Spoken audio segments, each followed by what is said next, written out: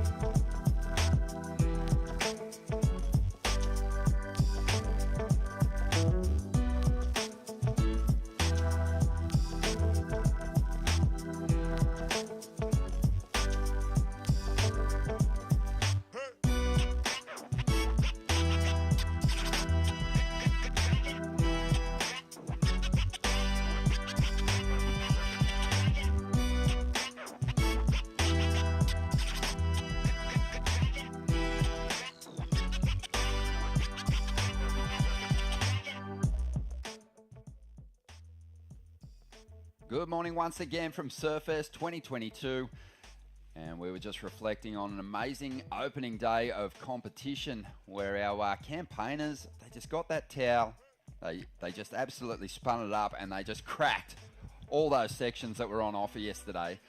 Really impressive stuff. On the men's side, we ploughed through the round of 96. Saw some good performances there, but towards the end of the afternoon yesterday, it was the women that really started to fire up. Big scores dropped in that last heat of the day by Ellie Brooks and Sarah Baum, who absolutely lit the place up and gave us something to think about when we tucked into bed last night. Ronnie Blakey, joined by Stace Galbraith. Stace, big day of competition, plenty more coming our way. And even though there's an onshore flow hammering this lineup this morning, there's good little sections, and we've already seen some great turns laid down.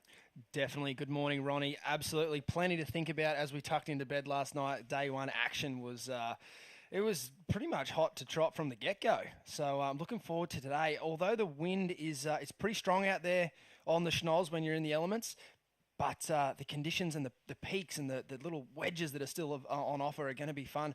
I believe this is us looking at the rock section there at Merriweather. This is, I believe, where all the surfers will be competing today on the same bank as yesterday. Poggos, I think the boys call it. A great surf name. Yeah, definitely.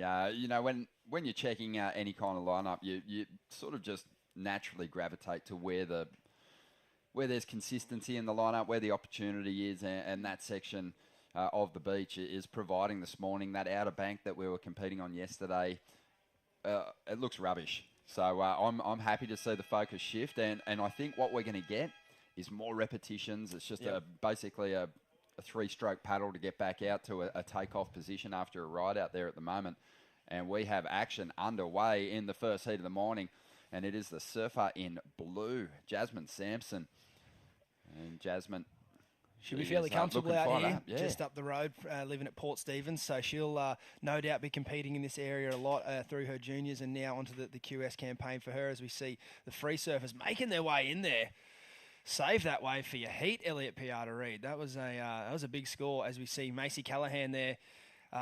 Look, not going to Not going to sugarcoat it. Macy didn't look too stoked to be first heat of the day this morning as I saw her walking along the boardwalk. But I almost think someone like Macy, when you see her looking pretty relaxed like that, it's probably a more dangerous thing for her competitors. Yeah, most definitely. Look, Macy is one of the front runners on the qualifying series rankings at the moment. Had a win in the 3000, so she's holding strong in third position on the ratings at the moment. We know she's a former championship tour surfer. She's made it 2 CT finals before, and we'll see how the others fare against her. But she's the favourite going into this one.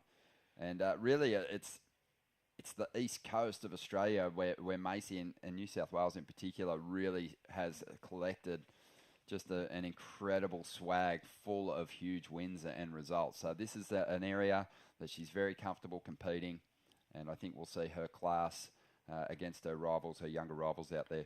Definitely, and there's almost like this air of she's not putting a lot of pressure on herself, which is awfully cliche to say, but I genuinely think that she's got some other strong interests in surfing at the moment, making some video parts and things like that. So competing for her is something that she's done all her life. But I think we're seeing a new Macy Callahan where she is competing, for fun, not necessarily just to ultimately get back on the world tour. I'm sure that is her long-term goal, but in the short term at the moment, I think she's just enjoying competing on home soil. It's funny though, isn't it? Because it's careers can kind of go 2 different ways. You can go that free surfing route.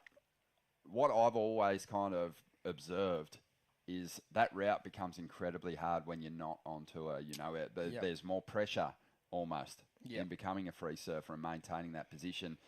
Kind of up there in lights. Your relevance, it's solidified. Your name is constantly being mentioned when you're in those elite ranks. So, even though she might have relieved herself of the pressure of perhaps chasing world titles, the hype that was put on her as a youngster, if she's let that go and she can still get back on the CT, it'll help her actually kind of fund this other part that she wants to explore. I agree, and the way that the tour is set up at the moment, you don't have to do the double duty anymore, which suffocated a lot of your time. If you were a surfer like Macy, who was sort of floating in that mid-rank, you always wanted to secure your spot on next year's tour, so she'd have to double up and do a lot of QS events, whereas if you found yourself back on tour now, talk about the dream tour, you've only got to think about one thing.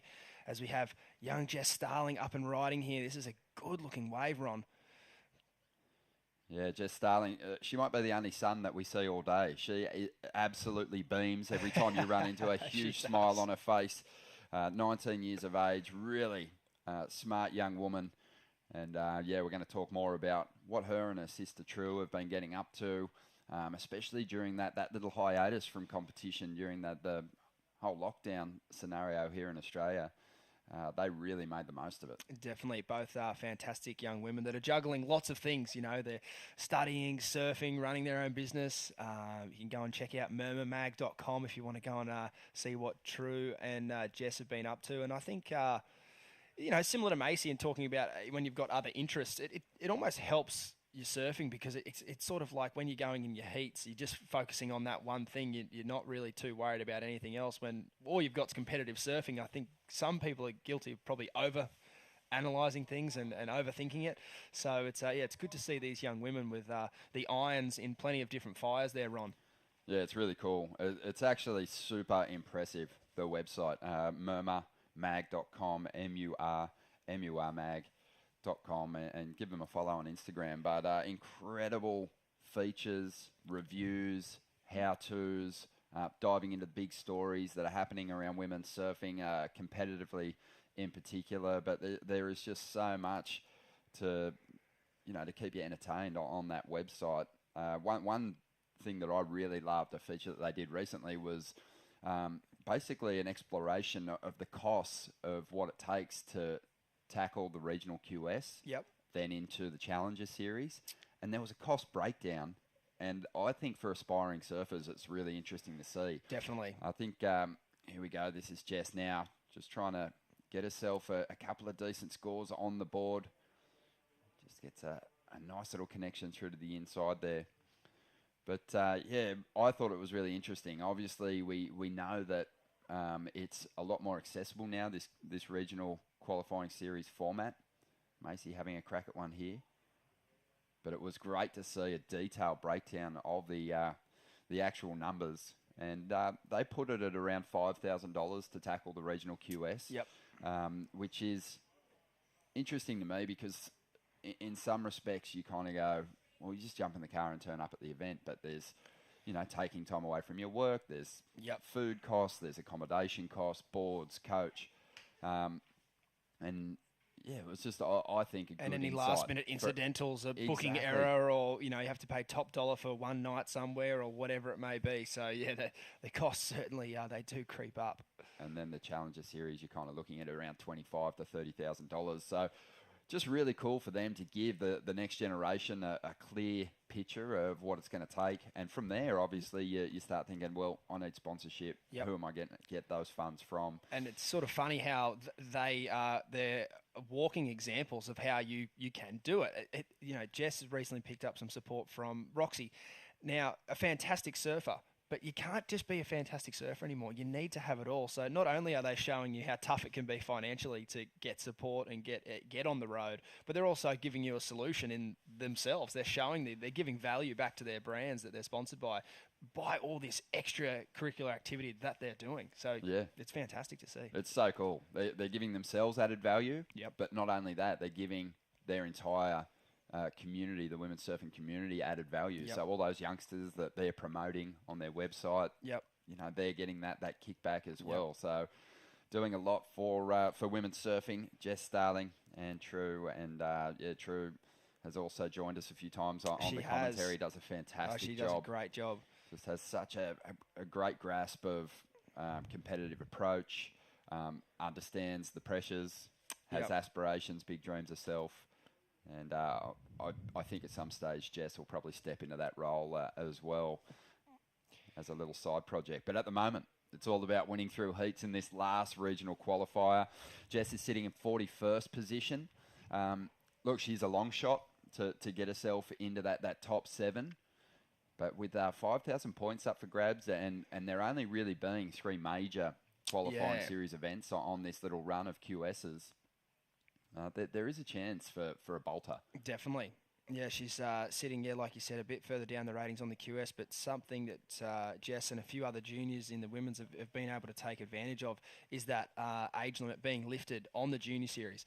So I had a chat with Jessie yesterday, actually, and she mentioned to me she's actually 8th on the junior ratings, which is a big goal for her. If she can get into that top 2 with a few events remaining, she could see herself off to the World Junior titles and ultimately fighting for a World Junior title, which I think is something that a lot of these youngsters unfortunately haven't had the opportunity to fight for in the last few years, with that age limit being 18 and under. A lot of crew deciding, do I finish school or do I hit the juniors? Well, now you can do both, and Jess has definitely taken advantage of that. And we've seen plenty of competitors so far during this qualifying series ranks. We've had some junior events running in conjunction with these qualifying series contests, and it's sort of allowed them to, test themselves against some more fancy competition at the QS level, but then go back to the juniors and absolutely dominate. And Jess has been able to do that, cracking a quarterfinal in the juniors, and as you mentioned, sitting pretty on those junior ranks at this stage. Early scores in with 15 and a half minutes to go. Macy Callahan, no surprises there, out in front. Hasn't really even caught fire yet this morning, Mace. But I reckon she's still wiping the sleep out of her eyes, Ron. Oh, yes. Well, I can relate to that. Yes, me too. It's a grey morning here. It is. The old alarm clock wasn't exactly shining into the room this morning. Super dark here. I have to leave my phone on the other side of the house, otherwise I just will not get up. It has to wake the whole house up, so sorry about that, flatmates. Yeah, loving being back here in Newcastle, though. It just doesn't disappoint. We were talking yesterday just about, it sort of doesn't really seem to matter whether this event is a CT stop or whether it's a QS. It always holds a lot of weight. It's always one of the most important venues. This year, as a qualifying series stop and the last major QS event, an opportunity to get into the Challenger Series contest, there's a certain atmosphere down here, a certain desperation in some of the competitors who aren't near the top, who need a big result. And, I think energy levels, stress levels are pretty high. Yeah, this is a massive deal because no one is safe in really either side of the draw. You know, maybe the leaders on each side, you could say they're a lock, but all the other spots are more or less open just because there's so many points on offer here. Like you said, there's only been 2 sort of sizable events before this. You know, your Jacob Wilcoxes and Joel Vaughan's, they've had some victories in the 1000s, which they would be stoked to have that in their scorelines, but they know they're going to need big results here to really sort of solidify their position. Yeah, well, we only need to wind the clock back to the Tweed Coast Pro, which was the final event of the QS, regional QS season last year, and we saw so much movement. Oh, there was, you know, just people leaving the beach absolutely shattered. Yeah. And, just the way the results panned out. We saw a couple of surfers who broke into quarters and then ultimately went on to make the final that was so far outside the top 9 that there was a big shift up. As we see Macy, just a little one-turn wave there. She's going to get out of that one. I feel like we're going to see a lot of those waves today, Ron Dog, where the surfer with first priority, look, they almost have to go, but I like these size waves better here. That sort of second wave of the set, a little double up that offer a bit more steepness in the wave to kind of belt a bit harder. They're not the same size as those big set waves, but certainly more scoring opportunity like you saw on Macy's, I believe it was her 4-point ride. She was able to get a couple of backhand snaps in there, whereas those bigger waves just looking a little bit burgery this morning. Yeah, you only need primary school sort of mathematics education to do the numbers. Yesterday we saw it. Big individual turns would kind of fetch surfers scores in the kind of 5-point range, like really solid individual turns. Yep. If you got that combo, clean 2-turn combination, you could go as high as 9 points, which we saw Sarah do yesterday afternoon. So, at some point, you're probably looking for a little more room to move than just that individual turn to turn in the best numbers of the heat. And just as surfers too, like it can be enough sometimes just to go out there and belt the lip once on a few different waves. But deep down, like they're revved up, they've trained hard, they want to be, putting down the best surfing they can. But sometimes the conditions will only allow certain things. And certainly this morning with that tide kind of wreaking havoc on this bank at the moment, I wouldn't be surprised to see, like you said, those one individual turns. I know the judges will get excited over that if it's a big critical section. So we'll have to see, the opportunities they get afforded this morning. But Jess Starling slightly improving her situation there. She got a 2.87 on her last wave. Not massive numbers at this stage, but she is, just putting a little bit of distance there between herself and Jasmine, who's now chasing her 2.58 to get back into second. Yeah, Jasmine from Anna Bay, Port Stephens. Her best result this year, a 13th on the Central Coast, where she lost out to Macy. But yeah, 27th. It's within striking distance. A little higher than Jess Starling on the ratings at the moment. Can't waste this opportunity. But both first and second progressing through to the next round. And it's still a battle for the 2 spots, but quite often you see someone sort of start to pull away from the pack, and then that battle for second place always gets interesting to me. Yeah, for sure. You can almost see the surfers start to thinking about it as well with the waves they're catching and the turns they're selecting. You can see sometimes they go out of looking to attack the win and just sort of looking to defend second, which can be a dangerous strategy in conditions like this, because you could have a 2-minute heat out here. There's so many little waves. It's just about sort of finding them, as we see Macy here getting another 2-turn opportunity. Unfortunately unable to ride out of that second turn. Probably the most turbulent 1-foot closeout section you'll see, Ron. That looked like half the ocean going back the other way at her. Yeah, she's sitting pretty though, even though her scores are nowhere near the scores that she can muster. When you look at the numbers that her rivals have so far, she's kind of well out in front at this stage. As we see now, Jasmine trying to link this one up. Bit of foam on the face always makes things a little difficult, but doing well so far. Oh, I needed to get onto that right on the end shorey section. Always a little daunting when you're trying to finish a ride on dry sand, but guarantee you get those little bumps in the numbers. You can take that ride from, say, a 2 to maybe a 3 into a 4. Yep. I saw think it last year, It's did low he, for didn't we? error. I think I was pretty much spent half his heat digging himself out of the sand there. That was a little further towards the rocks peak, but nevertheless, still the same sort of thing we're talking about. High levels of commitment. So Jasmine Sampson was chasing a score there. I don't know if she'll get that number. Probably did need to commit to that end bowl, but we'll see how that one fares. So this is the end of the first part of the trail on the road to qualifying for the championship tour. This is this is the beast at the end of the game that you've got to defeat. This is the final QS boss. 5000, the big boss, before you move into the big second stage. But it's great. There's 7 WSL regions that have similar qualifying events unfolding. And going through on the WSL site and having a look at the ratings in each of those QS regions, the talent levels are super high. So the Challenger Series is going to be hotly contested this year. 8 events all around the world, kicking off here on the Gold Coast straight after the Margaret River event. It's also going to include those surfers that don't make the cut in the first 5 events on the CT. So it is going to be an A1 lineup when we hit Snapper. Yeah, and even obviously the men's tour is always stacked, but I would say pound for pound the women's is maybe heavier loaded in that back half at the moment. You got surfers like Steph Gilmore, Sally Fitzgibbons. They're going to need a huge result at Bells, otherwise these women, they could be surfing against them at Snapper. Do you see it happening? Do you see the veterans fighting back? Bells I do. Beach, they're former winners, both of them. Both of them. But I did get a very interesting point the other day, which is almost seems like you said, very rudimentary high school sentence, but they will always be former winners, no matter what. Yeah. And the times, they have to change. And it could be now. It is one of those things where I did not see the rookies doing so well at Sunset Beach. That, to me, that's sort of Bells Beach in board shorts. You need to have experience out there. You need to know the lineup. Bells Beach is the same. But the rookies, they've just got a flavour about them at the moment. They're putting in the time. Molly Picklam's been down there already. Breeza Hannessy's just come straight in and posted up there. They're not here to muck around. So we'll have to wait and see, Ron.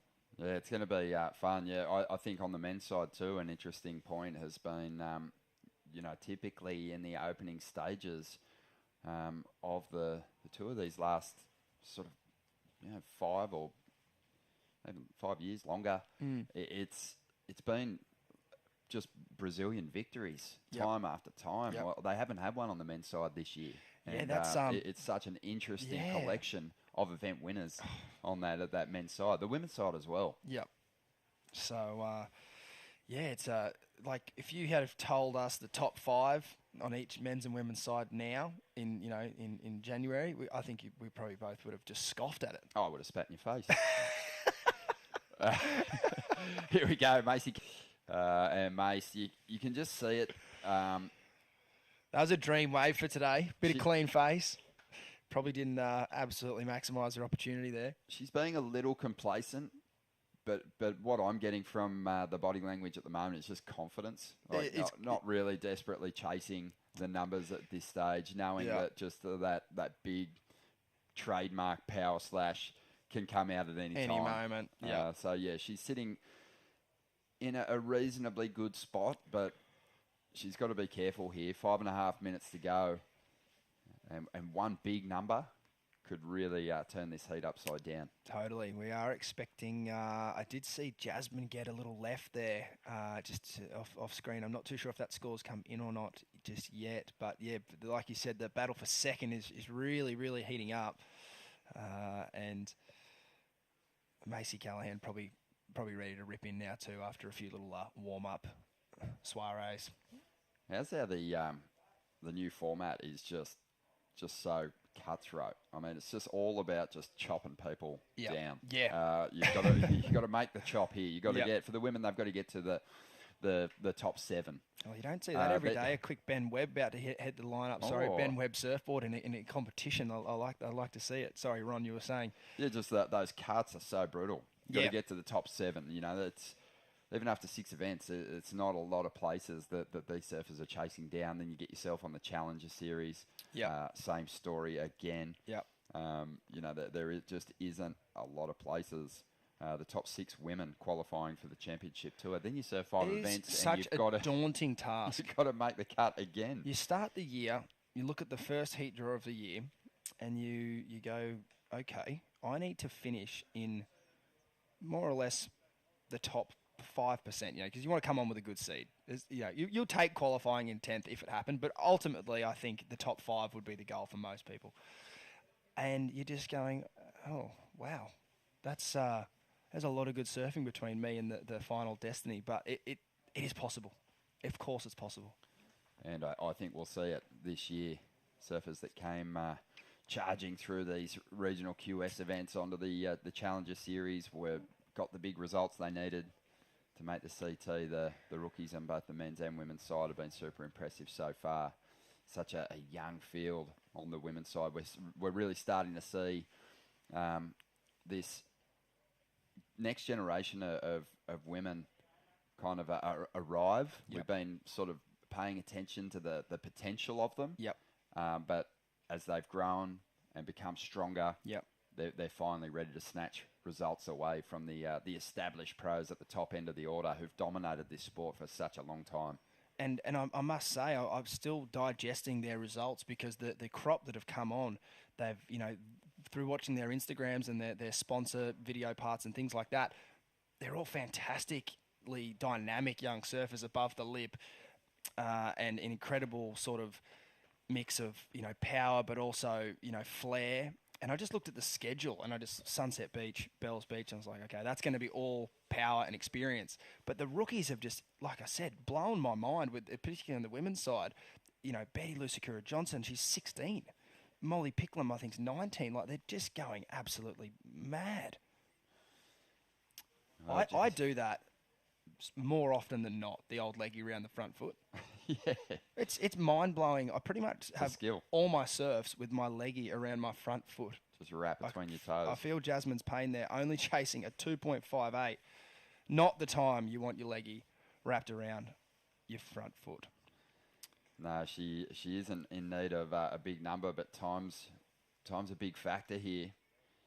Her heart would be pounding. She'd probably know deep down that she didn't get the required score then. So she's going to head back out, and she'll be in third priority scrambling. Jess has got priority at the moment, so we'll see if she makes a move to the inside. Some surfers are kind of reluctant to really get in the face of their rivals, and it's probably almost a fruitless task in wind swell like this, because she's going to get away at some point, and you're not going to have much of a say in that. Yep. Exactly. It's particularly with Jess only needing to better a 2.33. I know that would, even with the short amount of time on the clock, that would still be her number one focus.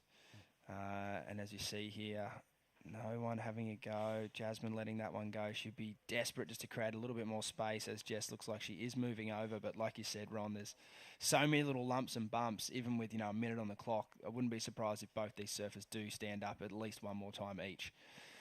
Oh, she was just a bit too wide for that one. That left had a couple little sections on it. Oh, the ocean can be cruel sometimes. Needing a 2.58, it's so attainable. It's just one semi-decent turn. And, you saw the desperation from Jasmine, just trying to actually just scrap into anything, and those waves just backing off, lying down, and not really sort of giving her an entry point. 30 seconds remaining here. We'll see if Jasmine Sampson of Anna Bay can get herself the opportunity to crack this number, a 2.58, to climb into second. She could be on the edge of that, as she's created a bit of space there for herself. Jess powering, just trying to basically jump right on the back of her board here. Yeah, she's going to have to keep a really close position, because you can scratch yourself into a wave, but it looks like it's going to come to an end. With all those little lumps and bumps, Jasmine still kind of got lost at sea there and wasn't able to connect with a wave that was going to provide that 2.58. So Jess Starling holding on to second position and taking the win. Macy Callahan moving on through to the next round. You're watching the AAP Consulting Women's Pro, and we'll be back with more action in a moment and be joined by Matt Hoy.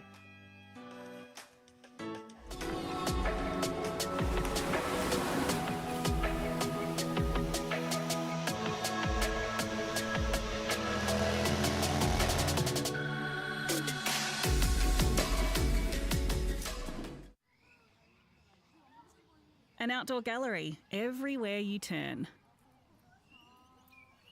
We're just scratching the surfaced.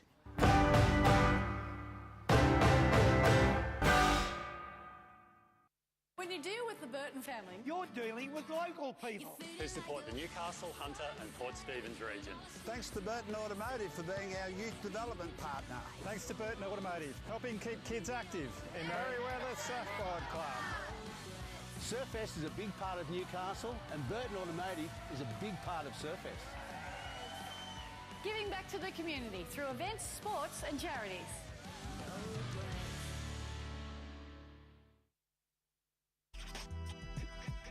Welcome to day 2 of the AAP Consulting Women's Pro. We're actually completing the first round yesterday afternoon. The women were graced with great conditions. They turned up. They put on some big performances. Today, well, the surf's a little different, but they'll make the most of it. We just saw Macy Callahan and Jess Starling power through in the first heat of the morning.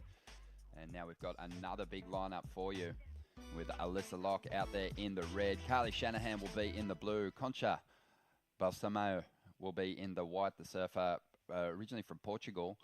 And Keisha Wakeman will be out there in the green. A bit of an international flavour to this one. Keisha's actually from Fiji. And great to have these international competitors in the field. Concha's actually going to compete on this Australia Oceania leg and try and get herself into the Challenger Series, competing against these Aussies, Kiwis, and Fijians, as we mentioned. But it's going to be a tough road for her. She's sitting a little further back on the ratings in 50th position at the moment. But she's had some big quarterfinal finishes at the QS level before, so let's see what she can do. Ronnie Blakey joined by a local hero, a former CT powerhouse, who claimed a couple of huge CT wins. Matt Hoy, good morning. Good morning, Ronnie. How are you? Powering, mate. Powering. Oh, good morning, Ronnie. How are you? Yes, Did very turn the well. mic on first. Yeah, So mate. you Look, can hear me. Yeah. Powering. doing very well. Great to see you, and great to have everyone's company Good to who's be joining back. us on KO. Thanks for tuning in. I'm Yeah, they bringing don't you- know. That's just on today live. Oh yeah, It's going to be good. all week. All week. Yeah, mate. It's looking like it's going to be a huge week too. It is a big. It looks a bit big week. ugly today. I had a look just then out the front, and it's pretty brown, the water, and the swells from the north and the winds from the south. It's looks really difficult this morning. But like I said yesterday, it cleaned up a lot during the day, so hopefully it does the same again today. Everyone dreams of perfect conditions, and you dream of them a little more the older you get. When you're a grom, when you're this age, you know, True. these young competitors are going to look back on this and say, remember when we were kids and it was glassy every day we surfed? You know? It used Look- to be, look- didn't it? yeah, Every it did. single day. It did, but no, these young surfers, they'll be looking out there and probably thinking, looking for the positives, having Yep. a glass half full approach and saying, you know what, it is junky, but it's wind swell, so it's not like a long interval swell. Even if I'm in trouble, I'll have opportunities to turn heats around, going right down to the wire. What did you say yesterday? It's competitive. Yeah. Exactly. Good way to say the waves. Contestable. Contestable, that's Yeah, it. it's a commentator's That's favourite it, when yeah, the not waves look competitive. garbage. That's the But- wrong word, isn't it? No. Contestable, that's it. It's always competitive at this level, and maybe in this event more so, because we've been talking about it. This is Lot a on the huge line. contest, and for a lot of these competitors, you know, we've got former CTers in the mix, who want to get back to the elite ranks of the Yep. championship tour. So for them, there's the pressure of wanting to get back to the top. For the youngsters, you know, for a lot of these surfers, this is the biggest event they've ever surfed in, a QS 5000 to try and earn a spot in the top 7 and get themselves onto the Challenger Series, as we see. Carly Shanahan out there in the blue, sitting in 38th position. She quarterfinaled at Phillip Island in a 1000 earlier in this QS schedule. But she has finaled in a QS event before, back in 2020 at the Carve Pro. She lost out to Sarah Baum in the final. The surfer from Woolai, Carly Shanahan, showing some serious potential. There is definitely still waves out there, though. That's the same bank as I was surfing yesterday, and there's a couple of wedging rights. It's just that tide, I think, he's not helping either this morning. The swell's still from the north. It's actually a little bit bigger than yesterday. But yeah, it's a bit messier as you can see. But I reckon during the day again, hopefully that wind drops off and tide drops out and we'll get some good waves during the day. Do you have to, in this situation, you know, do you have to fool yourself almost? Do you have to find the positive attitude before you grab your jersey and head out there to compete at this level? Oh, for sure. You have to just not think about the conditions and just get out there and say, look, it's contestable, as you said. So here's a wave here. It looks like if you're on it, it's not too shabby either. But you used to look at sections and go, "Oh, you could have done a pretty sick card there." Or yeah, for sure. You have to. You got to be positive. You can't go out there going, "Oh, the waves are terrible. I'm going to have a terrible heat." You got to just go, "All right, let's go. This is what I got to do," and get out there amongst it and do your best. And we were saying it yesterday. You know, even at the CT level, you're going to have to win through occasionally in tricky conditions, even at world-class locations, to earn your place in the draw on those magic days. Yeah, that's right. And we've seen it so many times before. As we see now, Alyssa Locke, she's quite an accomplished campaigner on the qualifying series. Yeah, I've seen a bit of Alyssa, actually. Is she from South Oz? No, she's from Coolangatta, goofy footer, but you would have seen her when you were working as a social coordinator for the Quicksilver Pro on the Gold Coast back in the day. Director of Nocturnal Activities. Yeah, she had a wild card in 2017 on the Gold Coast, lost out to Tyler Wright in the event, but she was just such a micro-grom then.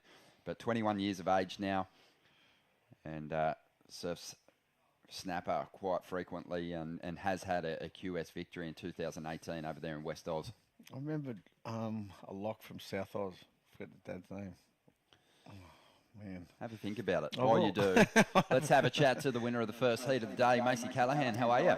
I'm good, thank you. How are you? Very well, thank you. Very well. Congratulations on your big win on the Central Coast. That must have been awesome, and to be coming into the final event in third place must be a huge confidence builder. Yeah, for sure. I think that was one of the events I really, really wanted to win, and it was nice to do it in front of my friends and family. Definitely. Mace, tough one for you this morning. I know that you've had to surf early heats before, but you're not exactly a morning person. How did you go this morning? Yeah, it took me a little bit to wake up for sure. It was raining and just not my vibe. And the waves are pretty bad, so, you know, just got to make do and, yeah, you got to surf like this all the time, so, yeah. It's been awesome to see this sort of regional qualifying series platform come about for aspiring surfers. You've obviously been to the elite ranks before, but what have you made of the depth of talent here in Australia and some of those travelling surfers that have come to compete? Yeah, I think there's like more fire in these regional events than there is on the Challenger Series. You know, there's so much talent in Australia and it's awesome to see. There's so many young kids and older gen as well. Yeah, everyone wants to make it to the Challenger Series, so it's really cool to see everyone, working hard. Equipment-wise out there, I mean, it's tricky. There's not a lot of push and power in those waves. What did you go for today? What are you riding? I rode the same board that I rode at Cabba. It's a little smaller than I usually ride, just a little Inferno by Sharp Eye. It works really well in these smaller, junky waves, so probably just stick to that. I love getting your competitive insights, but I really want you to take us behind the scenes of the Dimity Stoyle QS 5000 victory party. Can you take us there, and was your recovery as long as Dimity's? Nah, it wasn't as long as Dimity's. She's a champ, you know, so we all had our moments. But yeah, we had to celebrate. You know, these wins don't come very often for us, so yeah, we like to celebrate large. Awesome. Well, celebrate your win this morning too. Congratulations on making the next rounder, and look forward to seeing you surf again. Thank you. Macy Callahan just kind of cruised the way to victory out there this morning, Hoy, and you know that's the advantage of that confidence, sitting in a position where everyone else has to make heats and has to really fire up to get ahead of you. You can go out there and sort of dictate terms and just in the back of your mind say, I'm a winner this year already, you know, come and get me. Yeah, let's go. I thought Mace was right on the cusp of qualifying last year or the year before, right? Or was she on the CT for a little bit? Nah, just right on the cusp. Because I remember commentating the last couple of years, and she was ripping here. Yeah, she was on her way too, over there in the final Challenger Series event, but just fell short. But Yeah, she's always right there. It's her last full year on the CT, she just collected ninths all year, okay. and even though you're avoiding that early round loss. These days on the women's CT, you have to be making quarterfinals and semis to keep your place. Same as all exactly all events. Exactly. But So is she already in the qualifying? No, in the championship tour. No.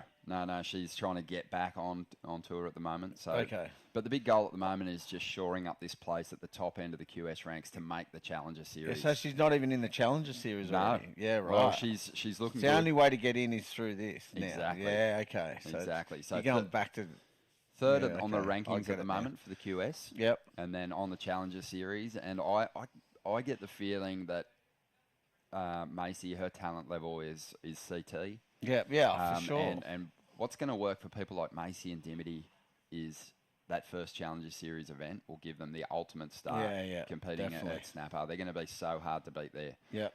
Just unbelievable the amount of time that they've put in on that lineup. And true that. If every CT was at that venue, they'd probably be world champ status. So, it's going to be a really great, comfortable place for them to kick off their campaigns if they make the grade in this final event. And it's hard for a lot of people to go up there and surf well, I reckon. It's one of the most perfect waves in the world, but just getting your timing right up there, you've got to spend a bit of time. Exactly. You can't just roll in and because all you want to do is pump down the line because you think that you're not going to go fast enough, but you got to learn how to slow down and actually surf the wave. Exactly. Yeah, you don't want to miss sections down the line, but if you're not surfing tight to the pocket, you're missing sections. In the pocket. You're missing the scoring opportunity. Yeah, one of my favourite things to do is race as fast as I can to the end of the wave and not do a turn at all. Me too. And then if a barrel section comes, don't risk falling off by getting in the tube. Don't stall. Yeah. Ever on the Gold Coast, that's what I got told. Well, Luke Egan told me, never stall up here, always pump. There's a happy place where you can enjoy a wave to yourself at Snapper. Yeah. If you surf too far away from the pocket, people can't drop in on you, but people will snake you. They'll take off behind you. And then there's a spot where you're too far back and people can paddle in or drop in. Can't win. Yeah. There's a cheat code for Snapper, I've heard. Burn or if you don't want to get burnt, you have to know the names of the core locals. And they'll only kick out if you call their name. So you need to get the playbook, a photo of every surfer that is out there and has been out there a long time. Like a referee on a footy field, you've got to know everyone's name. You've got to be like, Darren, get off, and then he might kick out. Okay. That's a new run for me too. I don't think Dingo really pays any attention to that, though. No. I can imagine. All right. I don't think anyone does, mind you. No, it might be old school, that cheat code. Here's Alyssa Locke. And Alyssa finding a wave with a couple of sections here. Could work out pretty well for her. But she's back in third spot, looking for a 3.13 at this stage to climb up into that top two. Concha has the biggest score so far, 3.77. The surfer who was born in Portugal, now residing up there on the Gold Coast. And her dad, big history in Portugal in surfing. He actually founded Surf Portugal magazine. Yeah, right. Enrique. And he's no doubt tuned in and watching his little girl compete here. And we'll see how she fares. We've got green up at the moment. There's actually a couple of waves off the rocks this morning that I saw with this high tide. Might be it's a bit more lined up, but it'd be hard work in there. But some, like a natural footer, I don't know if the goofy footers want to go in there, but a natural footer, sort of in the one spot, but yeah, not as messy, I don't think. Bit cleaner face, so I don't know if it's worth looking at for any of the girls, but I think for people who watched the event here last year, the Championship Tour event, you kind of got a glimpse of all the different Merriweather sort of banks and little tricky little rock sections. We had surfers tackling rocks. We saw the shore break come in to play. Then the Outer Banks fire up when the swell got bigger. It kind of gave us a look at all those different sections. Yeah, it did last year for sure. And at the moment, the surfers starting to push out towards the sandbar we were surfing yesterday. But, yeah, you're right. There is a couple of fun little rocks on that inside. The rip's powering through there, though, so it'd be hard to sit there. But there's a couple of, like, it's a bit cleaner face a wave, and there's a bit of a wall in there too. So I don't know if anyone's looking at it, but it could be worth it. I said that every day last year. Someone should be surfing the rock. Someone should be, but then they'd go in there and get flogged. So I'm not a good analysis of me. Well, it's a gamble, isn't it? Yeah. Putting distance between yourself and your rivals, and also if there is. That was the golden rule: never go away from where your competitors are sitting. Yep. But unless you're Tom Curran. Yeah, exactly. Or don't ride a twin fin. Yeah, in a heat. Don't even bring it up, mate. It's one of the great stories, and unfortunately, you're on the wrong side of it. Yeah, it happens. Yeah, exactly. To me only. But it is, putting yourself in a situation where you have no influence over the decision making of your opponent. Yeah. And you're really just kind of taking a gamble on the best waves coming your way. You better be really convinced that that's the case. Otherwise, for sure. Otherwise, you've got to be there in case the other competitor's getting those waves. It's a hard one. Yeah. All coaches would say don't do it, probably. Well, we actually saw an example of it last year where Tyler Wright took a gamble on surfing the shore break. She did. And, she was surfing the rocks. Surfing against Courtney, I believe. Yeah. And Courtney went out the back.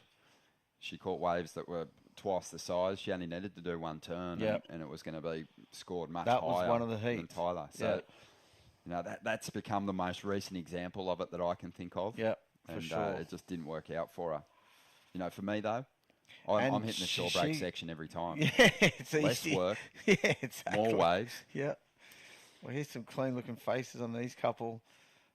Yeah. Well, this is sort of dominating. She's just riding heaps of waves, which I reckon days like today you got to.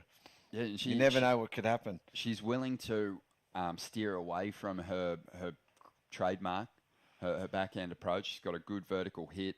All that time, absolutely smashing those long rights at snapper. She's opting to look left, and it's paying off for her. Yeah. That's some confidence in your approach either way. And she's riding waves and just having a go. Like, you've just got to look at it out there. There's no real lineup. There's no walls that you can pick and go, this one's going to double up and run, but it's just all over the shop. So you just got to try and ride waves and hope for the best. Yeah, there is always an element when there's a short period wind swell, and there's actually a northeast swell too, though. It looks like there's lines. It's just that southerly wind's just knocking it to pieces. It's a complete opposite what you want. Alyssa Locke out in front at the moment, 4.17 and a 3.17. And the tide's high Concha's too, out there help. with priority, and she's hanging on to almost a 4-point ride. So she can really improve her position, consolidate second spot, even go after the lead if she can drop that 3.13. Carly Shanahan and Keisha Weckman, they got a little bit of work to do to get themselves up into this top 2, 6 minutes to go. So many great heats coming our way. Still some of those bigger names in this women's draw to hit the lineup. Those surfers sitting at the top end of this QS rankings. Zali Kelly, she's been competing very well. Looking forward to seeing her. Kobe Enright. Nixie Ryan's been super consistent this year, surfing great. So looking forward to seeing her compete. Willow Hardy, she's coming up in the last heat of this round. We saw her in the championship tour event over at Margaret River last year. Great young surfer, absolutely charges. You have to if you're from WA. And you're a Hardy. Yeah, true. But yeah, that's Alyssa Locke just trying to finish another one there. Just getting a bit more explosive on those individual turn sections now that she's established a reasonable lead. 5 minutes remaining here. You were talking last year about everyone surfing the different sections of Merriweather. The last day I was blown away that they were surfing lefts into the bombing, and there was perfect rights. Just because Gabrielle did that massive air. Oh, it's so cool. It was huge. It was the biggest air Merriweather's ever seen. But then everyone was just trying. They all just went to go air, and there was perfect 5-foot rights winding. I was just going, please, and they're so good on their backhand too. Both those guys. Man. I was going, just show and not one wave did they go right. I was blown away. I want to say in the semi-finals, Medina had a wave where he kept his board in the water. And it's the reason why he's so deadly. And he put together a couple of combos that were just mental, unbelievable. When he wants to, and that's just what they dig into those rail turns. Yeah. He's so complete. And been missing his presence on the CT and hoping he gets back for Didn't he say he's some coming events back? soon. Yeah, I'm not sure. I don't think he's rushing it. Nah. But 4 minutes to go here, and we're hoping that conditions will improve, and we'll get a little glimpse of what we had last year. But that was Concha. She's trying to get rid of that 3.13 because she's still vulnerable at the moment. Only a 3.77 required for the surfer in blue. And Keisha Wakeman is only after a 4.73 to get up in a second. She really wants to get rid of her low-scoring rides, though, just to chip away at that requirement and make a chances of progressing through this first round heat a little better going into the final 3.5 minutes here. Well, here's a wave. No one got it. Look at it. It's just all over the shop. They look like they're going to be a good one, and that just wobbles out into a burger. We saw some good performances yesterday. The bar's been set pretty high on the women's side from the outset in tricky conditions yesterday afternoon. It was a bit cleaner than this, but Sarah Baum in the last heat of the day yesterday, and Ellie Brooks both put huge numbers up. We called Sophie McCulloch's heat. She looked fantastic. And Ellie Harrison, Paige Harrod, they looked very comfortable. I think this is going to be an exceptional event from the first round right through to the finals, just based on everyone being, very, I think, heat ready after this run of QS events. Oh, definitely. And like you said, get through these first few heats, and then the wave's going to get it's going to get a lot more swell, that's for sure. I don't know if they're going to get a lot better, but... Well, for those surfers outside the top 7 pitch up, they're going to have to bring their very best and in fact, probably throw more risk at those top seeds than what we've seen in the QS events before. If they're going to upset the order here, they're going to have to really fire up. That's an exciting prospect. With so much of the field having a shot and there being so many points on offer, we'll start to get a picture soon of the points possibilities and who can overtake who with a victory here. That's a good wave. Green, nice first turn, and then finishes with a little snap and foamy. But that's a good wave for out here, which is... Yeah, exactly. As that wave tapers off, you've got to collect the points wherever you can. And, Keisha, she did very well then just to add those little extras down the line. And she'll definitely get rid of that 2.17 and give herself a really reasonable shot at the top 2 with 1 minute and 20 seconds to go. But she's got to scramble to get back to the takeoff zone now. And these sets aren't going to help her. Wow, it's just so messy, isn't it? It's just a bummer. If the wind had been just from the northeast this morning or light, it would have been... Oh, she's taken this one. She's not going to need a lot here. Oh, throws it up there. Can she ride out? Can't stick it. Still a bit of time on the clock. Less than a minute, though. And we'll see just what she's chasing coming into the final stages here. But she's dropped her best number, 3.5. Needs a 3.41 to climb up in a second. And Carly Shanahan chasing a 3.77. 40 seconds to go. This one's not over. That second spot is still up for grabs. So this is, intense times for these aspiring youngsters. Alyssa Locke, she looks pretty busy, good. Hasn't she, all heat? Oh. She's ridden 9 waves compared to all the other girls. Yeah, well, the Fijian surfers had 7. So, yeah, she has been the busiest. And really, Green might have left her run a little bit late. She's kind of been the busiest in the last sort of 5 minutes. But this one's coming to a close, and it doesn't seem like we're going to see Carly on a wave. And that's going to be it for heat number 2, which is actually heat 10 of the round of 64. And Concha Balsameo has progressed through in second spot, just hanging on to that second position. A comfortable victory for Alyssa Locke. And they'll be progressing through the next round. We'll take a quick break here at the AAP Consulting Women's Pro and be back with more in just a moment.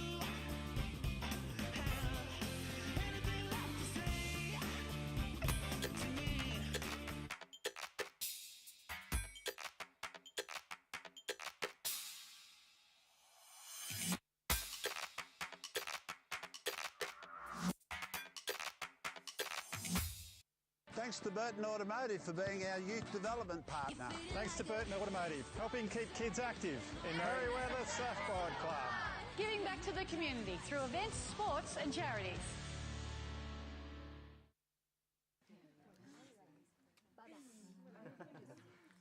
Hatted Chef Restaurant.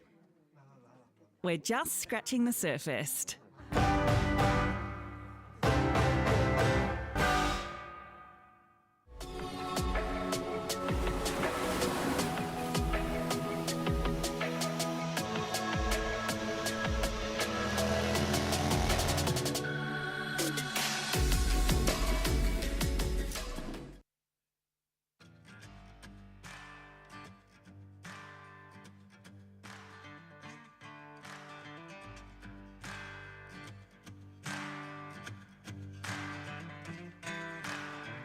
Mama told me to never look back.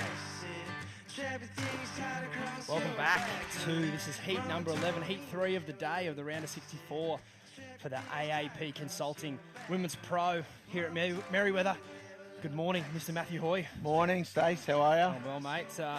Enjoyed my first night in Newey. Yeah, what'd you do? Behaved for once. Good boy, good boy. Never trusted Tuesday in Newey. Well, you know, I've made it through. Yeah, good, good. Chef Elroy, we banged up a nice home-cooked meal. Oh, beautiful. And I've ticked that one off now. Yeah, you've done the right thing. Well, there's always fun and games to be had in Newcastle, that's for sure. I'm absolutely filthy. It's not a home game this week. I know. But it's all right. Maybe we can all get around a TV somewhere and check out the action. How's your young fella going? I heard he's been going pretty red hot. Yeah, mate. He had a really good couple of weeks. He's got a bit of a shoulder injury, but he's all right. Do those boys ever not have some sort of niggle? Like, I don't the game's think so. Physical. Oh, yeah. I mean, it's always been physical, but yeah. like, I don't think so. They've always got some sort of niggle, of like you ailment. said. As we got up and riding here, Freya Whoa. Prum. It's a nice turn. Freya's a really quality surfer from up my way. Probably consistency is the big thing for her. She can find some consistency in her surfing. She'll be fantastic. And then this young lady's from around here, I'm pretty sure, Hoy. This is Ellie Lampkin. Yep, she is. I just saw her this morning, just about to get psyching up for a heat. So, yeah, she's local girl. I said, I was talking about getting up early in the morning. She went, I don't like getting up early either. It was classic. Yeah, getting up in the dark, it's not a good thing. I don't care what anyone says. It is not the best time of the day. Classic. As you see Freya there. Nice technique on that finishing carve. She did wow, well to make that wave look fun. Didn't she? Yeah, that was cool. Did you have a look at the conditions? I did. I've been out checking them out, getting right in the elements, and the wind is strong. Yeah. It looks a lot better on the TV than it does once you're actually in the elements, which is but it's not. It's one of those things where I still saw. There's a lot of fun little waves out there for sure. Yeah. I think you've just got to have your thinking hat on. A few people, where should I line up and this and that. I don't think it's so much about lineups today. Very similar to yesterday. Yeah. Just reading the sand, reading the ocean. Where's it splitting up? Where's it clean? And for instance, right now with these young women, I probably wouldn't be sitting up on my board. No, I'd just be paddling, prowling. Yeah. Absolutely anything. I think we saw a wave in the last heat. The surfer in blue. I think it might have been Carly Shanahan. I'm not too sure what score she got on her last ride, but the wave looked like nothing as she was paddling into it, but she could obviously see the double up down the line, and it offered her some nice scoring opportunities. So I think it's one of those things where the good wave isn't just going to pop up in front of you. No. You've got to be hunting, as we see Ellie getting that done here, and For sure. you can But like you see- said, there's definitely still that right wedge if you get the right one. It's sort of a north swell, don't you reckon? And then it's just a southerly wind. 100%. I That's saw like a chopping it up full so north badly. like groundswell set Yeah. come through at the end of that heat. It was like Yeah. just a one wave, but the wave kind of closed out from sort of Dixon down to the rocks. But it wasn't a good wave. But there's those little double ups like just behind it. Yeah. You know, so I think it's one of those things like we mentioned yesterday. You want to potentially not be chasing the bank out. You kind of got to patrol in a little bit. Yeah, we saw a few guys yesterday get those Dead nice little high double too, ups. probably, the Yeah, tide. like you said, it should get better all day Yeah, today. for eh? sure. Don't know if that wind will be as favourable as yesterday though. No, I Looks don't like think it's so. kinda Today looks a bit more. kind of set in. Yeah, as long as if it goes more south too, it's a little better for here. Yep. It's just like an east-southeasterly. So right what now, is that big headland down to the south? Is that sort of Redhead zone? That's Redhead. yeah. Okay, Dudley gotcha. headland. Yeah, awesome. Yep. It's got some fun little waves down there a few years ago. Young Connor Lee tipped us into, I think, maybe day of the century at Hams. Oh yeah. Yeah. Hams. Ryan and Yeah. Cruzy were hitting it, and then we got on the second shift and looked like South Stratty. Yeah. Yeah. Gets good down that does it way. get fun down yeah, that way? Yeah. Yeah. There's heaps of. Don't tell anyone. No, we're talking about a different part of the world, yeah. But It's over the bridge. Yeah, 200 k's over Yeah. the bridge, right? There's some good ways down that way. There's some good ways everywhere in Newcastle. I think that's the its best day. thing about this place. One of the best things, anyway. You can find a little nook and cranny wherever you Yeah, want to go, right? yeah. You can And the wind gets good down there. And Yep. Yeah, it's good. Yeah, Good little zone. good part of the world. Couple of big slabs down there too, which is pretty sick too. Yeah, yep. They're the ones we won't talk about. Yeah. I think, yeah, it's one of those things. We've still got waves like that on the Gold Coast too, you know. As popular as the Gold Coast is, there's still some really good waves around that people sort of, for one reason or another, haven't really, there's easier options, and I think more often than not, if you're keen to hunt, keen to sniff around, you'll find a wave to yourself. Yeah, for sure. Yeah. I don't think you'd have any trouble finding a wave to yourself today. I think that wind here would be keeping a lot of people off. Yeah. There's no one else out along the whole beach. Yeah. Speaking of someone who's knows how to manage a crowd when they do pop up, Alyssa Locke, congratulations. A big heat win there. You must be stoked to get an early win in the day. Yeah, definitely. It was good to get the first round out of the way, and with a heat win, it's really good. Hope I can keep the momentum going. Absolutely. Talk to us about that momentum. Obviously, 5,000 points on offer. That would be enough to sort of change anyone's year. Is that the goal? Yeah, definitely. I have a lot of personal goals going into this event. And, you know, winning the first heat was one of them, so that's a tick on the book. But, yeah, big points up for grabs, and I hope I can get some. So you mentioned there you've got a lot of things on your plate, a lot of goals, probably in and outside of surfing. You just mentioned something really simple there, winning the first heat. Now, obviously, it's easy to say that, but talk to us about breaking down those bigger goals into more simple tasks. Yeah, I think it's all a journey, so you got to tick the boxes along the way. Smaller goals turn into bigger goals. So, yeah, just keeping it nice and simple, and that's been a pretty good method for me. And I think it's a good method for success. Oh, absolutely. Well, you walk and you talk at the moment. Well done, Alyssa, and looking forward to watching you later in the event. Yeah, I hope to get some better waves. Fingers crossed. Well done. Thank you. You know, She kept busy out there. That's all. I Yeah.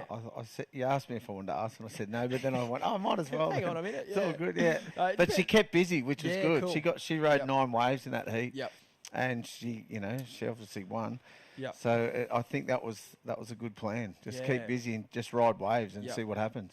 So we see where the surfer in blue G is paddling out here just to our left of screen. I did time a couple of paddle outs this morning as I was watching, and I will say one thing. I think it's a lot harder to get out than it looks. Yes. A lot of water pushing across that sandbar. Yep. And like we mentioned, the heaps of consistent little waves. So I think it's not as straightforward as... I still think you'd have to be... Well, there you go. You know, right. like, she's not just breezing back out there. No. She's still a good way away from the takeoff zone. And just non-stop duck diving. It's just awful. Oh, isn't that the worst? 30-wave duck dive. She wouldn't be able to see the horizon at the moment. It'd just be whitewash from every direction. And it's not big by any stretch. It's probably only 2 or 3 feet on the bigger sets.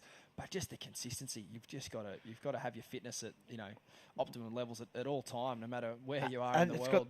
It's got the bank out the back and then the channel in the middle. You know, in that dead water, Oh. you don't move. Nah. You can paddle as hard as you want. You just don't move. Kicking and screaming and frothing at the mouth, but it doesn't. Come on. Yeah.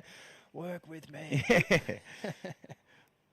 Yeah, we surfed the other afternoon out there, and it was torture just getting stuck in that one bit between the bank and the channel. It just dead water. And obviously the easy thing would be maybe just concede and do a runaround or whatever, paddle back to the hole. But then you end up so far off the peak, and then you got to paddle back to where you want to be anyway. And it's not. Well, I'm wondering if there's that little rip bowl to the left. Yeah. Of the screen there. So I don't know if there's any waves on that this morning, but. I definitely think that it could come into play, like you said, when that tide goes out a tiny bit more. I think you nailed it yesterday. There's probably the better waves there, but just consistency, I think, for these early heats, particularly a 3-person heat here like we have this morning. You know, I'm sure you would have done this a few times around the world, just looking for, the low risk but high reward sort of situation. For sure. You know, and we're saying that before. You've got to be next to your competitors. If you're going, like you could surf the rocks. I was saying to Ronnie, there's waves in there this morning. Yeah, definitely. But it's a bit more in the same spot. See Freya a bit more of a lined up section, but there's not as many. You know what I mean? There's heaps of closeouts in there, and the rip's really strong in there. So. It'd be a big risk, but if talk to us how hard it is to line up in a break when you don't have another surfer. For sure, and you don't surf there. Like it'd be fine for us. We just play we line up right, or we line up. But if you've never surfed it and without another surfer out there surfing with you, for sure, it's so hard. Yeah, and talk to me about profiling your competitors. Is that something I'm sure you were doing it back in your time, but sort of. Was it as intense as it is now? Like everyone knows everyone about how everything. They're going to surf and what they're going to do. Exactly. So you'd have Medina, he's going to go to the air. We sort of, not really though. We just went out and surfed. Really. Was it probably a little more maybe? This guy will have a swing, this guy won't, kind of thing? Or was everyone having a good crack? Or? Yeah, everyone was having a good crack. For sure. Yeah. But it never.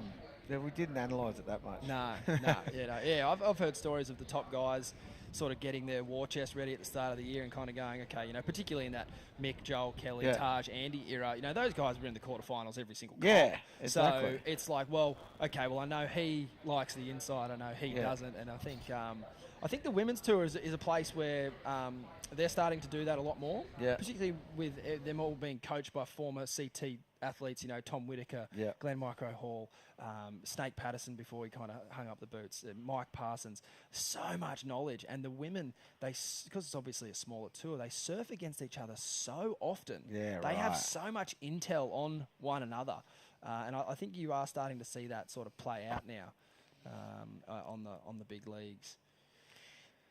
We figured you couldn't really worry about your competitor. You just had to worry about getting waves. Definitely. That's what ours. Yep. Well, mine was anyway. Yeah, and there are surfers on the tour right now that still have that train of thought, and that's completely understandable. Yeah. It's hard enough to manage your own shit, let alone someone else's. Exactly. So, as we see a replay here of Freya Prum, she's got pretty good board speed for how junky this little wave is.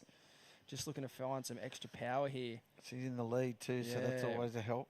Bit of confidence. She's definitely looking like the most sort of in sync out there. She's like similar to Alyssa in that last heat. She's rolled. Exactly. She's riding waves. Yeah, that's what you got to do in the conditions like this for sure. You never know, that little double up could come through. Yep. And I think too, you got to be on them. You just probably don't want to be out the back. Nah. Tip in every other swell, you want to be out the back, getting into the wave early. But I think there's a few waves here that you'd almost want to see what they're going to do before you catch them, just to make sure that it is the right one, because there is a lot of bump and a lot of chop on the face. It's like it's peaking it up too with the swell coming from the north and the wind coming from the south. It's sort of creating just bumps and chops and everything. So there's not much of a wall on any wave really. And you can hear that wind. It's howling. It is howling. Speaking of profiling your competitors, you're probably having too much fun with them. I think back to 7 days, 7 slaves. You're going on a boat trip with all your mates and all the people you're surfing against. You're not sitting out there taking notes going, his backhand Rio's looking a bit dodgy. Okay. True. You're just surfing for the pure fun of it. And we're out all night. So. Yeah. The memory was a bit foggy the next day. Can this bloke surf? Not when he's hungover. He's hopeless. How did you go, Dusty? Did you go all right? Or I was real good. Better? Yeah. That was my four. That was my forte. Yeah, forte. That's it. Oh, I'm terrible. Not that. I'm terrible now, but then I was real good. You were sharp. Yeah. Yeah. As we have up and riding here, Freya Prum, a nice setup carve there. I like that turn. She didn't push it too hard to keep her speed There you inside, go. and a Through the tail. beautiful finish. That's the best wave we've seen this morning. Yeah, that was a really well surfed wave. Really good timing. And local girl Ellie Lampkin up and riding. She got a couple of waves up at Cabin. Really nice style. Yeah, it looks like She's a classic. Yeah, too. Really classic Rom. Yeah. Trains down here with, I think, Adam Tripass. Jumps in the gym there and throws some weights around, no doubt.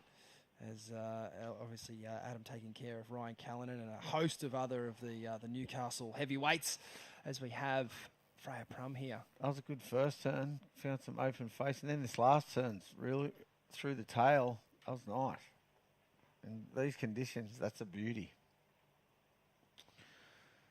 What about technique back in the day, Hoya? Are you guys thinking about that much, or were you just doing what came naturally to you? Because I must say, all of your generation, that frontside carve and that frontside layback, the technique is just flawless. Yeah. And is it just an instinctual thing or something you looked at? Yeah, no tech. We didn't look at that either.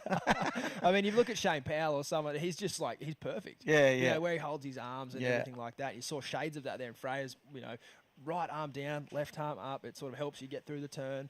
And it's those little things that can make the difference in conditions like this. For sure. We never looked at any of that either. Well, I didn't. Yeah. We'll just, that's why I liked our era and the era before. We all had our own styles. No one was, there was no really same, no one had the same technique, really. No. We're all doing sort of the same turns. And Are you worried there's a risk of overcoaching with this generation? Oh, I think for sure. Yep. But it helps. Definitely. Yeah. Whoa. But Ronnie's around here slamming doors and that. He's angry. He's not Ronnie's happy. Angry. He gets angry so easy. Yeah, I think you can get overcoached for sure. Yeah. In surfing especially. I think in every sport. In every sport, yeah. I mean, if you look at, obviously the game you've paid a lot of attention to your whole life, and the love that your son has for the game and everything like that. The players they're still, the instinct runs supreme. Yeah. You see the players that just act on instinct. And you're seeing it more now than ever. Yeah. With all the new rules and like how the game flows. So And I think, surfing, I think you can get overcoached too, because you don't know what's going to happen. It's you against the ocean, really. Totally. If it comes down to it, that's all it is. Yep. And no doubt, plenty of good support out there around the countryside. Plenty of good coaches doing great things. But I agree with what you're saying there. It is one of those things where you do have to learn to manage your time in the ocean and how you structure your heats, and for sure getting help with that can better your performance. But at the base of it still needs to be performance on the wave. And how can you get the best performance out of yourself? Well, that's all it is. Yep. But that, I think at the coaches top level help, for sure. Yeah. But coaches help give you the confidence to do that. That's Definitely. what I think. Yes, more than anything. Yep. They bring the best out of you, for sure. Yeah. Keep you calm and keep you focused on what you're doing. So I'm not saying that's bad. Yeah. I think it's a fair comment. I notice it. Like I'm only new to it in the grand scheme of things, but there has been. You can't. It's the obvious statement. There's, 10 years ago when I started first filming the boys up at D-Bar, I was the only one that really was sort of coaching them with a camera. Yeah. There was a lot of good filmers up there. Lachlan McKinnon, Nehemiah Strickland, plenty of good people, but over the years, you do see now at every beach there's tripods everywhere, and they're not filmers; they're coaches. And it's again, it's a good thing for helping that development. But it's quite often I see a lot of young surfers in heats looking in. I do get a bit worried about that. Yeah, well, they were doing it yesterday, weren't they? Yeah, you get to a place like, especially you can't like we were talking about yesterday, J-Bay Bells. There's certain spots you can look in and you get, and they say third wave in the set's going to be the one, so you wait. On a day like today, there's no third wave in the set. No, it could be the first or the seventh. Yeah. You just gotta. There's no looking in today. Got to go with your gut. Yeah, exactly. Yeah. So no, it's interesting though. I enjoy coaching. I love doing it. It's fun, challenges. Well, the boys, and I know all the boys too. They love it. Yep. That's what they I like saw a to dog do. out here in the car park, giving Leo like a here we CT style rev up. We'll get back to that in a minute. Ellie Lampkin, nice turn out of the top there. What's she need? She needs a 4.31. Oh, she went backwards a bit there. I thought she was still in this heat. Yep. And Gia Lawrence in there, she's locked in a 5-point ride, so a very strong wave by today's standards. I believe she's from the Sunshine Coast and has, I believe, a brother in the juniors or the men's side of the draw too. Great young surfers. And Freya's last one too, a 6.33 for those turns. Yeah, Yep. you're stoked When she with threw that. the tail on that last wave, we said it was the best wave of the day. So I haven't spoken to any of the surfers that have come in from the water. Oh, well, I spoke to Alyssa. I probably should have asked her, but I wonder if they can hear all right out there because I think it might be a bit sort of club round style. Yeah, just go out and rip and then come in. She's again. Oh, that was a nice turn. She knows she's picking the right waves. Yeah, I reckon it'd be really hard to hear. The wind's like dead the opposite way to where the commentary is, so I reckon it'd be really hard to hear. The truck's getting blown around the corner. They can hear you at the surf house. Yes, the beaches. As we see a couple little lumps approaching here at under 5 minutes remaining. Just looks difficult, doesn't it? I think the key is ride a lot of waves. Yep. Obviously, because the last two heats, it's 7 waves, and then I think Red in the last heat rode 9 waves. So and look at this squall coming in. Oh, wow. Yeah, and you know, you can have heats like this on the World Tour as well, you know, where it's a wave catching contest, not necessarily a wave selection contest. This is a good-looking wave here. If she finishes it off, she only needs a... she'd be stoked with that. Yeah, I'm stoked for her with that. With 4 minutes to go, she needed a 4.31, so... Well, I reckon that's her best wave. Yeah, it is. You know what? It's a real bum as we look at the replay here, Hoy. What do you love about it? And she just comes into that nice little snap there, and this last snap's the money snap. And nice little turn there. That was sick. Mightn't be the 4.31, but it's not far off. For Ellie's case, I knew that last wave wasn't going to be enough to turn the heat, but I was hoping that, you know, for her case, that maybe it would just better that 3.23. So, she got it regardless. A 5.4. Whoa, they loved it. That's a massive score, and she'll be stoked. Yeah, she will be. The young lady from Merriweather. She will be frothing. Merriweather faithful will be going nuts down there. How did you like competing on home soil or on Australian soil? Terrible. Yeah, it's hard, isn't it? Australian soil was all right. Home soil was awful. Yeah. There's like not pressure, but you put the pressure on yourself. Definitely. Like I'd like going everywhere else in Australia for sure, but not here. Yeah. No, I can see that. It blows my mind that someone like Kanoa Igarashi or Brett Simpson, like they've won the US Open multiple times, and I just think, you know, that must be so difficult. Yeah, for sure. I mean, I came from being a grommet watching Mick, Joel and Dean all win at home. I just thought it was normal. And then as I got a bit older, I realised how special that is to be able to control your thoughts and your emotions and feelings and manage that into still performing your best, because it'd be so difficult seeing everyone, your old school teachers and your your first just, boss. Win. We want you to win. Yeah, that's nice. But it was harder for us than those guys. I reckon this is my excuse and our excuse. Good one. It was at Newey Beach, the contest every year, not at here. Not the local. Yeah, so I reckon if it had been off the rocks or at the ladies, one of us would have won. Yeah, 100%. Yeah. But it was always at Newey, and we go in there twice a year, probably over the hill. You know, when it's good, we go in there. Yep. The Newey boys are legends, but I reckon that didn't help our cause. Yes. Which is crap excuse, but I'm sticking to it anyway. It's a different part of the world. You know? And you come to the rocks and surf the rocks, and people are going, "Oh wow, I can't surf out here." Yeah. You know? One of us would have won for sure, I reckon, if it was at Merriweather back in the day. Well, you saw that last year when the tour came. You know, Ryan and Morgan, their wave selection out there was just so spot on. Yeah. You know, in particular, I could have coached a couple of people into a win last year, I reckon. Yeah, you should have been thrown. They tell you how you do it. Best way to do it is you pick them up at the semi. Yeah. I've got you from here. Yeah. Oh, you're ripping, mate. Yeah. Perfect. That's a good idea. Yeah. Couple of rock stars, I was like, you're going the wrong waves. Yeah. And it's a tricky little wave. I was trying to pick the brain of a few of the local lads, you know, Jax Brent and a few of the boys. Yeah. And they were King of the Rocks, so Jax awesome. Brent. You know, like it's cool when you come to places like this, especially towns like Newcastle. They just Merriweather especially, they just embrace everyone. You know, there's no this is our spot and you know, bugger off. It's the exact opposite. Everyone's so frothing. And the crowd last year down here was amazing. Free Particularly with that. surfing's a bit different when the waves are Oh, for sure, like anywhere, as it should be. We're under a minute now. Gia Lawrenson's still chasing a score. She's more than capable of the number required. She only needs a 3.64. She's currently holding a 5. She just got a wave then too, but the camera sort of missed it. I'd like to see a replay of it. Look at this rain squall coming in. This might help, like after the rain squall, hopefully the wind drops a little bit. But it doesn't really look like it's going to. It looks...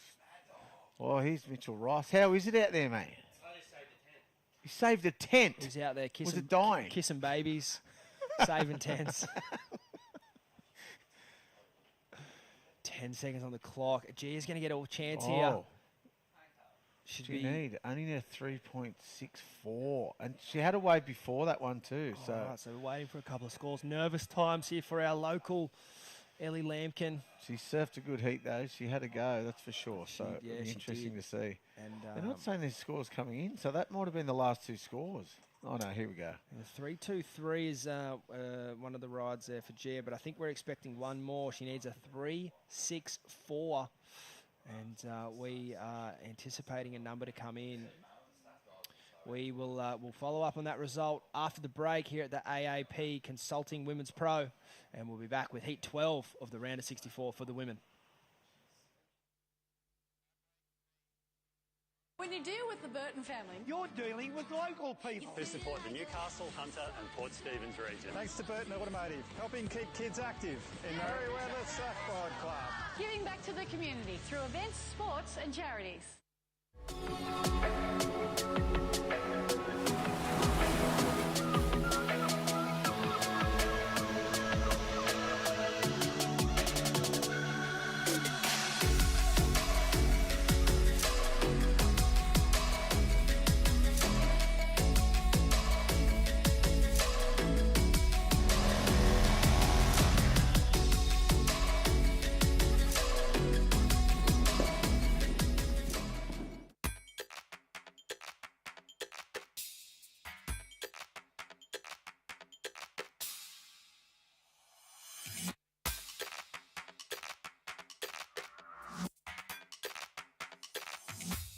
When you deal with the Burton family, You're dealing with local people. Who support the Newcastle, Hunter and Port Stephens region. Thanks.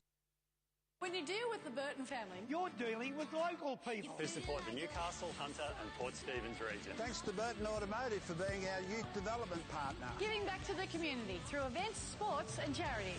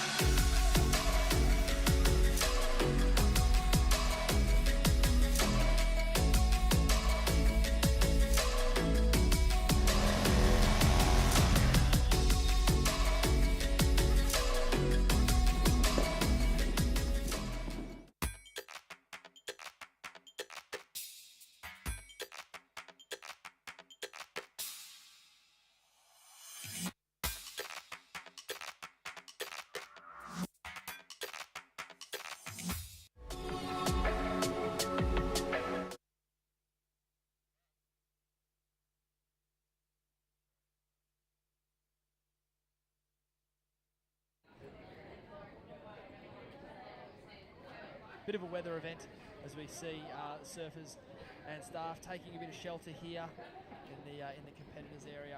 We've got heat number 12.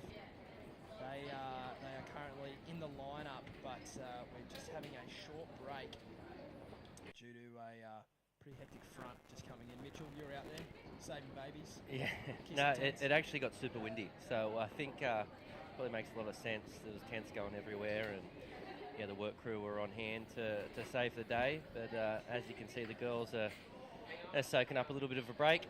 It's a nice warm coffee. There's Sophie McCullough, who was actually really good yesterday. Yeah, I don't know. How long do you think we'll go on hold for, mate? Hopefully not too long. I reckon there's a few surfers in the water here, particularly Sage and Bella Wilson from Torquay, that they won't mind. They won't mind a bit of inclement weather. They'll be used to that down their way, so I'm sure they're ready to just keep things rolling.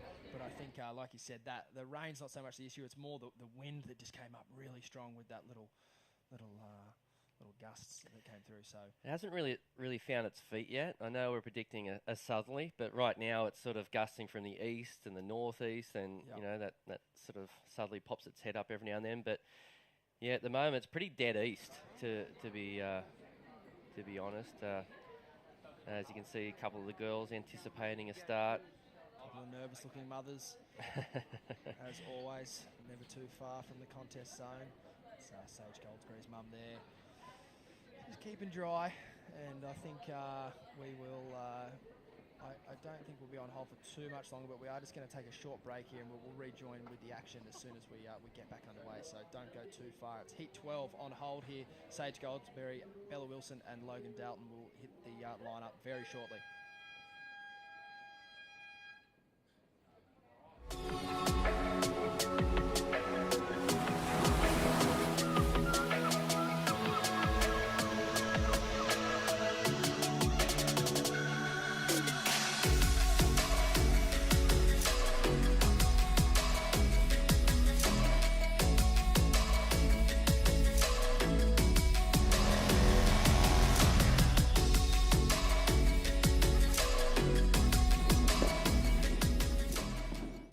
When you deal with the Burton family, You're dealing with local people. Who support the Newcastle, Hunter and Port Stephens regions. Thanks to Burton Automotive for being our youth development partner. Thanks to Burton Automotive, helping keep kids active in Merriweather Surfboard Club. Surfest is a big part of Newcastle, and Burton Automotive is a big part of Surfest. giving back to the community through events, sports and charities.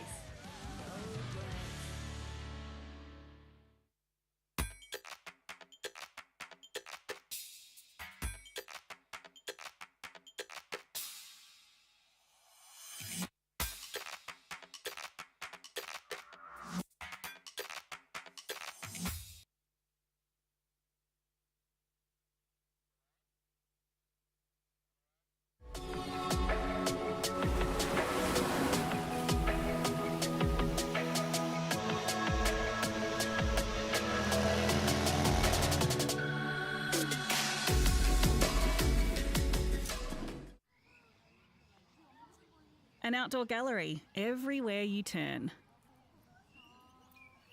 We're just scratching the surfest.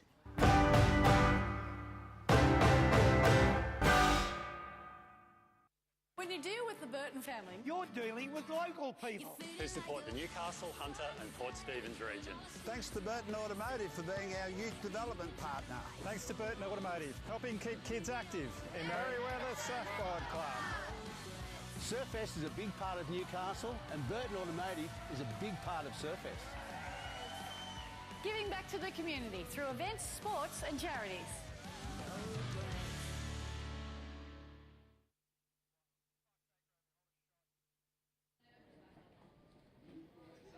All right, welcome back. We're live here, and action has gotten back underway for heat number 12 of the AAP Consulting Women's Pro here at Merriweather. Mitchell, a bit of a rain squall there that's just come through, and a bit of wind, but nevertheless, still some scoring opportunity out there. You got any other secrets up your sleeve? Is it any other little waves starting to fire up? Yeah, I don't know. From a locals perspective, I think we always sort of have a soft spot and see things that, the naked eye might not sort of pick up. I like the corner here at Merriweather at the moment. It looks like there's a few sort of little wedgy right-handers.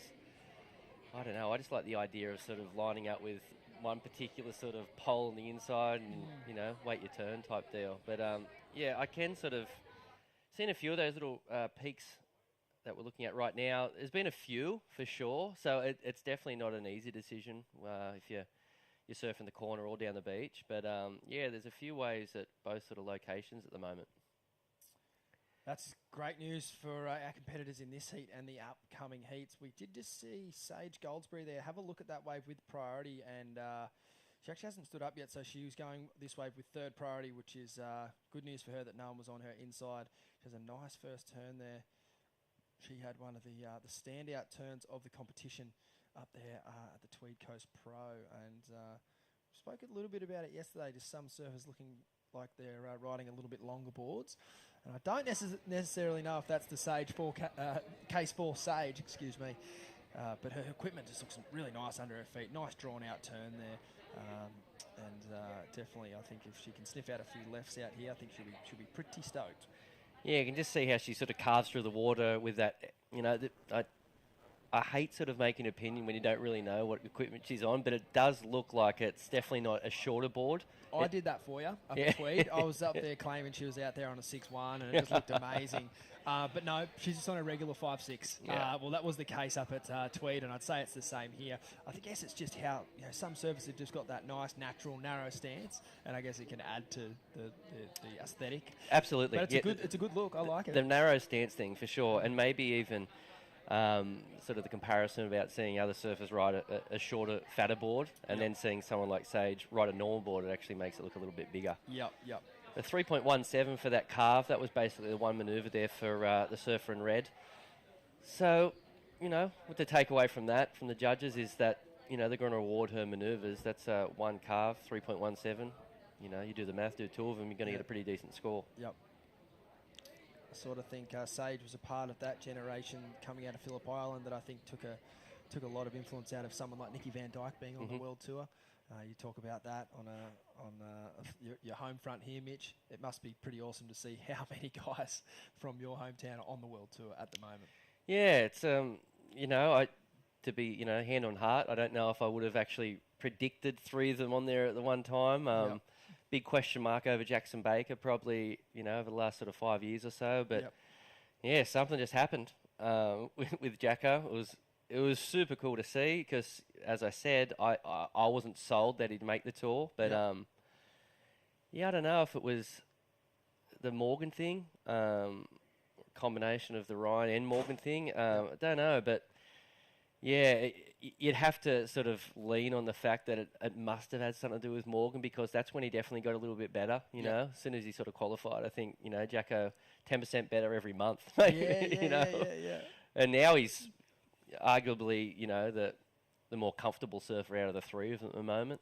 He is sort of looking the most at home, isn't he? Even though he didn't quite make a heat at Sunset there or into that next round, he still had a massive performance. Absolutely. As you see Bella Wilson here, unfortunately coming unstuck. So, and speaking of Jackson and the boys, of course we will see them soon. Yep. Jackson will be in the first heat. Sorry. Yep. It'd be really cool to welcome the top seeds of the men to the lineup. Definitely. Yeah, it'll be interesting to see, like you said, how they dissect the lineup, particularly the local boys. I think if I was any of the women in this draw that were surfing in the heats coming up in the next couple of days, I'd be paying close attention to the local lads, seeing where they line themselves up with and what equipment they look like they're riding. And even on the girls' side, like Philippa she was pretty impressive yesterday. Yeah, right. I must have missed her heat. Did she? She sit just out here, or did she go somewhere else? Yeah, she sat on the beach breaks, but she did a really good job. She's a veteran. I don't know if she likes that label, but she's been doing it for a while. It wasn't until I heard Ronnie mention yesterday that she actually won this event in 2009. Yeah, that blew me away. I was like, it felt like it was maybe 2015 for me, but 2009's a long time ago. So yeah, she's been doing it, and it looked really, really impressive yesterday. It's crazy to say. I was talking to Hoya about competing at home. Philippa has been so good on home soil. I know that she has fallen short a couple of times of qualifying for the World Tour, but she still, would consistently be getting semis either here or up at Berube, and I think that's a sign of someone who's got their act together if they can be that consistent on home soil. I know those results for her would probably feel bittersweet because she just sort of fell short of qualifying a few times there, but I still think, she's got plenty left in the tank, Philippa, and I know she'd be stoked to round out the year here on this regional series on home soil and hopefully go all the way again. So we can't state enough how important this event is. You touched on it then. This is the last chance for these qualifiers to book a spot on the Challenger Series, which kicks off in a few months' time.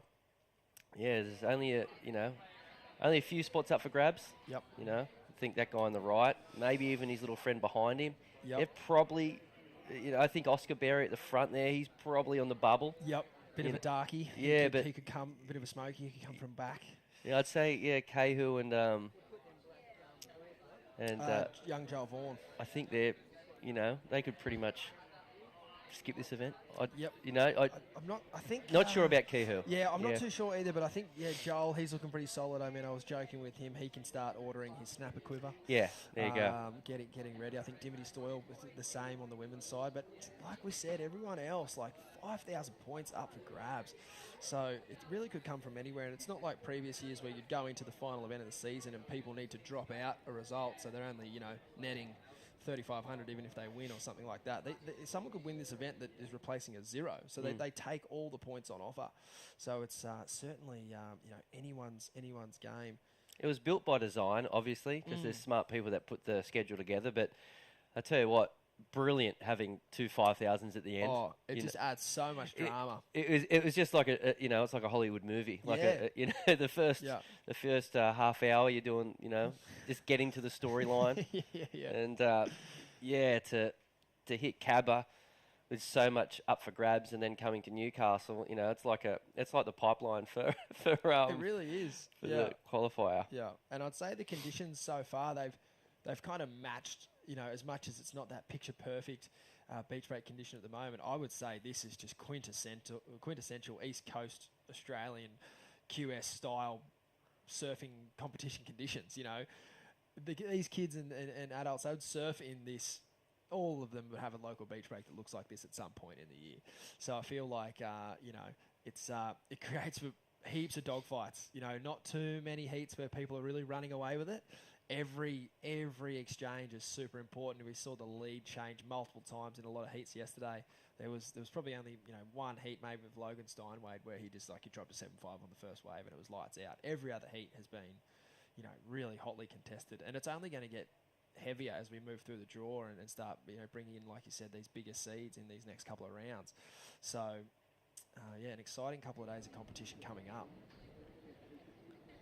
As we see a couple of competitors who will be coming up a little later in the day. 13.5 minutes remaining on this one. And just to bring you up to speed, we are going into the males after this. So the men will hit the water in 4 heats' time. You guys have obviously got a couple of awesome local competitions here. Fill me in. Who's King of the Rocks at the moment? Oh gosh, King of the Rocks. Is that a moving title, or do you define it off the event? No, I think one local fellow is actually it's like his middle name now. Is it Jax? No. Yes. Yes. Yes. His name's Jackson Brent. He's a local natural footer. He's easy on the eye, and in and out of the water. Yep. The Brents are a pretty storied family down here at Merida, and Jackson's the man out rocks. Yep. Really silky smooth, but then obviously you know what, Ryan and Jackson surf this place all the time too. So I reckon deep down within they'd probably go, you know what, nah, he's not the King of the Rocks. Amongst all the boys, board riders and stuff, they're saying, Jackson's the King of the Rocks, but deep down they're going, oh, I've beat him 7 times in a row out at Rocks. The unofficial title, and then there's the official title. Is the other event you guys run, the MR event, everyone's got to ride a 20? Yeah. That's there's a few actually. There's the man on man, the Ray Richards Memorial. That's the one I'm thinking of. Yeah, that's the most competitive, where the Ryans and Jacksons and Morgans actually surf in the event. Yep. And that's normal hi-fi surfing. And I think Ryan's won that 7 times. Maybe Jackson's won it a couple. Morgan maybe once. Yep. And then there's also, as we see, Surfer in Red, good-looking right-hander here, might get 2 swoops. Here we go. Turn. Unfortunately, just couldn't get the second one up there. She needs a 1 to go to the lead. So, she needs a 0.66 per second and a 1 for the lead. So, no doubt she's getting that score and some. That turn arguably better than the left she got with it. Just had the 1 turn. So, I love how she swooped back into the pocket there. Unfortunately, they were waiting for it. We thought she was going to do the sort of get to the bottom and just kind of 2 for 1 and get it up there, but not quite. But still, like we mentioned earlier, her equipment looking really good under her feet, and just a regular short ball there for Sage, a 5.6. There it is. That score is going to be a good one, a 4.17, and then rightly so. Straight away, just standing up twice. Even with that little bobble with priority at the start of the heat, she's managed to drop that. That's a distant memory now. And she's well and truly out in front with Logan Dalton now chasing a 4.91. And Bella Wilson, Sage's good friend, in third. She's chasing only a 1.33 to go into second. Or, conversely, she could kind of think something up around that 5 range would take her up, maybe 4.5 would take her up into first, which I think is probably the mindset you'd have, right? You're not really listening to what you need for second at this point, Rossi. No, not at all. As we see, local surfer, Newcastle surfer is Logan Dalton. See her out there occasionally. She might surf around the main beach a little bit more, around at Newcastle, but does surf here at Merida quite a bit. Good surfer. Talk to me about East End board riders. What's it's coming. There? It's coming? Yeah. Isn't it funny how, that's how it usually more or less happens there everywhere around, particularly Australia. So many strong surfers. They have their local beach. You know what? We're going to do it. We're going to break away. And they got some decent members. Yeah, like the beauty of it, I heard some numbers recently, and apparently what their membership's looking like now is actually sort of they're getting more than Merida, like all of a sudden. No way. Yeah, I heard wild figures. It's a real community around there at the East End. Yep. I love it around there. Yep. It's sort of that place, growing up here in Newcastle, you always surf there whenever a nor'easter came to town. Yep. When you're a grommet and your dad takes you to a place that's protected by a cliff from a nor'easter, you immediately think it's offshore every time it's nor'east. Yep. Yep. So it's just sort of, even though it's not, it's nice and protected. You always go there, and the locals around there, lovely bunch of fellas. They've got some really good surfers on the books there too. A couple of sort of guys that have moved to the area over the last sort of decade or so. Yes, yep. Your Teal Vanners, and Jared Morrell. Yep. And there's what about Dunny? Is he defective? Yeah, I think What's Dunny doing? He's a. I don't know. I would say that he grew up here at Merriweather, and he is Merriweather. He's best friends with all the boys at Merriweather. Yeah. But he lives at the East End. He's one of those blokes, Louis Dunn. He's everyone's best mate. Yep. And he's got a hell of a lot of best mates in there too. Yep. So I think, and a lot of his best friends surf that club. So I think he's a bit of a misto of both. Yep. Yep. Couldn't say no when the offer came his way. Absolutely. Yep. Yeah. As we have the Nervous Mothers Club there, waiting on the hill. Plenty of the Victorians banding together. I know when they feel one of their daughters is in the water or not, they're all in it together. And it's Bella Wilson chasing a score at the moment. Here's the local girl, Logan Dalton, running the front deck grip. I love it. She's got a nice wave here, couple of nice setup carves, and she'll get through to the inside. That's so responsive, that surfboard. Yeah. She did pretty good then. She did. I was hoping the wave might give her a bit more. She had enough, enough momentum to get through the inside for a big finish, but unfortunately it was just a series of carving turns. But she did well with what she had. She might improve on that scoreline of hers to really put hopefully a little more distance between her and Bella Wilson, because obviously someone of Bella's standard only chasing a 1.33, you'd think that opportunity will come to her at some point in the next 7 minutes. So Logan definitely looking to improve her situation there. What do you think about that deck pad? That's different. It's different. I haven't seen too many of the girls use full decks. And you know what? I'm surprised to see women on the World Tour not breaking it out just for the sense of something different. Particularly the judges, particularly with the top women that are, obviously you work closely with Carissa Moore through her world title campaigns, and Steph Gilmore and her have fantastic battles. Tyler Wright. It's always a very similar set of names there in that semi-final, particularly over the last decade. I'm surprised to not see one of them just go, you know what, I'm running a front deck group this year. Give the judges something different to look at. Just other than nothing but aesthetic. Okay, I'd say the one person that, she rucked that to a heat, using one, that wouldn't surprise me. I'd say Macy Callanan. Okay, yep. What do you think? Yeah, I think it would suit her. She's kind of got that edginess about it. As in front deck grips are kind of reserved for like the cool kids club, you know. Yeah, so I guess I've sort of tipped my hat to her as a cool kid. Absolutely. But it wouldn't surprise me to see a handful of the surfers just roll up with one, like I said, just to mix it up. You know, people change their sprays, so I wouldn't be surprised. Maybe this year is the year. But hang on, I don't think anyone even does it on the men's side either. No. I mean, I saw one of Noah Dean's boards one day, and he's renowned for running a front deck grip, and it was just before he started his deck grip company, and the front deck grip was like an inch. It wasn't an inch, but it felt ridiculously thick. And I just thought, man, it's kind of surfing on platforms. But it certainly works for him. So, but I think over the years they've definitely refined them to just be a little bit more, a couple of millimetres of grip on the board, not so much that real chunky kind of layer of foam. The old foam. Gorilla Grip Barton Lynch model. Barton Lynch style, yeah, full board grip. Yeah, 5 minutes remaining this one. It was a 2.7 for Logan's last ride. Nice. All she needed was an end section, and it would have got into the the good category. You would have thought. Definitely.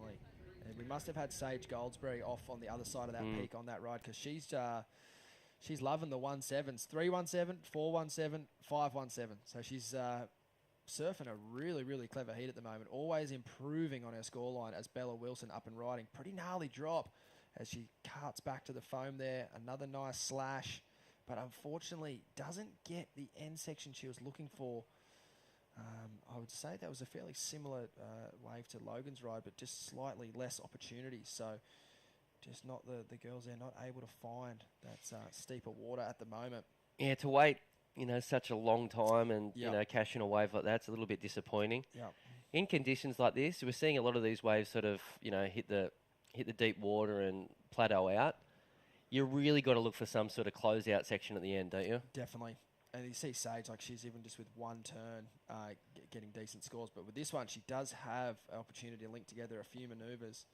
You can see that water there moving beautifully through the flatter sections. She's good. She is really, really How old, good. roughly? I'm not too sure. Still in the juniors, Okay. which I believe maybe gets her around 18, 19. Yep. Again, one of those surfers who I've seen her name in the heat draw for years. So I could be completely wrong there, but I feel like she's been 17 or 16 for a really long time. So I'd have to take a guess and say she's a little bit older there, as her friends are watching on. Let's see if she can get a 6.17 on that one. Wow, that would be. I don't think I'd have ever seen that before. You know what? There's a chance. She surfed that wave really well. She did. A couple of nice slashes. We'll have to wait and see what the judges think. Another good heat coming up next. Zali Kelly will be out there, 8th seed. So talk about someone sitting on the button right there. Just needs a decent result here to climb up a few spots and book her spot in the Challenger Series.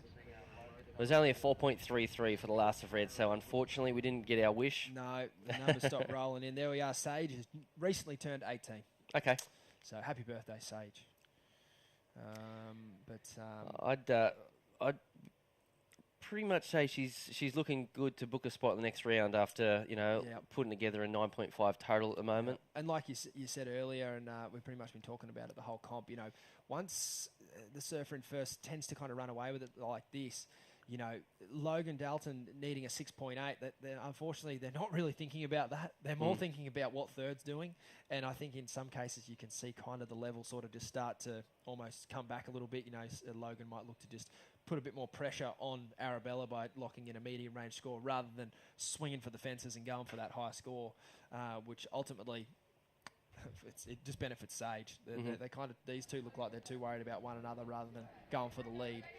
Which is fair enough. They only need to get second to get through. So, as we see a pretty average-looking Mexican wave there, girls. Well, yeah, it was really bad, actually. Yeah, these two on the right should know better. They go to enough AFL games, those two on the right, so they should know. But that's all right. We can work on that. It's amazing the young Victorians how much they love AFL. It is, isn't it? I had to do this piece on India Robinson the other day. Yep. And she's picked a good number. Yeah, you know why, obviously. Yep. Yeah. Yep. I got Cruzy converted onto Dusty Martin. Pull in. Looking for a little end section there. Oh, like you said, that board's kind of a rocket ship under her feet. Plenty of response. So I was looking for a 6.8 to go to the lead. I don't think she'll do that, but will she improve on a 2.43?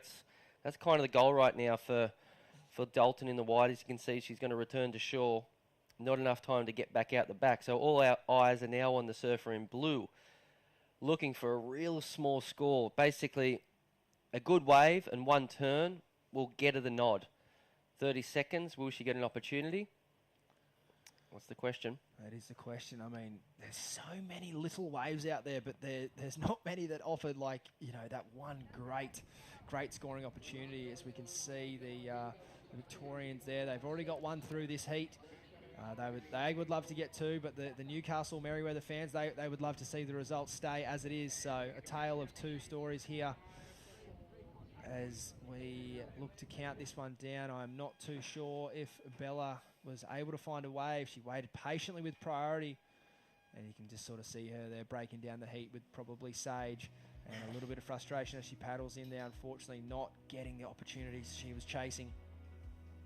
We're going to take a quick break here, and when we come back, it'll be heat number 13 of the round of 64 for the AAP Consulting Women's Pro here at Merriweather.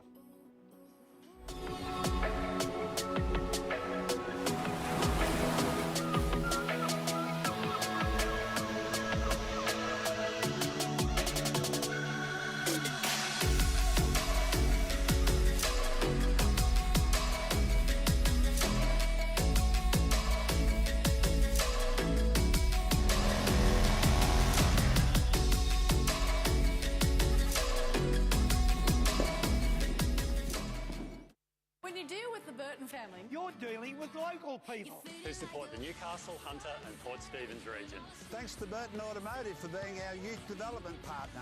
Thanks to Burton Automotive, helping keep kids active in Merriweather Surfboard Club. Surfest is a big part of Newcastle and Burton Automotive is a big part of Surfest. Giving back to the community through events, sports and charities.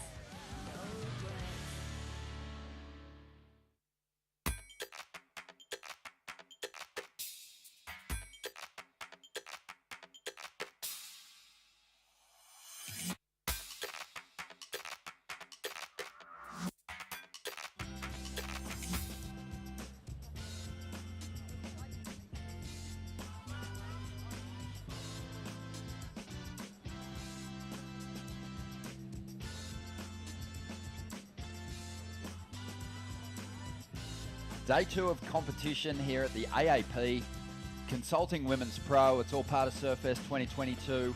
Another big event, the last big major QS 5000. Still one more event to come after this. The Mad Mex down there at Maroubra. That'll be a last-ditch effort for some heroics. Someone's going to have to win that comp, I think, though, to crack that top 7. But this is the big one. This is the huge opportunity. 23 minutes remaining in this heat, and this one has one of the top-rated surfers on the qualifying series at the moment for this region in Zali Kelly, who has been clutch the last couple of years in these final big major events. Zali, she had a third-place finish up there at the Tweed Coast Pro, losing out to the eventual winner, Dimity Stoyle, to get all the way to 4th place.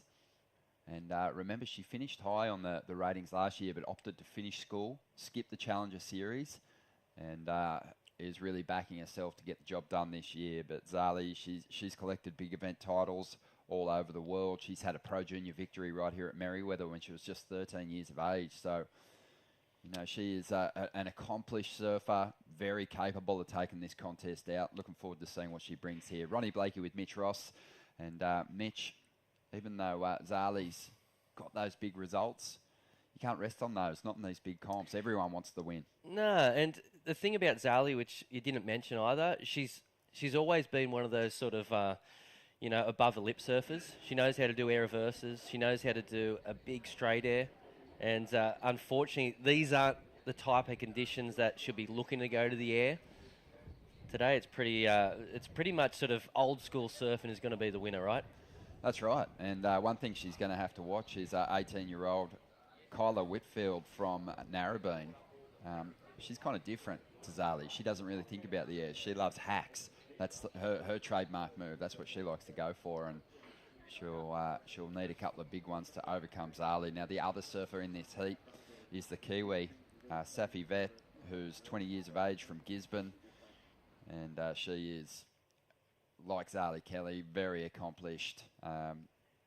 A national champion over there in New Zealand. She's won the Opens. She's beaten Paige Harrop and Ella Williams for that honour, but also won the national title at 16 years of age, won 2 under-18 national titles, and she has had a victory here on Australian shores as well. So she's well and truly capable of a big result here, but she needs one, as we see Zali getting things started here. You know, we just see these names on the list. You know, we see them in the draw, and, you know, it would take up the entire screen if we wanted to sort of list their accolades. But as you mentioned, these girls have done so much. You know, maybe not on this field, but back at home on the regional titles, Australian titles, national titles, I should say.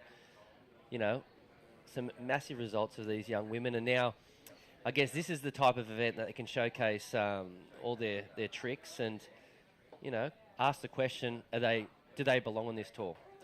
Well, the interesting thing too is this is kind of getting, you know, things are kind of getting back to normality somewhat with the scheduling, but a lot of these surfers, kind of that transition between being a pro junior and hitting the QS has been stalled a little bit by just what's been happening in the world the last couple of years. So, you know, for Safi, this is a huge opportunity. I think she's got the talent to go a long way in the sport.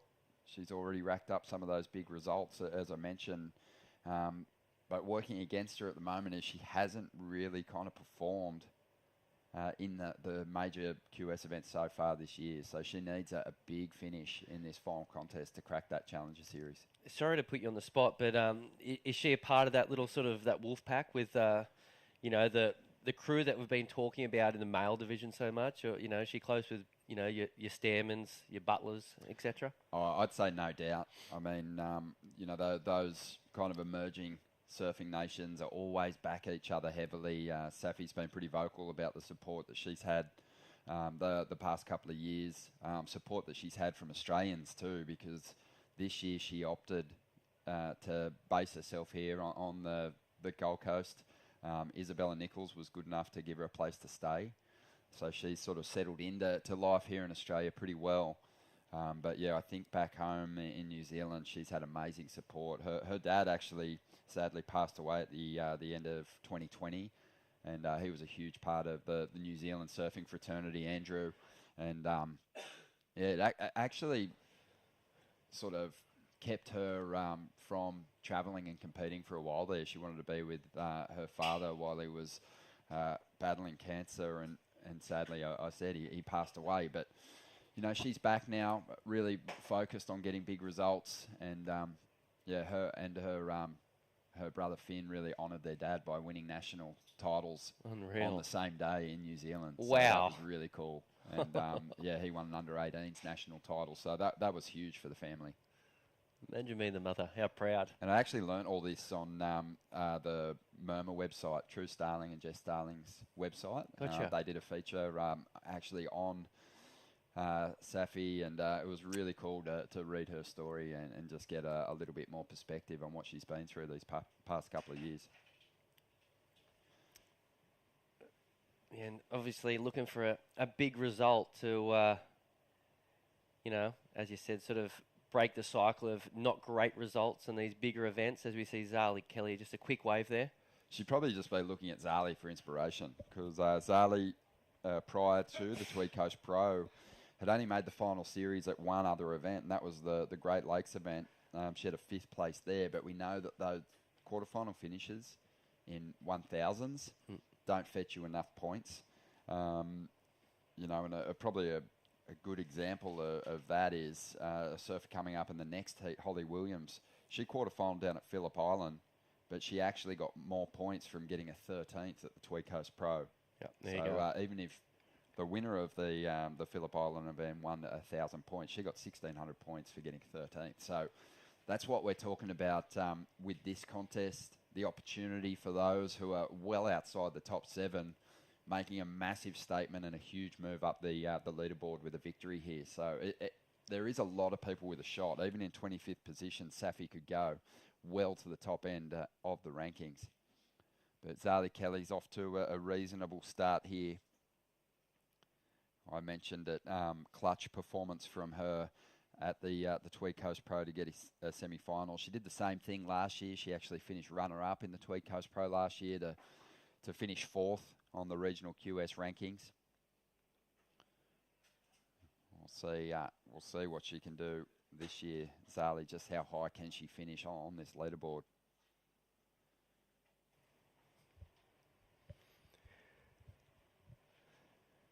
But yeah, conditions tricky today. Yeah, it is, isn't it? We've seen close heats as well as a result. And we haven't seen that swell sort of, come to town just yet. We are anticipating a south swell increase at some time, at any time, I should say. Overnight should come through at about 6 to 8 foot. So hoping that swell does come through a little bit earlier than what they're saying at the moment. Can see that the southerlies come up though. That's the direction we are anticipating the swell to come from. Yeah, how big will it get? That's the big question. Well, the maps are saying out of control big, big enough to sort of fuel a couple of those waves that don't break so much, like Newcastle Harbour for one.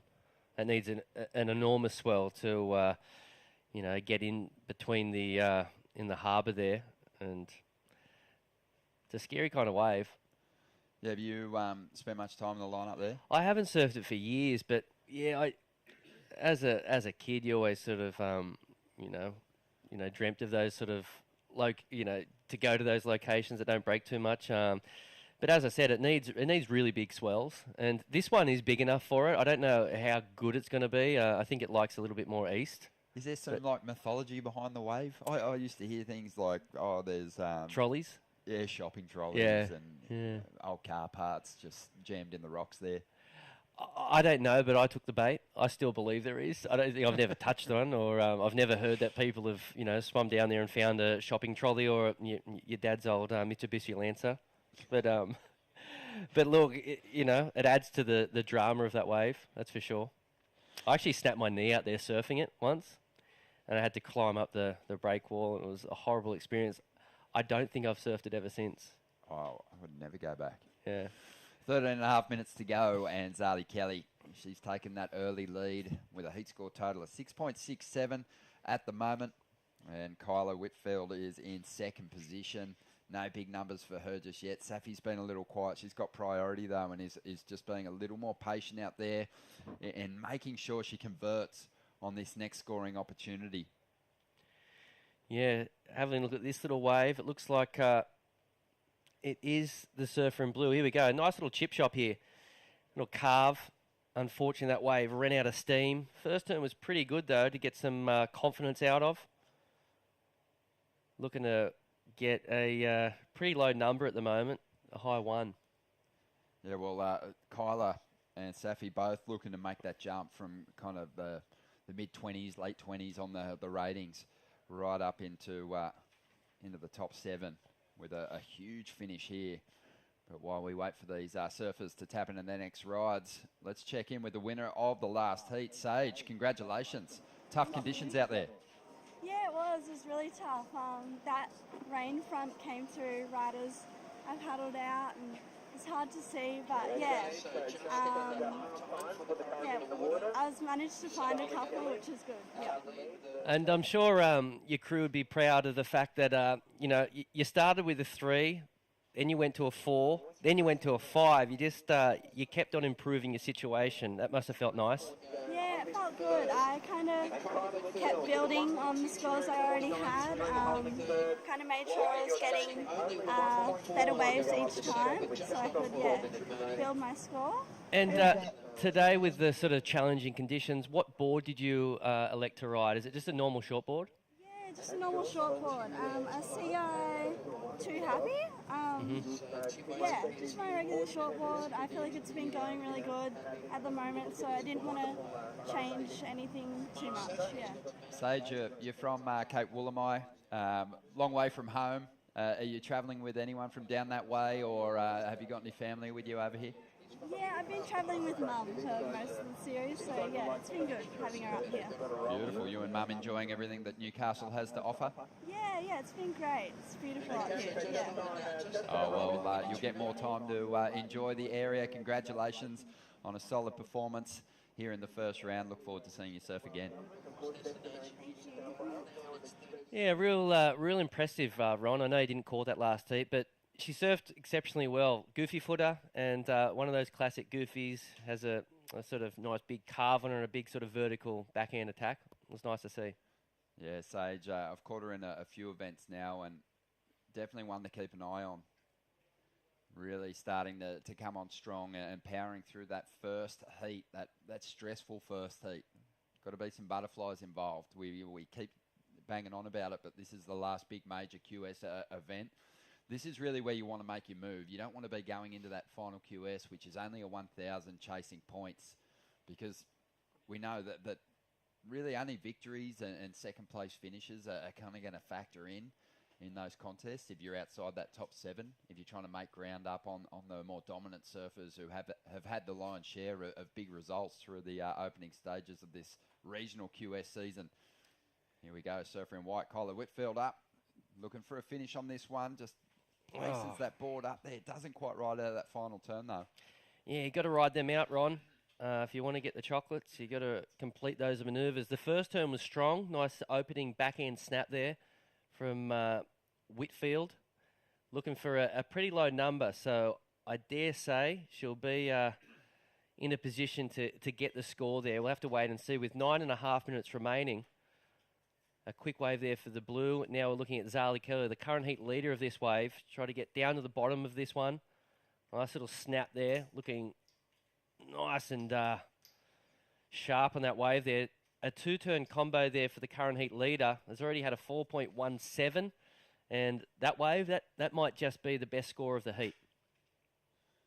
Yeah, just solid, wasn't it? Mhm. Zali surfed her way through those flat sections well, and then when the opportunity to knock out a decent turn presented itself, she was right there. Great timing. And I guess that's the real key to great small wave surfing, Mitch, is, you know, in all the in-between stuff, yes, you want to add to your points total on each ride, but you've got to make sure that you're right where you need to be when those opportunities present. You know, in favourable conditions, you know, you get a few more opportunities to place those major turns. On a day like today, it's reading those crumbly sections really well that's going to turn in the bigger numbers. Yeah, great wave selection on that occasion. It was a 4.5, the judges said, and it was a steep wave, Ron. The first manoeuvre was a bit of a connector. The last manoeuvre was kind of where she got the majority of the points. Yeah, and as you said, surfed it real strong. It blows the mind how fun these competitors make these conditions look. Even in the highlights package from what we saw yesterday morning in the men's round of 96, you know, when you're kind of watching it unfold, you're going, wow, a lot of waves ridden, and kind of finding those memorable moments in your mind's quite difficult. Then you see the highlights at the end of the day, you're like, actually, it looked really good in the morning. And it's really not. So it's super challenging, and that's the ability of a great surfer, is to find flow in a lineup that really, you know, doesn't give you those opportunities, doesn't give you much speed, doesn't supply you with that power. So they're able to really just tap into the limited power on offer and generate some pretty reasonable turns. Still yet to see someone, you know, push their scores to the upper end of the scale today, but I think we'll see it at some point. Look, yesterday we started like this as well, I want to say. It was sort of a little bit of, you know, it was all over the place. It was morning sickness. It was howling winds, you know, really similar to today. And then as, you know, as the girls, the men, they got comfortable, a couple of big scores dropped. Yeah, and the competitors have actually been vocal about it, just the restraint in the scale. But, you know, even though the judges will kind of have tightened things up, when they see something that really puts them on the edge of the seat, or something that they really deem as exceptional surfing, they're not afraid to throw the big numbers at it. We saw Yeah, they proved that afternoon. yesterday, didn't they? They did prove it. When we sit here, we sort of question the scale a little bit, but then all of a sudden a Sarah Bourne paddles out, and then we go, okay, they know what they're doing. Yeah. Even some competitors, I think, are kind of campaigning to get the scale lifted a little higher, almost for their own self-satisfaction, just to validate their surfing. But the only way you're going to get that big number is to step things up performance-wise. Well, Kai's King on screen at the moment, broke through for a big victory up at the Tweed Coast Pro, went skyrocketing up those QS rankings. And, it was time for Kai's to really kind of arrive and get himself that big result. Stellar junior career, on the QS for a while now, some okay finishes, but now he's really marked himself as a potential campaigner on the Challenger Series now with that big win. Absolutely. We've all been waiting for it. We knew it was coming, but there was actually a couple of quiet years. I know he was talking about a bit of a back injury over the last few months, but it's funny, the magic came together when he did have that back injury. Yeah, just one of those child prodigies. I think they're up against it sometimes more than less fancied opponents. Yep. There's other people out there who've been so good from such a young age for such a long time that there is a different kind of pressure on that individual. You get heavily backed, the sponsorship dollars come, people expect big results. Another person that you'd probably put in that conversation is someone like Kobe Clements, just an exceptional talent at such a young age, and he's starting to warm to his hype and his potential. Yeah, and it's even like you mentioned a Kobe and obviously a Caius, and they've come from these areas that build good surfers. Kobe from the northern beaches, Caius, a bit of Avalon, a bit of Byron. There's so much pressure, so much weight on the shoulders, and to see Caius sort of break through and get that win was really special. Another big thing that competitors on the women's side and on the men's are facing, especially those ones that are technique-wise just so dialed in at a young age, is suddenly wrapping their heads around their final big growth spurts and putting on that extra muscle. And Caius is going to be a big dude. Yep. His dad is a monster of a human. Yep. He's gotten a lot stronger. He's gotten a lot more powerful. And I think just working out how to fit that new frame into that technique is always something that takes a bit of time.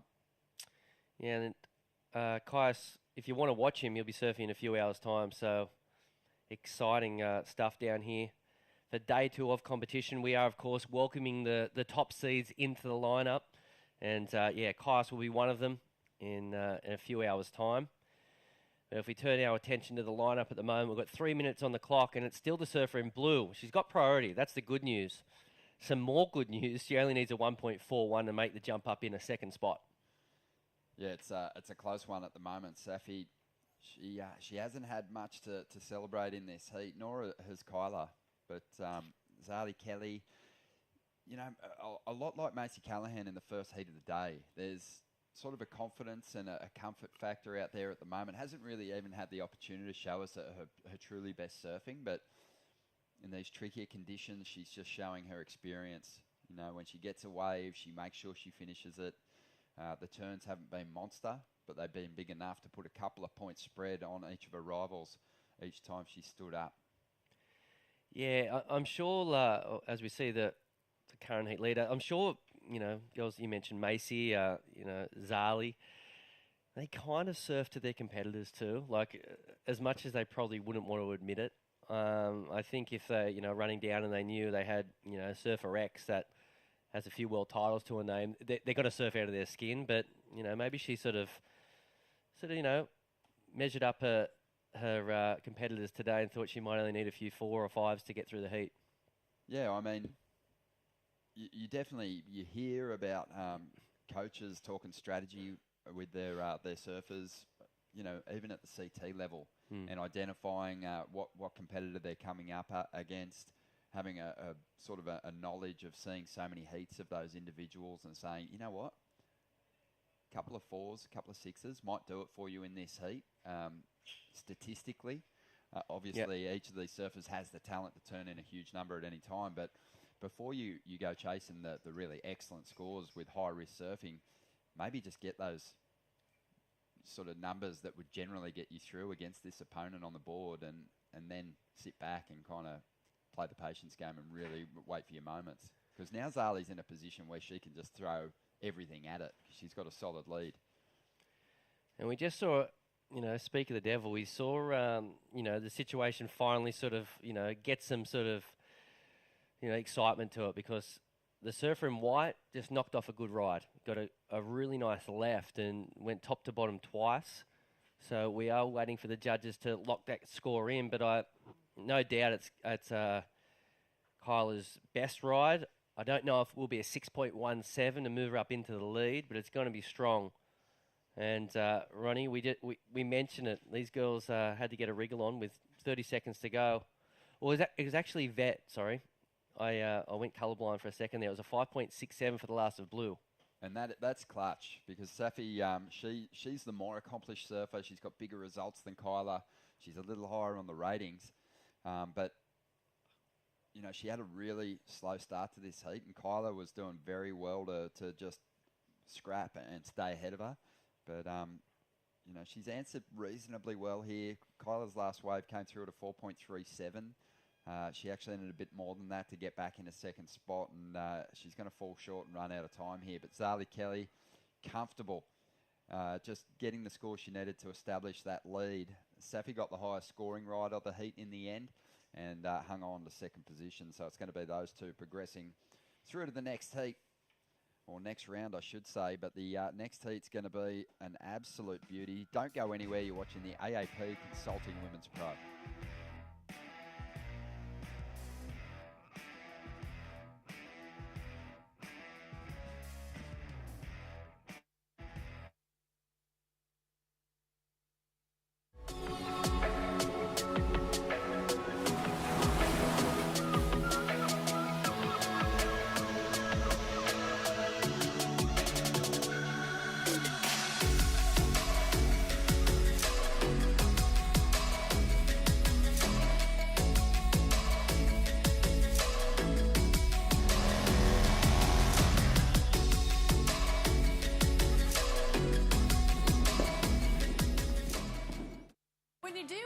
Family. You're dealing with local people who support the Newcastle, Hunter and Port Stephens regions. Thanks to Burton Automotive for being our youth development partner. Thanks to Burton Automotive, helping keep kids active in Merriweather Surfboard Club.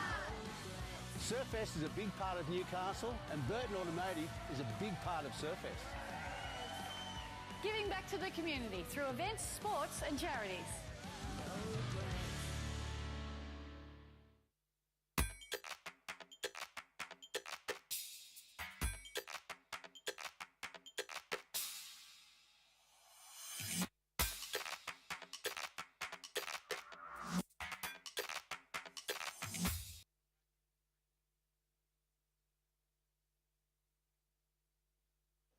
Welcome back to the show. Heat 14, the round of 64 getting underway now. We've seen some of the big names, those top seeds, hanging on to their place at the top end of the ratings with some polished performances. We'll see if Holly Williams can keep that trend going out there as the top seed in this one in the red jersey, up against Charlie Hurst, who's in the blue. And Dos Santos, the Brazilian, will be in the white, and Arabella Tapi will be in the green. Ronnie Blakey joined by Matt Hoy. Matt, tricky conditions, but that southerly flow starting to come on as predicted. And hopefully, with a little less sort of variable flow in that wind direction. Just there's a slight bit more order to this hacked up lineup. Yeah, switch it on, mic on, mic on. It looks, when you're out there, it looks way easier than what it looks on the screen. It's actually, the swell's picked up a little. There's actually a few good waves out there. It's very messy, obviously, but yeah, there's definitely, it looks better than that when you're out there. Well, you can still see, though, and it's 4 foot sets. Good end sections. Yeah, it's picking up quickly. Yeah. And, well, for these the girls are competitors, putting on a show, that's going to mean opportunities maybe not opportunities for multiple moves, but opportunities for bigger turns. That's for what sure. bigger waves give you. And let's see it. Bring it on. You know, when it gets a bit bigger and there's more waves, it sort of evens the wave surface out. The second wave in the set, obviously a bit smoother than the chopped up first one. So there's definitely waves out there, and the swell is picking up. But it's still coming from the northeast, so east-northeast sort of. So, yeah, it's definitely on the rise. And, yeah, the winds, it's like an east-northeast too. It's the weirdest wind. It said it's going to be southerly all day today, but it hasn't really kicked in yet. It's coming. It's just swirling around. That's right. Holly Williams there. Nice little S-turn on the inside, just trying to make the most of those flatter sections.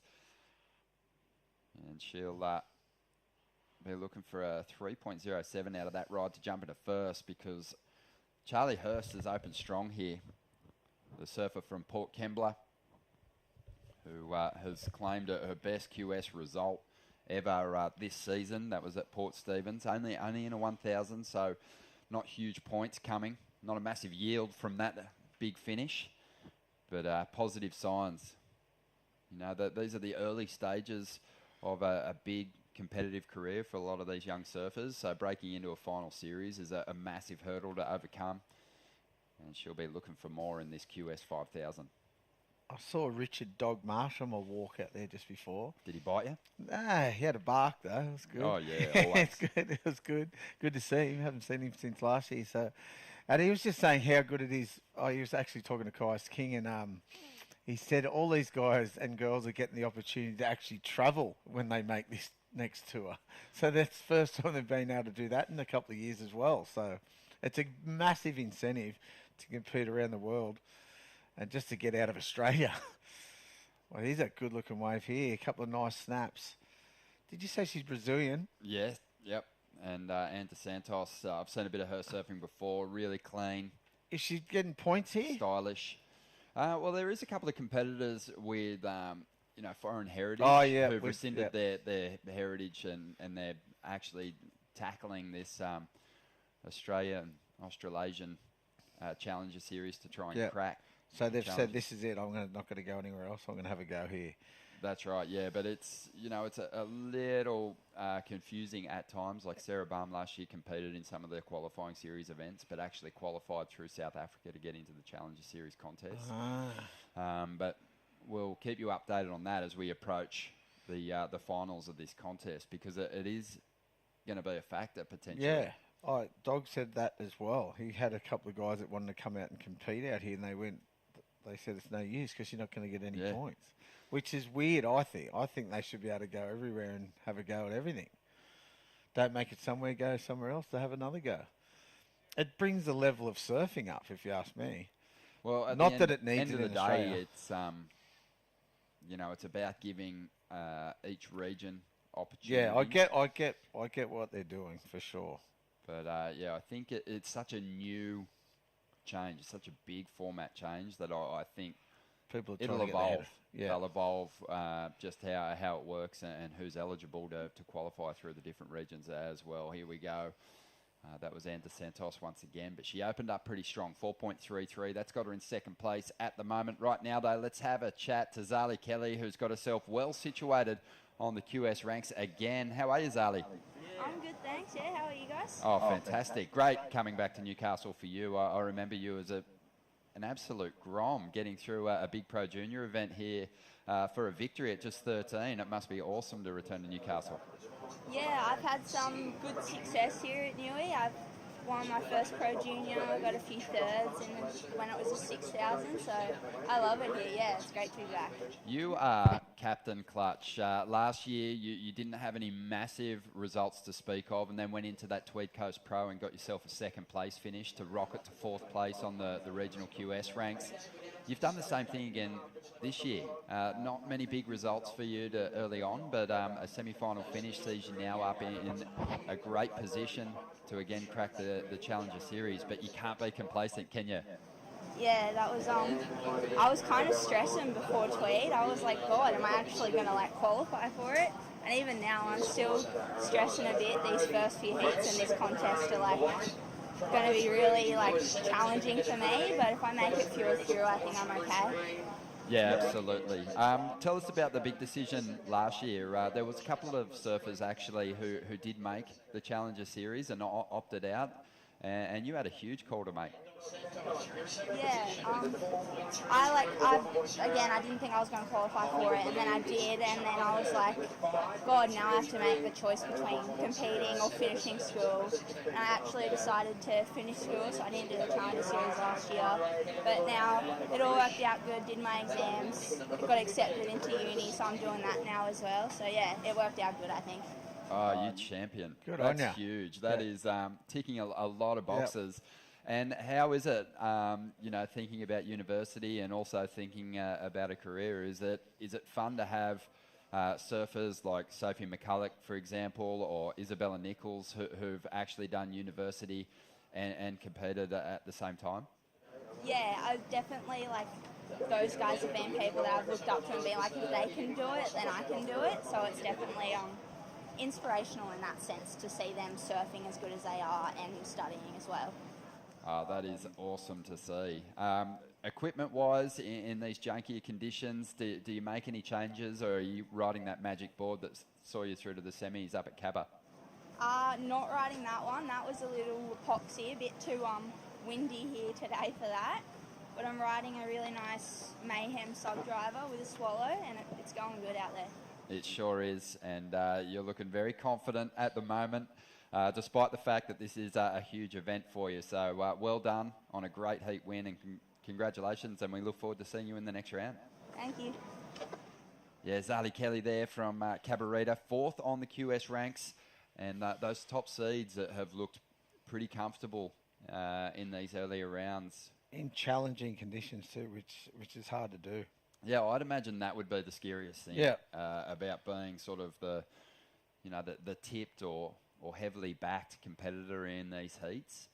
It's such a lottery out there at the moment, so you got to stay sharp because you're going to be coming up against surfers outside that top 7 who want to be they want to sweep the league. Yeah, that's right. How good's that? She's finished school. I love that.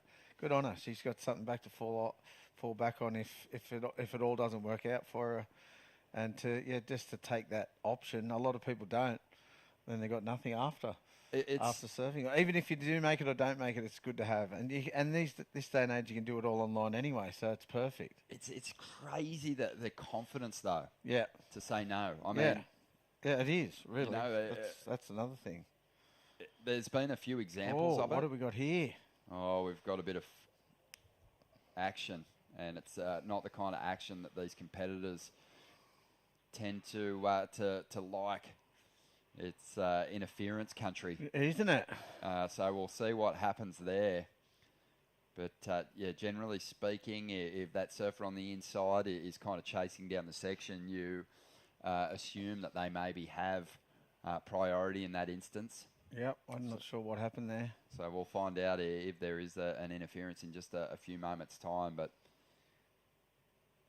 we're waiting on scores to come through. We'll give you an update on that in a moment. But just getting back to Zali Kelly, there's so many examples of surfers turning down those big opportunities. Taj Burrow comes to mind as sort of one of the first that said, qualified with ease and said, you know what, I'm not going to take it up. I'm going to finish school. And backing himself to qualify. Do you think again, he used anything not knowing how hard it can be? Yeah, well, that's right. And then they might never make it again. That's another thing. Yeah, and so... Do you think Taj went anything back on his schooling after that happened? No, I don't think he did. But it's not just your school results that you're thinking about. It's this whole part of your life. It's the end of your schooling life. That's right. There's a lot of great stuff that happens when you best finish time school. of your life at school. Yeah.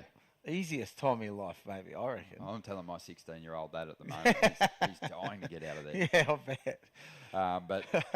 Yeah, it's just fantastic that she's backed herself and then got herself into this position again. Yeah. But like she said, it's been stressful, and she was freaking that she wasn't going to get the big result she needed. But clutch performance at the Tweed Coast Pro. That's what she's freaking out most about, she said, that just not getting the opportunity to go again. Another surfer who more recently turned down a spot was young teenager Katie Simmers. Her talent level, I think, would see her in the mix to win events on the championship tour as a rookie right now.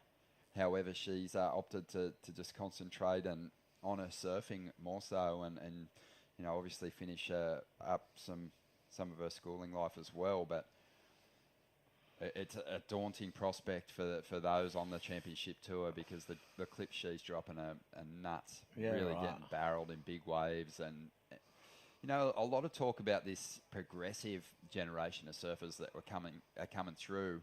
But I think what we're seeing on the CT at the moment is the big results are actually coming for those young surfers that have the power. Betty Lou, Sakura Johnson, Gabby Bryan, Katie Simmers is another one that's got just I think the ability to sink her rail into a face of the wave that a lot of the kind of established pros don't even have. So it's going to be, obviously always a mix of all the different disciplines in surfing that gets you longevity in your career. But if you can really match power for power with the dominant especially the surfers, waves they're going to these days. Exactly. That's another whole thing. It's taken a lot of the aerials out of it. Even this year, at the start of the year, who's done an aerial in any comp? What you've got there's going to be a challenge from those aerialists in conditions like this for sure. But what you've got to remember is Steph Gilmore, Carissa Moore, Tyler Wright, even Sally Fitzgibbons have not really relied on airs. No, they to don't chase do them down at their all. event wins. In saying that, they might need to soon. But the waves they're going to, they might need to for a while, because they're going to like proper waves. Well, there's not many CT events in waves, beach breaks like this. There's probably one, isn't there? Brazil's are going to be the only one. And what you have in those CT events too is extended waiting periods. Where you can turn your back on conditions like this sometimes if the forecast looks better down the line. But even Portugal wasn't like, you usually get big airs of winning the Portugal event. They didn't. I don't think there was a couple. Of course, Griffin's one. Yeah, Griffin had the 10-pointer. Air of the millennium. Well, it looks like the men are starting to get prepped. I know exactly what you mean, but you definitely need it. You need to start working on it. That is the future. I think to get you there, women's sport the women's sport is going to go that way. But at this stage of the game, big power is still what probably, generally speaking, will get you through the majority of heats. Out there at the moment, heartbreaking situation for Arabella Tapi here. She did suffer an interference. We had the feeling that was going to happen. And it looks like it is a priority interference, which it means she's going to lose her entire second score. So, impossible. It's in waves like this, brutal. it's pretty much impossible. If The waves best are pumping, chance, obviously, 10-point ride. Yep. But at the moment, she can get into the top two with a 6.9, but she is going to have to do something spectacular. We haven't seen that many scores go that high today. So it's going to take the best ride maybe of the morning to get her into a best ride of the position. competition. That should be. Well, yesterday afternoon we saw big numbers drop, but the conditions cleaned up so much yesterday.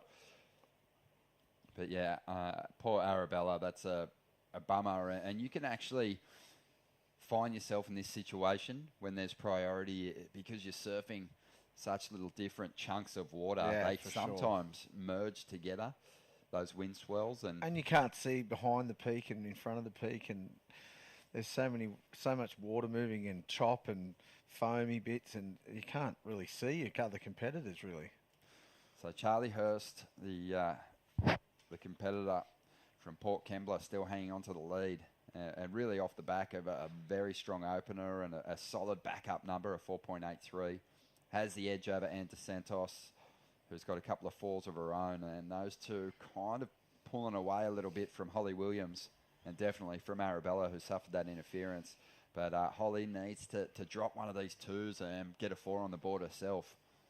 And she's going to be right back in the mix, but playing catch-up at the moment with 7.5 minutes to go. They've been pretty selective in this heat. Not many waves ridden, only maximum of 5, so everyone else on 4 and 3. So I think all the other heats have been won by the competitors keeping busy, just non-stop catching waves, and you never know what they're going to do. Look at this set rolling throughout the back. If you get on one of these, he's an inside double up. It's going to get really hard when the tide goes out to the that was well done, wasn't it? Oh, right out of that. Yeah, that was real. That was hard. And DeSantos, at that point, I was like, what a shame she didn't get that second turn. Yeah. She just whipped that board up, almost got it to the complete vert. That's hard work to do in these conditions as well. Oh, there's a big snap as well. Yeah, Charlie looking good. And, I think with this extra push in some of these rides, it might actually pay to just, that one didn't quite connect through to the inside, but, man, just chip away at them. Get in front of that foam as it reforms and just S-turn your way through to the inside. See if you can't, add just a couple more slight increments to that number. And the paddle would be hard today too. A lot of water moving and just a lot of waves breaking. You're doing a lot of duck diving, getting stuck in dead water. So the paddle out's a good, 5 minute, 3 to 5 minute paddle out today, I reckon, if you get stuck. Sometimes it'd be easy. Here's a good snap there through the tail and just unfortunately not getting another manoeuvre. And he's watch this. Just whips it up. Boom, vertical. That was sick. That's hard work in those tricky conditions. Whipping it up there. Nice and shallow in there too. It's getting shallower with the tide dropping, obviously. And those rights are going to get good today again. Just hopefully that wind backs off a little bit.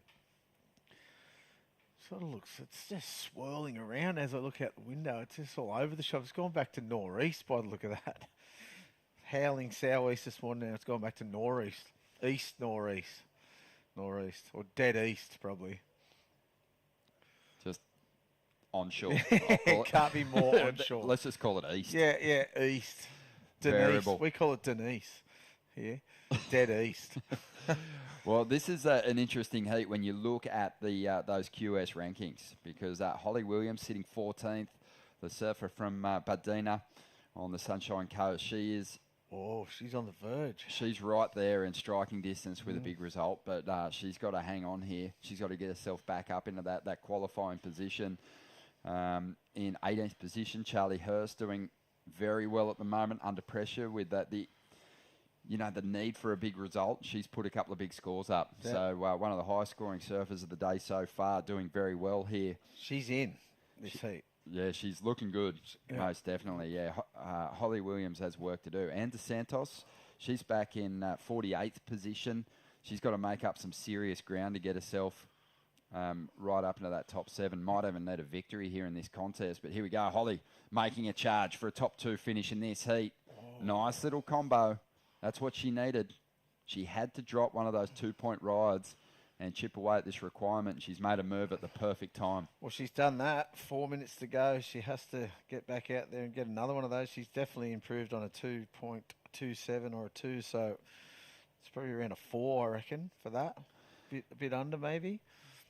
2 turns. She got a bit stuck on the first one. She got some speed, though, out of this. This is not too bad. And it goes a bit foamy. Good little snap there. And just, it's a hard one, isn't it? Yeah, it'll be a best wave for sure. Yeah, definitely. It's all about just reducing the pressure and reducing that requirement. She's done that. 3.9 for Holly. Now only needs a 4.93. She's got to get back out there. 3.5 minutes to go. She's going to be at the bottom of the priority order, so she is going to have to really stay away from other competitors. Yeah, be crafty. Just get away from them, because if they have any clue, they're going to sit on you and not let you get another wave. But she's going to get back out there for sure. With the swell increasing, there's going to be some bigger opportunities on taller rides on the outside, but it means the competitors are kind of paddling a little bit further out, and that's going to be, I think, where Holly goes looking for her opportunity to turn in this 4.93. Just goes on the outside, and you can sit on the outside and not get those good little inside double ups that are a bit smoother. You can sit out there and get nothing really. Exactly. Just get washed around. Well, the surfers from the different regions will get behind competitors from that same zone, and Sophie McCulloch from Sunshine Coast as well. She'd be watching and cheering Holly on in this one and just assessing the conditions, and the men are getting ready to hit the line up as well. They are getting a really good read on what the conditions are doing out here at the moment. Just on 2 minutes to go. And I love just seeing just how far-flung the competitors there she is. are Holly from. got back out there and got another wave. Oh, there was a good finish too on the inside. She need 4.93, so a 5 really. Yeah, we didn't catch all that right, so she came into that inside section with a lot of speed. I did 2 turns when we saw it, and she was out the back. She got out the back, so be interesting to see what she did out on the outside bit. Yeah, well, a minute and a half remaining here. Score on the way for Holly Williams. I mean, Arabella Tapi, unfortunately, with that interference, just got completely left behind in this heat. But Holly's got a chance to jump up into a qualifying position here. And DeSantos may need another ride. The smooth, goofy footer, who had a busy start to this heat, is going to have work to do because Holly Williams, you clutch. Said it. Yeah. So with no priority, with no business, Stayed tapping away into from a the other good ride out competitors. there. You were onto it, Hoy. Found some space and got herself 2 waves in 5 minutes. the best rider of the heat too. 6.67. Pressure's on Anne Santos now, looking for a 6.08. That just proves you got to keep busy. 2 waves in 5 minutes, both the scores, second place. Just when you needed it. What you said she was 14th, is that right? Yeah, she was in a good position to make a strike at that top 7, and she doesn't want to let it slip through her fingers. So really solid stuff there from Holly. Unbelievable performance in the dying stages. 30 seconds to go. Will Anne Santos get the opportunity she needs? She also needs to turn in her best number, a 6.08. So a pretty high-scoring heat in relation to the other heats we've watched unfold so far this morning. It says the waves are improving a little bit with the tide dropping, I reckon. Just getting a little easier to handle, bit smoother face. Here she goes. Nice swoop off the top. This will be her last shot at it, trying to make that connection through to the shore break. It was never going to happen. That wave just not big enough. And this one's going to come to a close with Charlie Hurst sitting in the number 1 position. But Holly Williams, I mean, comeback. She didn't win the heat, but she's kind of the star performer with that clutch effort. Yeah, huge effort. Well, she got both the scores in 5 minutes.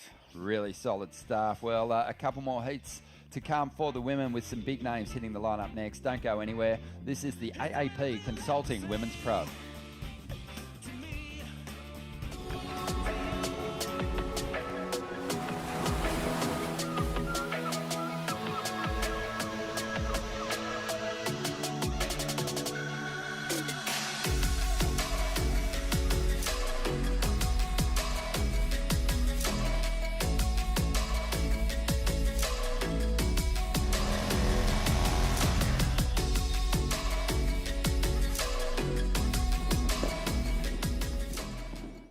When you deal with the Burton family, You're dealing with local people who support the Newcastle, Hunter and Port Stephens regions. Thanks to Burton Automotive for being our youth development partner. Thanks to Burton Automotive, helping keep kids active in Merriweather Surfboard Club.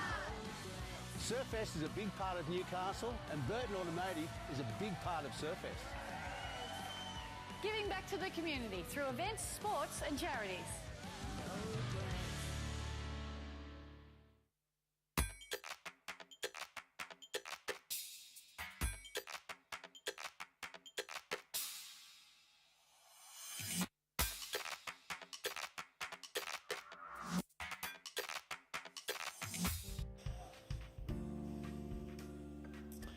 Well, good morning and welcome back to the AAP Consulting Women's Pro here at Merriweather.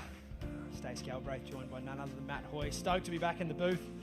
Hoyo, I don't know how it looks on the screens in here, but I reckon it's picking up out there. It's definitely picking up out there, isn't it? I said that to Ronnie when I come back in before. It's definitely picking up. And the waves are improving. The scores in that last seat, there was a couple of good waves, and it's definitely gotten better, hasn't it? For sure. For sure. I was just having and it's picking up, like you said. Few more like opportunities for that one big turn to get a decent score. Yep. Whereas earlier in the day, we noticed the women, even as recent as Zali Kelly's last heat, just sort of sniffing around on the inside to get a couple of scores on the board. I think that strategy probably not going to work too well for you anymore as we see the surfer in white there paddling out on the inside. This paddle out is going to become like super important to be finishing your rides, because I could easily see surfers spending 4 or 5 minutes kind of getting trapped on that inside I just said sandbar. that too in the last seat. It's relentless. Yeah. Just wave after wave after wave, a lot of dead water, Yeah, lot and of not foam. big waves, so it No. just makes it frustrating. Yeah, You're just going, how is this happening Just to me? Duck dive, duck Yeah. dive, duck dive, Yeah. duck dive, yeah. Yeah. 20 duck dives. Yeah, and just not moving anywhere. Sometimes it'd be probably worth today is getting, if you got a right or a left and coming around and going back out in the rip. Yeah. But it's still a long paddle that makes Yep. it, because the rip's going towards Merriweather, so towards the south. So it's a it's a hard one either way. But you get stuck on that bank in that dead water, it's going to be relentless. Yeah. I don't mind the idea of a run around. I like it for the main reason of just getting a look at the bank, sort of. I don't know as if a you'd be able to whole. run around though. No, like you said, maybe just use the Paddle channel, around, and then yeah. you get to use that whole bit of the bank again, Yeah. rather than just going back to your exact spot. Because similar to this morning, there are multiple scoring opportunities out there. Well, it's everywhere, isn't it? There's no Yeah. set lineup. No. That's for sure. You No. can't say I'm going to sit in front of the stairs today, because you'd probably never get one. No. Keep moving. Keep moving. Pretty. Sort of Holly Williams in that last heat got both scores in the last 5 minutes. I saw her last right, really good wave. Yeah, we missed it. We missed the start of it, but She had a nice turn, a nice carving turn out the top of the lip there. Yeah. Sort of drifted the tail a little bit. Yeah, she did well. Last 5 minutes, she did that. She wasn't even being that busy, and then she just went boom, boom. Yep. Score. I feel like we could see Straight that a through. few times today. Well, you know. I reckon too. And that's good. She didn't give up. She didn't. She backed herself. It was perfect. She ended up surfing a good heat. She wasn't even surfing a good heat, and it ended up really good. Yeah. So you just got to keep your head in the game. Oh, eh? for You sure. can't- you Keep can't riding you waves can't put your today. head down. There's Yeah. no limit on it. No. So. And I feel like we're probably still at that point where it could be more of a wave sort of catching contest. I think execution's going to get more important, like we said, with that maybe a few less waves being ridden. But I think if you're creating those opportunities for yourself, you should go okay. But I feel like that strategy will flip as we move into the next couple of days. I just had another look at the forecast. And It's getting downgraded, isn't it, by the hour? Kind of what we're chasing, though, right? Yeah, Because I it think. started off as mega. Yeah. Kind of like almost eddy size swell. 7 meters at 15 seconds. That's crazy. I think my sore toe was starting to flare up at that size. My neck was hurting. Yeah. All the old back injuries start flaring up. It's the pressure in the air, right? that brings up those old injuries. Makes your hair cool. Yeah, exactly. So I think, a few of the local lads, yourself, Mitchy Ross, I heard Jacko Baker out there mentioning it could be quite a really good size for just classic Merriweather. Yeah. Out the back. Well, he's hoping, eh? Oh, that'd be so Make it cool. way easier. Yeah, that's right. I'd love to see, some barrels if we get the chance to see that or do that. I know the surfers would too, but man, I'm a sucker for a couple of big open face calves, especially seeing like Jacko Baker's, Instagram clips from out here when it does get solid. It's absolutely world class. And like we said for yesterday, sure. we could see why, a lot of you gents and women are so comfortable at a wave like Bell's. Like you said, it's just sort of like a shorter version. So I'd be stoked to see that as we see Rhea Campbell here up and riding. She's from the Snapper Rocks Board Riders Club, as is this young woman in the pink, Kobe Enright. Fantastic board speed as she comes around the corner. That is huge trademark Kobe Enright. And as a fan of the layback himself, Hoyo, that must have got you pretty excited this that was morning. Sick. Threw a lot of spray too. Good speed off the bottom. Read the wave really well. Good section and hacked it. Sick. Kobe's father, Justin. Oh, quickest replay ever. Oh, no, is this her on little another slow-mo. one? Oh, that's awesome. Just perfect timing, wasn't it? Great timing. Set it up perfectly, Yeah. didn't she? Dropped to the bottom and then hacked it off the top. What did, Love it.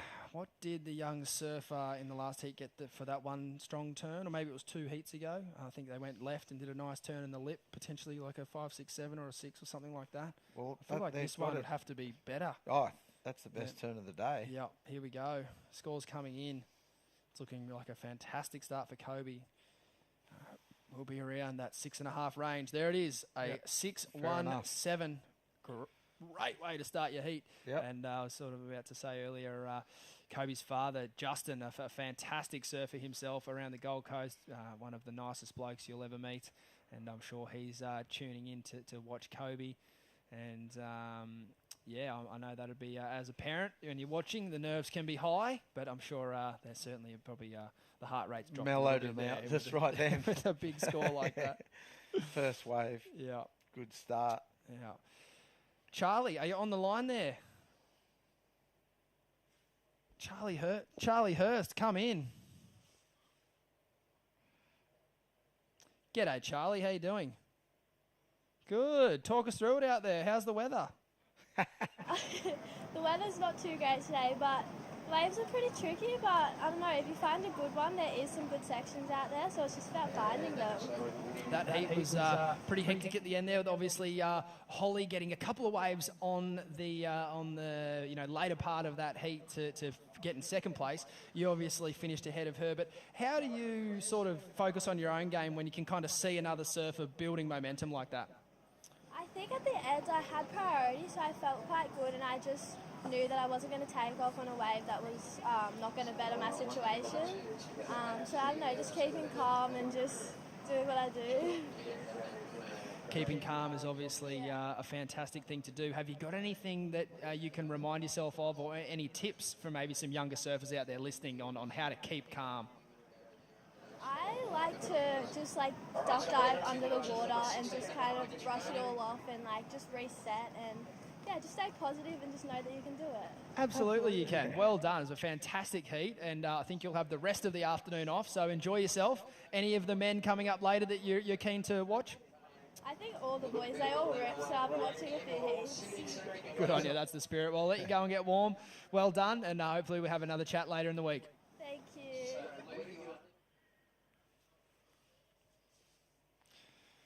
I love the Stoke. It's good.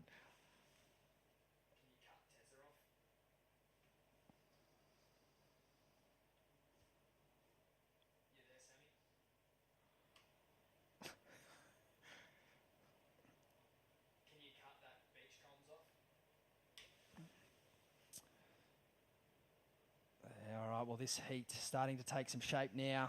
I love the Stoke on the winners. It's good. I mean, they're stoked to win, obviously. But just, I like to see how she said I duck dive to wash everything off and come up and not listen to anything. Yeah, it's Get my ready. Yeah, go favourite again. thing That's to a great learn idea. what everyone's little tick is, because they've all got them. And, That's a good one. That's a good one. Yeah. Yep. Duck dive and not think about anything. Come out of the water and go, all right, it's all fresh. Everything's positive. So when you see her duck diving 1,000 times out the back there in the last She knows 5 she's minutes, nervous. you know what's going on. But no, it's a good one. And I think, across all different sports, you see them. Does Tex have one? Oh, no. Pulls his socks up again or something like that? No, I don't think he has one at all. I think he always says he's not nervous. I'm like, mate, I am. So how aren't you need one at home. Yeah. Hot water on the face. Beer. Yes, of Steel course. Cities. Yeah, that'll fix them. Had a couple of them last night with dinner at home. Fantastic. Nice. Yep.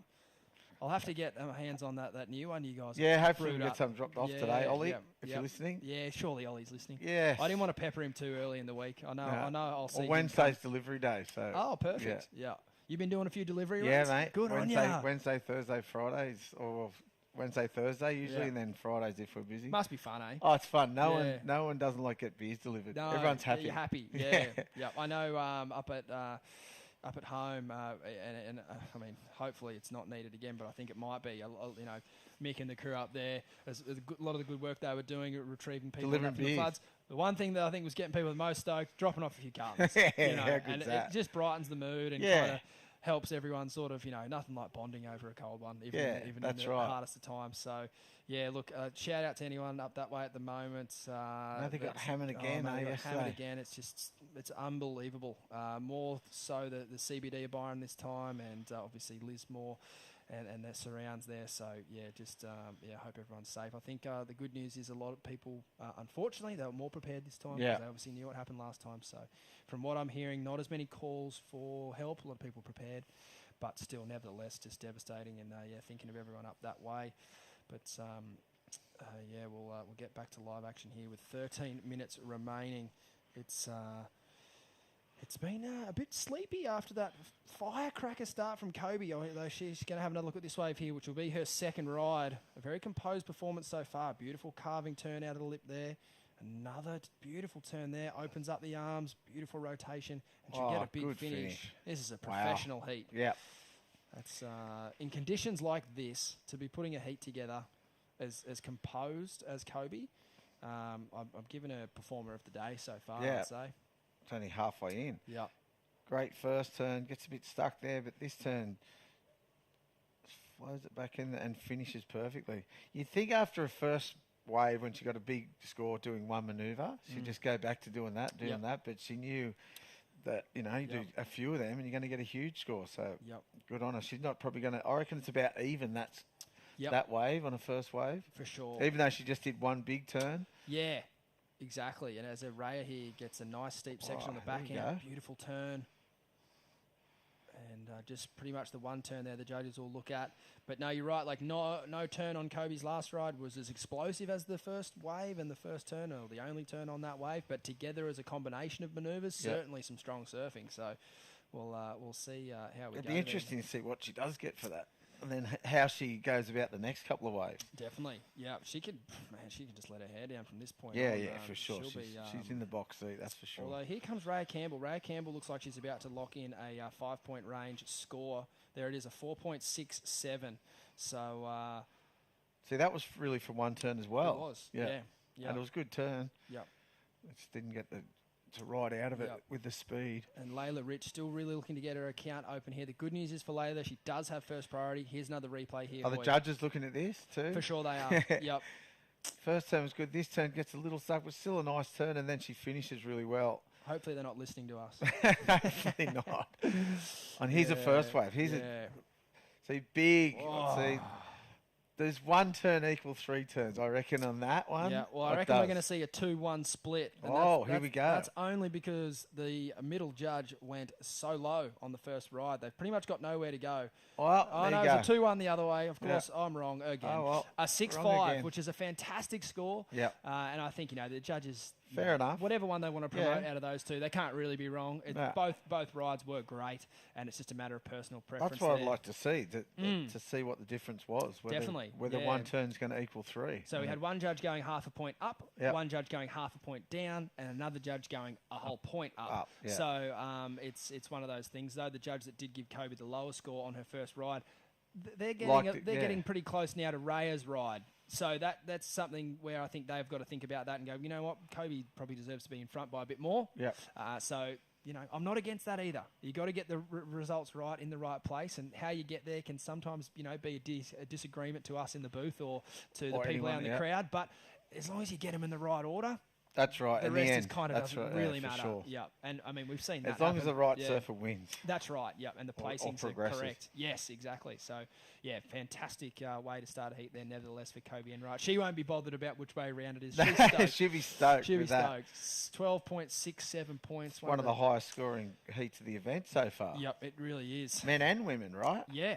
Yep. One of the most measured. Yeah. 2 waves, bang bang. First 2 waves, not. Well, I just said every other heat. Stay busy, stay busy. She's just got 2 waves for them. She can come in. She really can. Yeah. Just threw all my advice out the door. Wouldn't be the first time, won't be the last. Nah, that's right. You win every heat from the booth, right? Exactly. Won a few world titles in this chair. Games of footy. Oh, absolutely. Soccer games. Yeah. AFL, whatever. Cricket. Yeah. As we see Kobe Enright here, she's not going to take off on a wave unless she knows she can better her situation. This looks like a great left. A nice strong turn there from the natural footer, but she will kick out of that wave.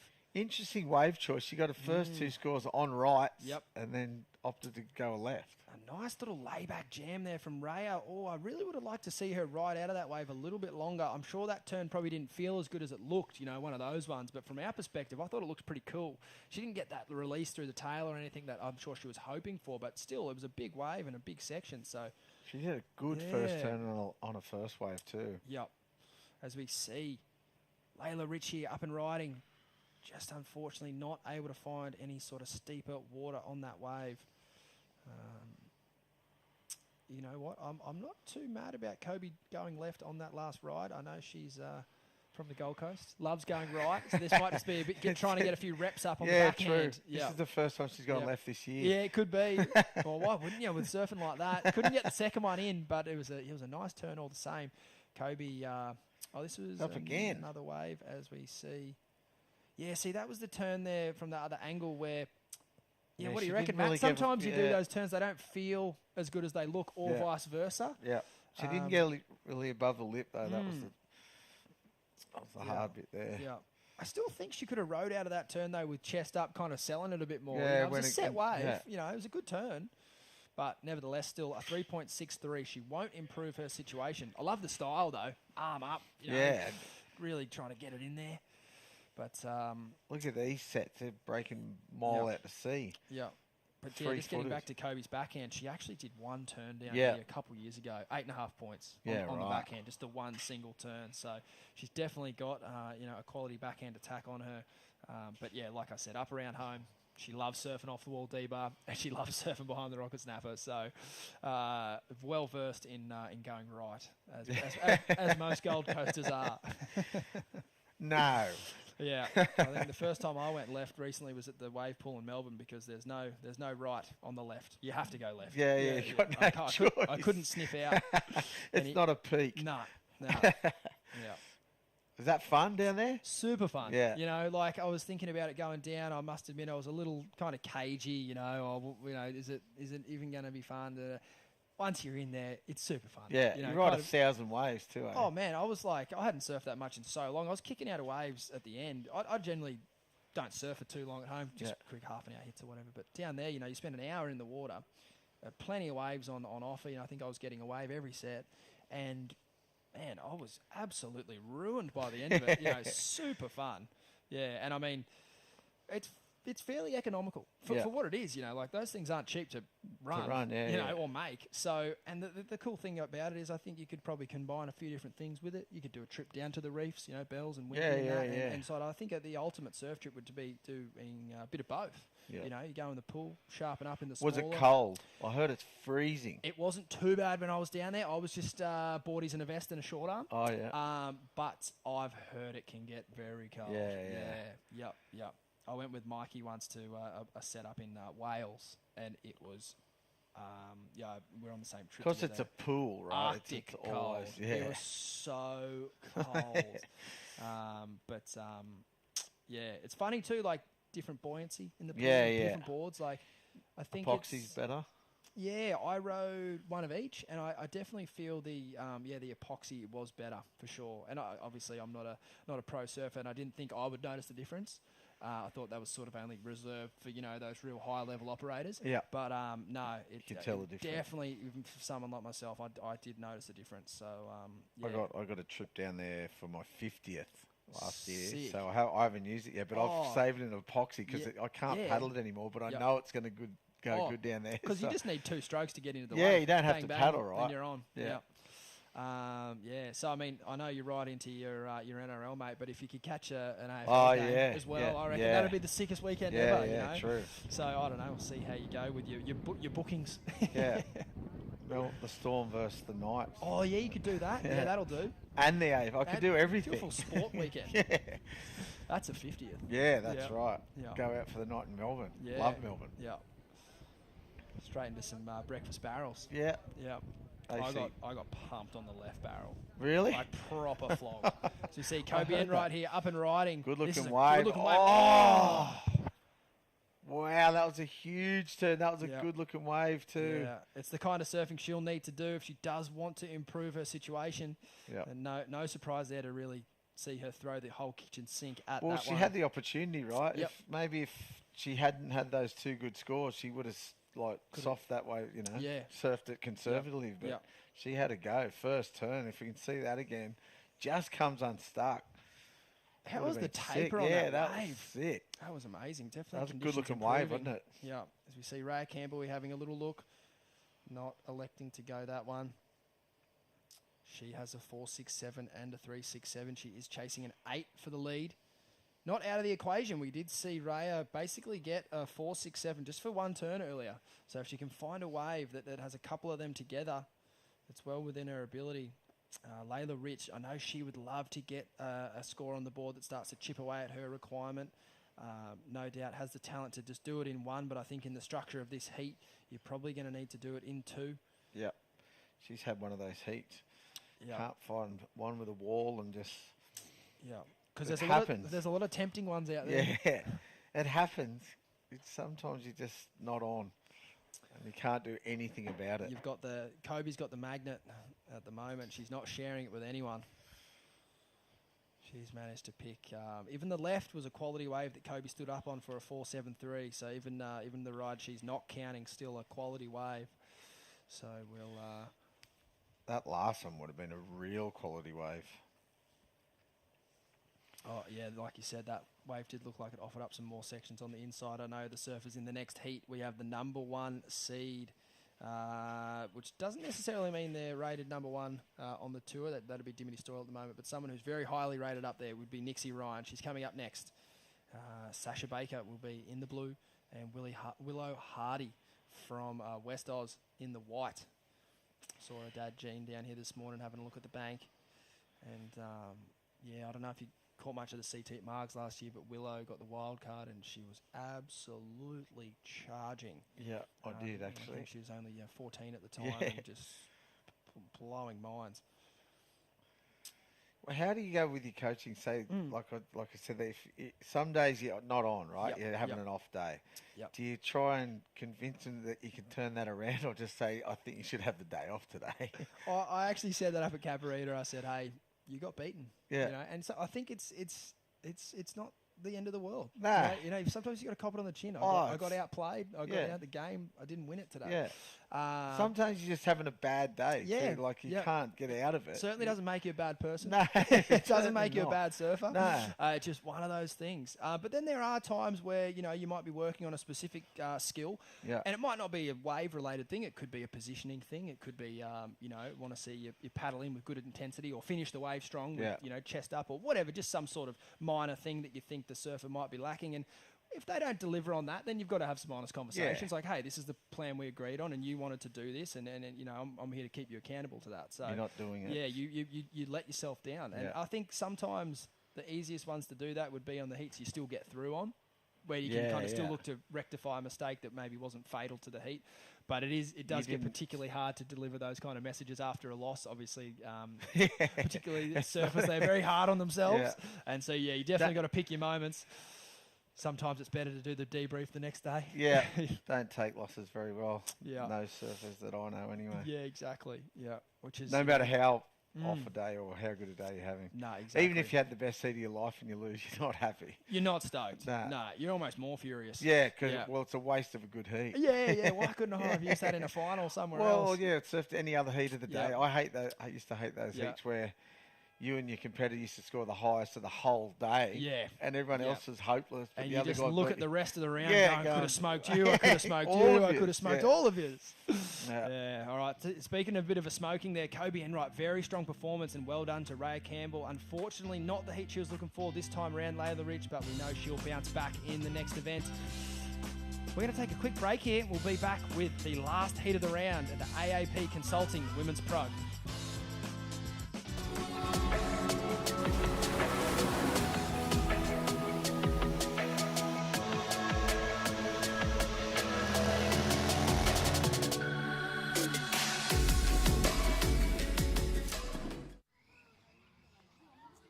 An outdoor gallery everywhere you turn.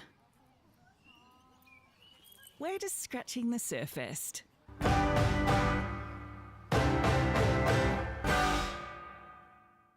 When you deal with the Burton family, you're dealing with local people who support the Newcastle, Hunter and Port Stephens regions. Thanks to Burton Automotive for being our youth development partner. Thanks to Burton Automotive, helping keep kids active in Merriweather Surfboard Club. Surfest is a big part of Newcastle, and Burton Automotive is a big part of Surfest. giving back to the community through events, sports and charities.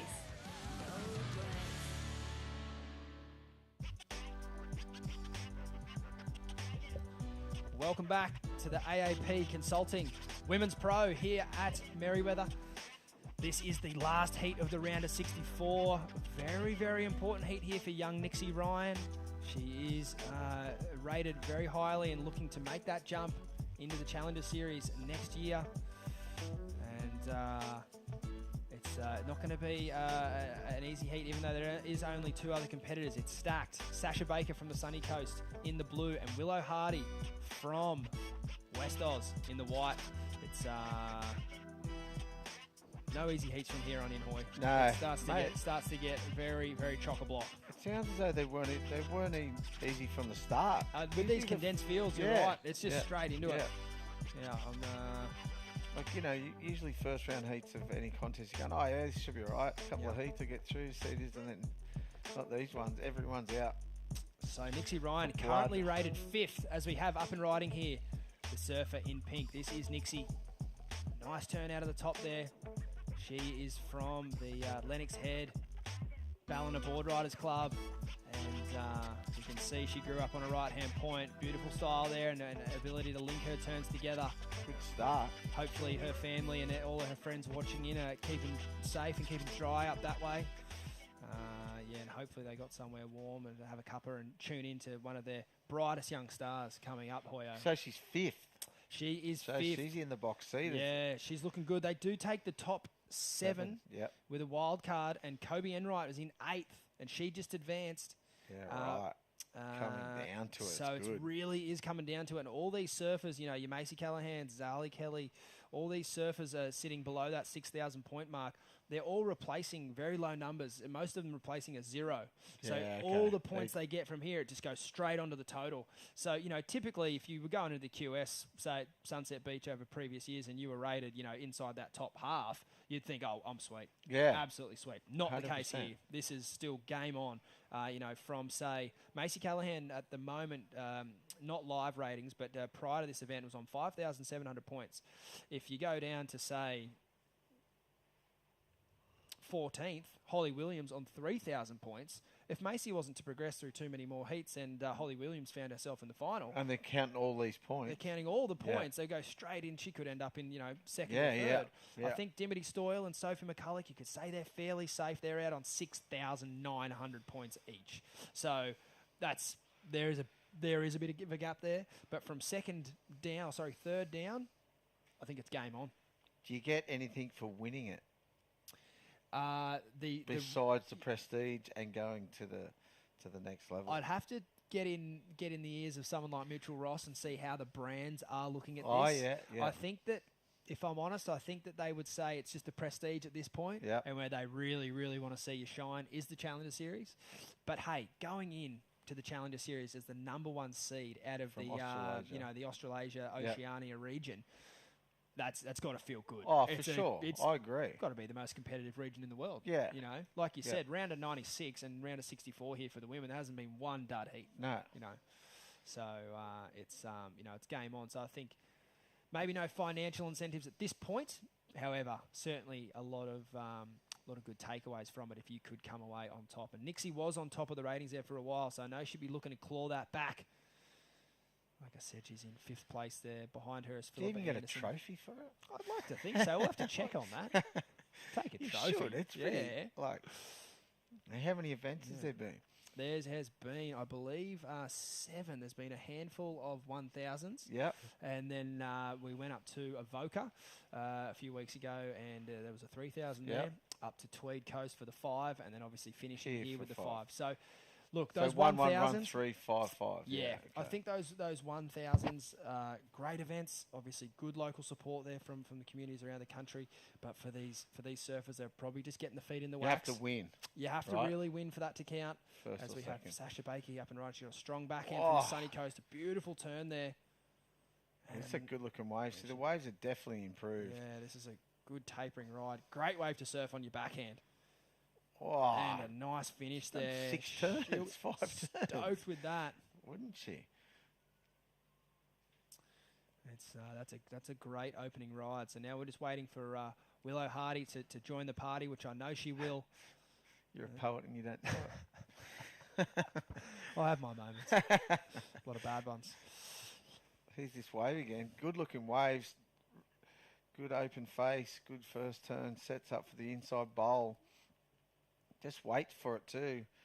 Sort of the bit flat manoeuvres, but this last manoeuvre, good wave. That was a nice wave. Hard to find waves like that out there. Definitely. I think particularly on the backhand, you would like to start your heat like that. Yeah. Nothing too critical. Obviously, I'm sure she could square up and belt it. A lot harder if that section came up, but certainly just to get your body moving, a couple of backhand carves, they feel pretty good. As we have Willow Hardy here, Hoyo. Here she is. Hardy to the party, like you said. There you go, a bit more vertical there. She'll need to hang on to this. She does. Well done. She looks solid on her board. And you ever get any surfs with her dad, Gene, or Ryan Hardy? Ryan's pretty handy on the boog. Yeah, out north and the box and that. Yeah. But not too many though. Yep. They know a thing or two, the bodyboarders around the country. Oh, yeah. They know how to get barrels. Oh, that's for sure. They got a couple of the best waves around the country on absolute lockdown. Yep. Couple of newie too, don't worry. Oh, I bet. So, it's good to see that next generation of the Hardys coming through. I know Jean extremely proud of Willow's achievements so far.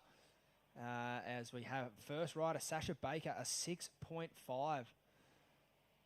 And we will wait for the first score of Willow. There it is, a 4.5. So everyone's got a fantastic start here. Yep. It's going to be proves a the waves cracker. are improving. Yep, definitely. Yep, there's plenty of quality in the draw. I think Sasha's wave's a lot like Kobe Enright's in that last heat. Yep. The 3-turn wave. It's the same sort of score. The judges thought so. Yeah, same score. And one of those waves where you'd pay a lot of money for a wave like that today. She did well Especially to find if it. you're in her position. That's what you need. Definitely. So we got just under 17 minutes on the clock here. And like we mentioned, next up will be the round of 64 for the men. So that will be the main round. In the red, Jackson Baker. Blue, Tully Wiley. White, Eddie Hamady. And in the green, Ty Coolis. That's going to be a cracker. Is that their ratings there too? That is their ratings. Oh, right. That is good. their... look, I think that might be... This is getting maybe a little too tech for what's necessary, but I love it. Yeah, that's I their, like it too. That's their seed. Oh, okay. And Not now, their as rating. you know, throughout the season, your seed changes different to your rank. The only reason I noticed that is because Nixie Ryan had the number 1 next to her name because she was in the lead for the majority of the season, and she just slipped down the ratings a little bit after that last event. But I think she might still be the number 1 seed. However, I'm not sure, because if she was the number 1 seed, she might be in Heat 8. Yeah. Heat 8 and 9 usually. So I don't know. It could be completely tripping. But yeah, they're more or less around that rank. Yeah. I'll have to check in with Ty Serrati on that one. Yeah. Al Hunt we need. Yeah. Ty's the new Al Hunt. Yeah, I'll tell him that. He'll love it. Please don't. We have Nixie here. Oh, She knows that these other youngsters have put some good scores on the board, so she's going to look to jump in with a second ride of her own and just sort of let them know, no, I'm in business. I don't know if that would be better than her first ride, but it would no doubt be a great score to set her up for this final half of this heat. It's about even with the first. It does a bit of a flat turn at the start of the second turn's good there. That may be a bit less, It's a good turn, though. That was a nice turn. The women are doing so well to complete their manoeuvres. I know they're some of the best in the world, but it is very turbulent out there. So we see young Willow Hardy, blowing the fins on the inside. Just looks around and sees 1,000 waves in front of her. Yes. Yeah. Duck diving nightmare. Even though it's not even that big, it's just, look, you can see the water just going every which way. Yeah. A lot of dead water between the bank and the channel. Here's that wave again. Steep wave, Hoyo. Oh, did she get one in? Oh, yeah, we saw that from the start. Oh, yeah. Good technique, doesn't she? Bang. She ride out? Oh, not quite. Nearly. Maybe at the local board riders. Not here. Definitely at the local board riders, but not here. Depends how ruthless your judges are. Yeah, Local exactly. board riders. Yep. Some are bad. Yep, some are.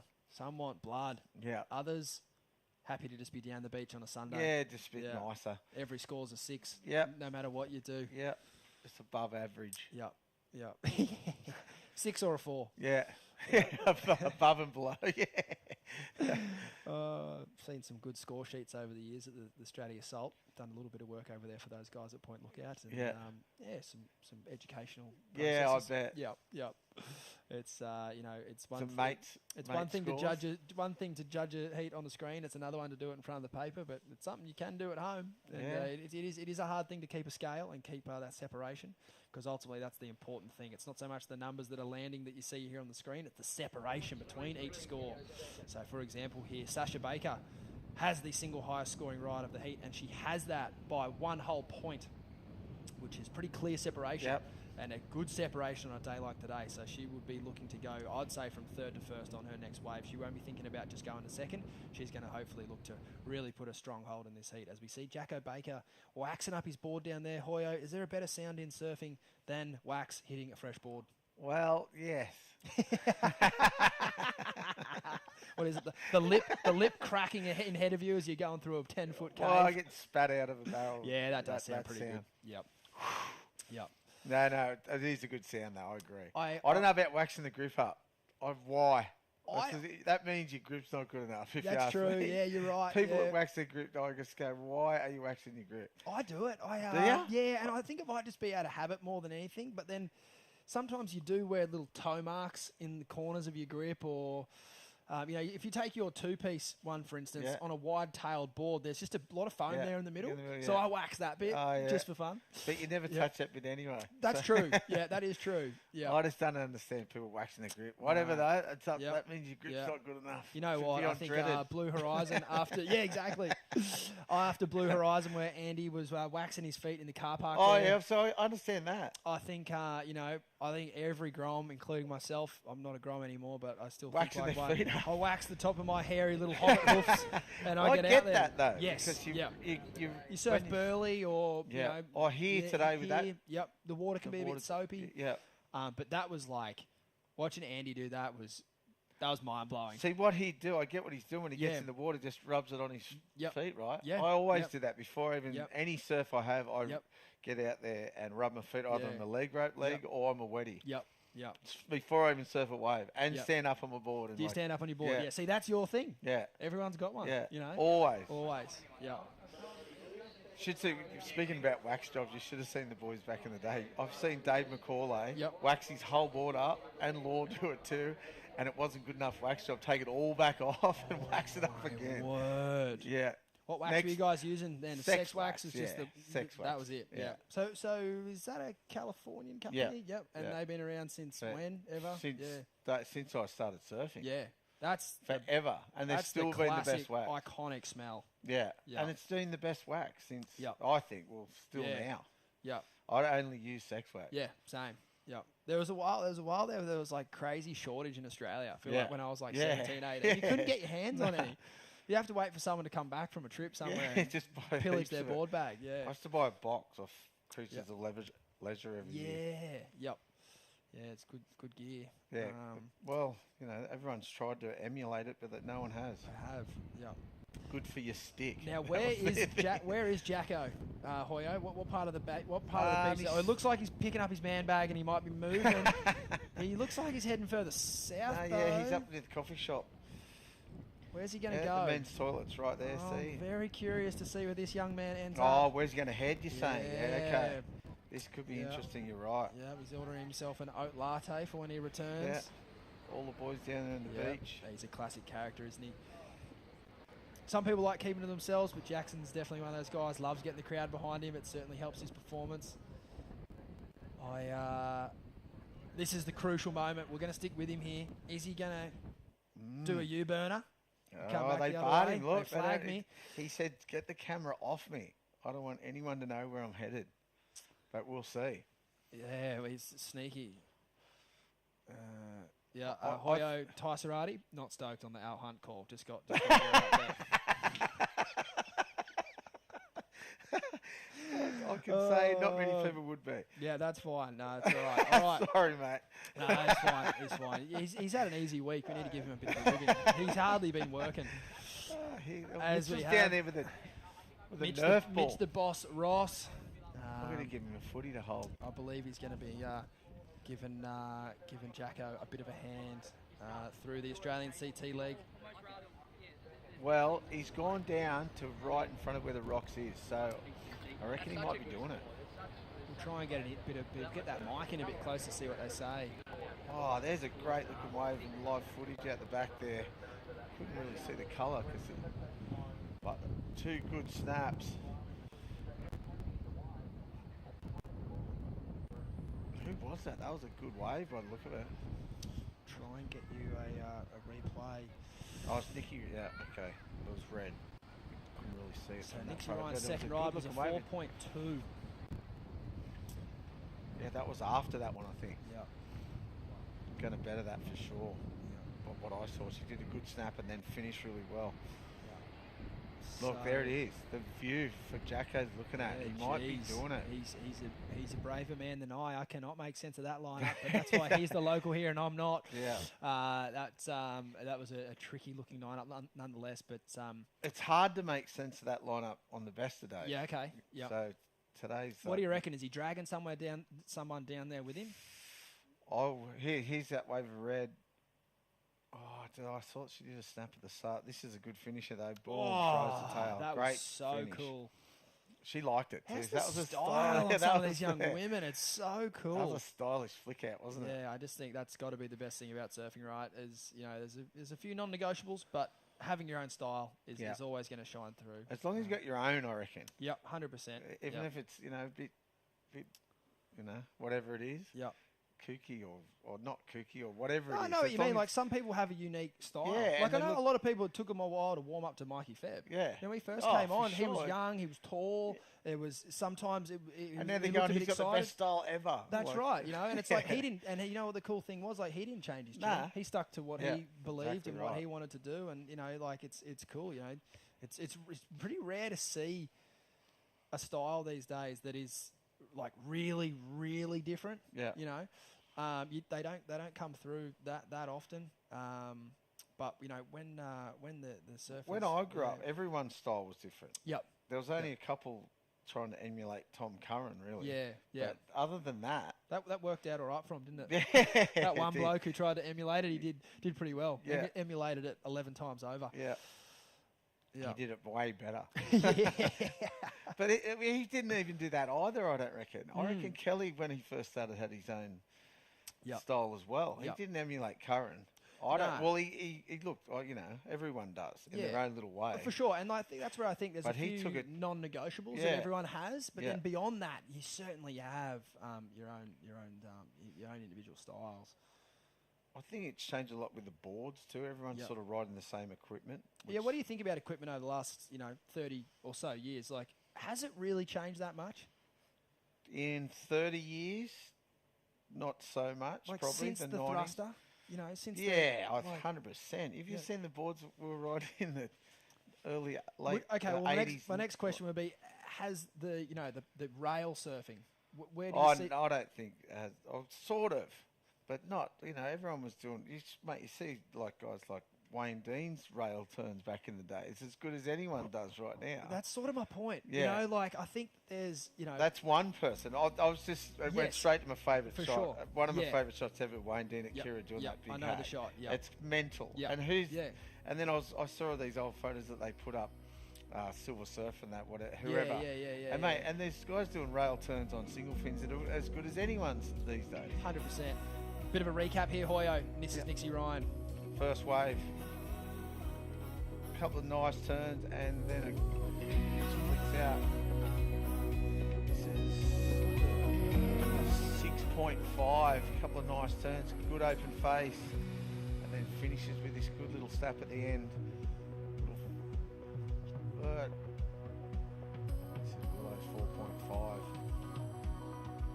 I reckon she could have scored a bit more for that. That was a Two nice big- finishing turn, yeah. 2 big turns.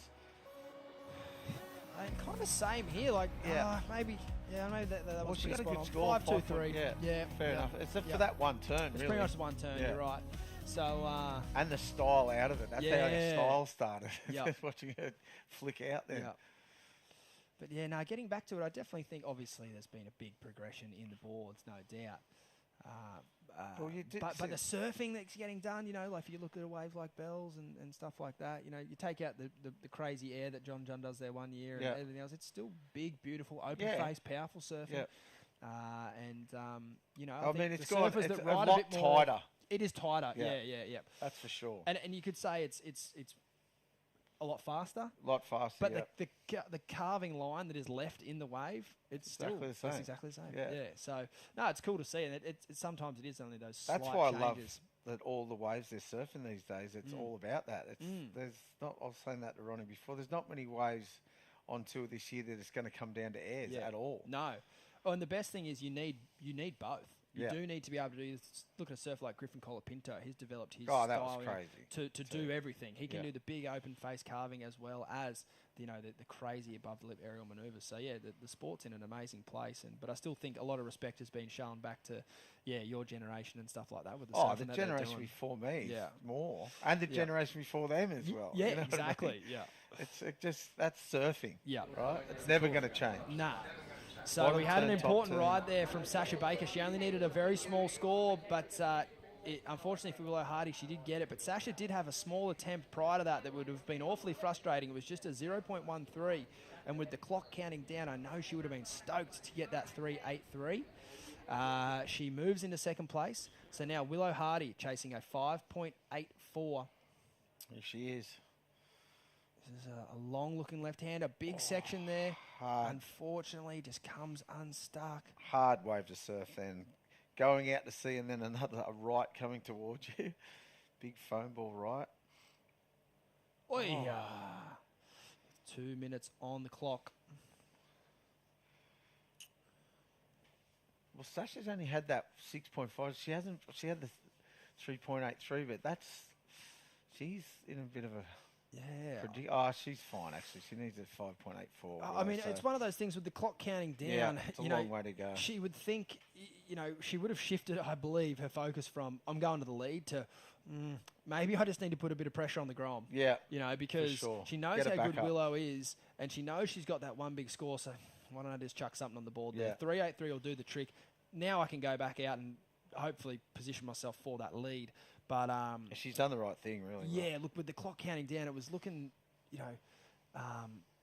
challenging. Like, it's such a frustrating score that she needed, like a 1.5 or whatever it was. Like, you just, sit out there and not get it too. Yeah. Just go on and make sure you better it. And look, sure. it looks like she tried as well. Just with that 0.13, which is basically just an in and out. It's almost like not even get to your feet kind of stuff. I don't think we saw that wave. So you definitely could think that the bad thoughts would have been starting to creep in. They do too. Oh, definitely. The smaller scores are usually the hardest to get. Yeah. Not in ways like this, but in other conditions, you're going, I only need a 5, and you're like, what do I do here? Do I go for a 6 or do I go for a 9 or an 8 or whatever? Yeah. It's a hard one. Always a hard one. The smaller scores don't know what to do. Something about especially them. when you've had the high scoring wave of the heat. Definitely. Yeah. Puts you in a weird headspace.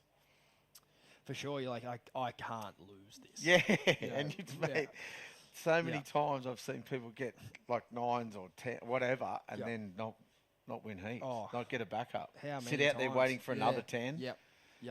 It's funny that... I mean, Seabass fell off tour like that. 10 at Pipeline, and he needed a 3 and couldn't get it, and that was his career.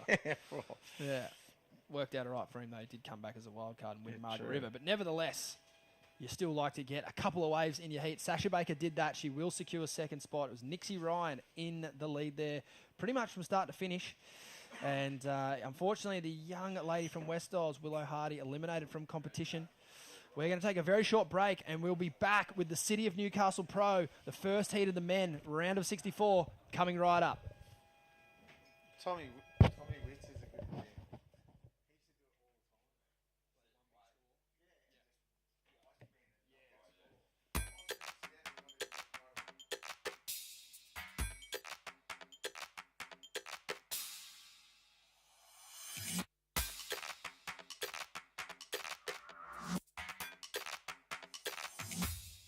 Thanks to Burton Automotive for being our youth development partner. Thanks to Burton Automotive, helping keep kids active in Merriweather Surfboard Club. Giving back to the community through events, sports and charities.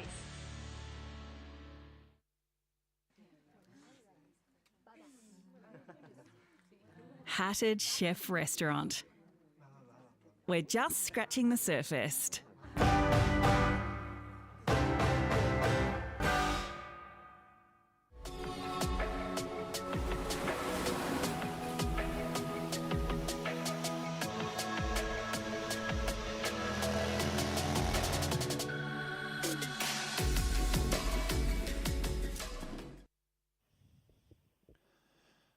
Welcome back. We're going to dive straight into the second round of the City of Newcastle Pro here at Surfest 2022. And we've got the big gun, the Championship Tour surfer, entering the mix now. Jackson Baker, the hometown hero, out there in the red, up against Tully Wiley. The Victorian will be in the blue. Eddie Hamady from Sandon Point will be out there in the white. And Ty Coulis of Maribra will be out there in the green. Should be a good heat.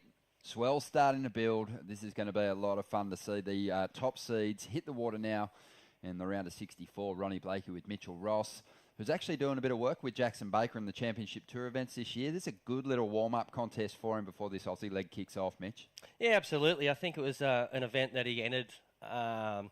Look, I think there was two interests at heart. I think it was to appease his sponsors, because we've mentioned him a few times. Kim Burton's always been there for him, and another guy that he wanted to sort of, a bit of payback was Warren Smith, and Surf the Event's always been one of his favourites. And as well, he wanted to get a few heats under his belt before going to Bells, and particularly when you see the swell that's forecasted, I think, it's a little bit similar to the Bells as far as, it's woolly, it's windy. There's going to be days like this down at Bells, so I think it was just, get a few heats under the belt, get a bit of confidence going. Yeah, the other big thing, this event's been going since '85 and has an incredible honour roll, amazing list of past champions, but no Newcastle-born male surfer has ever won the Surfest title, and Jackson wants to change that. He wants to change it this week. He's had enough. He's sick of it. The people in the area are sick of it. Yep. The time has come. Yeah, fully. Mate, there's a you couple. You blew it. You dropped the ball. Absolutely, but I wasn't a chance. So, can't blame me. But there was a couple of random names that have got close over the years. I know Darren Burgess was one. He's, a bit of a local legend. There's Jamie Lambert that got to a final many, many moons ago. And, of course, Ryan Cullinan got very, very close a few years back, losing to Julian Wilson. So, the opportunity is there to be the first sort of, Newy-born hero. Yeah. So Philip has done it. Philip Anderson's but we're legend. talking blokes right now. Yeah, no one's ever going to forget that name in these parts. Yep. The other guys, with full respect to them and how talented they are, didn't get the job done. So that honour is still there for the taking. Who are you looking at? Are you looking at Matt Hoy, Nicky Wood, Luke Egan? Yeah, I'm pointing the finger at them. No, like you said, just so many great international surfers have travelled here over the years. World champs, Victoria's here at Newcastle, as we see. Jackson on the inside, and remember him tackling this same section of the break last year when the Championship Tour event came to town, and he got that call up as a wild card in the contest. And it was great to see, but so much has changed since then, and he's been super impressive at the Championship Tour level so far. Yeah, a lot of there's some differences in his surfing for sure. Jackson Baker, as he gets a nice wave there. Last year, in the conditions that you're talking about when he surfed the heat against Italo Ferreira, it was nearly like that was the only option. That was the only place to surf. Today, a little bit trickier.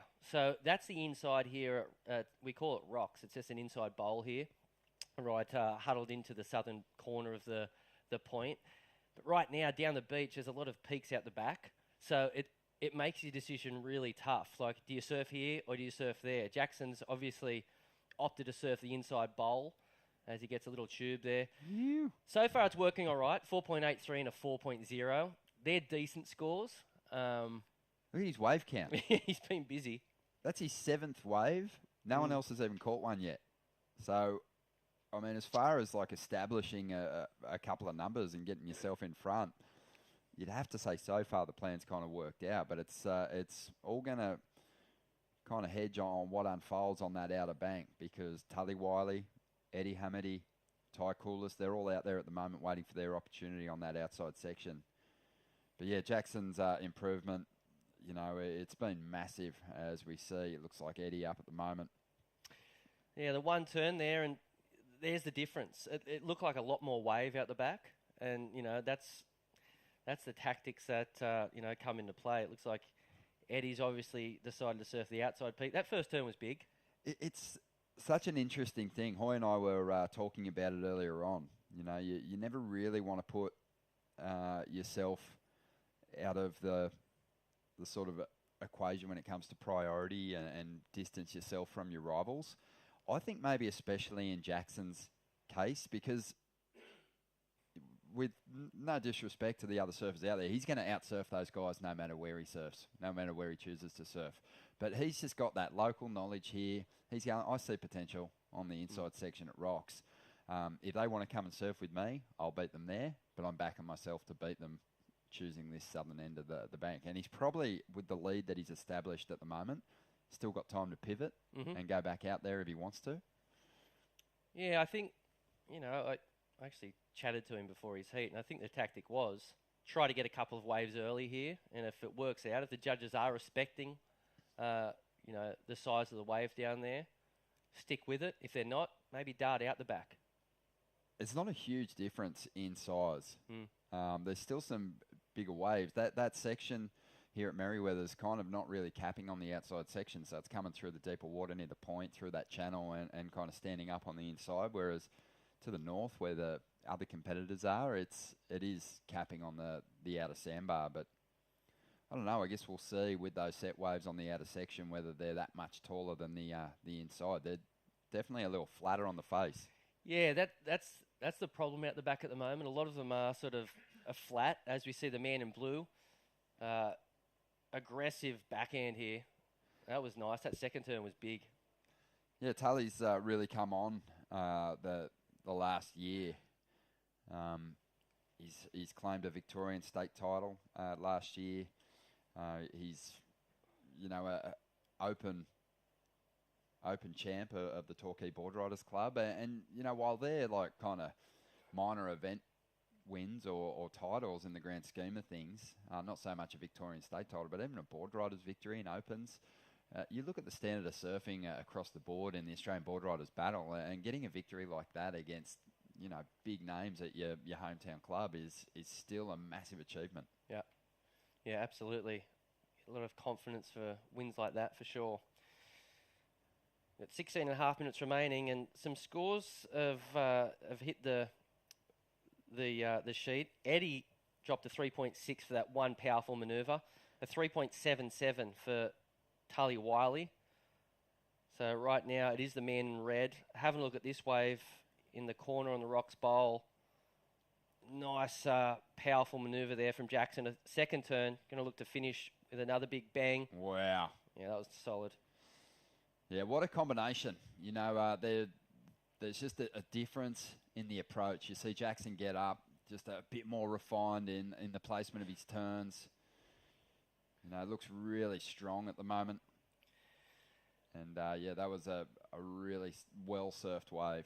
Without a lot of room to move on that shorter ride on the inside, he just strung it together so beautifully. You can see the wave just hit that perfect bowl on the inside here. There is a rock shelf under there, a lot of sand on top of the rocks at the moment, so it is a little bit more shifty than usual. 4 good turns there from Baker. Two of them were solid, but as you said, he connected the dots really well. He didn't do much, mucking around in between manoeuvres. Yeah, it's the best wave we've seen surf today, start to finish. The thing is, Jackson's capable of more, so it's not like it's going to go into the excellent range, but it's going to be his best number yet, the best number of this heat. 6.5, and now he'll more than likely stick on this inside section, because it doesn't matter what his place is in the order of priority. He's got his pick of the lineup. He's going to tear this place apart. There he is. I'll be interested to see what he does do here, because, he also had a bit of a plan if he does get maybe 10 or so points on the inside right, and the boys out the back hadn't had anything. He was thinking about shooting out, and then slowing things down in that priority order. So I dare say Jackson might even go and join the boys out the back. Yeah, well, it looked like he was on his way. But Jackson Baker, Bakehouse, his mates call him. The Ain't That Swell podcast boys call him the Carnival Strongman. Which is, I think, a fantastic title. If you know what a Carnival Strongman looks like, he's got the moustache. You can imagine him. He's got quite a few nicknames, Jackson, and they all revolve around Baker. Yep. Baker House, Baker Field. Yep. The Baker. Yeah, 25 years of age, and just sort of I heard you talking to Stace about it. He just sort of, I think Morgan set the pace for the surfers in this region as far as what you can go on and get done. Just staring out. And it looks like Alistair Reginato is getting pretty focused on what he's got to do when he hits the line up there. Sophie McCulloch doesn't really have the same intensity, but she'll fire up when she needs to. Don't worry about that. But, yeah, Jackson just came on in a big way, and I've been just so psyched and impressed on how he's performed as a rookie. So many of the rookies got written off on how they'd perform with Pipe being the first venue on the championship tour this year. Jackson went out there, he threw himself under the ledge, he sat under the ledge, and he got some of the waves of his life. Other surfers that you've got to give credit to, Callum Robson, as far as the rookies go, and the Brazilian boys, Sammy Pupo and João Chianca, who has a reputation for surfing great waves at Pipe anyway. They did so well, so well. Yeah, as you said, you might expect it from someone like João, but Sammy Pupo, no, that was left field for me. And he looked like it was Bruce Irons out there. Yeah. But, yeah, the Aussie boys can hold their heads up high. I mean, to just avoid getting bundled out of the contest with a 33rd is huge for a rookie, especially guys like Jackson and Callum that don't have that much pipe experience. They both did really well. Jackson's sitting outside that top 22 at the moment in 23rd position. But I feel like Bells and Margaret's could be great contests for him. Has he kind of run the highlighter through those contests on the schedule? Because he's got that big, powerful rail surfing. Absolutely. I think, if we just look to the next event, I think Bells is without a doubt one of the events that, he highlighted back in, the day that he qualified over in Hawaii. It's a good version of Merriweather, when Merriweather sort of is on its day. So there's no reason that Jackson, isn't going to feel comfortable there. Being sponsored by Rip Curl since he was a little tacker, he's been spending a lot of time down there in Torquay and surfed that wave, the bowl, hundreds of times. So, yeah, he should be very comfortable there. Of course, that event kicks off the 10th of May. Mate, obviously you've grown up kind of watching Jackson, and I know it is a similar story to Morgan, that the guys that you went, wow, they surf really well, but, something clicked for both of them. But what kind of person is he? You've been spending quite a bit of time with him recently. He's honestly, he's like the people's champ. I think everyone gets behind him because they believe him. He's super authentic and he's honest. You meet some blokes that they might not feel as warm and real as a Jackson Baker, as we see the man in blue. That was strong first turn there from wow. Okay. Tully Wiley, yeah, big kid. His dad Nickel is a big guy as well, one of the biggest heads I've ever seen. But Tully has gotten really strong this past couple of years. He actually had to recover from a broken leg, it kind of sidelined his, I think, performance evolution for a while there, but he's back to his best, and that is going to be a really strong ride. That was to compare surfing with the women's division yesterday. We saw Sarah Baum do something similar. It was just two big turns, and the judges really ate it up. I dare say they'll do the same for that wave for Tully Wiley. Really impressive stuff there. And, at a 3.77 prior to that one, as we see Jackson Baker is now joined the boys at this outside bank and moving down the line. Big slide there. That was a massive turn there from Jackson Baker. So great exchange here, Ron. Yeah, and Jacko's got the fundamentals. I think that's kind of what we've seen most from him. But you know what? He's got really, really big progressive turns as well. He started to go to the air. Big unit flying through the sky. But he has a good strike rate with his airs. I think the more comfortable he's getting with that jersey on, the more freedom he's finding in his approach. As this wave, it started really small, but he could see something down the line. It was building through the inside sandbar here. It gets a little bit shallower and just a massive sort of full rail carve into a bit of a slide. And then it's not done. It gives Jackson another little section or two on the inside. So, yeah, fantastic surfing there from the current heat leader. Jackson Baker. We've got just under 9 minutes remaining, Ronnie. And it's time for white and green to get busy because they're starting to slip away a little bit. Yeah, they got to fire up. That was wave number 10 for Jackson Baker. So he just did so much work on the inside, but just kept rolling the dice, and eventually it paid off with a couple of 4-point rides. But starting to up the ante now, had a 6.5 on the inside as well. I see this score probably being a little better than his 4.83. Tully Wiley, though, has dropped a solid number of his own. No surprises, 6.27 for the Victorian. And he's well and truly holding on to that second spot now. He'll want to get rid of that 3.77, though, to make life really tough for Eddie and Ty. Yeah, so right now, Eddie and Ty both looking for scores. Eddie is looking for big score, 6.44, and Ty Coolis is looking for an 8.71, so a massive score required for the man in green. Yeah, you look at the QS rankings at the moment, and not much separating Tully Wiley and Ty Coolis. At the moment, both like just outside the top 40, trying to make that monster jump into the top 7. And I mean, they're important results as you move through the draw. Not only do you want to slow down the progress of those top seeds and get ahead of them and give yourself a chance to potentially lock in a victory, but you also want to end the run of the surfers that are trying to overtake you on the rankings as well. So a nice little battle happening for those surfers just outside that top 40 at the moment. Jackson Baker, though, as one of the top seeds, is really delivering in his first performance here at the City of Newcastle Pro.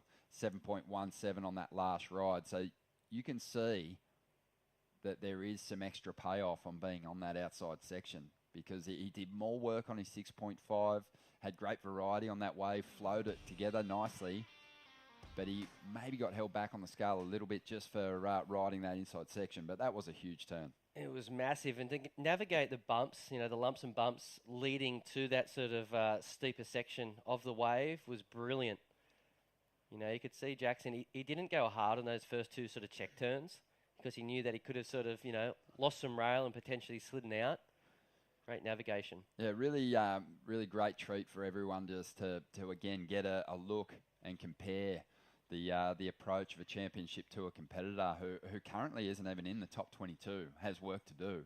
But to get a look at someone like Jackson and make the comparison to some of these qualifying series competitors, you can see that they've got to step up. Tully Wiley's doing a great job at just maintaining pace with this CT competitor at the moment. Yeah, absolutely. Be proud of himself. He's proven that he can get a big number. That 6.27. It was just old school power surfer from the goofy footer. Really simple if you break it down. Like it was just a space of maybe 35 metres. Just did two solid backhand turns. As we see Baker go for a similar type of sort of wave to what Tully got before. Just looking for two big turns. Caught a bit of rail in the first one. And as we see these guys, if they do a bad sort of first turn, they try to make up and go bigger on the second. On that account, Jackson went down. Yeah, Jackson, he's going to be totally freed up out there now. It is a solid position that he finds himself in, as Eddie requests. Just an update from the onside announcer. Wants to know what's required of him to get into second spot. Just needs a 6.44 at the moment, but just based on that 6.27 from Tully Wiley, he has to be thinking Tully's going to boot that 3.77 and replace it with something stronger at some stage in these next 5 minutes. He's going to need a really solid score. Yeah, 5 minutes remaining. So, yep, a bit of work to do from Ed and Ty. Interesting to note that these surfers, each and every one of them are in this event for, different reasons. Obviously, this man is using it as a warm-up type of event, but the other three guys, they obviously want to qualify for the Challenger Series, Ron. Yeah, that's right. Yeah, and here we go, loading up some speed at the moment. Big section in front. That was Ty Coolis. And he hangs on to this move for the finish. Yeah, great surfer. And his best result so far this year was a 25th place finish at the Tweed Coast Pro. But he's looking to really crack the final series of a CT event for the first time. Wants to get himself into some quarterfinals. Had a few runs at it. It's a good turn there from Ty. It will be his best score of the heat. So we'll see what the judges said, but he has to really get out there quick. Got a lot of work in front of him to get through that lineup. Look at it, just pounding on through now. It's coming up to around 3 or 4 foot, and that paddle out. What are we thinking? Maybe 5 minutes at worst. Could take you that long to get out the back. I'd say that'd be a good run to the outside section. But, yeah, massive increase in the swell. Big push. We're already starting to see some bigger turns. And Jackson Baker's had the best of it. And he's having a look at another one here. Styles his way through that first cutback. Thinks about finishing this one off on the inside. Just throws those fins free and rides on out. And that's that progressive approach that, you know, Jackson's sneaky good at. You know, you can underestimate these guys sometimes. But, yeah, has that traditional kind of power game with impeccable timing on lock, but very easily just pushed his fins free then. Yeah, he wasn't doing this type of surfing a few years ago. It's something that he's been working on a lot. Insane reverse there. I know he's done a lot of work with Mick Kane over the years, and I think Kane is one of those blokes that, you know, identified some weaknesses for Jackson, and that was definitely one, his air game. But now, you know, when you jump on the World Tour, you need to have every tool sharpened, and yeah, Jackson proving that he can go to the air. That was a nice two-turn combo there for the heat leader. One thing I've been loving about Jackson's run so far on the CT is just how much fun it looks like he's having. You know, just getting some big scores, but just like you said, there's an authenticity to his celebrations, and he's not trying to juice it for scores. If he gets a wave that he likes the feel of, he's got a big smile on his face. Easy to get behind. Yeah. Yeah, a lot of the world's best sort of contain their emotions, but yeah, Jackson does the exact opposite. If he's happy with a wave, he lets you know. As we see Baker finishing on the inside, 90 seconds remaining. It looks like he has had enough. He got a 6.17 on that previous aerial. He'd be pretty proud of his performance this morning. Yeah, he's wondering where the caddy is to carry his board back up the beach. But super impressive. I mean, he rode 14 waves in that heat. So busy. Ty Coulis has had 6 rides. So, you know, he just blew everyone out of the water with his wave count. But, you know, it was his willingness to take chances on rides. He's throwing away a 6.17. Tully's trying to really dispose of that 3.77 and put it out of reach for his rivals here. And that is another nice flowing ride for him. Yeah, he's got so much power, this guy. Really impressive. Yeah, lump of a human. I mentioned that. And he had a quarterfinal start to his QS campaign down there at Phillip Island. His best ever finish is a third place finish. They're in QS 1000s. At this event, he's going to have to break into that similar kind of area to even have a chance at cracking the top 7. So he's got some work to do, but really positive signs from his first performance here. Yeah, he powered through this heat. 15 seconds ago, I doubt that he's going to get pipped at this one because, well, that last score was a 4.03, so it made the challenge a little bit tougher for surfers in green and white. And that's all she wrote. So it looks like Jackson Baker and Tyler Wiley will win that one, Ron. Yeah. Tully Wiley in second spot, 4.03 on that last ride. We say goodbye to this man, Ty Coulis, and Eddie Hamady, who'll really look to lock in a solid finish when we head down to Maroubra next. But we'll take a quick break and get stuck right into the second heat of the round of 64 here at the City of Newcastle Pro.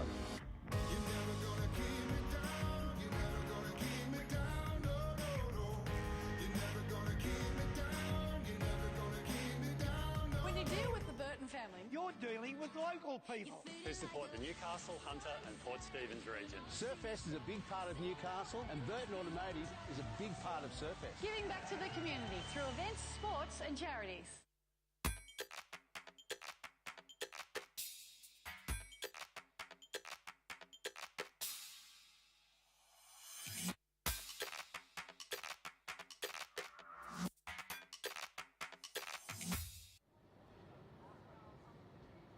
cultural icons in the heart of the city. We're just scratching the Surfest.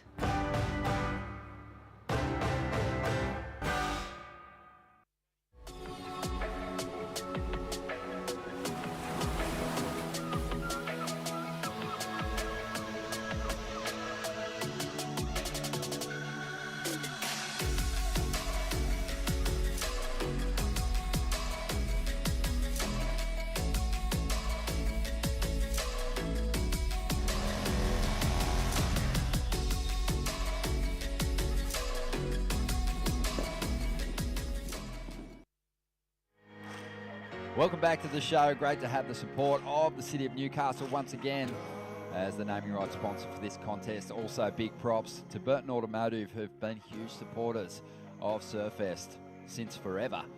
And we're into the second heat of the round of 64, the second round for the men. The top seeds are hitting the lineup now with Mikey Madonna, who's well placed at the top end of the QS ranks in third position.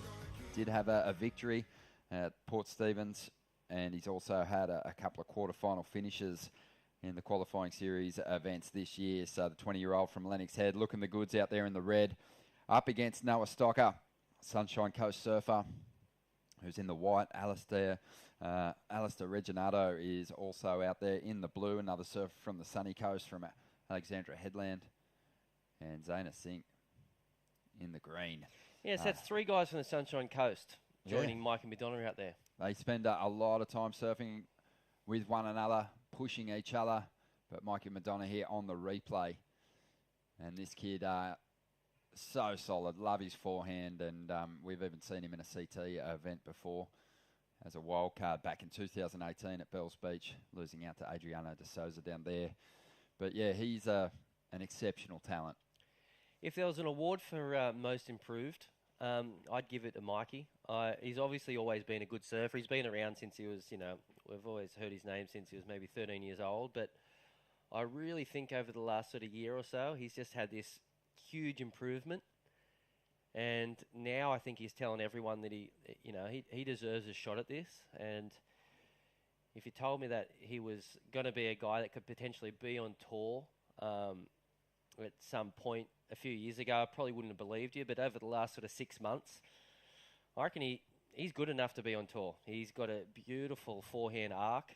He knows how to ride the tube growing up at Lennox Head. Ticks a lot of the boxes.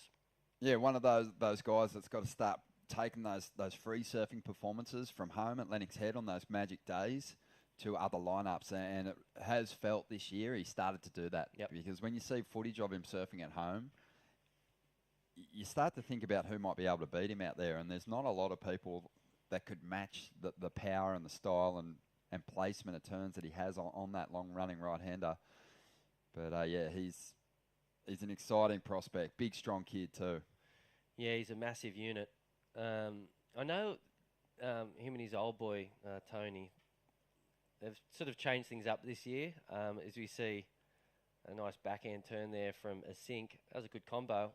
Wow, really smooth. Gosh, if he gets another one, it's going to be a scary score. Great surfing there from the goofy footer. He's been consistent. He was really good at Cabarita, and now Noah Stocker. So insane exchange.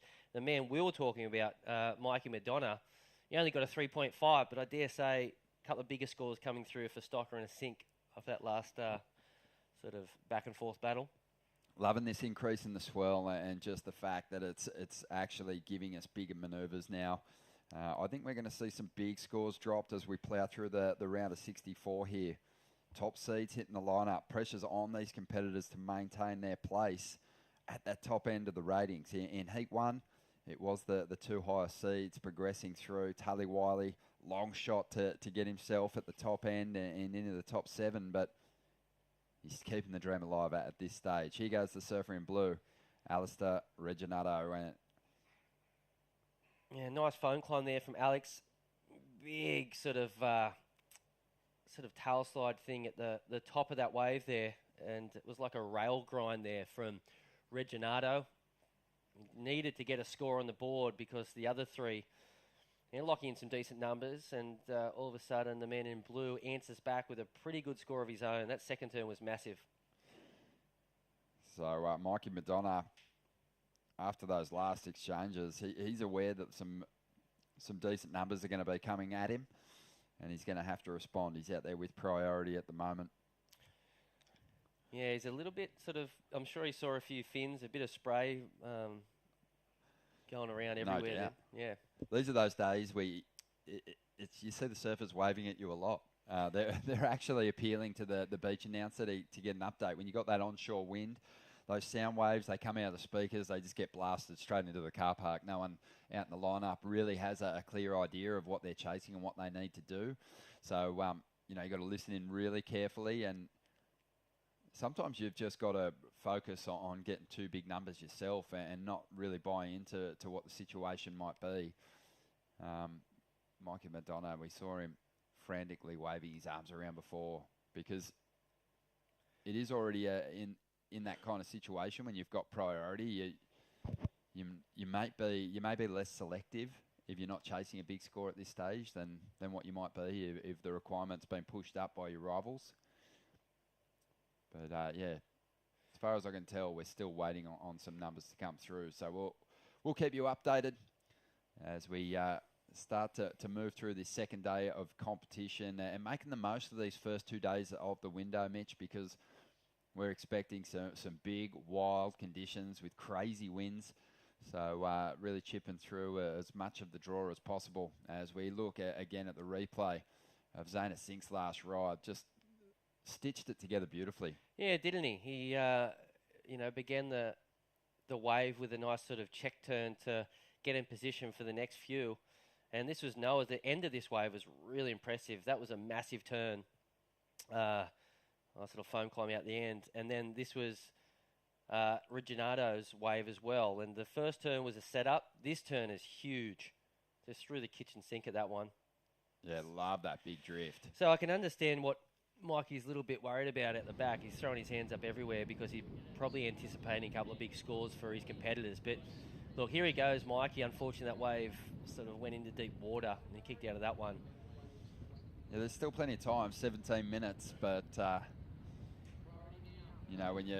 when you kind of know that your rivals are about to bank some decent scores, you don't want to get left behind. We've seen plenty of surfers scrambling in the dying stages of their heats, looking for really low-scoring rides, and they haven't been able to find them.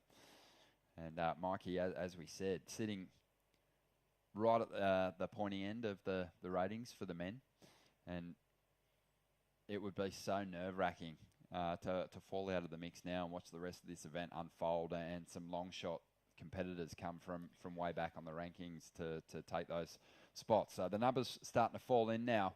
Alistair Reginato got himself a 5.73. It was a good score for Noah Stocker, 6.5, and a 5.17 for Zaina Singh. So Mikey Madonna has been pushed back into fourth position. Noah Stocker's out in front at this stage. Everyone's still on the lookout out for a good backup number. Mikey Madonna wants to really get his first solid score on the board. Yeah, he hasn't found one like the other guys just yet. Still plenty of time remaining, 16 on the clock. As we see, it is Mikey Madonna up and riding. Started with a few turns, as we could see it in the pullback vision on the screen, but we'll have to see what he got up to on that one as we look at competitors get set for the next heat. That's Zaxon Reba. He'll be out there next. A really stacked heat, this one, surfing against his good friend George Pitter and local fella Zach McMahon will be out there, and Billy Stammen, the Kiwi. Really, really solid heat this next one. It sure is. Yeah, Billy Stammen, he's been surfing really well lately, starting to collect some decent results. He's had a big year. You reflect on the last 12 months, got to compete in the Olympics. That was huge for him as we see Mikey Madonna's wave on replay again. Love that stylish little kick on the tail to finish that one off. Yeah, nothing super,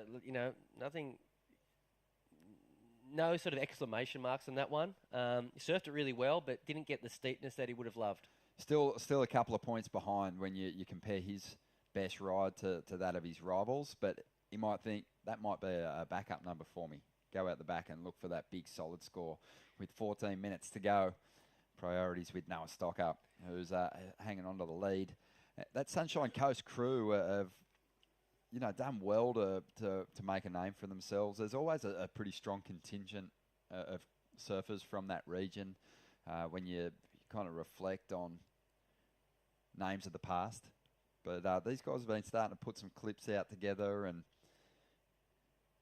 really are stepping things up. I got my first look at most of them in the Australian Board Riders battles. Alistair Reginato, I've seen him compete a couple of times there. He's one of those guys you can always rely on for a couple of good scores. He had that year, it was about 4 years ago, when he just came out of nowhere. I had no idea who he was, and he just made that weekend his own. It was incredible, the surfing he was doing. Yeah, I remember, I think he got his team in the final with some clutch performances. Yeah, he did. He's one of those guys who really doesn't place his turns. He really pushes his board through those manoeuvres. He clouts the lip pretty hard.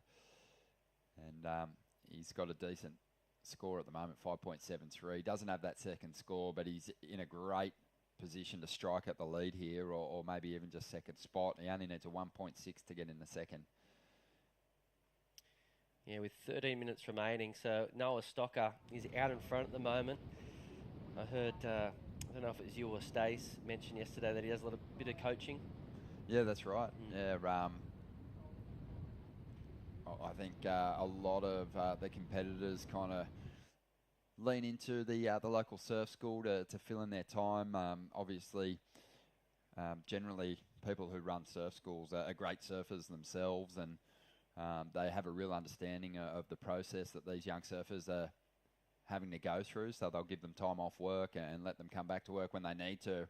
Alistair Reginato was on his way to that solid score that he needed there. Still might be enough to get him up in the second spot, but that was a missed opportunity falling on that last turn. Yeah, I know. It was all happening, and he just pushed that second manoeuvre a little bit too hard, and the board slipped out under him. And it was the score he needed. He needed a 1.4, got a 2.17. So momentarily he goes up in a second position. But Mikey and Zane looking for small scores to get the jump. You got so much to look forward to today. You've just tuned in on KO for the City of Newcastle Pro. There is so many big names hitting the lineup, some really formed surfers entering the mix.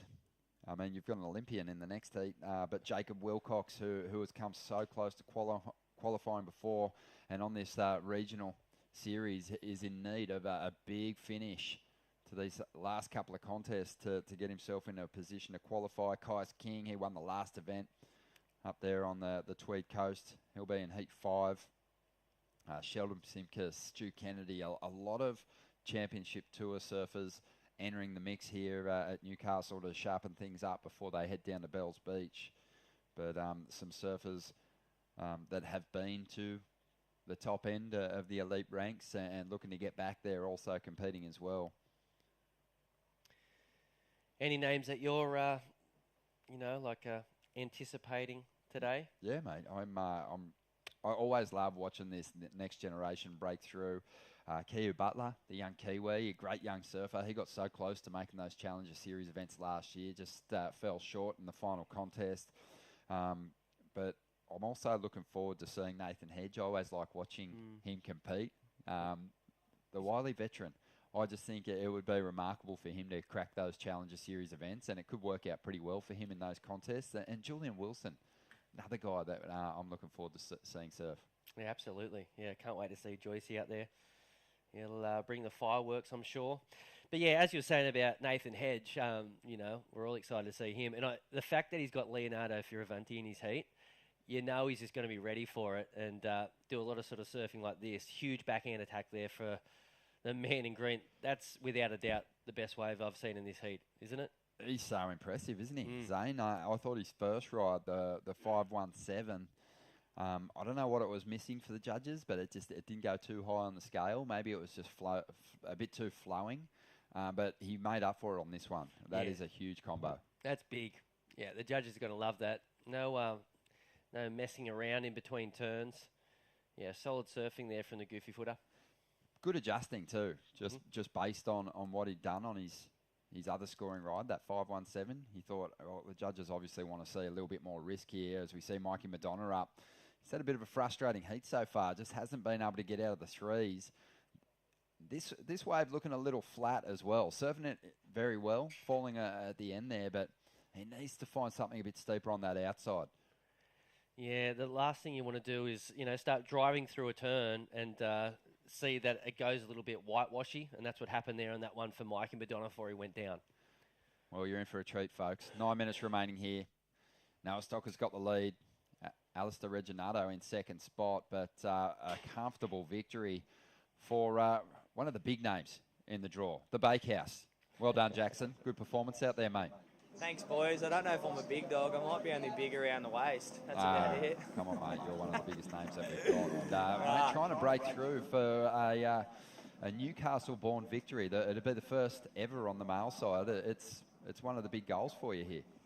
Yeah, for sure. I guess the biggest goal for me is just to gain something out of every heat and just get that heat practice. I mean, when you go from the QS to the CT, we actually surf a whole lot less heats than the QS because the draw is so condensed. So, yeah, it's good just to be on home turf and surf some heats and get some practice. And, yeah, if it ends up leading to the final and can bring the trophy home, that'll be pretty special too. Let's talk about that trophy too, because it is one of those prestigious pieces of steel and wood.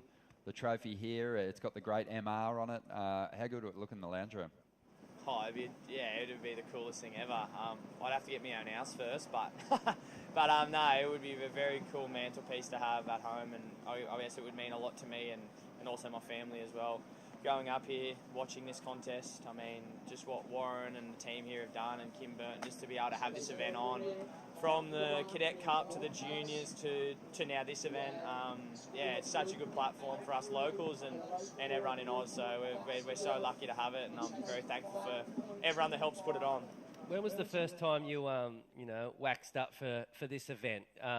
Even if you look at the Scholastics or something, you would have been a 12-year-old or something, I guess. Yeah, probably a little ginger, chubby fella running around in the Cadet Cup. I think it was only under 14s, but I probably did it. Probably Dad made me do it or something when I was like 10 or something.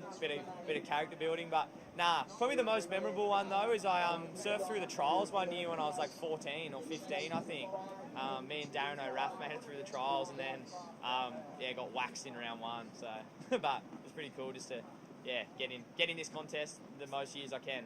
So growing up in the area, what are some of the sort of the moments that you'll never forget as being that little sort of ginger-haired grommet running around the event? Was it watching Tom Curran or Tom Carroll, Kelly Slater, any of those guys? Did they make a mark on your career early on? Yeah, I was pretty young then, but I mean, yeah, just having Kelly in the neighbourhood, and I remember the year when he broke his board and Jake Sylvester ended up getting half his sled. I think he still got it. Yeah, I mean, just growing up and even just watching those guys and the local boys like Jake winning the juniors, Ryan, Travis Lynch, like, yeah, I could keep going on about it, but it's an amazing event, but it seems to be a tricky one for all of us local boys, so hopefully one of us boys can take it home this year and, finally keep the trophy on home turf. Most definitely. Mate, really tricky conditions out there today. A tough choice whether you were going to tackle one of your favourite stretches here at Merriweather or whether you're going to go out the back with your rivals. But the game plan, it looked like it worked absolutely perfectly. Yeah, for sure. I was a bit worried because I had in my head all morning as soon as I free surfed the rocks this morning. So I kind of already had in my head that I should have enough tide in the rocks before it gets too low. It's just such a good wave just to generate scores and really just get started. And I'm glad that no one followed me. I was there by myself. So you kind of just don't use priority. You just kind of just catch a lot of waves, especially with that rip out there. So you kind of just need to generate scores. So, I'm very very lucky that worked out, and then went out the back and consolidated on that one with that one major, which was good. So, yeah, I kind of felt like I could have done a whole lot more. So to get those scores and come in with leaving a lot in the tank feels good. Mate, we've been absolutely loving watching you compete through your first events as a rookie, in particular your performance at Pipe. I mean, were they some of the best waves that you've ever ridden in or out of a jersey? Yeah, probably that first pipe wave was probably my first ever proper pipe wave. I got nothing in the free surfs over there, so yeah, that first wave came and I was just kind of winging it. I knew that I had it in me, but I kind of had to get in my own head and just tell myself that I've done all the work, and if you get flogged, you get flogged. You learn from that, but I ended up getting one of the best visions. It's probably one of the best waves I've ever got, even though I didn't make it. Probably most memorable as well, so yeah, it was pretty cool. And just to be a part of that event, surfing man-on-man heat with John and guys like that, I mean, I was a bit of a groupie, but now I've learned that I've got to beat these guys and, yeah, got to smash them. Awesome, mate. Well, I know everyone here in Australia is super proud of you. Your surfing's gone to a whole nother level. Such a strong performance here in the first round, and good luck in your quest to get that MR trophy. Maybe you can put it on the dashboard of your car or something. Yeah, bloody oath. Sounds like a plan. Good to chat to you, lads, and I'll hopefully chat to you tomorrow. All right, mate. No doubt. Well, well done there to Jackson Baker. Solid performance as one of the big names in the mix here. And yeah, talk about a whole new comfort level. You know, it used to be that he was one of those guys campaigning to get onto the Challenge Series, campaigning to make the elite ranks. And yeah, he chased down some big results. But since he's been to the CT, on the CT, he's stepped up his performance, and he comes back now, and you wonder how someone's going to beat him. He looks so composed. Yeah, and you know, he ticks so many of those boxes. He's consistent, and he's got power moves, and now he's sort of added a little bit of air game to his repertoire. Yeah, he's going to be a hard one to take down, but let's just remember that this is, you know, it was heat 1, so we're waiting to see, you know, your Freddie Moraes, your Leonardo Fioravante, Ryan Callan, and Julie Wilson. I forgot about that. Yeah, exactly. It's easy to get lost in the moment, but yeah, still a long way to go. I guess that's one thing that, you know, when you think about Jackson's performances so far, super impressive at the CT level. Hasn't lost out in these early rounds. Maybe that's the next adjustment for him. I mean, not getting complacent after you get that big early round performance in and going on with it and repeating those performances as you plough your way through a draw. Well, it's going to be exciting to watch, Ron, as it all unfolds. We're seeing Mikey Madonna, a real crucial wave here. Needs a massive score. First turn was pretty good. Needs to go to town down the end here, looking for an 8.34. So a tall order. That was a big whip. He needs to get another sort of layback or... That was good. Is he going to ride it out? Yes. He is. I don't know. Is it got to be an 8.34? Either way, it definitely puts himself in the heat, but there's only 90 seconds remaining, so I dare say it has to be that number there. He's got to put the outboard on and plough his way back into this lineup. I'm loving that word at the moment. A minute and a half remaining, and Mikey's going to get his best number, but has he left his run late? This is huge because yesterday... you know, it was a battle of the outside shot, the dark horses, as they try to get in this second round against these top seeds. And Mikey Madonna's right up there in third position. And with this being a 5,000, you don't want to leave the door open for people behind you on the rankings to make that jump, to leapfrog you into one of those top spots. So, you know, he's going to narrow the requirement here. It's not going to be the 8.34, but with less than a minute to go, he might have time to sneak into another one. Yeah, the judges are starting to punch some scores in. It looks like it's going to come through around a 4.7. There it is. So still looking for a big number, a 7.47. But as you said, Ron, he's left his run a little bit too late, and down to the left of the screen, you can see Mikey returning to shore. So he's actually going to be one of those guys that you mentioned. He's just going to have to sit, wait and hope that none of these guys behind him get big results here at Newcastle. Well, you got to give props to these guys that progressed through yesterday. Zayna Sink and Noah Stocker. These guys have already come through that first round to come up against Reginato and Madonna in this heat, and they've managed to get the jump on them. And really, Noah Sink, really impressive. Great backhand surfing. Noah Stocker. He dropped a couple of mid-range sixes, and it's over this one. We've seen two of the seeded surfers fall out of the mix. You got to say it's an upset. So unfortunately, Mikey Madonna out.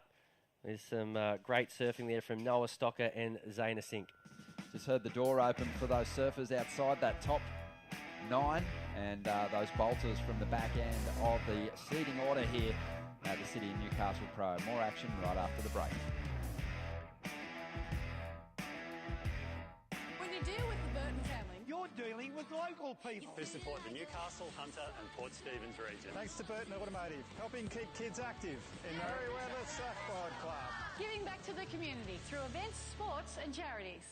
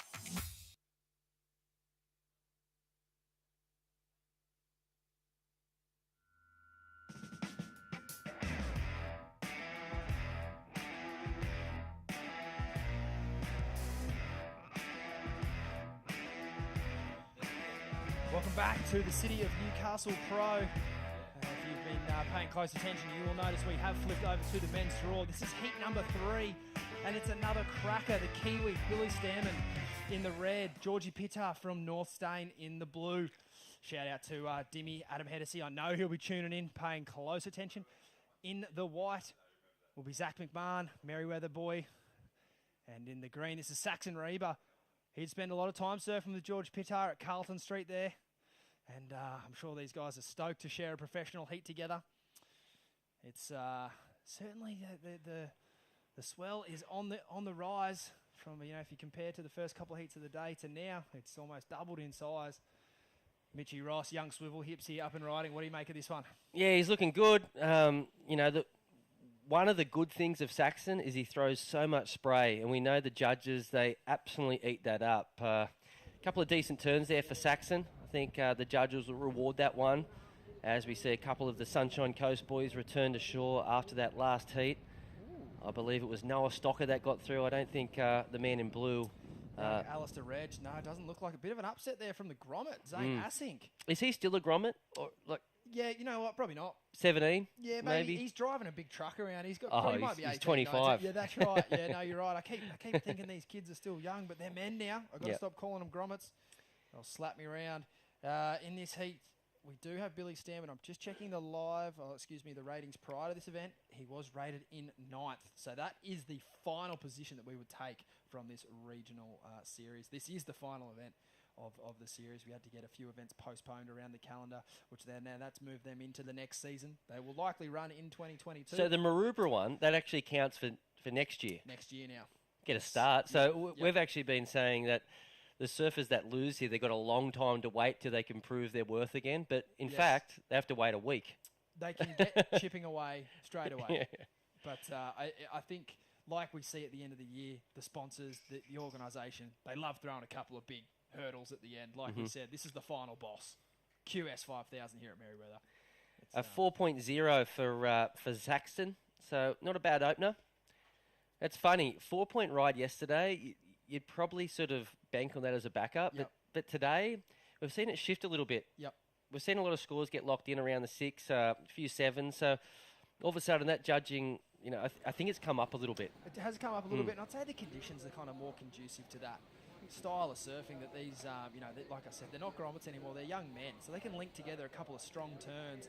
Speaking of strong turns, this is George Pittar, live action, bringing through the inside. Talk about throwing spray and hitting lips. Dimmy, he didn't want me to talk this kid up because he didn't want me to jinx him, but I'm going to throw that theory out the window. I'm a huge fan. Well, you can now because I think he just locked in a big number. I'm a huge fan of his surfing. Yep. He's... to me, he just looks like he belongs on a surfboard, as we see a replay here, Mitchy. Yeah, an average sort of looking wave at the beginning. Found there's a horrible looking section, but somehow strung together into a huge blast at the end there for Georgie Pittar. As Stace mentioned, he is from the Manly area. There's a lot of them coming out of Manly at the moment, around that same age too. Obviously, Saxon Reba. I know Winter Vincent's down there as well. Axel, Rose Coletta. I'm probably forgetting another 20, but No, it's funny like that when these little these little hot pockets just start forming around the country, isn't it? As we see, this is the Kiwi, Billy Stammond. That was a great chip in. Wow. As the wave he found here. Very nervous last 10% of that second turn. You're about to sort of bury the nose in, and at the last minute he dug it out to complete the ride, but that was a good number too. Definitely. He cut the mongrel out to pull that nose up. As we see a replay here, Mitchell. He just found a grower. Gee It started at half a foot that wave, and midway through the guts of it, it was a good 3 or 4 foot. He's been surfing snapper too much. That was a fantastic ride. Talk about awareness. The wave that was directly in front of him was certainly not much on offer, but the way he linked that up to down the line, it's a kind of dream wave out here. I don't think I've seen a wave like that all day. Yeah, the wave's definitely starting to sort of, you mentioned it is picking up. It's also getting a little bit better, a little bit more shape to it. A few lefts, a few rights. I'd say the predominant sort of wave is a right. I think most of the big numbers have happened on the right-handers, particularly the swell sort of moving more around to the south. I think we'll see the rip will sort of start kicking over the next, it should actually come to town soon. It's definitely picking up, but we're anticipating a big pickup, a big increase in waves on the way. With that swell, coming a little more round out of that south quadrant, do you see the lefts here start to steepen up a little bit more? Yeah, it'll be, it comes back at you more. Yep. And, that's when sort of, grow up in the area. That's when, your Ryan Callinans and, stuff like that, they look for those sort of air ramps with this south and the walls coming it. But, for that power surfer, I think that south swell will sort of roll down the line and sort of get a little bit more momentum out of that swell direction. Yep. Yeah, because it's the same thing up on the Gold Coast. The right-hand points, they start to pump, but, Lovers around at D-Bar or whatever, it's like a world-class wave on its own. It doesn't get quite the attention, but I think the lefts, they pack a punch. They're kind of shorter rides, but, just as much scoring potential if you can be clever with them, as we see a couple of good scores there coming in for Billy Stammond. Like I said, he is the last surfer currently inside the cut line, so making it out of this heat for him is crucial to his campaign. There's a lot of people breathing down his neck, so he got a 6.5 there. He'll be stoked with that, even with the little bobble. And Georgie Pitter, which his wave was pretty average, and he still managed to squeeze 6 points out of that. So he'd be feeling pretty good about sticking with Billy on that first exchange, given what scoring potential was on offer. If you compare those two rides, Billy's wave a lot better. It's funny, like looking at these guys. Billy's obviously, he's a total veteran. Yep. He's ticked a lot of those, boxes over the years. I know he went to the Olympics, and he's represented his country like A-grade fashion. Yep. And then you've got someone like George Pitter, who he's had a bit of a spotlight on him since he was 12. He's always had a Rip Curl sticker on his board, and but he hasn't, really, with the talent that he's got. He hasn't probably got the runs on the board that he should have. Yeah, okay. It's actually a compliment to him, I think, in a way, because he's got that much talent. And, you mentioned it before, he's sort of one of your favourites. And, yeah, I see it too. He's got so much skill. Look at him. He's just got that, incredible board timing. Speed is just next level. That was just... And again here, the Kiwi knows how to find a left. Spending a lot of time. I mean, he's a local at Mano Bay there. Beautiful way to finish that ride, as we see Zach McMahon on his first real ride of consequence. But we're going to check in with someone who seemed to find a pretty good rhythm out there. Noah Stocker, have you got us there, mate? Noah, you won the Battle of the Sunshine Coast. You must be stoked. Yeah, I'm frothing. It was a hard heat, especially. Always sucks to come up against your mates that early, but stoked I got through. Absolutely, mate. You're in it to win it for yourself. Speaking of winning it, you will need to go deep in this draw if you're a chance of making that regional series. A surfer who's right on the mix there, it was in your heat, Mikey Madonna. Can you kind of feel that energy in the water, or are you just focusing on your own game? Oh, when the waves are like this and you can't hear the commentary and it's a bit breaking all over the joint, you're really not worrying about the other boys at all. Kind of just trying to figure out where to sit and put myself on two good ones. Was it good to feel a little bit more swell sort of come in overnight? Are you, are you more comfortable in, bit more swell than yesterday, for example? Yeah, for sure. It's definitely always nicer when there's a bit more size out there. Coming from the Sunshine Coast, though, we don't really get many waves, so it doesn't really bother me whether it's 1 foot or 6 foot. Yeah, I guess it does look like a bit of a sunny coast action out there yesterday, Noah. But with the swell picking up today, it certainly looked like it suited your style of surfing. What's your preparation like looking into the rest of the week? Did you bring a couple of boards with you? Yeah, I did. I brought a couple of bigger boards when I saw that there was a bit of swell coming, so just going to go home now and relax and kind of just see what it brings. Don't want to get too ahead of myself. Are you travelling with any of the other Sunny Coast boys, or are you just doing it solo up here in Newcastle?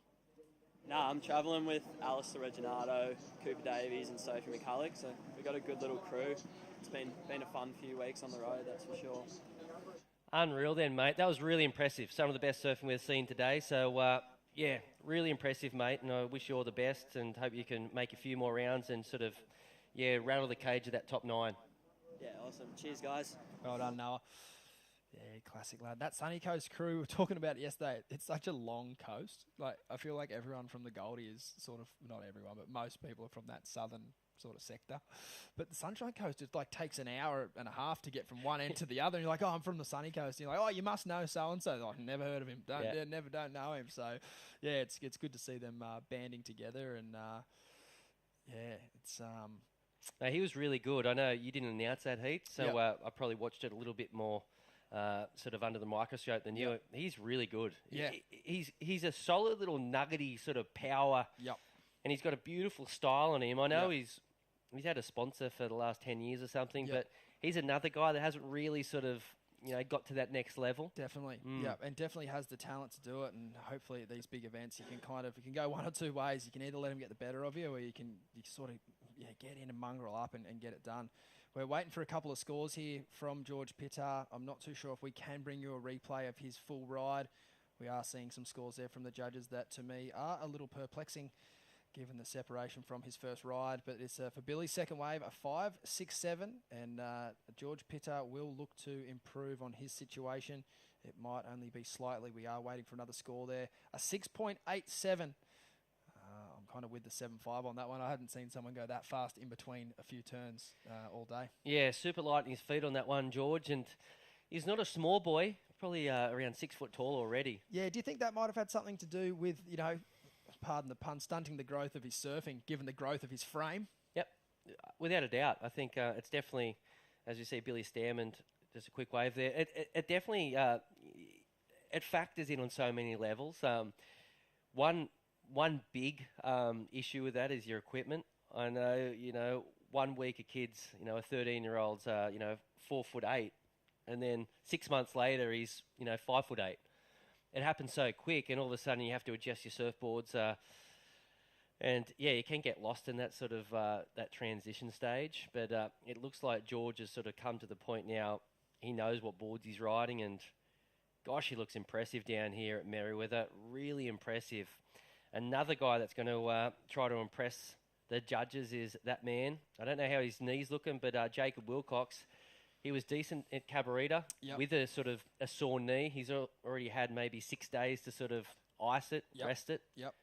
And I'm not sure if you've been in touch with him or his camp. How's he feeling? I just quickly ran past him then as I was making my way back to the booth, and he said, feeling better than last week is what he said. So that's good signs for Jacob, because he managed to get the job done last week, make a few heats, which is, I wouldn't say necessarily he's safe. He's in 8th, so he certainly would want to make a few rounds.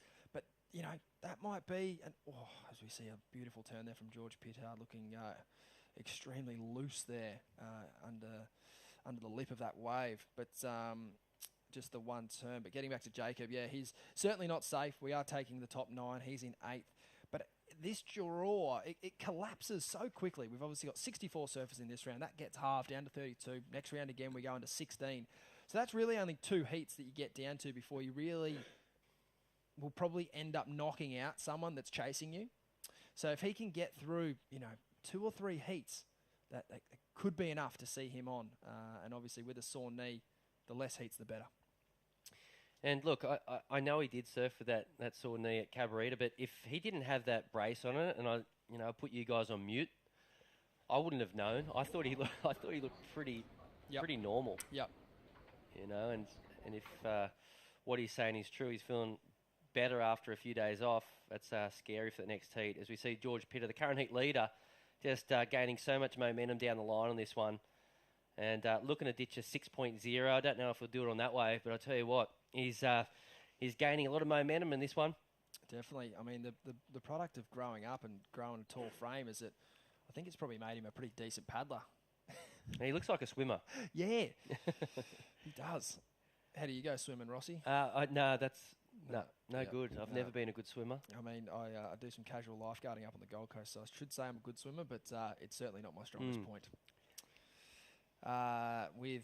This heat's flying by. Only 9 minutes left on the clock, and it's George Pitter out in the lead. Billy Stammen in second. Saxon Reba in third, chasing 7.84. And young Zach McMahon, he hasn't really got going in this heat. He needs a 9.17. So you see a beautiful series of turns here, Mitchell. Just incredible surfing here. 3 solid turns before the finishing foam climb. Yeah, really sharp. It looks like it's going to be around a 5-point ride, so a throwaway score there for the man in blue, who is the current heat leader. Coming up next, it will be Jacob Wilcox, Darcy Crump, Levi Stewart, and Max Kearney. Another beauty. That's another cracker. A few of the lads there, pretty much Jacob, the only one in that heat that is inside the top 9. Like I said, he's rated 8th, and those other gentlemen pretty much rated from more or less 30 to 60, so they would need to go deep in this event, but they've got the talent to do it, and someone who I think would be chomping at the bit to see the conditions pick up a bit in that next heat would be Levi Stewart. He got a couple of waves at Cabarita on day 1 and 2 that looked really solid when it got a bit bigger. Sort of didn't look at the same level as the other guys when it dropped off a little bit. He is a bigger lad, but with a bit of power in the wave and a bit of, a bit of motion in the ocean, as they say, I think he's going to eat this up this next heat. Well, it kicks off in 7.5 minutes time, so still a lot of work to be done in this one for the man in white. That is Zach McMahon. He's a local now, not born and bred here, but he's been living here for the last 3 or 4 years. He's originally from up around that Evans Head area, and right now looking for a 9.17. So I think Zach's smart enough to realise that he might need to split that requirement in 2. As we see Saxon Reba, huge turn there. Just needs a bit of steep sort of face here so he can finish this wave. Because Saxon also looking for a big number as well, a 7.84. I don't think that one's going to do it, but if you just want to talk about his surfing, it's there. He looks really good. Just needs to get, what George and Billy have had in this heat. They've had sort of, disruptive sections at the end, like sort of exclamation mark. Areas where they can just sort of let it all hang out. Oh, that underneath right. Need one of those ones. That's a wave. But yeah, you're right, and they've had the ability to either put a point of difference on an end section turn, or potentially a wave that allows them to put their 2 major manoeuvres together, rather than Saxon, unfortunately, having to sort of piece the puzzle together. The judges, they don't love it, particularly in a high-scoring heat like that. It doesn't really give them an incentive to throw you a big number. They're probably going to keep it down. Like you said, if you watch his individual turns, they're there. But the key to big scores is putting them together. And Zach McMahon would be thinking that as he gets into this wave. It's got a great first section, a beautiful first carve there, pushing it to the absolute limits. And again, a little layback. We'll bring it through the inside. I probably would have liked to see him blow the fins there. We might see it here. There we go. That's the wave he needed to get back in the heat. Yeah, to be super critical, he didn't he didn't, lay it all on the rail leading up to that air reverse. It's going to be a good score, and it will get him back into the heat. But it's not going to be a 9.17. Well, for Zach's sake, I think he wants it to be maybe a 5.55. Yep. And that it could be, as we look at the replay, sort of skipped out in that first manoeuvre. Nice section there, sort of didn't, go full throttle at it, connected the dots there, and an air reverse at the end.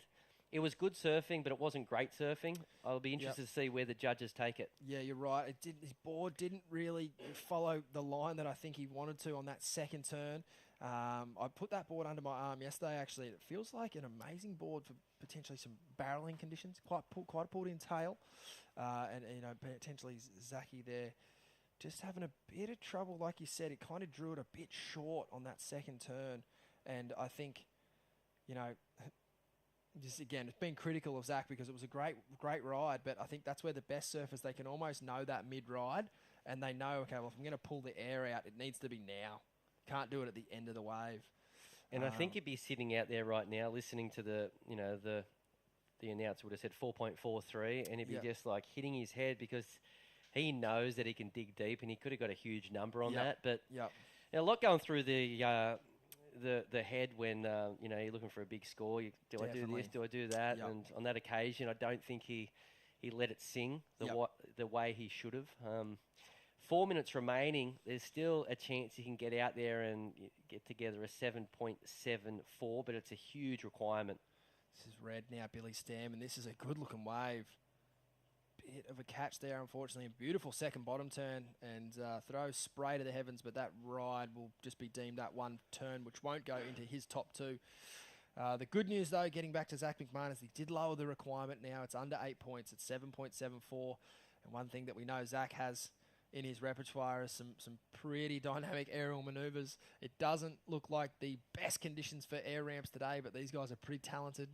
If he finds any kind of steep section, I know he'll be thinking there's probably only one way to dig himself out of this hole, and it's to send it as high and as far out to the flats as he can. Or find a big left-hander that offers up 2 turns. So I think his backhand's pretty dynamic, and if he can get, sort of that meaty-looking closeout where he can get the 2-banger in, that's a recipe for an 8. But 3 minutes remaining. The bad news for Zach, he's in third priority. Saxon Reba, he's also looking for a score. He's looking for a 7.34. He's got priority. How does the Sax man go above the lip? I think he's one of those middle-of-the-road sort of aerialists, probably a little bit higher than that. Look, I don't live down in Manly. I don't see him as much as your Dimmies and stuff, so I feel nearly bad to sort of have an opinion there. But I don't think he's one of the best aerial surfers out there, but he can definitely do them, as we see. Zach McMahon, that was a better big. wave. See, that's what he can do. Yeah. But I think he's left his run a little late with just a little over 2 minutes. Yeah. All right, here we go. A left for Saxon Reba. Looks casual off the bottom. A nice turn there. Oh, he drifts the tail on that one. Yeah, 2 minutes remaining. That's not going to be the 7 that man in green's looking for. Been an entertaining heat, this one. If you look at the scoreboard, George Pitter, a couple of big scores, some sixes. Billy Stammond also flirting with a few sixes.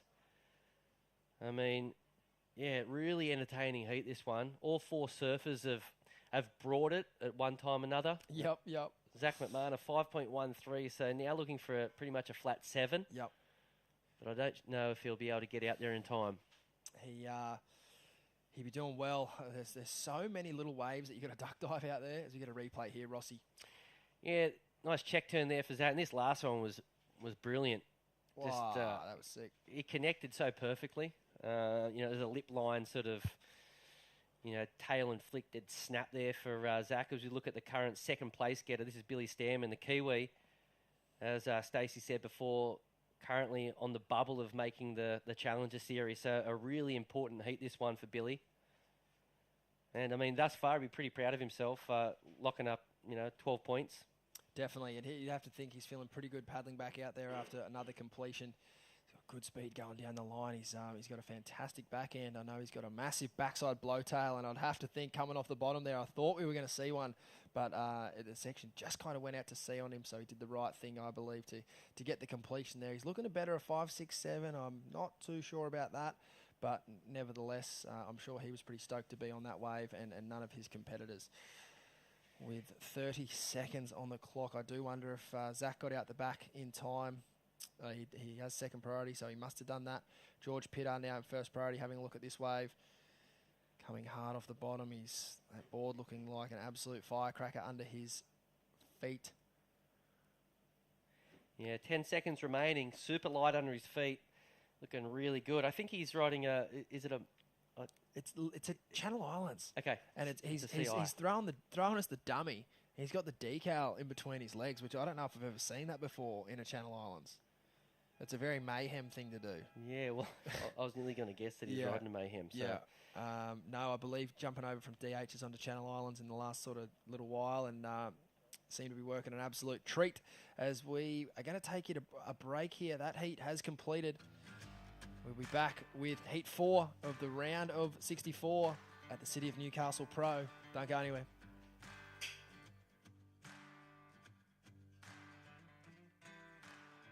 When you deal with the Burton family, You're dealing with local people. Who support the Newcastle, Hunter and Port Stephens region. Thanks to Burton Automotive for being our youth development partner. giving back to the community through events, sports and charities.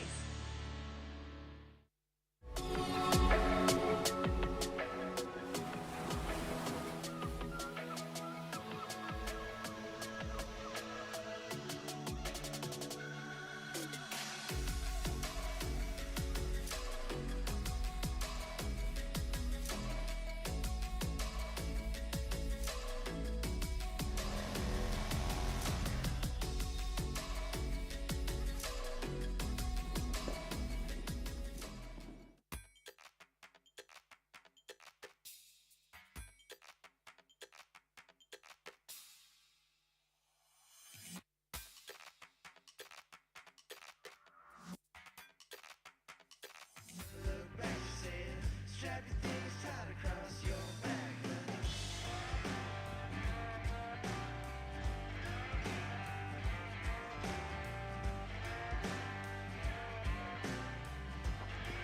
Welcome back to the City of Newcastle Pro, presented by Burton Automotive.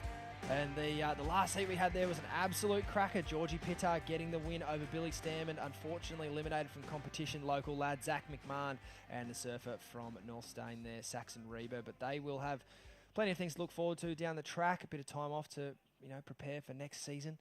And that will start pretty shortly around the corner, with events already locking in the calendar for the next year's regional series, so they don't get too much of a break.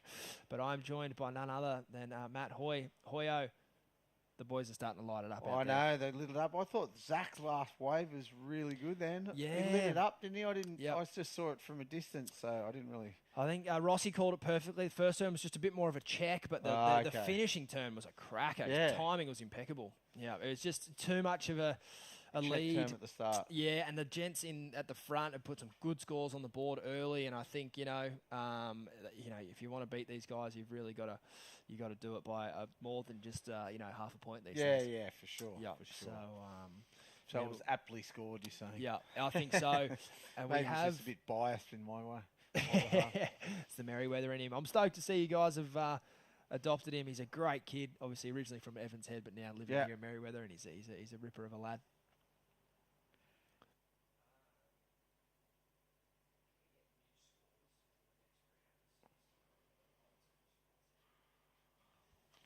Yeah, the waves have come up. The swell is definitely on the rise. It's still from the north, though. Wind dead east. Denise, we call it. Dead east. I'm going to use that. Denise. That's a good one.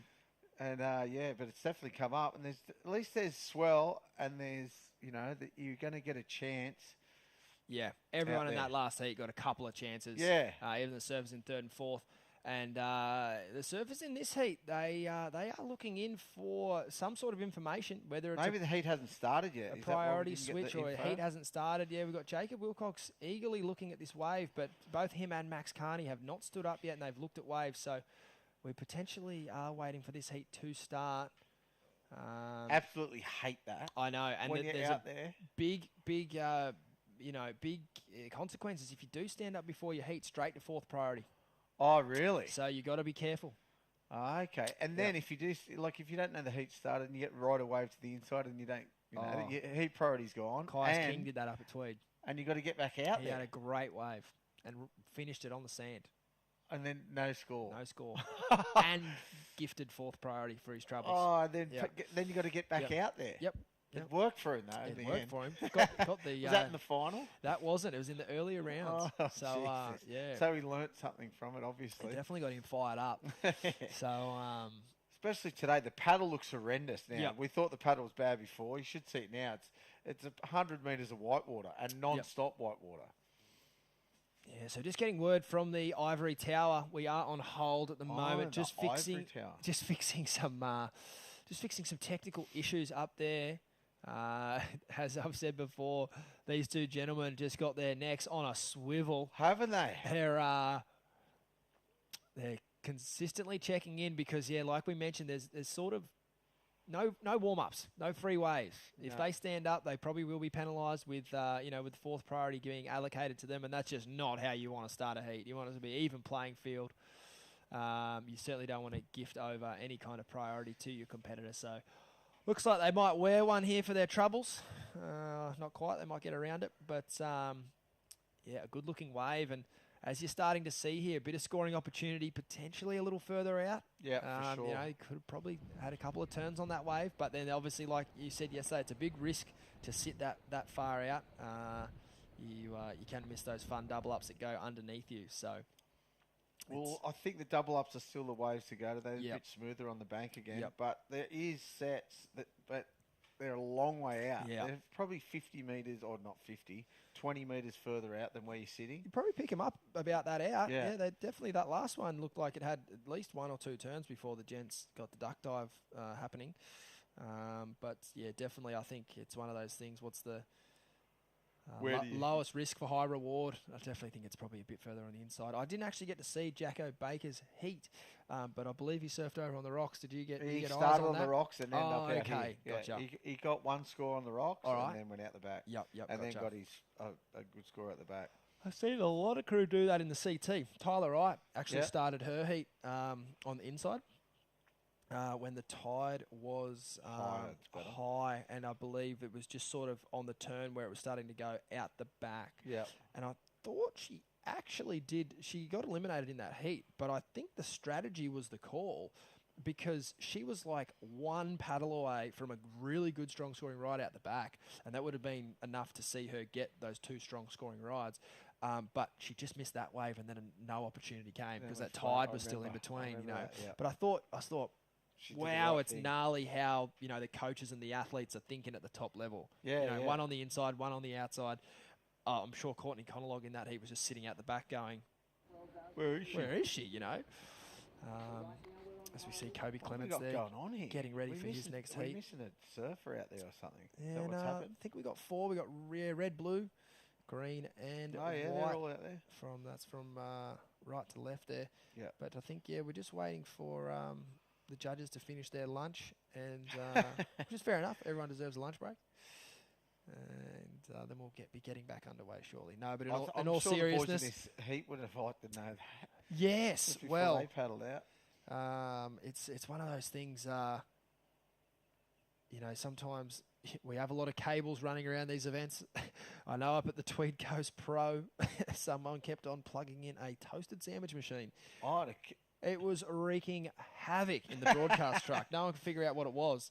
And it was the toasted banger machine, just basically shutting the event down. Every time. It probably happened for about 10, 15 minutes, which can feel like an eternity in a live broadcast. Yeah, here we go. We're on. I think you can hear a horn there. That's classic. We are underway. So these engines out the back, they've been revving for the last 5 minutes, so they're ready to get things underway. As we see a couple little waves popping up here. Here's my dark horse for this heat, Hoya. That's Levi Stewart.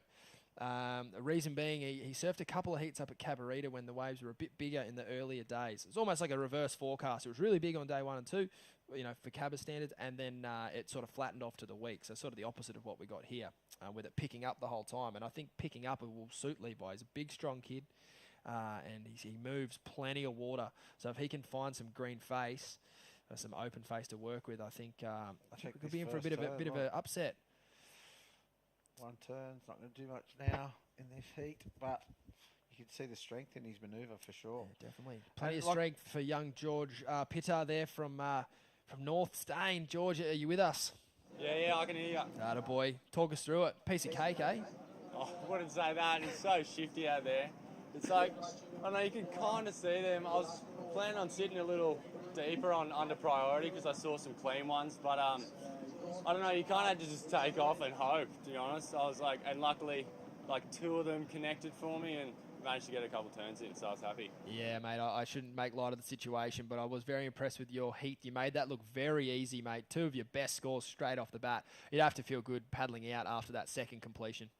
Yeah, that's what I was just kind of looking for, to just get a good start and then kind of go from there. But I feel like I made a couple errors at the end there. I kept going waves because I didn't know what situation was because I couldn't hear anything. But I went a couple burgers, but luckily I had those 2 that kept me in the lead, which was good. You didn't have the boys on the beach waving signals to you? Oh, no, they said they were, but every time I looked in, I was waiting for them to wave. They wouldn't do it, but oh well. I told you hooligans this morning to set the plan. Young Xavier Huxtable, he's not in the event anymore, so he should be the flag bearer. We might need to get you guys down to Bunnings, the Savo, to get some sort of system going because that wind isn't going to drop off. We're going to need something going because he was just horrible. He'd stick to surfing, Zave. No, well, look, mate, well done. A super impressive performance. We are expecting some bigger waves, which I'd imagine would suit your style of surfing later in the week. What equipment did you bring with you, mate? You got a couple of step-ups handy? Yeah, thanks, Stace. I think I've got a little pintail 6.0, too happy. That just holds really well in the bigger stuff. So I'm pretty psyched for the waves to pick up and pull that out of the quiver because we haven't really had that many big waves during this a series. But yeah, no, I'm happy. I'm excited. 6.0, mate. You're 6'3". I know. I ride pretty small boards because I'm that light, but. No, I don't know. I maybe need to go a bit bigger, but we'll see what happens. Nah, mate, it all looks pretty good under your feet at the moment. I wouldn't change too much, but I think most of the competitors in the draw will be waxing up their bigger boards tonight. And, we're excited to see what tomorrow looks like. And, mate, we're excited to see you still kicking in the draw. Well done. Thanks, mate. Appreciate it. Yeah, it's 6.0 step up. I know. I mean, I didn't want to ask, but I guess his shortboard's a 5'11". I don't know. Did you say he's 6'3"? Look, he's not 6'3", but he's every bit of 6'1", 6'2". He's a tall kid. He's tall. They do it. But he's right. He's still a young man, in the grand scheme of things. He's still probably got a bit of filling out to do. So it's one of those. It's a balance, isn't it? Like. How much foam is in the board and the length and everything. And some shorter guys like riding longer boards, some taller guys like riding shorter boards. And it certainly his surfing isn't short. It's long and drawn out. And yeah, he's got a great style. So, I mean, it's bizarre he rides such a small board. If his surfing's like that, you'd think he'd ride a bigger board. 100%. No, for sure. I thought his shorty would be at least a 6'1" or a 6'2". And I was fully expecting him to say, I got a 6'6" and I can't wait to ride or whatever. But no, not the case. I mean, it blew my mind. This 6'6" they're riding at Sunset. Totally, yeah. Well, not even these days, man. Like Margaret River last year was. Look, I haven't been to every swell event that's ever recorded, but that was the biggest surf I'd ever seen with my own eyeballs. Yeah. You couldn't see the horizon, and it was every bit of 15 feet, I reckon, on that biggest peak of that swell. John and Gabrielle were out there on their 6'2s. Yeah. Just mind blowing. Just the speed of what the swell was moving in the ocean. It's like they must be so strong at paddling. Nice finish there.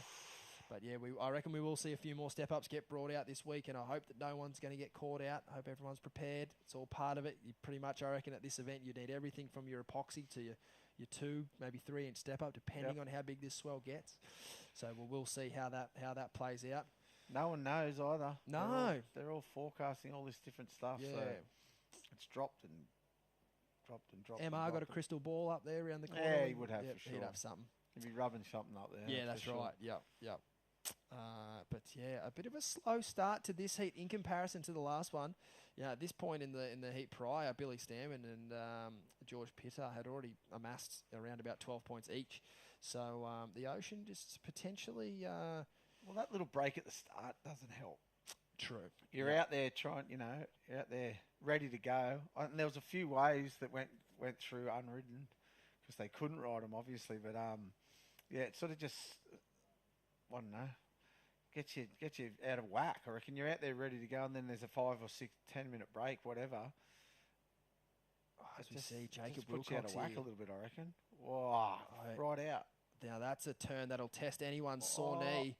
Go on. Oh. What do you do there? So Jacob, I'm not too sure if I filled you in, but he does have a crook knee.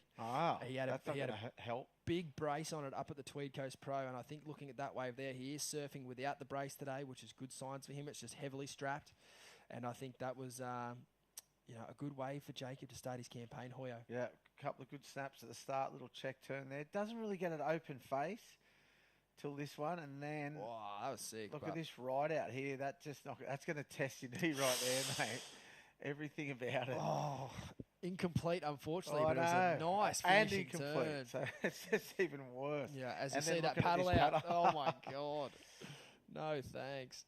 I reckon competitors are better off coming in and then paddling around to the right and going back around. But although then there's sets out there as well today, so it's just you just got to deal with it. Or going with the rip. I reckon to by the dark right. we might see that. At the rate this swell's picked up already today, like it's probably not the worst idea to listen to young Matthew Hoy up here. I'd be paddling out in front of MRs in that rip bowl, and then coming into the right. Because then at least you might get 2 bites at the cherry before you're gone completely. That's right. Yeah, it's sort of like for us up on the Goldie, it's kind of the opposite way you'd have to think about the situation. Obviously, we always like to start as deep as we can behind the rock. Yeah. But here you got to kind of think about it the opposite. Yeah. Come into it.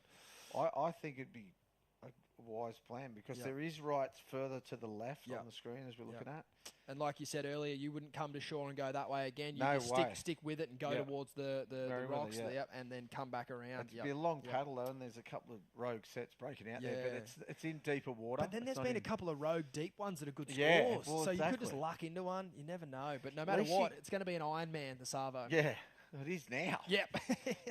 But at least you're getting a few, like you said, you're getting 2 bites out the back. Yeah. Paddle out up near MRs. There's a rip bowl up there. Paddle out there. Try luck at the first right. Then paddle back out. Try luck at the next one. Then do a lap. And are those rip bowls more or less always the same, given where the drains are and that? Is that sort of sure bet, or never guaranteed? Nah, never guaranteed. Yep. But sort of they are. Yeah. There's usually one off the ramp at Dixon Park where that one is now. Yeah. Okay. Yep.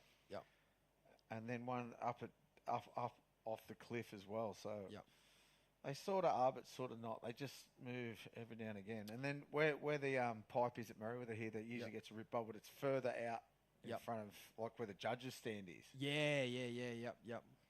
We saw we saw the Brazilians no last year. You see how much year. sand there is? Oh, so much sand. It looks completely different, like you said. It's doesn't have that classic rocks lineup to it at all.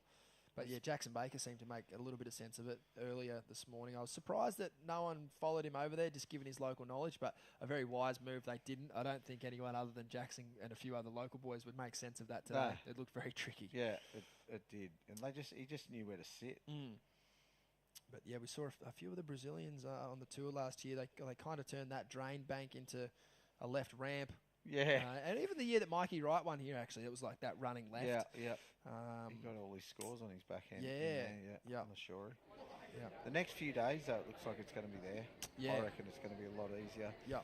If the swell just straightens up a little. It's so north out there now. You don't really see it on the screen, but it's so north. Yeah. It's really going out to sea. Yeah.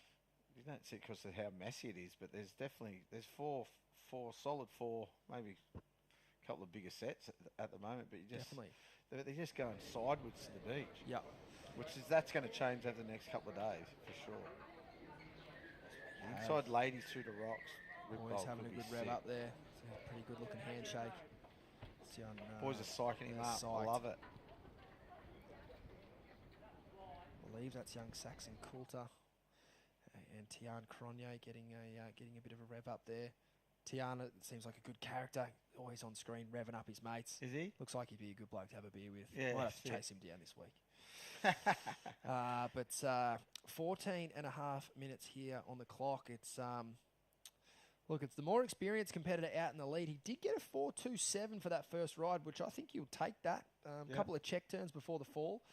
And like I said, he's managing a bit of a knee injury there. So I think on today's waves, you definitely take that. We've got in the green there, Max Carney. Hasn't ridden a wave yet. I know his dad, Paul, will be tuning in, so g'day, Paul. But look, I don't think it's panic stations for Max yet at all. You know, the boys haven't really got a wave here that's any kind of, real material score just yet. So Max's next decision will be crucial though. If he can jump straight to the lead on his next ride, I think he'll be feeling pretty good about himself. What he certainly doesn't want to do is just have a misfire with his wave selection. So we'll see how he executes. Which is pretty easy to do on a day So like easy today. out here. Oh. Just get stuck on a 5-minute paddle. Yeah. So we'll see. It looks like a little lump popping up there. There's going to be a bit of foam on the face further down the line, though. We'll see if he elects to go. No, it's red. Jacob Wilcox here. It's going to be, again, a pretty foamy section to deal with. Jeez, he dealt with that well. Didn't he? Yeah, What that's sore good knee. That was awesome. But I think, a surfer like Jacob... One. Yeah. The second one's already on his head before he can get his board back. Yeah. Duck dive 3 waves and he hasn't moved. We saw him surfing pretty well up at Cabarita, even with the knee brace on. And I think it's one of those things where in injuries sometimes, I think Tyler Wright was a good example of that, where she had that, I believe, back leg injury. Obviously, Tyler Wright, extremely back-footed. Yeah. And it almost made her come forward on her board a little more with her centre of gravity. And I think it sort of brought out a new line in her surfing, a bit more of longer carving turns. And then as she worked to get her strength back, she then ended up with this new turn. Yeah, the back foot jam and then the front foot carve. And I think Jacob might be in a similar situation here. He's a very characteristic surfer, a lot of energy. And I think sometimes maybe that can be his downfall. Sometimes tries to fit in a bit too much. Yeah. But with the knee kind of probably holding him back a little bit, he can just focus on turns like this. Second turn Big was major really manoeuvre good one. there. No bobbles in between. Yeah. Just square it up and belt it as hard as you can. Got a bit stuck on the first turn, but the second turn was sick. Yeah, and there it is, a 4.5. So he's job well done there. He's certainly, as we see Max Carney here looking at a ride, it looks like pretty much a straight closeout. Oh, he's going to go it anyway. The one turn and the foam climb.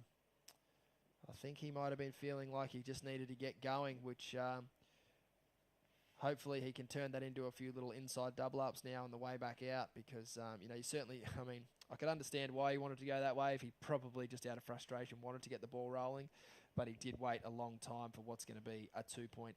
Yeah, it's not worth it. Not worth it at this point.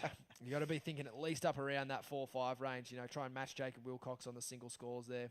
Well, that would not be fun on that sailing boat. No. Look at that. There was no scoring opportunity on any of that. As we see a bigger wave breaking out the back here. It's gonna break too. Yeah, Matt, that's what it's like out in that boat. It'd be horrendous. Oh my word! I'd be vomiting my head, brain, whatever you want to call it. It wouldn't be good. Seasickness. It's not good. I hate boats. Yeah, I'm not great out in the ocean. Land, land animal. Yeah. Yep. See that deep right? That's where I've seen some good waves. Yeah. See over there? It's that a wave big was 9 risk to points. go sit over there though. Yeah, I Because agree. it's sort of in deep water. Well, with that tide still going out, Yeah. I believe, do you think that'll become a little more consistent? I think so, but it's just a risk going to sit there. It's like a sort of where they're sitting. There's another peak deeper, and it's coming into where they're sitting. So you have to do your moves before you get to where they are. Yep. But yeah, that's I think it's running a bit more on the end of the wave, but it's a bit steeper and cleaner over to the right. Yeah. You can't. Yeah. I mean, if you're Jacob Wilcox, you could probably go and have a look over there. He's got his couple of fours. Yeah, doesn't true. really need another 4. No, he definitely doesn't need another 4. He'd be looking to try to shut the gate here with with a big number. Well, but there's I only guess 10 minutes to go. There and is, yeah.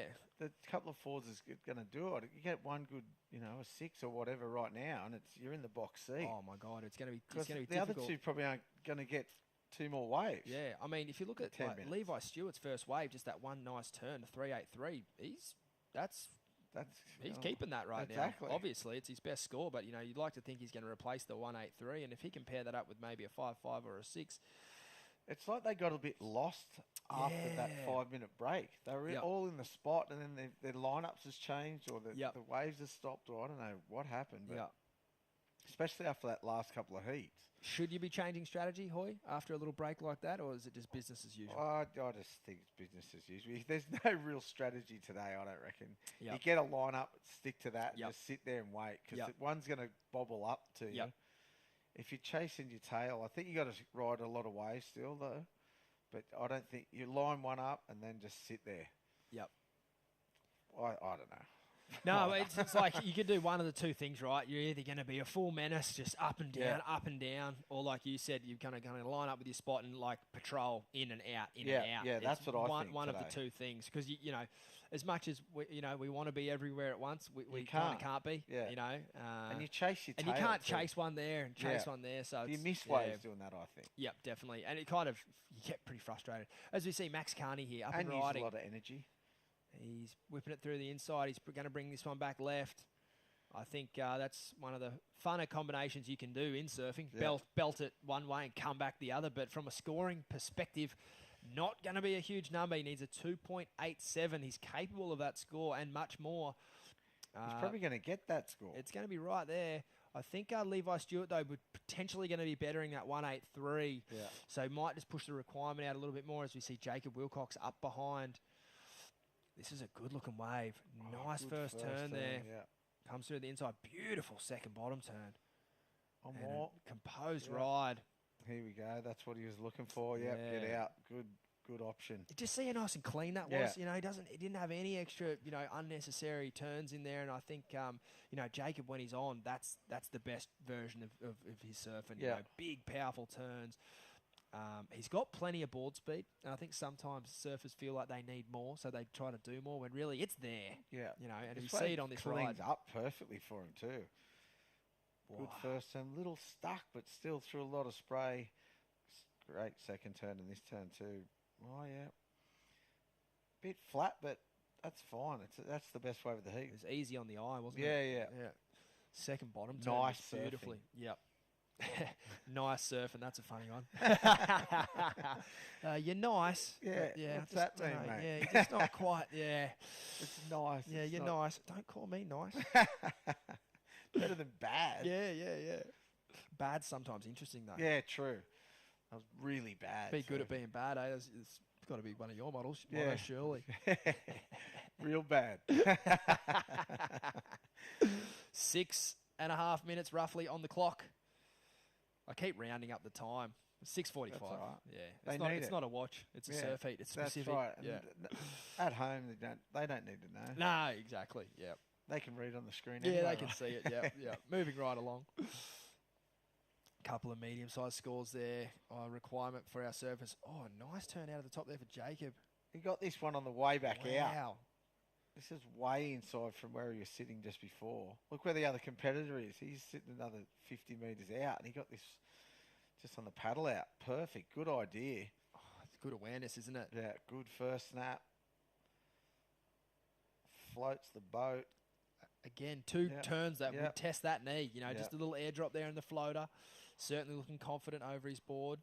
Well, they didn't really like that last one either. No, I guess might have got a bit mate, higher. I think you nailed it. It was nice. Yeah. It was just nice. They don't like nice, obviously. No. We're waiting for this final judge to lock in. They're giving him nearly the same for one turn. Oh no, he got more. He got just though. Just though. Yeah, he's had a 3-4 point ride. That's the best of it. A 4.93. Darcy Crump here, Hoyo. Nice snap then. That. Wonder what he did on the outside. Gets out early. I like that. It's a good idea too, I reckon. Yeah. Once the waves, as soon as it goes, you finish the wave, get out and start paddling because it's gonna get you. Big shout out to Perth's #1 rave DJ Isaac Jones. I know he'll be tuning in watching Jacob's heat now. #1. Oh, here we go again. Max Carney, nice looking left. Oh, there you go. There's two turns. That's going to help. He got a 3.03 on that other ride, so it wasn't enough because Levi Stewart has a pair of 3.83s. So Max Carney now chasing a 4.63. And, gee, nice second turn, but probably would have needed to see a bit more in that first turn if the judges are going to get really excited about that wave. We are only talking about a 4.63 being the requirement, but that's an excited judge on a day like today. They're not just handing away 4s and 5s. You've really got to work for it. As you see, Jacob Wilcox there, the left, a 5.5. He'll be stoked with that. Building first momentum turn floater nicely. and then a foam floater. See, I thought, You thought the right was better? Well, no, he went. I think they want to see you go from A to B like that. Yeah. Across the screen. Yeah, Or across their vision. Instead of the other bit one. of length of ride sprinkling there, maybe. Yeah. No, I know what you mean. left to right or right to left. He's Yeah. a good-looking wave. Cleans up, 2 good snaps if he finishes. Oh, yeah. And a finish. See, that one sort of went straight again. I know what you mean. Same sort of yeah, wave. You know kind what of I mean? up and down on the same Yeah, spot. yeah. Yeah. Instead of going left to right or right to left. It's big, drawn out surfing. Yeah. You know, long bottom turns, drawn out, Yeah. long floater. Yeah, it's certainly easy on the eye. If you're going that, like, I don't know, just straight at you, sort of. Even though you're doing good turns, straight at you. If you're turning not on going- top of yourself. Yeah, exactly. Like stationary turn. Yeah. River surfing. Looks a bit like a river today. It does. Brown water. But you know what I mean? It's at I think the peripheral vision, is that what it is? Like Yeah. going from one side to another. I think expansive is the word that Expansive, comes to mind. there you go. Yeah, I don't know if that expansive means surfing. anything, but Yeah, it is. It's like drawn out and going somewhere. I think someone who did that yesterday pretty well was like Connor Lee. He did that. I think that nice first carve. Yep. You know, he went from on our screen that we were watching. He went from the very bottom to the very top, all the way back to the very bottom again. Yeah. And then went. And then he kind of had both. Yeah. Then he went then he went all the way up to Dicko Park. Yeah. But I'm definitely with you on that one. I think that's something that the judges look for on the World Tour as well. For sure, all judging. Yeah, they want to see you using the whole wave face if possible. And, you know, the judges, when they watch their replay, they're kind of watching the replay on an angle like you see now. Yep. Very pulled back. Yep. They want to see size of wave, size of surfer, how far off the bottom you're coming, how much spray is being thrown, how big the section is. They don't really watch the replays on an angle like this. Yeah, okay. This is for our viewing pleasure, nice and tight. You can pick up the intricate details, which the judges are looking at that as well. But they're more looking at the whole ride as from start to finish. Then if they're looking at completions and stuff like that, they do narrow down on it. But they have a judge's camera up in their tower at the World Tour events, and they're looking at it from just like a kind of mum and dad camera angle, just like on the spot. It's not going to go in a movie part. It's just an idea of what the whole wave looks like. So, which I think is fair. Yeah, but, it's not like tricked up or anything. As we see Levi Stewart here up and riding, he's a big, strong lad out of New Zealand. That wave just not really steepening up for him. Did well to get 2 into 1 there. We'll see if going to get the inside here. He would like to flare the fins, and he does. 1 minute and 40 seconds remaining. He's looking to better a 3.83. But I guess 3.83. Yeah. So he's got a better one of them. Yeah. Yeah, you'd hate to see a third 3.83. That would be devastating. What have I got to do? It could happen. Yeah. But that wave could be a 3.83. It was right around that 4-point high 3, low 4 kind of range from my perspective. So we will see what the judges think. That'd be bit of a kick in the teeth. That'd be a real kick in the teeth. He won't mind if it's enough to get him over the line, though. Darcy Crump did get a 4.3 on his last ride. He only needs a 3.36. We've seen, it's going to be a 3.43, potentially. Wow. 3.57, there it is. Wow. Look, just a bit flatter of a first turn there. I can understand why the judge is not getting too excited. But the good news for Levi, he's still 50% there. of his job. He kept Darcy and Max off that wave. So now he's still done everything he can. Unfortunately, he didn't better. But they're still out there needing a score. They need a bit of luck. They need that wave to show up on their doorstep. And only small scores required. Both of them, right? Max has unfortunately only surfed like a 13-minute heat. Didn't really get an early start. Chippo here. In and out of that one.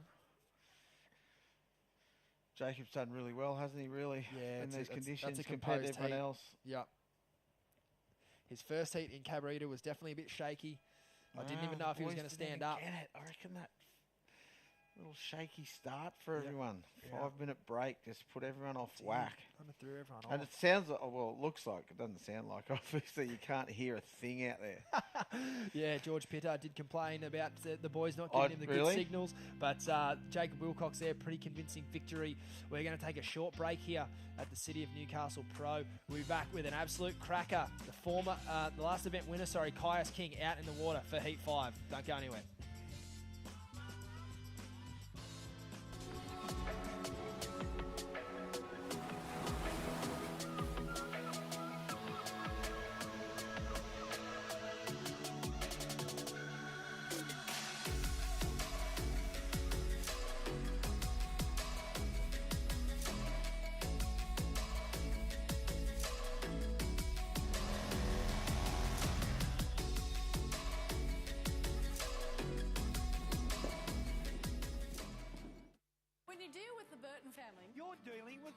people who support the Newcastle, Hunter and Port Stephens regions. Thanks to Burton Automotive for being our youth development partner. Thanks to Burton Automotive, helping keep kids active in Merriweather Surfboard Club.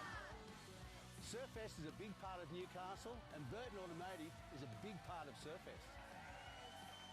Giving back to the community through events, sports and charities.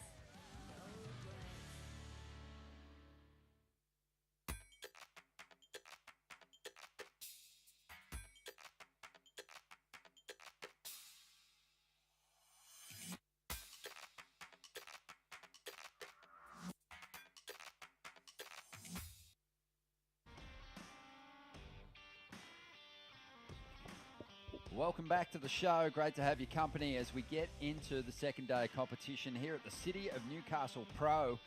And we've got one of the highest rated surfers on the QS ranks in the lineup now. Hot off the back of a victory at the Tweed Coast Pro. It's 21-year-old Caius King of Byron Bay. What a performance from him up there on the Tweed Coast, getting his first WSL event victory. And now looking to really solidify that position in the top 9 to give himself a shot at the Challenger Series. He's going to be up against Kobe Clements in the blue and also Samson Coulter, the surfer from the northern beaches of Sydney, who'll be out there in the white, and Tane Dobbin, who is from Palm Beach on the Gold Coast. And it looks like Caius is going to have a crack at getting started there. Not much in that ride though, but this should be a good one. Ronnie Blakey with Matt Hoy, local legend. Hoyo, Caius King, you've been tracking his career pretty closely, a bit of a prodigy, but starting to really come on on the competition side of things. Yeah, mate, I've seen him at the Quicksilver Young Guns for the last, 4 or 5 years, and he's really coming into his own, and I like his attitude and everything about him. He's sort of 90s, early 90s rock star. He's very Hoy. Yeah, Come on, mate. He's got the leather jackets. Yeah, he's got the that's old what cars. I like it. That's how it's, he's living it. He hasn't got the body art yet, but well, you know what? I think his younger brother loves the body art. Apparently, I've spoken to him about that. I don't think Caius is into it, but I think Ramos is right into the body art. Apparently, he draws on himself and all sorts of stuff. So pretty sick. Classic. But stoked for him to win that. And was that air? I saw the air he did up there. Was that in the final? That was in the semis. Oh, in the semis. He needed something big. Yeah, okay. In the semi-finals up there because he had Ethan Ewing. Yeah. And I think anyone who comes up against Ethan on a right-hander these days is thinking, I might have to do an air because if I try and get in a rail surfing duel with this bloke, I'm going to get my head chopped off. Yeah, right. And that's what he did, obviously. Exactly, yeah. So launched a huge, big slob air, that's what it was, eh? So I was going to say slob air, but I didn't know if I was right on that. Yeah, and then he actually overcame Joel Vaughan in the final as well. And Joel's been one of the more consistent performers on this qualifying series run. Here's Samson Coulter, the surfer. Oh, that was a kick out. From down there in Manly. Yep. Flung it out of there. Didn't he? Missed his board. But yeah, Caius has, always had a big interest in like those classic rock bands. Yeah. In fact, he got his name from the band Caius. Oh, no. One of your favourites. Yeah, one of everyone's favourite, really. I don't know anyone that doesn't. Well, I know a few people, but I don't really Your like neighbours. them. Your neighbours aren't huge fans of Caius. But, just... a big interest in just sort of that old school stuff. He's also got a mad vintage surfboard collection and always eyeing off classic old Chevys and whatnot. They got a good car collection too. Yeah, just got a lot of interest in old school aside stuff. from competitive surfing. But yeah, can play guitar. It's good. Can Certainly draw. There's some mad art on his boards. Yep. Like you said, named after the legendary Caius, mate. What a band. Yeah, and his dad Justin, great surfer from down on the northern beaches. Yeah, and he actually lived with Potts and was hanging out at that era when Potts was living on the northern beaches, and I think it had a big influence on Caius's approach in the surf. Just worshipping Potts and having that connection to him. Yeah, also loves surfers like Archie and Christian Fletcher. But Potts has always told me, like, keep an eye on this kid. He's got mad potential, and even though he loves those aerial surfers. He really loves just their raw rail surfing as well. Yeah, for sure. You can see it. Yeah, and he's improved out of sight the last few years. When he first came on, and I was like, oh yeah, he says good, and then but he's just gone next level. I think. Yeah, well, obviously he's winning contests, so he's and just to get a contest head, it's pretty hard. Like if he was more of a free surfer, clips, all that sort of stuff.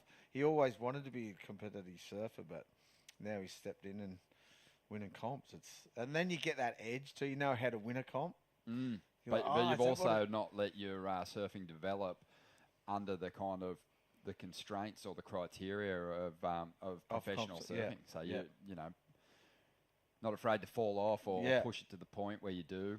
Well, that's surfing now too, right? You got to push it, otherwise you get a 3. That's the new approach. Yeah. I mean, the world champs are the guys who've pushed it constantly since they got on the ranks, and they push it so hard every time that they've kind of got comfortable surfing with their foot to the floor. Yeah, and now they have that higher success rate with those big moves. Definitely. That's exactly right. And they say, I don't know who I was talking to about, and they said they don't even do or go for the airs they go for in heats when they're free surfing. No, they charge harder in heats these days. Usually it's the other way around. The free surfing was they were charging harder and trying to do bigger airs and trying to do bigger turns. But now it's the opposite way. They don't do it in their free surfs, but then they do it. They just go for anything in their heats. Awesome to watch. Yeah, it's mental. That's how it should be, really. Definitely. Well, just over 17 and a half minutes remaining here. No big scores locked in just yet. Kobe Clements has the best of them. But let's check in with the winner of that last heat, Jacob Wilcox. Great to have your company. Congrats on the win, mate. Cheers, Ronnie. Thanks for that. It was I couldn't really hear anything the whole time. I was just kind of surfing blind, but I don't even know what scores I got actually. But yeah, it felt good. I just tried to stay on my feet and been managing a bit of a knee injury, so it hasn't been an ideal kind of scenario with these 2 events. But I feel like the bigger and harder it is, it kind of feels almost a little better because I've got a bit more push behind me. So yeah, I'll take it. You had a 5.5 and a 4.93, mate. There's been plenty of talk in the first few QS events of this series that there's so much restraint from the panel at the moment. They're really asking you guys to kind of step things up performance-wise. I think it'll work well for people who make that Challenger series. You won't have an unrealistic expectation of where your numbers should go. You'll know that you have to keep ramping things up. Oh, I think it's awesome. Like, to tell you the truth, I don't really know how I got over a 5 in that heat.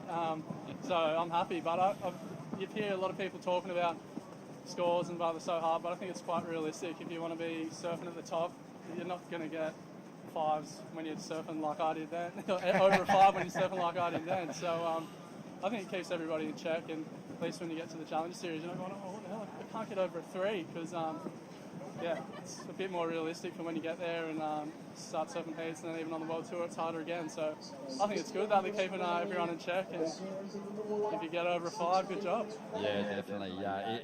It seems that those scores have come up a bit just with that swell as well. Obviously, bigger waves, bigger turns. But tell us about your last couple of years, mate, because a few years back, before the whole COVID thing blew up, you were so close to qualifying, and then last year didn't quite get it done on the Challenger Series. But big expectations for yourself this year? Yeah, I'm feeling really good this year. Like, before COVID happened, I think I missed out qualifying by about 4 spots. Then I was kind of quite happy COVID happened, really, because it was 2 years I got to spend at home just really, just surfing and realising why I love surfing so much, because it's so fun. And I could chase waves for a couple of years, which I was super lucky to be able to do due to the help from Rip Curl. And it's so windy out here, the speakers just blew over. But yeah, I pretty much had 2 years at home just to surf, and then last year I did the Challenger Series, and I think I missed out by qualifying by maybe 4 spots again. So I feel like I'm right there, and I just need to keep working on my surfing and my competing, and I feel like it'll happen. But I'd really like to get there so I can stop surfing waves like this. Yeah, come on, mate. I don't know if you can still hear us, but congratulations on that heat win. Ploughing on through into the next round as we see now in the red, Caius King getting his heat underway. Jacob Wilcox, just as he said, he enjoyed that break and being at home, and he, during that whole sort of competitive hiatus, he was probably one of the most barrel people on the planet. He went Norwest desert tube hunting, and his surfing. It is so worthy of a place on the championship tour. It's not even funny. For sure. And no one was allowed into WA either, so for 2 years, so he had it all to himself. That was the dream for all the locals up there in the desert. Oh well, they've endured everyone going over there for years, so it's a good little break for them. Most definitely. But yeah, he's doing really well, but he's going to have to really keep pushing hard because he hasn't got that massive result just yet to shore up a place on the qualifying series. Jacob Wilcox actually sitting in 8th position at the moment. So these are really important heat wins for him. Yes, very important. He's vulnerable, isn't he? But he's still in there. That's the best thing. It's all on him. You're not relying on other people's results. Here we go, mate. I've got to do this. I'm number 8. I've got to go. I guess the positive for him, he's feeling like he had a shocker out there just now, and he got the win. He won, yeah. So good for him to be thinking, wow, I've got so much more to display here. Well, he's 8th spot. He's in at the moment, right? And it's all on him. He doesn't have to rely on other people, which is one good thing. Yeah, interesting to note. Mikey Madonna fell out of the mix. He was in 3rd spot. So there's suddenly like one person ahead of you that you can, jump. Obviously leapfrog and try and cement that. Oh, place. he was in that last heat too, eh? Yeah. He was coming into this one in 3rd place, Mikey. Oh. So that was a tough loss for him. I'd rather be Jacob than him. You know what I mean? Now. I know, but now you know what I mean. He's sitting there waiting on other results. He's got his own. What do you call it? Well, this is future in his own This hand. is the last stop. Yeah, there was a little bit of confusion because there's an upcoming QS 1000. We know they don't necessarily factor in too much if you get big results in the 5000s, but that's just around the corner. So, but that one's going to factor in for next year. So it's a little confusing looking at the schedule and seeing that 1000. I think it's down the coast. But yeah, this is the last one, and it's a big one. Yeah. There's only 2 QS 5000s. So, you saw the big jump that Caius made. He went up 19 spots with his win. So that gives you an idea of just how far back people can come from to get themselves into this top 9. It's not over. Yeah. And, everyone in this draw is well aware of that. Caius, at the moment, sitting in 2nd spot, but he does have the highest scoring ride. So that tells you that he's still got that form rolling after the victory last weekend, and also celebrated his 21st birthday last weekend. Kobe Clements, let's talk about him a bit. He's the son of a former campaigner on the qualifying series, Steve Clements, his dad. He came so close to qualifying. He, like Jacob Wilcox was talking about, missing by a few spots. He missed out by a couple of heat wins one year. He only needed to make it through maybe one more heat to get himself onto the championship tour and wasn't able to get it done. But Clemo collected some big results in his long career as a battler, a warrior on the QS for a number of years, decades. Yeah. Decades. Yeah. Centuries. It's a long career on the QS. He maybe went into a more competitive business. He ended up being a news cameraman. Yeah, so right. Hanging outside the courts, like banging people out of the way, snaking other people for the shot. No priority in that situation. No way. Here goes Samson Coulter, the surfer from Queenscliff, down there on Sydney's northern beaches.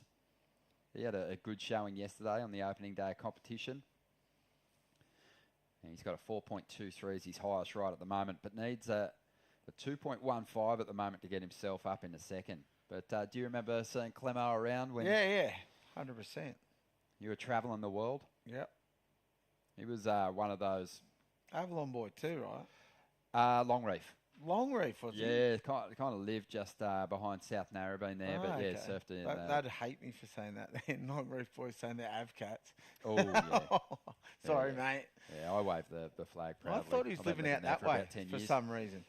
Yeah, no, he always surfed in the Longreef board riders, and he was had a lot of big results on the qualifying series, Clemo. But just really has been sort of pushing Kobe into waves since he was so young. He's one of those prodigies. He just showed so much potential at a young age, and I think it's from the clips we're starting to see drop of Kobe. I think he's just coming into his own. I mean, how old is he? He's 17 now. He's had a few quarterfinals this year in some of those lower-rated QS events. He's sitting in 11th place. His big point scoring result this year was a 9th up on the Tweed Coast. But it's his free surfing efforts that the past couple of years that have had people talking. I mean, big frontside corked out airs, like, half flip, corkscrews, and just landing them with ease. And then, 17, he's got years ahead of him. Yeah.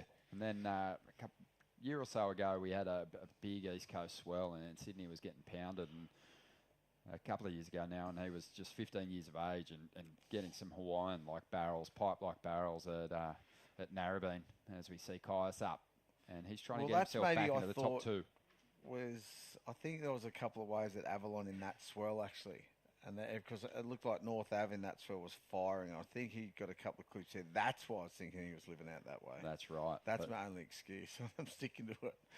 Yeah, I think Kobe and Caius have had a similar trajectory to this point in their careers. Both were, heavily touted as youngsters, even when they were single digits. Everyone was going, how's the technique on this kid? How's what he's doing? They were doing grab rail calves like when they were like 5.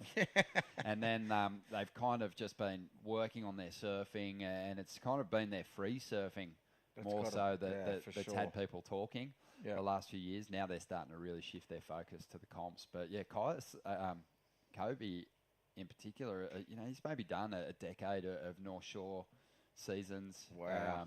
Staying at that Volcom house and getting some solid pipe waves. That's crazy at 17. Yeah, and I think he's now getting to that age where he's finally starting to bulk up a little bit, and his surfing's showing some of that power that's going to be needed to do well in QS events like this. And like you said, he's right there on the cusp as well, so every heat counts here. For him to qualify for that series, it would be mental. It's such a great change having the Challenger Series now, because it's a much more condensed field than the old major QS events. I was... Is it 96? Chatting to Mitch yesterday, it used to come to Surfest every year. It was a major QS event. Yeah. And it was, somewhere between 100 and 200 surfers in the first round. Yeah, it was crazy. It took you 3 days to get through that. Yeah. Well, you just go through it. It didn't go down. Yeah. It's 96. They were brutal days to commentate. 128. Yeah. But who just never missed a heat? Terry McKenna, who's been commentating this event probably since its inception. He might have even surfed some heats here back in the day. He would have. 100% he did. What happened? Just 6 minutes remaining here. Terry McKenna would have surfed in the first one for sure, the first few, and probably commentated them as well.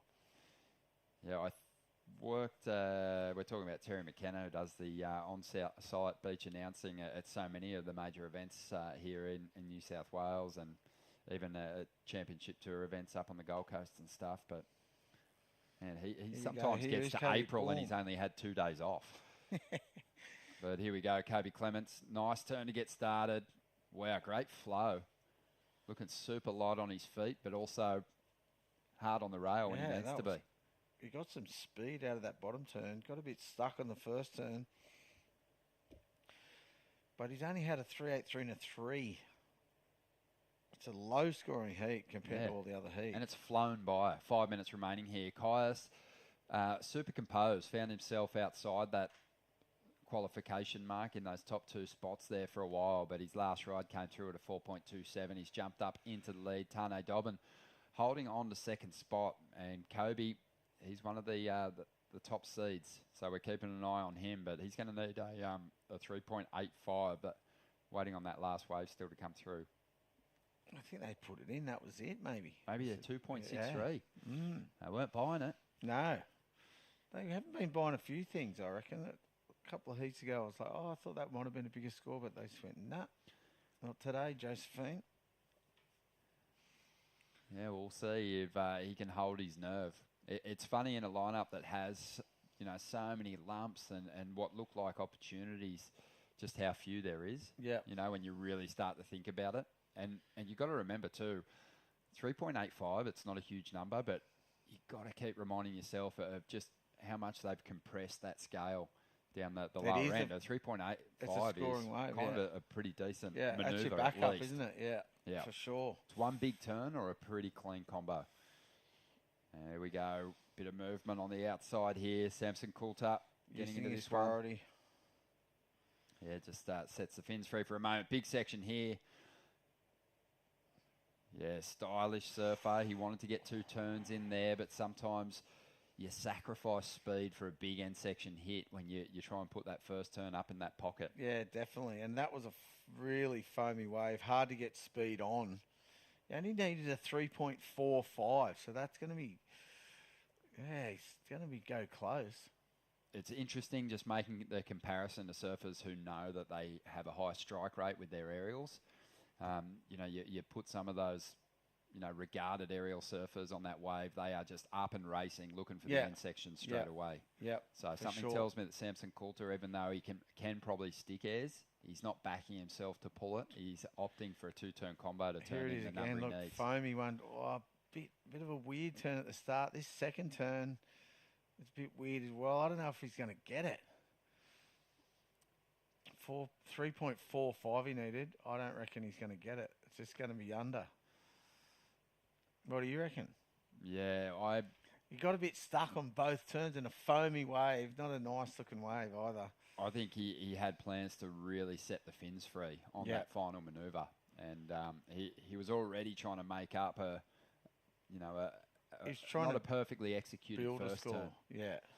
So we'll see where it falls. But it's Kobe Clements still playing catch-up. Tane Dobbin holding on to that second position. And Sam Coulter, he's sweating on that score, and he is also still chasing a 3.45. They're having a look at that, aren't they? Definitely having a look. Yeah, it wasn't a clean combination. Whoa. But it's still a combination. They're going to bar me. There hasn't really been that much to celebrate for the 3 competitors. Yeah. Other than this guy, everyone's kind of been sort of scrapping to get to their scores. But Samson Coulter is after a 3.85. It looks like he's going to get the number he needs. He got it. A 4. It was right there, wasn't it? Yeah. And could have gone either way for sure. Nod, just got the nod. So in second spot now. And Tane's the one now trying to play catch up. He's got priority. It looks like he just rode a wave somewhere too. There's a score waiting to come in for him. So I feel that the scale, I actually feel the scale coming up a bit in comparison to what we saw yesterday. Look at that bottom turn from Caius King. An absolute fan of water coming off the rail. He smashed that first section. 2 good turns there. Yeah. The 4.27 is going to fall out of the scoreline here. I reckon that's his best wave. Yeah, I think if Samson Coulter got a 4 for his wave, this one should be well and truly in the 6s. Have a look at the bottom turn, though. Bottom turn into that. Nice layback snap. And then this nice good carve there. Just finishes. Very out, but it didn't really matter, did it? The damage was done. Yeah, exactly. Yeah, Caius. That bottom turn set him right up, didn't it? Looking like a different competitor at the moment. Just with confidence, A win gives you so much confidence. You just never won a contest. First ever contest win, you're just going, right, that's how I win. I can do this again. Yeah, 5.43, so still not his best number, but man, it was super impressive. It's going to help him shut this heat down. Caius King will take the victory. It's the battle for second spot. Kobe Clements was in 11th coming into this heat, and it doesn't look like he's going to find the ride that he needs to progress through. And that's just another surfer with a great shot of cracking that top 9. Wow. Out of the mix here, and it just opens the door for those around him to keep climbing that ladder, getting to the very top end of the QS rankings. We'll take a quick break. More action coming your way in just a moment from the City of Newcastle Pro.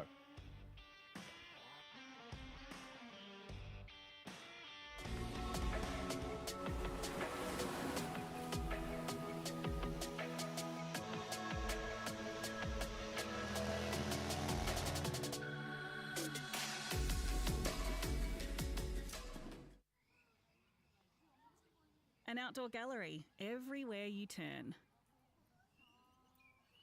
We're just scratching the Surfest.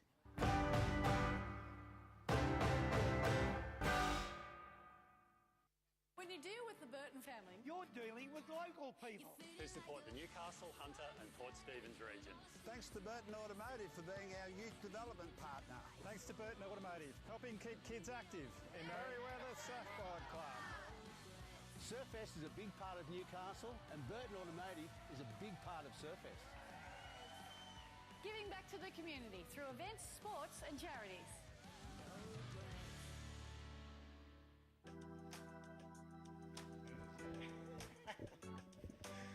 Welcome back. Big results are unfolding here in the second round of the City of Newcastle Pro, the last major qualifying series event for the season, the last chance for people to make their charge towards a top 9 finish and a spot on the Challenger Series.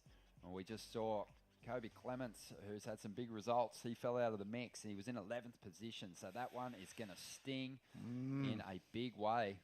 And it was Caius King maintaining his role after a victory last weekend.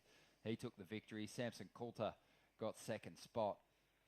So a couple of heats he's progressed through now. A couple of rounds he's made it through. Samson Coulter will be making a big climb up those ratings and improving on his end-of-year heat score total.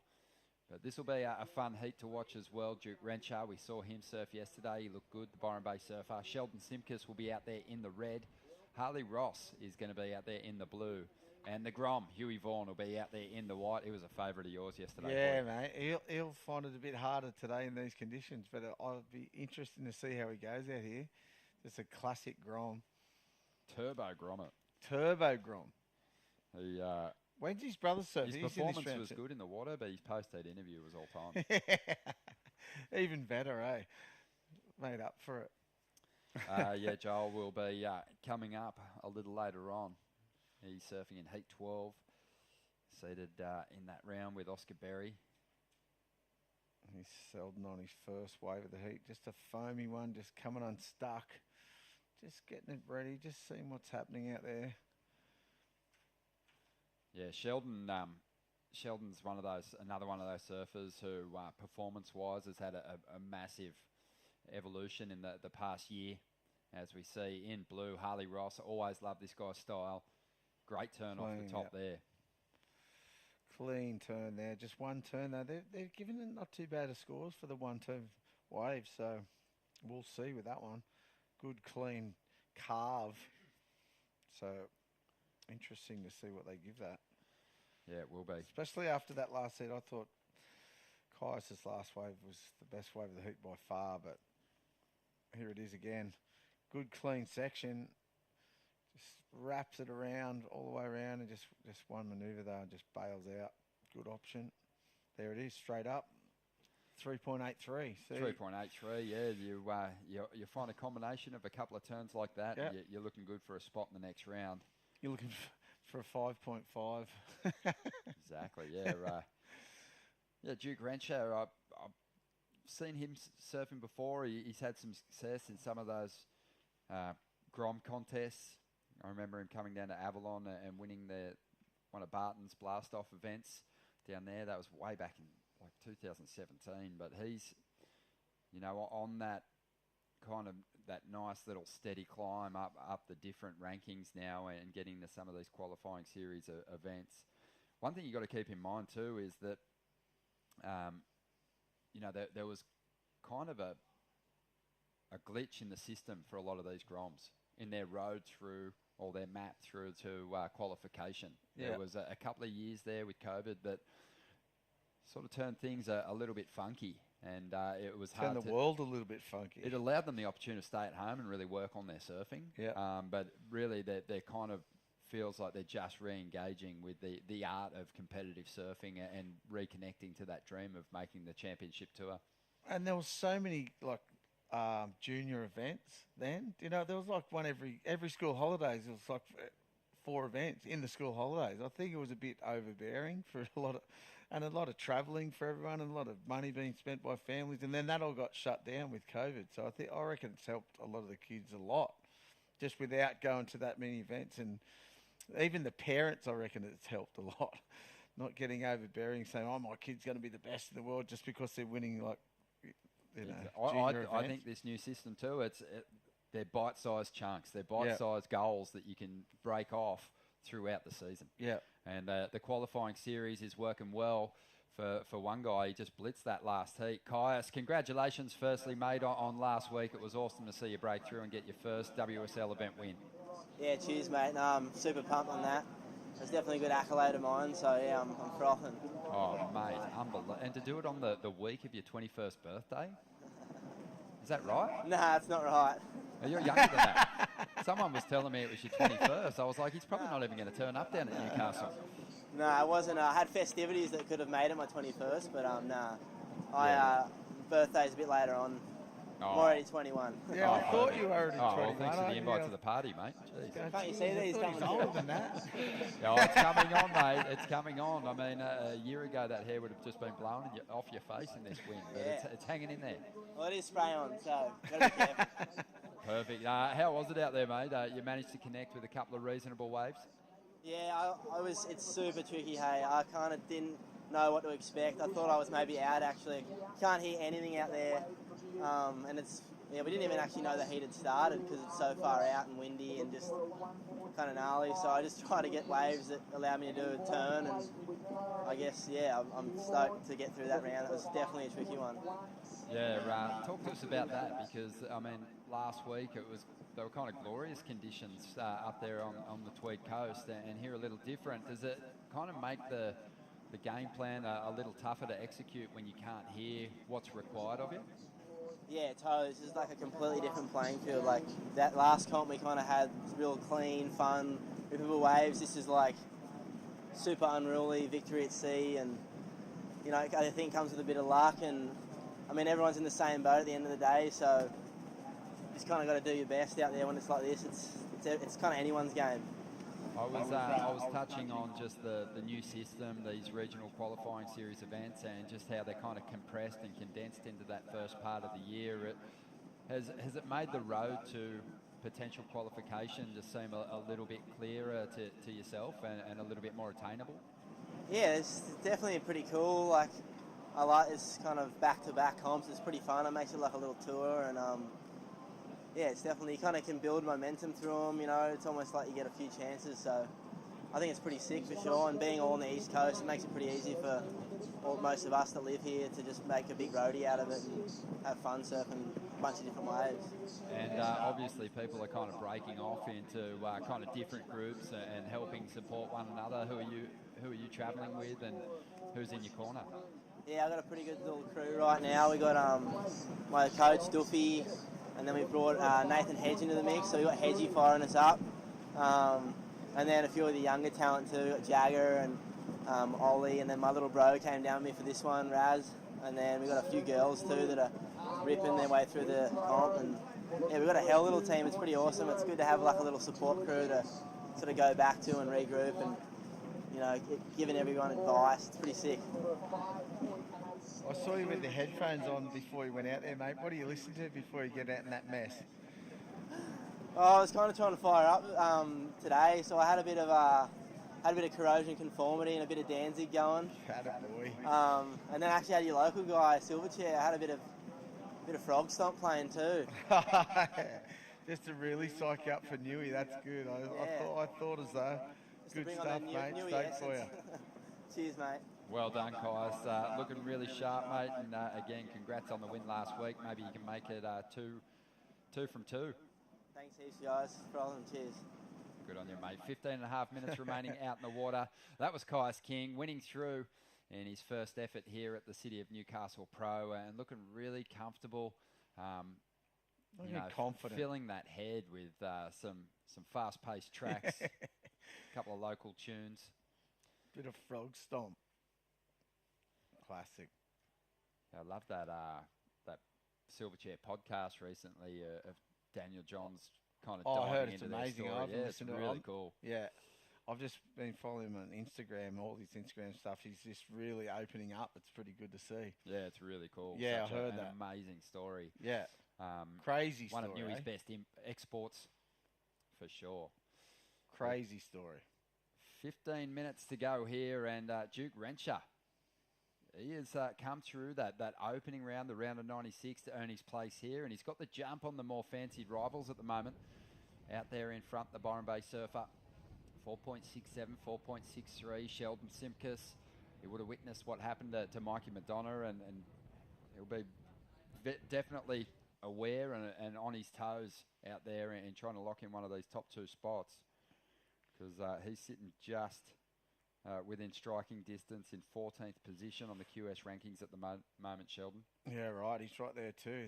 Destiny's in his own hands as well, so it's good to see. Yeah, Shelley actually got into the Challenger Series events last year, and I think he's really one of our best chances at kind of breaking through. If you can get him in the Challenger Series, I think he's got all the tools to get himself through a few big heats. Especially if he's been in it before too, knows what to expect. I think going in blind and not knowing what to expect in those bigger events with the calibre of surfers and and the competitiveness of everyone in there. Huey Vaughan just got a sick one. It just fell on the end. The Grom of the Year just did a huge snap and just got a bit unstuck on his second turn, but it was a good first turn. Yeah, I think, if you've done it before, you know what to expect the next year. I think it really helps. It's a different whole ball game against the big wigs. Yeah, it sure is. As we see there in the green, Duke Renshaw just throwing everything at it. Pulled that well. Really well. That's, high risk stuff. Didn't complete that ride, but, I think he's got those 2 mid-range 4s, and now he's sort of thinking, what the hell, I'll go for it. I'll put it on the line and really throw something big at the judges and see where they go with it. You have to. If you got those 2, you got to just keep trying to better those scores. Now he's going the same sort of ways and doing the same sort of turns. It's all right. You've got to just obviously better what you've got. Harley Ross up at the moment. He's a good-looking wave. If he gets back up there, sort of. Oh, it did well. One more. Into the pocket again. Not done with it. Still just really just milking that one right through to the inside. He netted a 2.04. He's going to get himself into the top 2. Maybe he got even that. Take the lead. I reckon for sure. He made the most of that wave. It looked a bit awful. He looked like he got a bit stuck in that middle bit, and then it just walled back up for him on the inside. Got some good manoeuvres on the end. Made the most of that. In this kind of just absolute soup, in this mess, this broth, back in the day, Hoy, would you kind of always have a plan to just get a couple of reasonable numbers on the board before you started unleashing, or would you be a little bit more patient out there and maybe use priority to establish a lead? I don't think priority matters on a day like today. Yep. Because you never know what the wave's going to... Look at that wave just then. That wave just walled up for him on the inside. Didn't even look like anything on the outside, and he saw what happened. All these manoeuvres were on the inside. On the outside, it wasn't even that good a wave.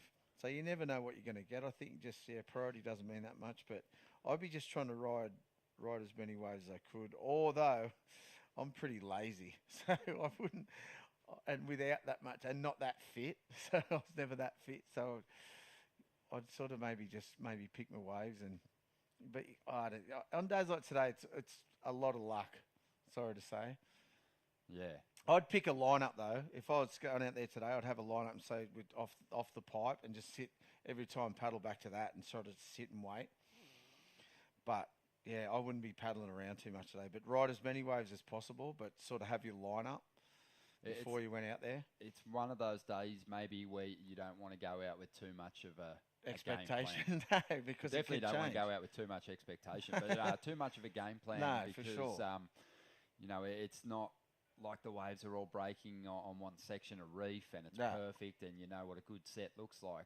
Like you said, an average looking wave on the outside can eventuate into some scoring potential. Yeah, like that last wave. Once you hit the end of the ride. For sure. You never know what you're going to get. There it is. Yeah, the numbers in for Harley Ross. He did make the jump up into second position. So Sheldon Simkus fighting hard to get himself back into the top 2. And Huey Vaughan up. Nice looking wall here.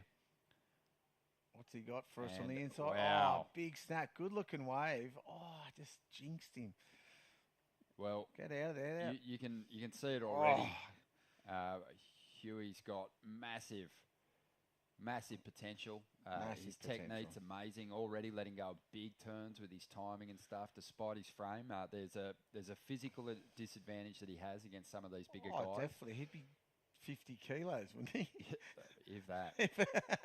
But Sheldon Simkus, he let go of a pretty decent turn there. But yeah, Huey's just going to get better and better the bigger he gets. For sure. You only need to look at his brother and just see, what he's done with his incredible first turn's talent. a great turn, just on a foam and throws tail. That was a good turn, just and a carve, and gets out of there. That was not too bad, eh?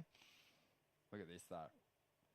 He's just got good timing too, eh? This turn here, waxed the lip. He did a huge turn on his first wave too, and just didn't get an ending. But not too bad turns there. The 3.97 was for one turn on his last wave, so could be a reasonable number. He needs a 4.4 to get himself up in a second. I reckon he might. Sheldon's got a number on the way too. He at a 4.59. Well, Sheldon's going to get rid of his 2.5 for sure for that just one big turn.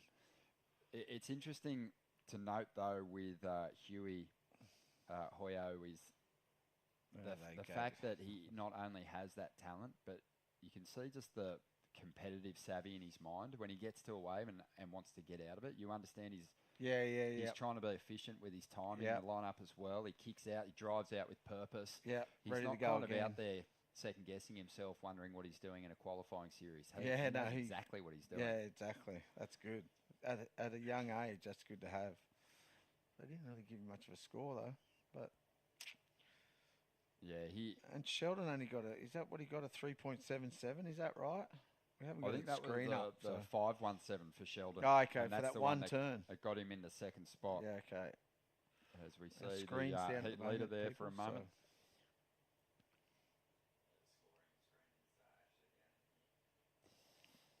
Yeah, 7.5 minutes to go. And Duke's hanging on to the lead, but there is a pretty good chance that there'll be a shift up at some stage if he can't improve on that 4.63, because Sheldon's only after a 4.13 at the moment. In fact, it's a relatively close heater across the board. Even Huey can make a strike at the number one position with a really solid score. And he's up at the moment. This one's getting away from him a little bit, but he's going to drive up into the section. Does well to reel it in. He's just having a go, isn't he, for the Grom? Yeah, having a mad dig. How old did you say he was? 15? Yeah. Sick. Got a huge future, hasn't he? He just got good wave knowledge by the look too. Here he goes. Just goes around this big section this turn. Throws it straight up there and comes down sidewards. And a couple of foam floaters after that. They're probably not going to score in that much, but still, he's attacking it for a Grom. It's good to see. Really cool to see. I mean, there's been some...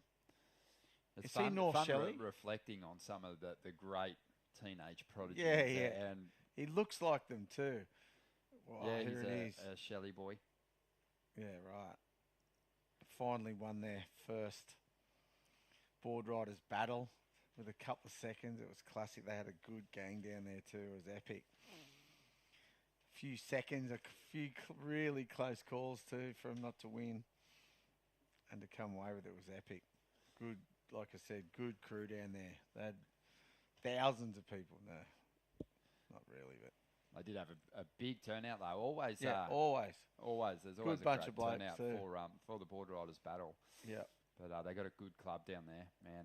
Really strong representation from the women too. That Macy Callahan has actually taken one of those junior spots in the past. Yep. And Molly Killed Picklin it.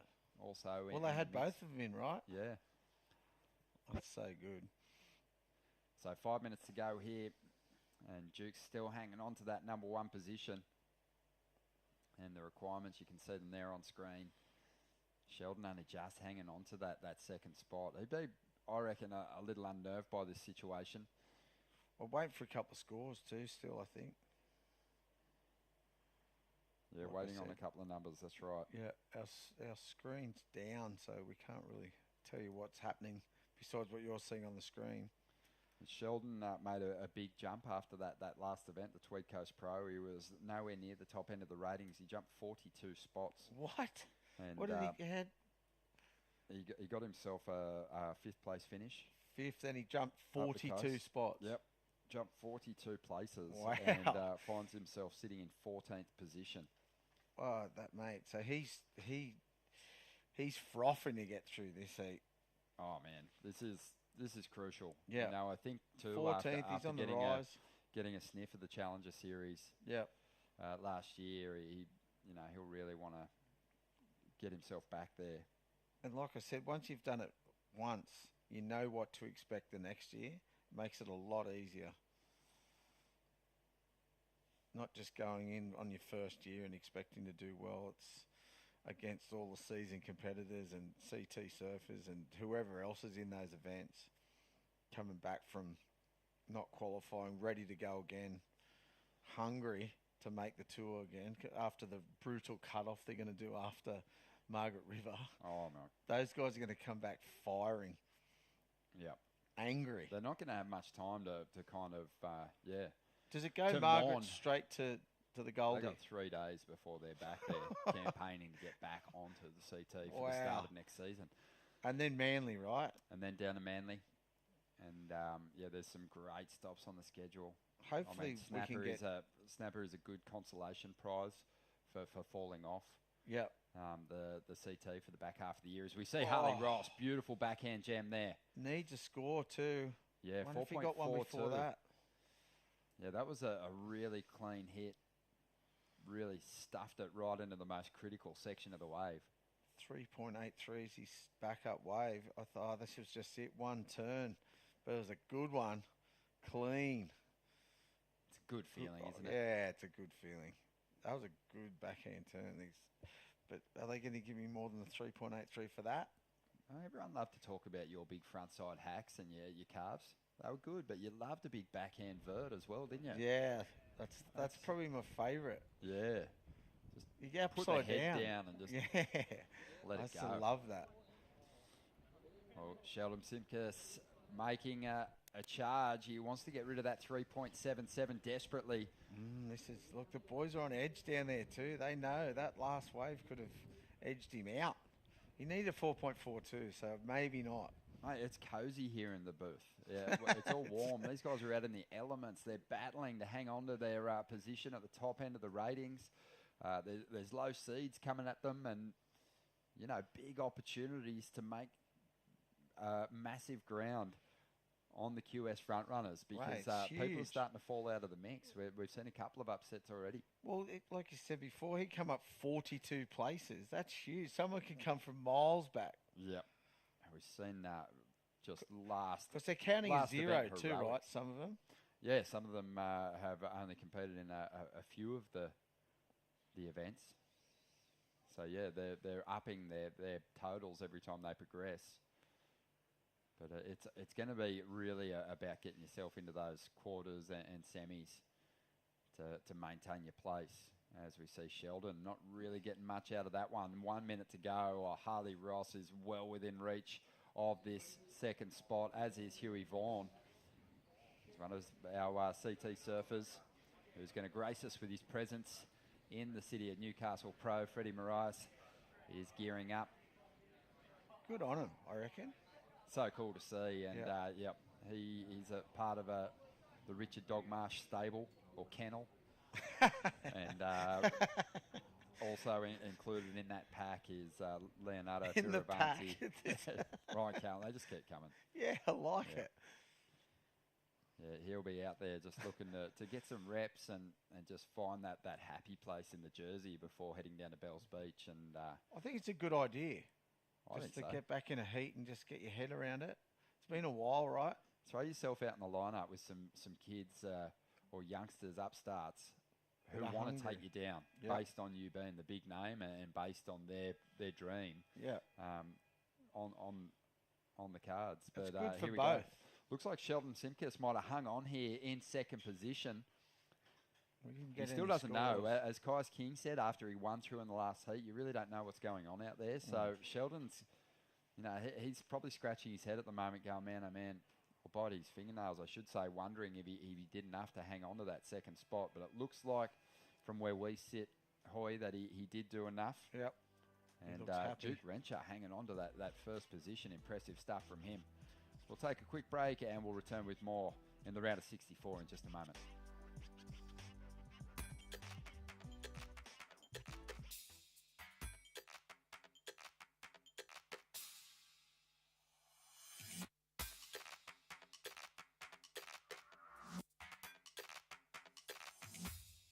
Thanks to Burton Automotive for being our youth development partner. Thanks to Burton Automotive, helping keep kids active in Merriweather Surfboard Club. Giving back to the community through events, sports and charities.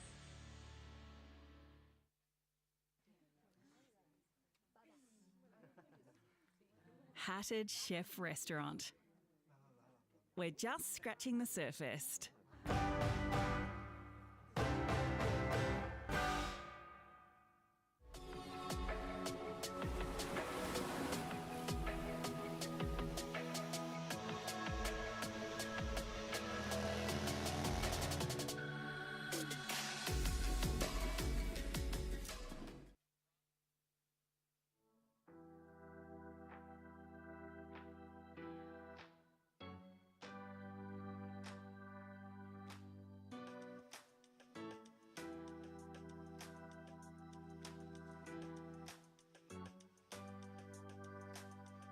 Welcome back to the City of Newcastle Pro, presented by Burton Automotive. My name's Stace Galbraith, joined with me, Mitch, the boss, Ross.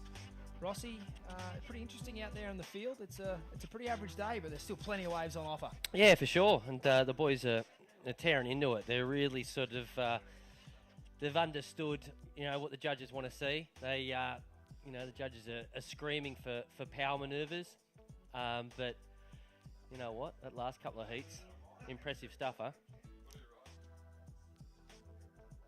And they're only going to get tougher from here on in. We have a pretty classic heat. Stewie Kennedy in the red, Mitch Parkinson in the blue, Ben Spence from the west in the white, and Aaron Kelly from the Sunshine Coast in the green. I think the boys are just checking in for priority and positioning here. We had a set just landing on their heads. And it's a surfer in white who's managed to break away from the pack here and secure this first opening ride. Benny Spence had a good heat yesterday. He'll be looking to carry that on with a nice strong bottom turn, top turn combination there as he brings that one through the inside. So good quick wits about in there to secure that wave, even though he was on the outside position. We'll see where this score lands. And look, unfortunately, Mitch Parkinson having a bit of a mishap on his way down the coast. I think his car might have carked it. So Mitty P will be fired up to go deep in this event. And the old Commodore went down. It's not the Commodore. I think he had the Toyota Surf. Pretty iconic surf car. Good car, the Toyota Surf. But no, look, I don't think that I think he might have had to hitch a ride or potentially get on an aeroplane, as we see. That's Leonardo Fioravanti waxing up there, Mitch. Yeah, he's got a big heat. I know he's got Nathan Hedge, one of the competitors, to take on Leo. Unreal to see the Italian end of the draw. Not sure if the other competitors are thrilled to see him enter. No, I reckon we certainly are. I reckon that'd be filthy, but we're stoked. Exactly. He's obviously world class. I can't remember of the world tour. And, he's got his coach here, Dog Marsh, and we'll get into that a bit later. But they mean business as we see up and riding now. Benny Spence, another wave. He started with a 5.33. He'd be absolutely thrilled with that. Yeah, it's a great start. I heard you interview him the other day, and yeah, to be honest, I don't know an awful lot about Ben Spence, but really interested to hear his insights into what it's like being a professional surfer. Trying to climb up the ladder from WA right now. There's a couple of, it's a little bit difficult. It's obviously, it's nearly another country over here on the East Coast. It's if you live down towards, Preverly and stuff, like a 3.5 hour drive and a 4 hour flight, 4 or 5 hour flight. So, feels quicker to go to America sometimes. Yeah, well, definitely to Bali. But, it's a massive sort of, You know, obviously he's pulled up his socks and he means business, and he's parked himself over here on the East Coast for a while, trying to get a couple of results on the board. Hasn't really had anything of, no big results at Cabo last week, or, you know, a massive opportunity here to get a good run on the board. Definitely. You know? So, yeah, the crux of that conversation with Ben, if you missed it, was certainly along the financial implications this tour does have. It's certainly not cheap to do all of these events.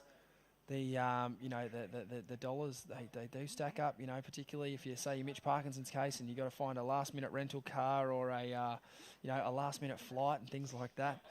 The expenses, they do mount up. And it's something that I know it's hard, you know, surfing heats, managing accounts, doing all these things. But, in this day and age, you've got to be able to do it all. Mitch, I've actually been sort of dying to ask you this question. How can, you diversify yourself in this modern era and potentially, create a few different streams of income? You are the mogul. You are the mogul bee. Always got your hands in, fingers in plenty of pies. And, it's certainly... although you're a fantastic surfer within your area, you've definitely diversified yourself to be much more than just a good surfer. Oh, thanks.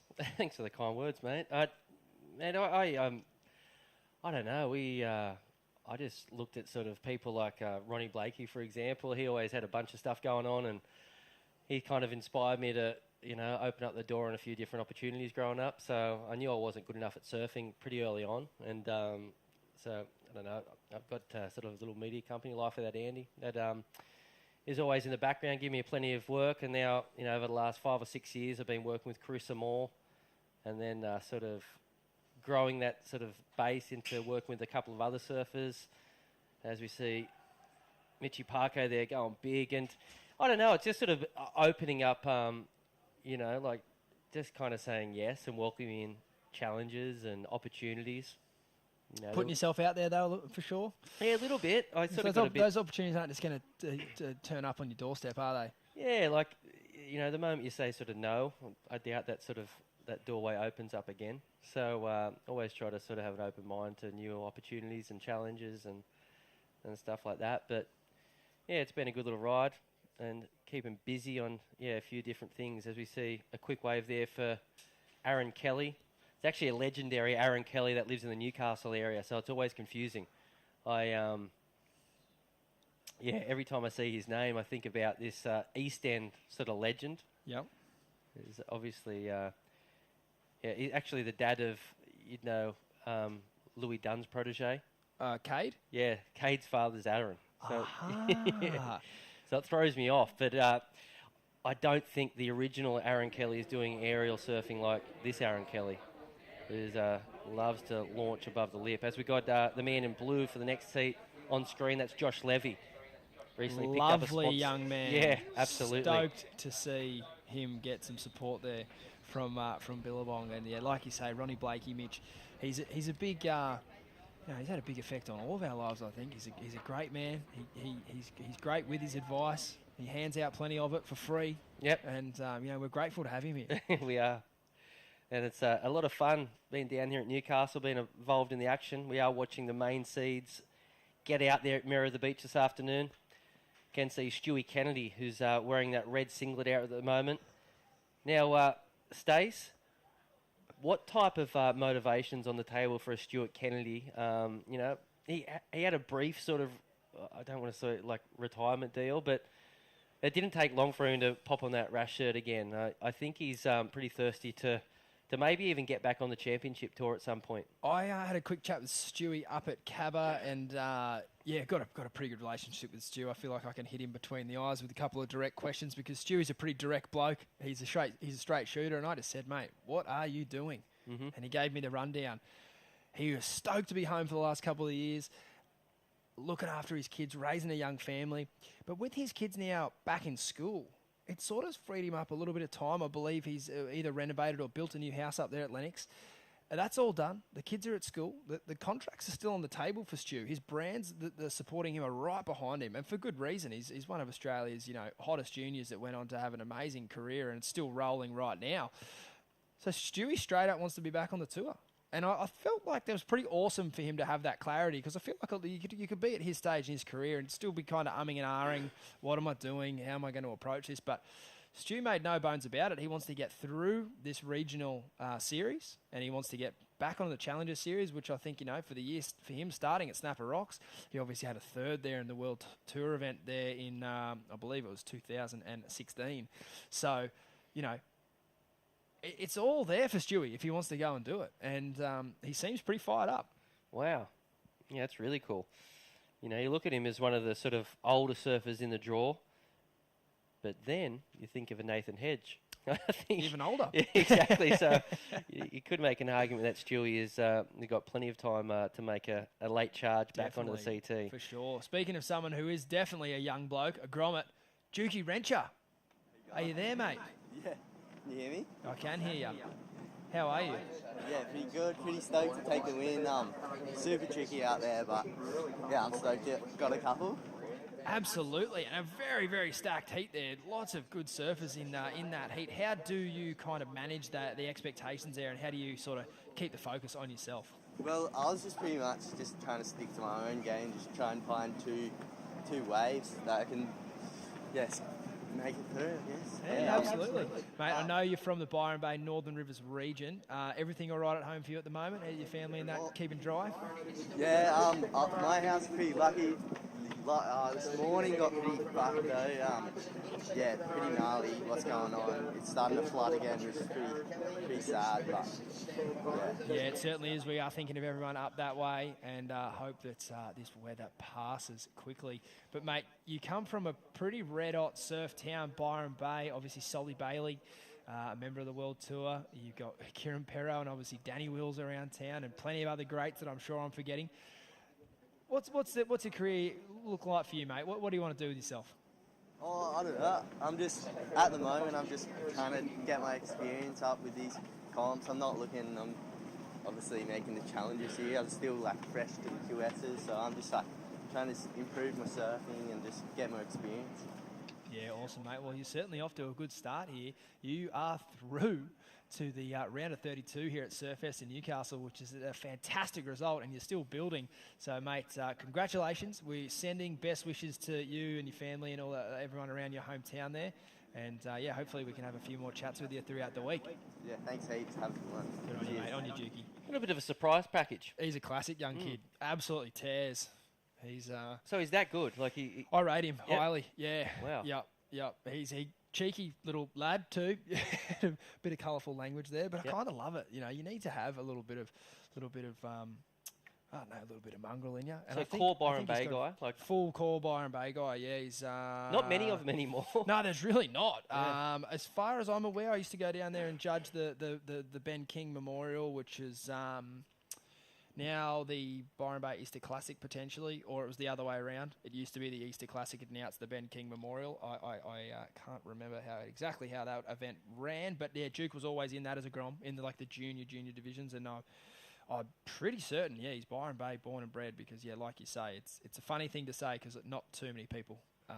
It's a very transient town, isn't it? Absolutely, but if you go beach by beach up there, there's so many good little pockets up in Byron Bay. You've got obviously the Pass, and around the corner Tallows, and a couple of some of the best beach breaks ever. Going out towards Broken Head. Yep, definitely. Yeah, great part of the world. Clearly a reason why it's got infiltrated by by a lot of people over the last few years. It's one of those joints where you can't get a car park, but there's not too many people in the water. So if you can get yourself out there, it's actually a pretty enjoyable place to have a surf, which I find that kind of funny because it's certainly a very populated little surf town. But when the waves get good, man, Byron's got plenty of world-class waves. Yeah. And heaps of world-class surfers from all, loggers, shortboarders, crew that rip on a single fin. It's got it all. Yeah, I love going down there. It's a couple of scores coming into the computers. A 5.33 was that first of Ben Spence. Backed up to the 4.17 Stace. So looking pretty in first position at the moment, mate. Yeah, he is. He's looking good. Aaron Kelly and Stewie Kennedy kind of yet to get on the board. So with Mitchie Parko, he'd be stoked to hold that 5.6. Ben Spence has already put up 2 scores at sort of around that mid range. So, 10 minutes on the clock. I'm sure Aaron and Stu would love to get things rolling here. They don't want to muck around too much longer. Is Mitch Parko in a position where he can make the top 9 pretty effortlessly, or is he down pretty far? I don't think it'd be effortlessly. Unfortunately, he had an early round elimination up there on the Tweed Coast Pro, and I don't know how he went at Avoca. So I think he'd need a pretty big result here. But I mean, the next question's got to be, if he did, how would he go? And I think the tour would be pretty well set up for him, obviously starting at Snapper Rocks. And then moving on to some pretty quality waves around the world. I could see Mitch doing very well in South Africa, wind blowing into those rights. There's no reason why he couldn't stack up some fantastic results if he got on the Challenger Series. But I'm probably putting the horse before the cart. He needs to get through the region first. Is he a full-time surfer?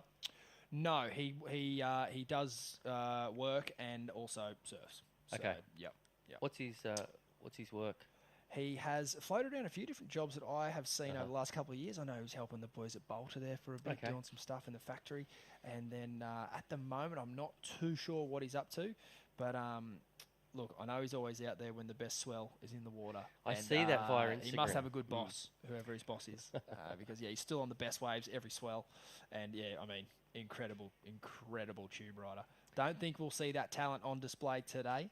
But certainly an absolute wizard of the tube. Got just under 9 minutes remaining in this one down here at Merriweather Beach for the 5,000. Plenty of points up for grabs. And out there next, we've got a couple of big names, Leonardo Fioravante, Joshua Stretton, Nathan Hedge and Blake Necker. So the action's coming thick and fast. And we are going to just power on with the men until the sun goes down this afternoon, Stace. So going to be a lot of ripping going on. There is. Yeah, I'm excited to see as this heat draw rolls on. Like you mentioned, a couple of big names coming up. I know the young lads, Josh Levy and Connor Lee, they're fired up to have Frederico in the heat. They know these boys are in town and they want to try and take it to them. As we see Aaron Kelly up and riding here, he's either having a bit of a sticker malfunction or the nose of his surfboard is in all kinds of trouble. Hopefully it is not the latter, because it can be very dangerous. As we have young Stu up and riding, nice face gouge there, clicks it in the lip, looking to get down the line. That board flying across that dead water. And he'll kick out of that one. He needed a 6.33 to get over Mitch Parkinson. I don't think it would happen on that ride unless we miss something spectacular. But it will put him in the heat now. It's going to be a mid-range score, I feel. Yeah, it looks like he's riding epoxy or a very bright white board. But I'm pretty sure to say it is an epoxy board there moving down the line here. Unfortunately, not a great closeout section there. He gave it a bit of a belting, but unfortunately the wave didn't really cooperate. As Stacey mentioned, was looking for a 6.33.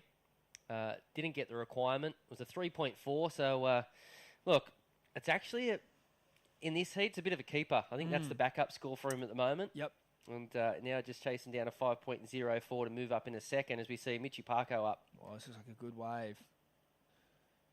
Oh, wow, that turn was insane for how sort of tough that section was. A lovely carve. He needs to be careful here to hang on. And he did the right thing. He does. He did. He did the right thing, but he couldn't treat that end section lightly. As we see Ben Spence now, beautiful opening turn and a nice click for finish for him there. And he'll try and get back out in front of Mitch Parko there to retain a higher priority over him. So I think the paddle battle is on. But wow, Mitch did well to hang on to that second turn because he kind of had, two oceans colliding behind him. And a less experienced surfer would have definitely got knocked off their board, Rossi. Yeah, I dare say this would be the wave of the heat. First turn's big. Oof. Just a huge check turn with a lot of power. And then I love how he squared up and just carved into that second thing. Could have got a little bit greedy and tried a third turn, but I couldn't have seen him stick it. So I think the right decision was made. And then we saw Ben Spence also answer back. So smells trouble for red and green on that one. It really does. If you want those close battles, you can't be letting the surfers in first and second be getting on the best waves of the heat, because it will seal your fate with 5 minutes remaining. It's going to make the task very hard for these surfers in third and fourth, Stewie Kennedy and Aaron Kelly, as we wait for these scores to come in, Rossi.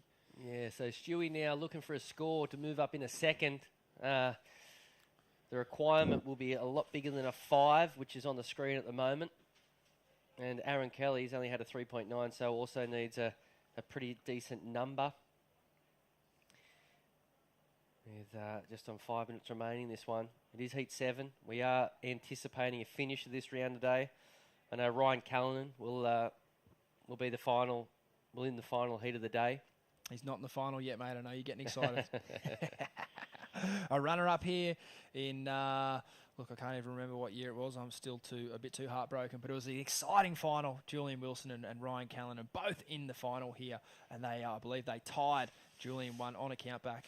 I think that might have been 2019. I'd say 19, but it could have been 18. Yep.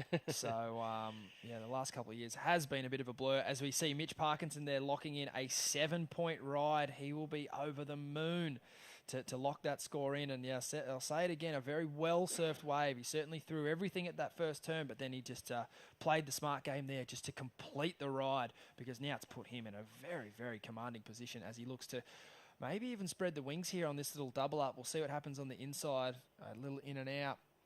And we've got another, solid heat here from Ben Spence. He's, good lad from West Oz. Like you said, Rossi, we had a good chat with him yesterday. He's got good support online. Said he was riding boards from Mr. Al Bean, as he has another ride here. Jerem Forrest, another great surfer from the West, also rides Al's boards from time to time. And they look like they work. Absolutely. He's having a good heat here. The amount of speed that Benny Spence generates between manoeuvres is really impressive. As we see a replay. He's not over the top with his body movement, is he, Rossi? No, really good. Neither's Mitchie P. He's very, very well timed. Us. Wow. Oh, this could have gone wrong so many ways, but it didn't. Too classy. So hard to turn in those sections, right? When the sort of the wave, you've got more speed than what the wave is offering. As we see, Benny Spence goes down that last manoeuvre. Could have made an argument, Mitchie Parko might have done that carve, then sort of wait for that closeout turn. Yeah. But, sometimes when you come out of a big manoeuvre, the last thing you want to do is, like, contain yourself. Definitely. So you just go straight back up into the lip. And it worked out on that occasion. It did. And I think Mitch, he really only knows one gear. He doesn't have anything else other than just full throttle, which is certainly not a bad thing. He's a very exciting surfer. As we have 2.5 minutes on the clock. And Stewie Kennedy now once those scores have been locked in, looking for a massive number. Basically an excellent ride, Stace.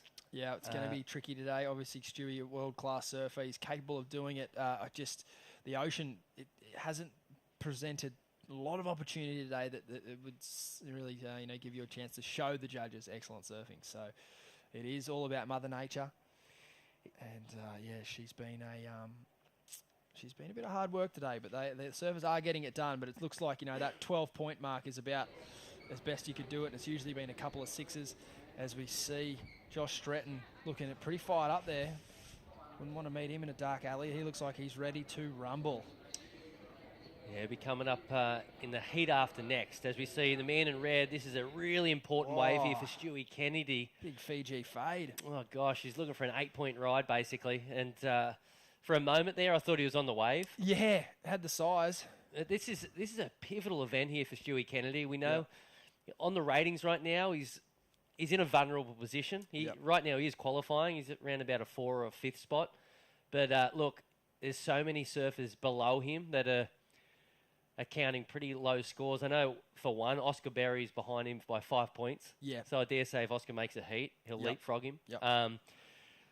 He really wants another opportunity to have a swing. Jacob and Billy both got through. They're behind. So you would dare say in this position they've probably already leapfrogged him. I think on the live they probably have. Yep. It's so tight there. Stewie on 45, 50, and then all the way down to say Chris Zaffis in 10th. There's only 4,000 points, so it's only 500 difference there. And I think most people would be basically changing out a result. Chris Zaffis, he has 5 results, for example, but he's only replacing a 200.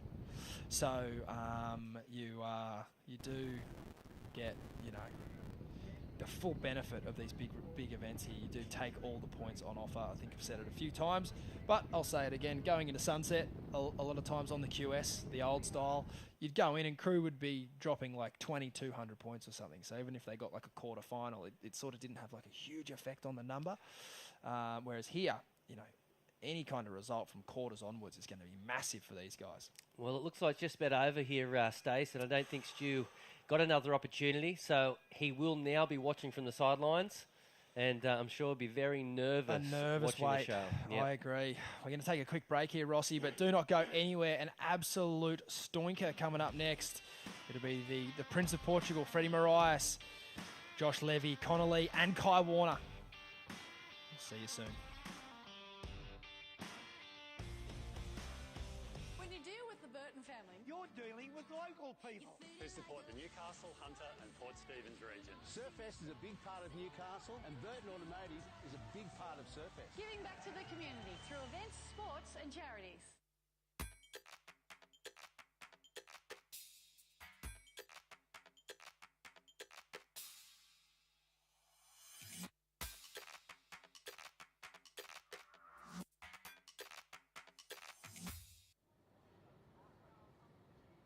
Cultural icons in the heart of the city. We're just scratching the Surfest.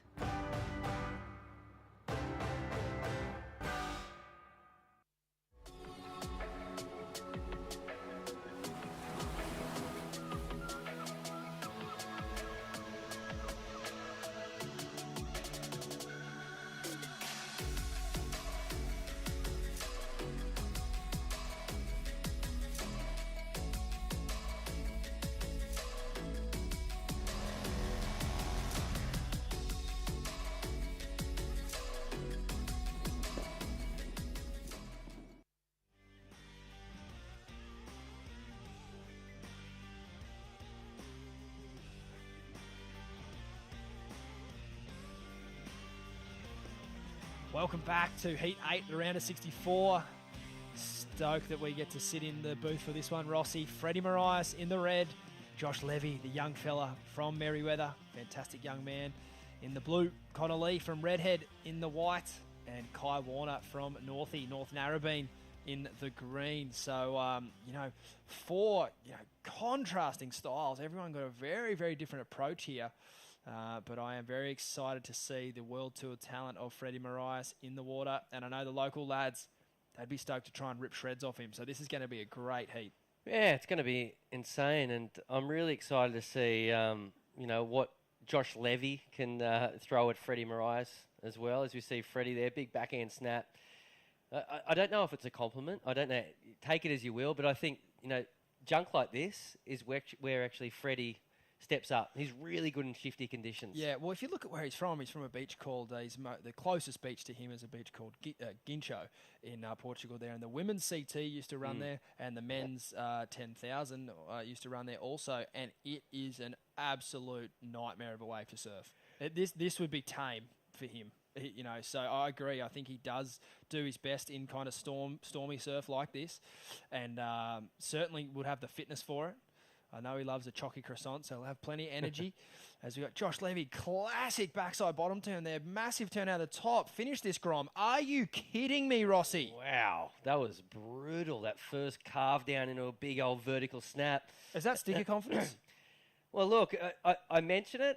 I'll be interested to see how he goes against, these big names. And straight off the bat, that was brilliant surfing there from Joshy. That was one of the better combinations of two turns we've seen in a long time. He didn't have to set his line up any differently to what he thought when he started the wave. It was just a beautiful series of turns with no pumping or bobbling in between.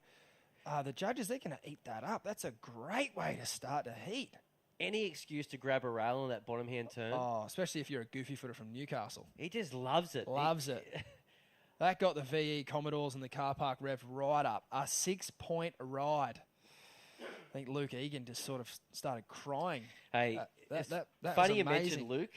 At the ABB this year, Luke actually coached the mirror of the team, and Josh was a part of the crew, and he did some of this surfing that Luke was just losing his mind over. Yep. And it was actually those bottom hand turns with the grab rail that Luke was just freaking out on. Yep.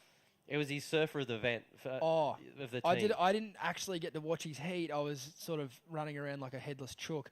But I did a beach interview with him, and he was the loveliest young man. Absolute ripper of a kid. So, yeah, I wish him all the best. And he'd be fired up. Look at that, trying to get back into position. A 6-point ride. You're stoked with that. No matter who you are, whether you're a Gromit or you're Freddie Marias, you take a 6 on a day like today. Absolutely. It's a great start there from Josh, who's a part of a real strong little crew down here at Merida. They're all on their e-bikes every morning. Yep. They're paddling out in the dark.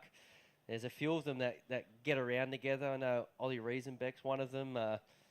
Amelie, Ellie Lampkin, Manning Gregory, Max Owens.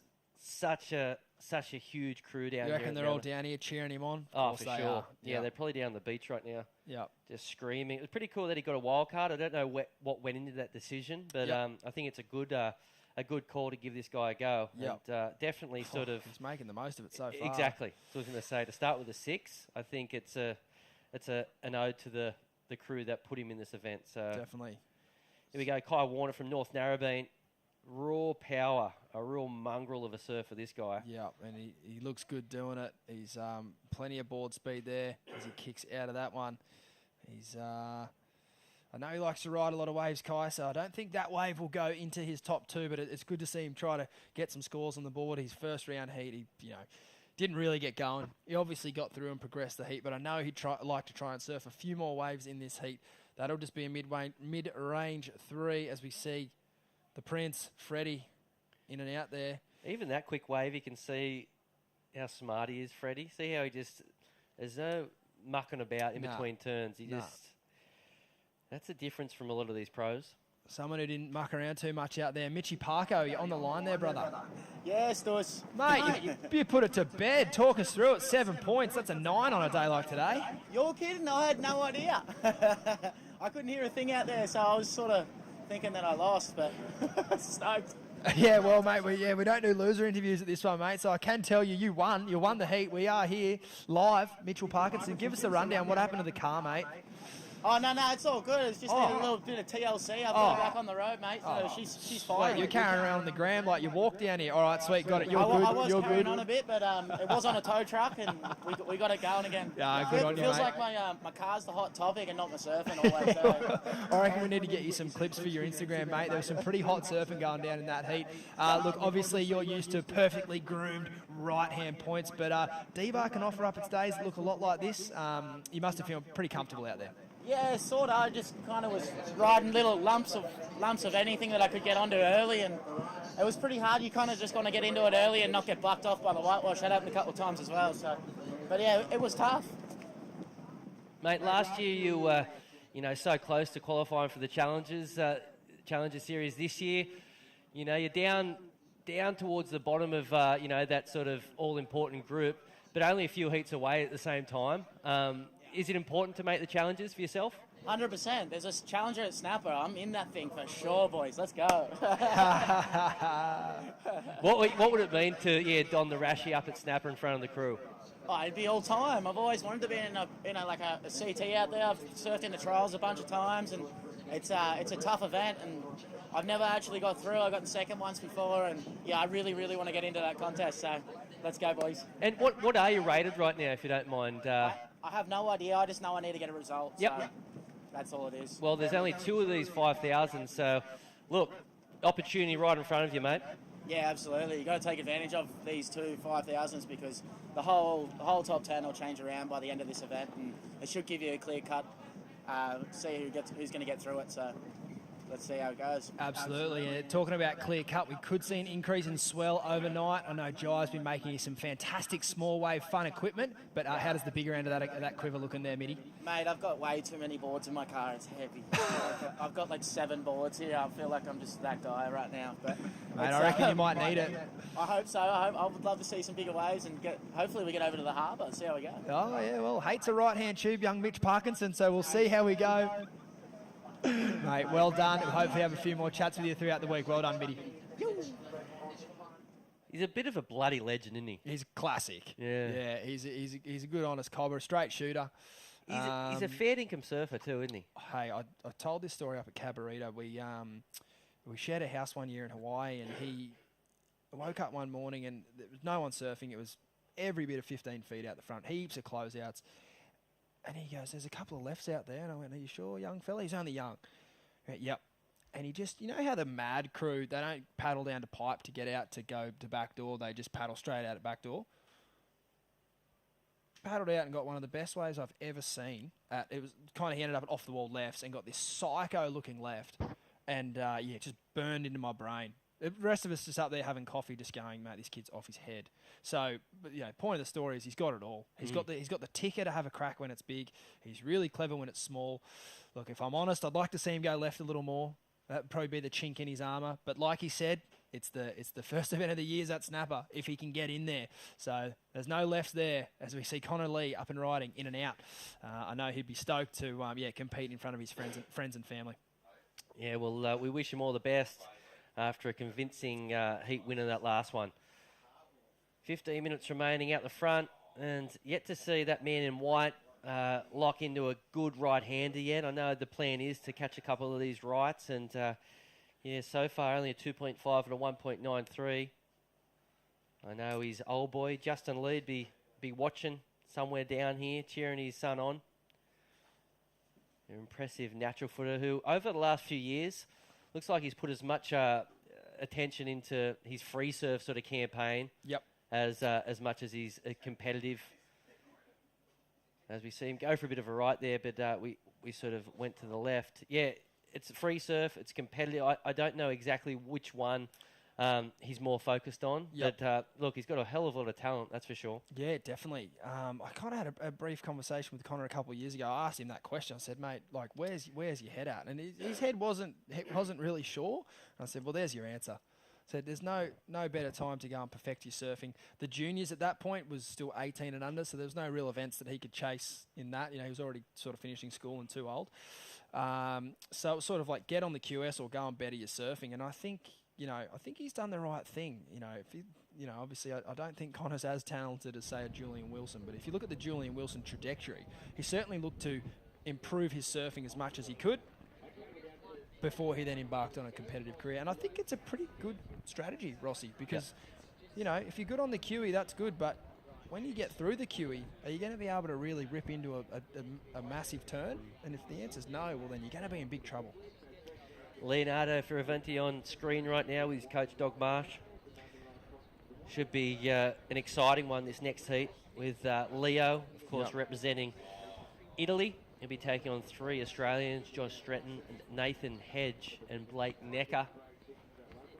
As we see Princey, Freddie Marias, big turn there. One turn. It was a big turn. It was a big turn. Right now looking at ditching a 2.4. He will do that. Interesting with, there's already been 13 odd minutes down. Yeah. And even the world's best, only a 3 and a 2. Yep. Trying conditions out there, mate. I agree. I think he might have even seen the frustration there from Connor Lee paddling back out, and he thought, maybe if I can just put a bit more pressure on this kid, that might be enough, Put up a couple of 3s and 4s and then let these, Kai and Connor kind of figure it out, because they have not got the start. And even Josh Levy, he has not been near another good wave. So you've got Kai Warner up and riding. Wow, that turn was mental, but it was not the go. Unfortunately, on that section, just getting a bit too loose in the juice. Certainly had the flair, though.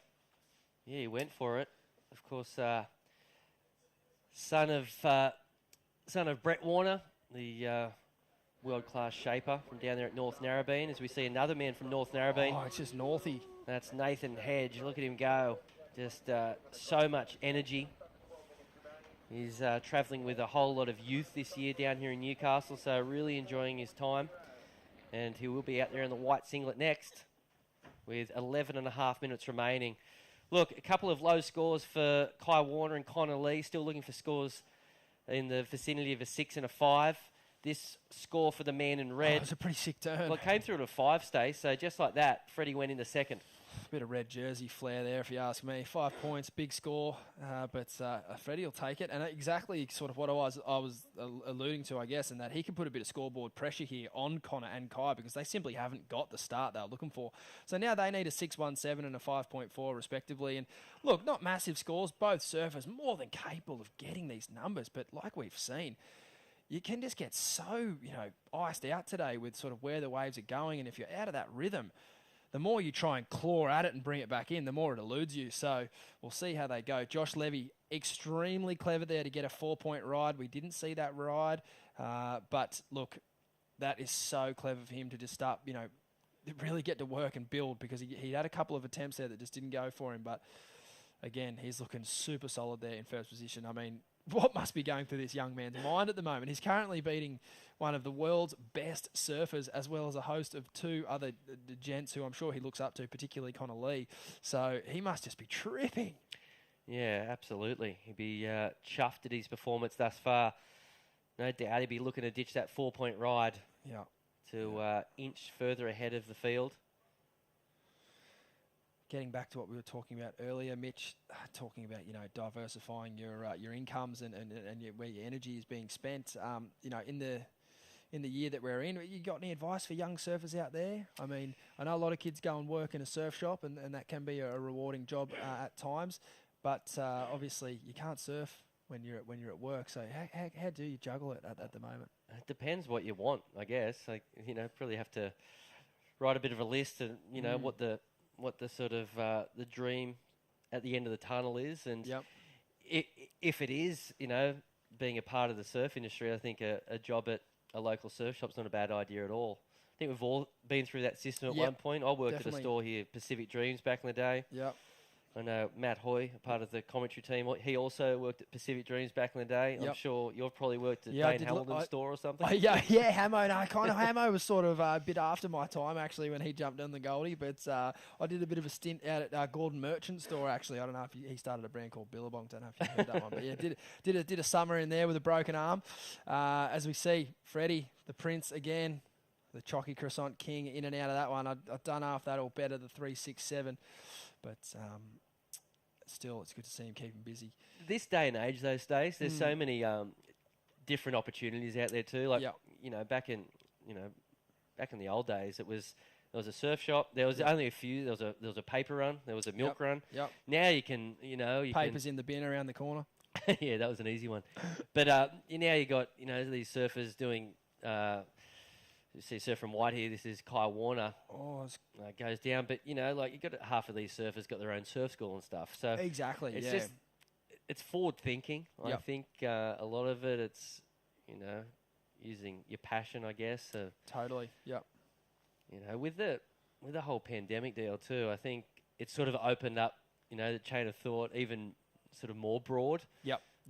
People have sort of discovered that they can, make money in cryptocurrency. They can, there's all sorts of different avenues now. So leveraging their social medias to within an inch of their lives, but it's working. Absolutely. As we see Connor on the inside, little double up. He would be stoked if this one walled up for him.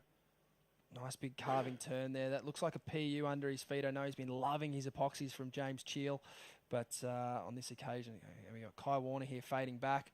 Nice carving manoeuvre, looking light on his feet. He would love to get a finish here. Not quite the steep section he's looking for, but still a series of nice carving turns nonetheless. Body language doesn't scream happiness, but that will be Kai's best ride. And there's about 7 minutes on the clock, so pretty good timing for him to get a score on the board. Looked a little bit reminiscent of the alley there, that right-hander. Yeah. Just kept sort of throwing him sections. Kept sort of not giving him what he wanted. Yeah. Didn't really capitalise in those sort of little steep sections. Yep. But as you said, probably his best score to date. I know he's looking to get rid of a 3.27, to be frank, and replace it with a 5.4. But let's see what the judges think.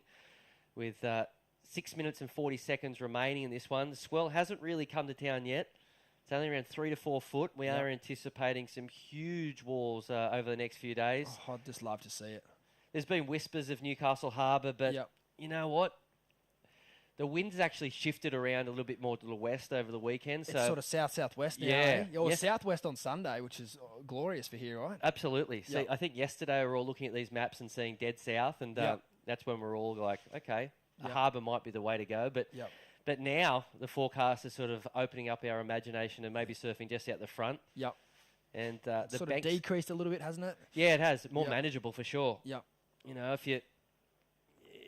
If you sort of spin the wind around to anything with a bit of westerly in it, I think it could be pretty fun waves out the front. Yeah. So I'd put my money on that we're going to stay here. Yep. And we might have to fight a few dragons over maybe Thursday and Friday. Yep. But I think we will get a reward at some point with a little bit of offshore wind. Yep. And, you know, imagine seeing these guys at, 6 foot offshore out here. I It's would going to be love to see that. Yeah, it's going to be incredible with everything that's up for grabs. Yeah, you know? totally. Yeah, I feel like it would be a great precursor to, some World Tour events.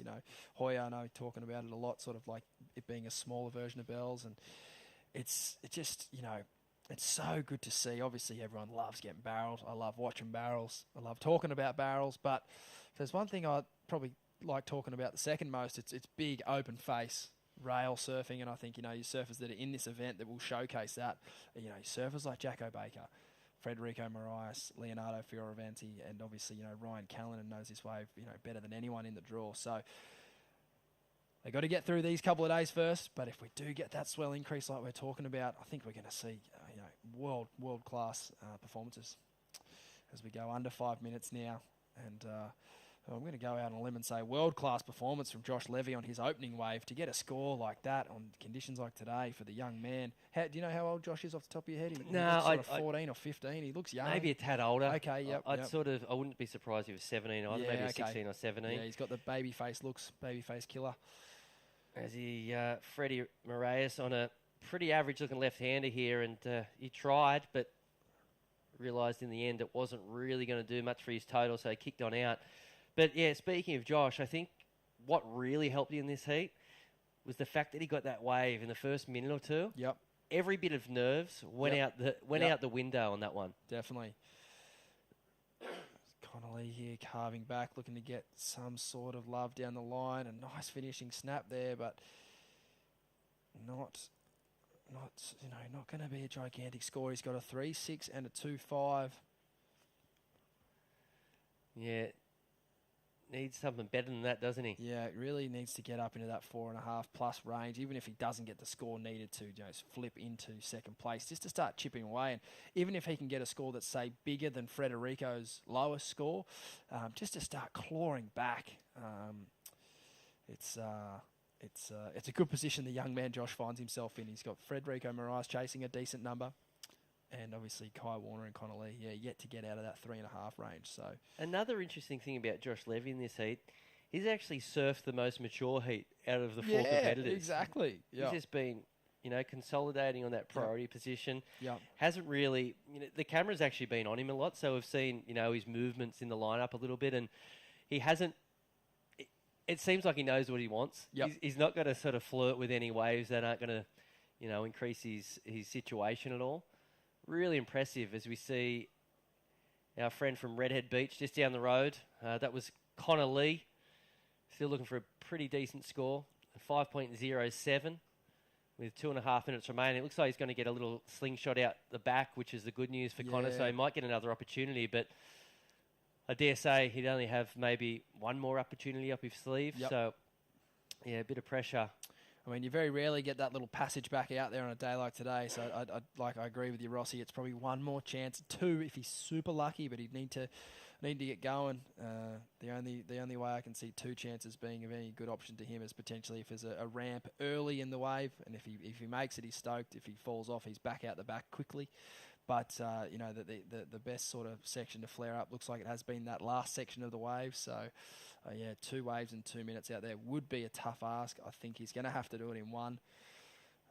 Unfortunately, he's got 4th priority, and the surfer in green there has 2nd priority. It's an interesting one to sort of see. Surfer in blue is making his way over to the surfer in green, which I think is a clever one. I wouldn't give these surfers too much room. There's plenty of talent within both of them, but. Yeah, 90 seconds. Still got to play the game. 90 seconds remaining, Stace. So, yeah, really coming down to the wire this heat as we see the Portuguese surfer. Big carve there. Unfortunately, that wave sort of wedged out, and Freddie Moraes kicks on out of that one. And now watching Kai Warner, what could very well be his last throw of the dice. Needs to get low and go vert here. Did pretty good, but that wave just... It didn't really work out for the natural footer, and I dare say he won't get the 5.14. So I think that will be the last time we see him in this event. Yep. I don't think that's going to be enough, which is a bummer. He's going to have to really get his boot scooting on if he wants to get back out the back in the next 50 seconds. He might get a miracle double up on the inside, but it would be that, a miracle. Big turn there from Connor Lee. If he did anything before that... If he did anything at all, even if it was a check snap... Yeah, the Prince could be in trouble. I hope there's a replay. I'd love to see what Connor Lee got up to at the beginning of that wave. Maybe a big roundhouse cut back out the back or something before that turn, because it was a fantastic... that was a kind of a confident look in. We'll see. It was one of the better turns of the heat. That was big. Oh, looks like it might have been just the first manoeuvre there for Connor Lee. I hope our cameraman missed it for Connor's sake. So there might have been something at the beginning, but I dare say it felt like he went into that first manoeuvre. A bit too much speed, to have had anything much before it. Just looking at what they are, super close. It must have just been the one turn, a 4.6. So that's kind of painful, right? When you get that close just with the one turn. It comes back to that Freddie left of a 5 for one manoeuvre. Yeah. On the back end, you thought it was a little bit overcooked. I think the front side turn's better than the backside turn. I did too. We are going to throw a break here at the City of Newcastle Pro. Don't go anywhere. Another massive heat just around the corner. International and local talent vying for a spot in the next round. When you deal with the Burton family, You're dealing with local people. Who support the Newcastle, Hunter and Port Stephens region. Thanks to Burton Automotive, helping keep kids active in Merriweather Surfboard Club. giving back to the community through events, sports and charities.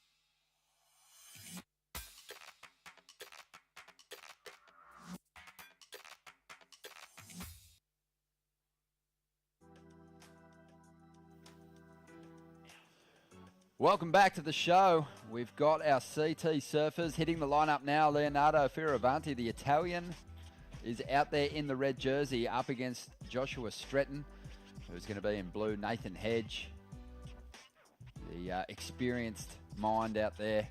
Nathan Hedge, 42 years of age, not giving up on that CT dream and enjoying his time competing against this next generation.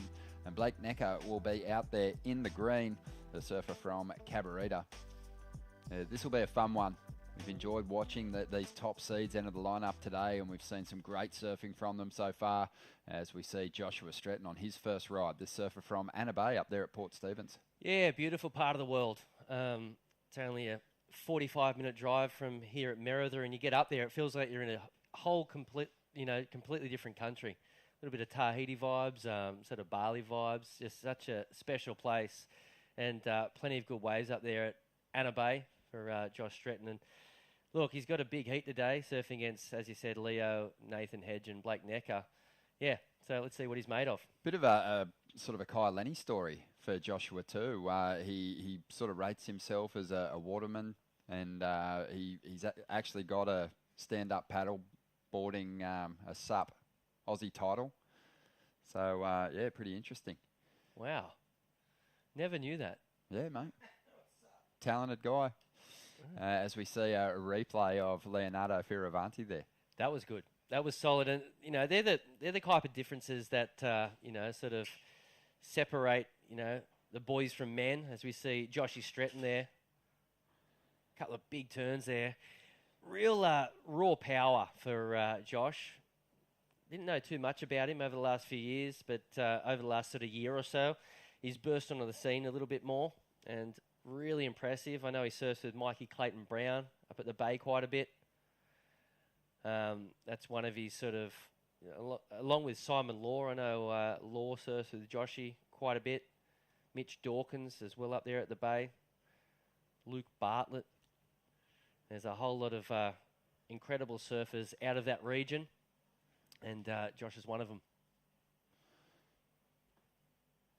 finds himself seated into this this second round.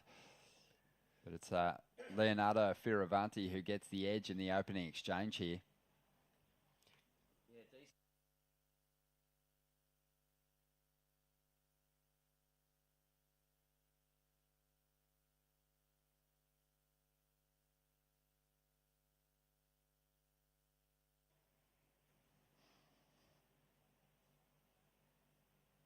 Yeah, we're going to see some big heats coming up in the next couple of hours. Some of those big name competitors are going to be hitting the lineup. We've been seeing it obviously as we've moved through this round of 64, but people that are desperately trying to hang on to those positions at the top end of the draw.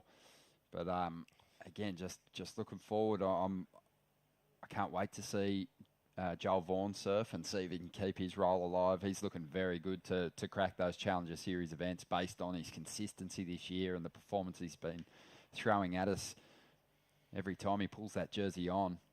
But Kalani Ball broke through for a big victory in the qualifying series as well. Yeah, there is just a great lineup of competitors, new names and some old heads as well. And a couple of those top seeds, the guys that are up in that top 9 have actually already bailed out. So huge opportunities for a couple of these surfers. But, yeah, really sad to see, Stewie Kennedy go down for one, Mikey Madonna another. A couple of big upsets as we see a couple of sets roll on through here. And just a bit of an update. It was Leonardo Fioravanti with a 4.5. Joshua Stretton with a 4.43. Still waiting for Nathan Hedge to the left of the screen. Sitting with priority, the 42-year-old is looking for a good start. I had a big chat with Nathan yesterday, asking how he's doing and hanging out with the young posse of Caius King, Jagger Bartholomew, Emily Burke, just in a real sort of youthful crew and sort of revitalised him. He's really enjoying his time. A couple of mock heats with the guys as we see Nathan Hedge. Here he goes. Oh, he's the guy that you want to be surfing mock heats with because he doesn't need a whole lot of motivation to snap into just an intense competitive mindset. And, he's going to really test these guys. I think it's as close to the real thing as you could get, a simulated heat with Nathan Hedge. He's going to make you feel like your life depends on the victory. As we see Leonardo Fioravanti there, just really setting the tail free and great control riding out of that big end section hit. I was asking Nathan sort of what the role is, hanging out with, the Caius Kings and those names I mentioned before. He was actually happy to say that what he does is just every now and then when he sees fit, he just sprinkles a little bit of sort of insight into what might help these young competitors so to get to that next level. Said there was a couple of moments with Caius last week that he thought, he had a few sort of key offerings for the young natural footer who actually won that event last week. So, yeah, it could have been a coincidence or maybe it really helped sort of that time with Hog last week. I think it would have helped for sure. And, one really cool thing about Nathan is he knows who he is. He's overcome some major hurdles, not just in competition and obviously through a long career. There's been injuries as well that have kind of held him back at times. But, he's been really open about his journey and taken part in some great podcasts. He did an interview with Ain't That Swell that was super honest and open, explained some of the challenges of being a massively hyped young athlete and just, obviously all the gifts that comes with, including some of those bad influences, which led him down some pretty dark paths. And, he's, doing really well, super fit. He's in great condition. But I just love it when those people keep hanging in there and hanging around the sport because it's such valuable life experience that they're able to pass on to younger surfers that still have it all ahead of them. Yeah, definitely. And great to see Nathan still a chance to make the top 9. Plus, he still rips. That's the big thing. I mean, it's a different brand of surfing that we see more often than not. But Nathan's one of those guys, you put the jersey on him in a championship tour heat at, say, Chopu or G-Land or some of those venues, he's not just a chance of getting through some heats. He's actually a really good chance at maybe going all the way. And there's a lot of people like that. You've got to be able to get it done at all stops on the schedule. But, yeah, if he did somehow make the grade, he'd still shake things up on those bigger venues. As we see, man in blue up and riding. There's Josh Stretton, a nice little layback there. He's going to rebound off the foam here. Nice surfing there. But that's what I was saying about Nathan. He's actually still a chance to make the top 9. You know, there's only 2 5,000s. So there's only 2 premium opportunities. And look, if he makes a few more heats in this with, the exit of the Mikey Madonnas and Stuart Kennedys, he could find himself right up in that mix. He might need to win it. But he's in 51st spot. He hasn't had a whole lot of results on the QS so far. As we see the replay here of Joshua and wound his way through a couple of nice turns there on the outside. And I like that little tail drift rebound on the end section there, adding a bit of spark to that final manoeuvre. Yeah, Josh Stretton, on the other hand, he's in that 33rd spot. So, almost 20 places ahead of Nathan coming into this heat. But everyone in this heat's kind of got the big obstacle in that gentleman in the red jersey, Leonardo Fioravanti. He's not here to collect points. He's here to sharpen up his act before heading down to Bells Beach, doing some work with his coach, Richard Dogmarsh, and obviously probably pretty keen to bank some bucks as well.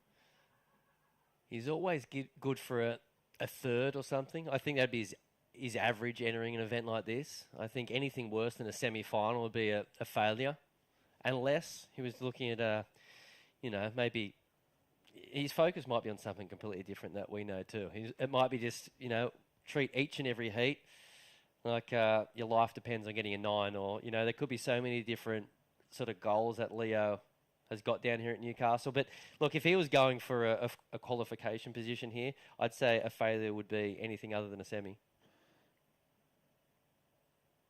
14 minutes to go, and Leonardo is out in front. Joshua Stretton hanging on to that second position at the moment.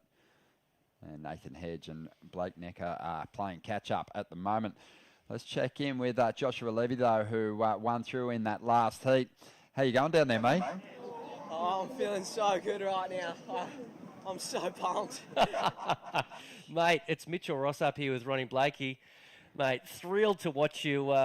You're a little grommet, but you just took it to the big boys and took down one of the best surfers in the world in Freddie Moraes. How are you feeling right now, buddy?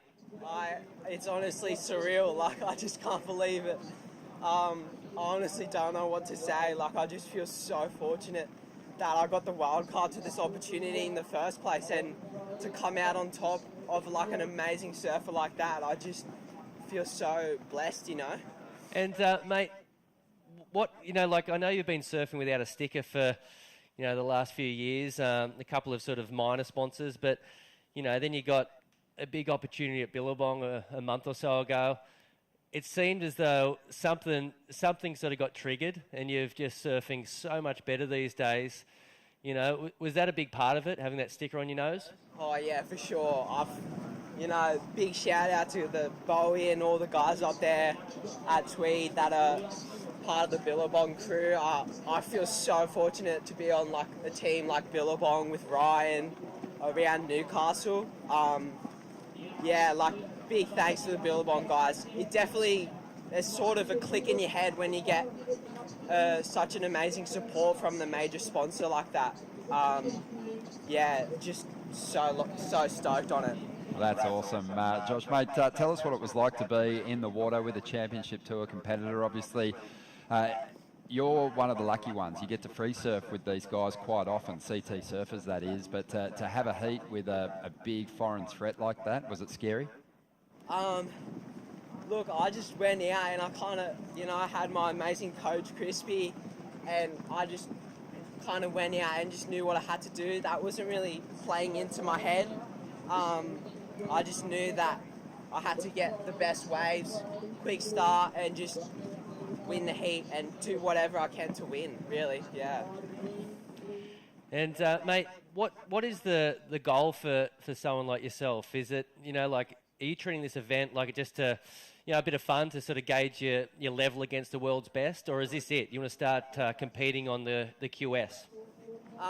My main focus was actually the Pro Junior this year, but I was definitely going to do a couple of QEs just to just get experience in them, because everyone on the QS is just so good, you know. But yeah, I'm just going to take it heat by heat and just keep on going and just make the most of every opportunity, you know. Like I feel so fortunate to be in the position I am right now, and yeah. Mate, swell's coming up. What can we expect? Are we going to surf out the front here, a couple of big peaks off Merida, or what do you think is going to happen over the next few days? There could be at Harbour, I've heard, but I think it'll just be out here. I don't know if it's the right swell direction for Harbour, but yeah, look, I'm ready for anything.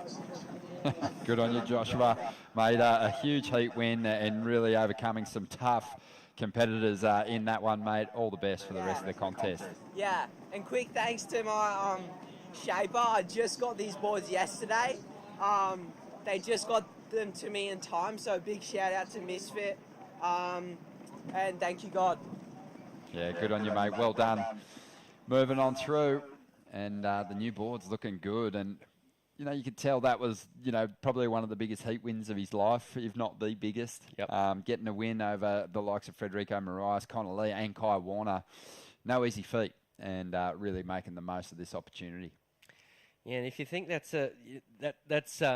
might just be an elated sort of Josh Levy, as we see a replay here, what went down whilst we're having a chat to Josh. This is a big score here. I think that came through just under a 7 for Leonardo Fioravante. But what I was saying, go to his Instagram page and look at the sort of shout out he did when he got sponsored by Billabong. You'll shed a tear. He's such a little cutie. Yeah, he's a very likeable young man, and really thankful for this opportunity. Not going to waste it. And we'll see how far he can go in this draw. Well, out there at the moment, things are looking pretty good for Leonardo Fioravante. He's starting to really rack up the numbers. And once he kind of gets that momentum, he's going to be hard to stop. Nathan Hedge is taking it to the young competitors out there at the moment. He's got himself second spot at the moment. Joshua Stretton pushed back into third position after a 5.66. And here's a replay of Nathan's last wave. Yeah, he thought he was at North Narrabeen then. That first turn was gorgeous, but unfortunately just lost a little bit of composure. And the wave sort of raced on down the line, went out to sea a little bit, so Hogg kicks on out. But as Ronnie just mentioned, he's in second position at the moment.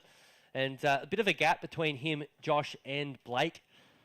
Josh and Blake obviously looking for pretty decent scores at the moment.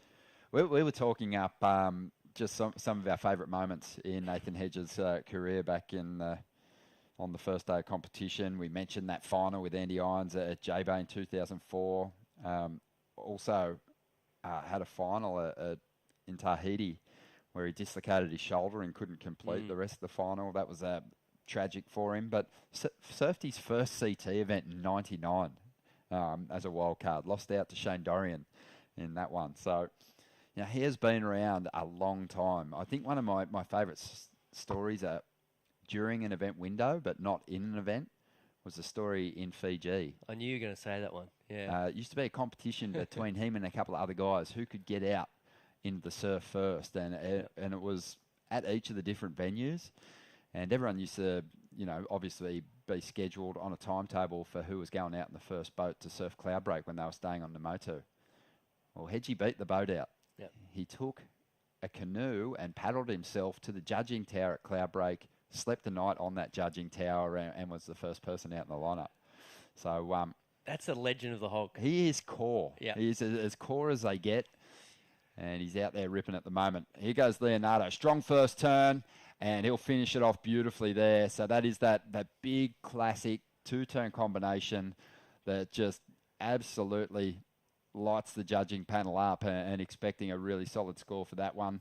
I think we'll say goodbye to the 5.83 here. Yeah, no doubt. Two solid manoeuvres there from the Italian. Just, great stuff there. That first turn was a nice sort of laid-back gouge, and the second manoeuvre was swift and sharp. Well, you've got to remember too, this was what Leonardo grew up surfing over in Rome, Italy. You needed wind swell in order to get some waves generated. He's now residing down there in the South of France, in the Senyos area, and he just basically spends most of his life on the road, though. Spends a lot of time on Oahu, on the North Shore, and he's, I think, always been the benefactor of all that experience at CT stops, QS stops. He's basically spent his life living out of a suitcase, just mastering his craft at different venues around the world. Yeah, since he was 13 years old, maybe even younger. He was nearly like we first saw that with the Jeremy Flores. He did that at such a young age. Then he just went on to achieve, massive things. And then, Leo kind of did that same sort of, he chose that same sort of path, and it worked out for him as well. It did. Nathan Hedge up again, drives out of this one. Just can't see anything more than a 4.93 there, so he kicks on out. But yeah, Leonardo kind of ran pretty thick with a pack of talented young surfers, and all of them have gone on to great things. It was Leonardo, Kanoa Igarashi, Mikey Wright, and Jack Robinson. Usually sort of on the road together or spending time in Hawaii together. You'd see them out on small days at Backdoor and Pipe. And here they are, just, now the kings of the sport, as we see there. Joshua Stretton, nice fin ditch. Wow, he needs a big score, and I was going to say it's not going to be easy on that wave, but it was a huge turn. A 5.6 is the requirement.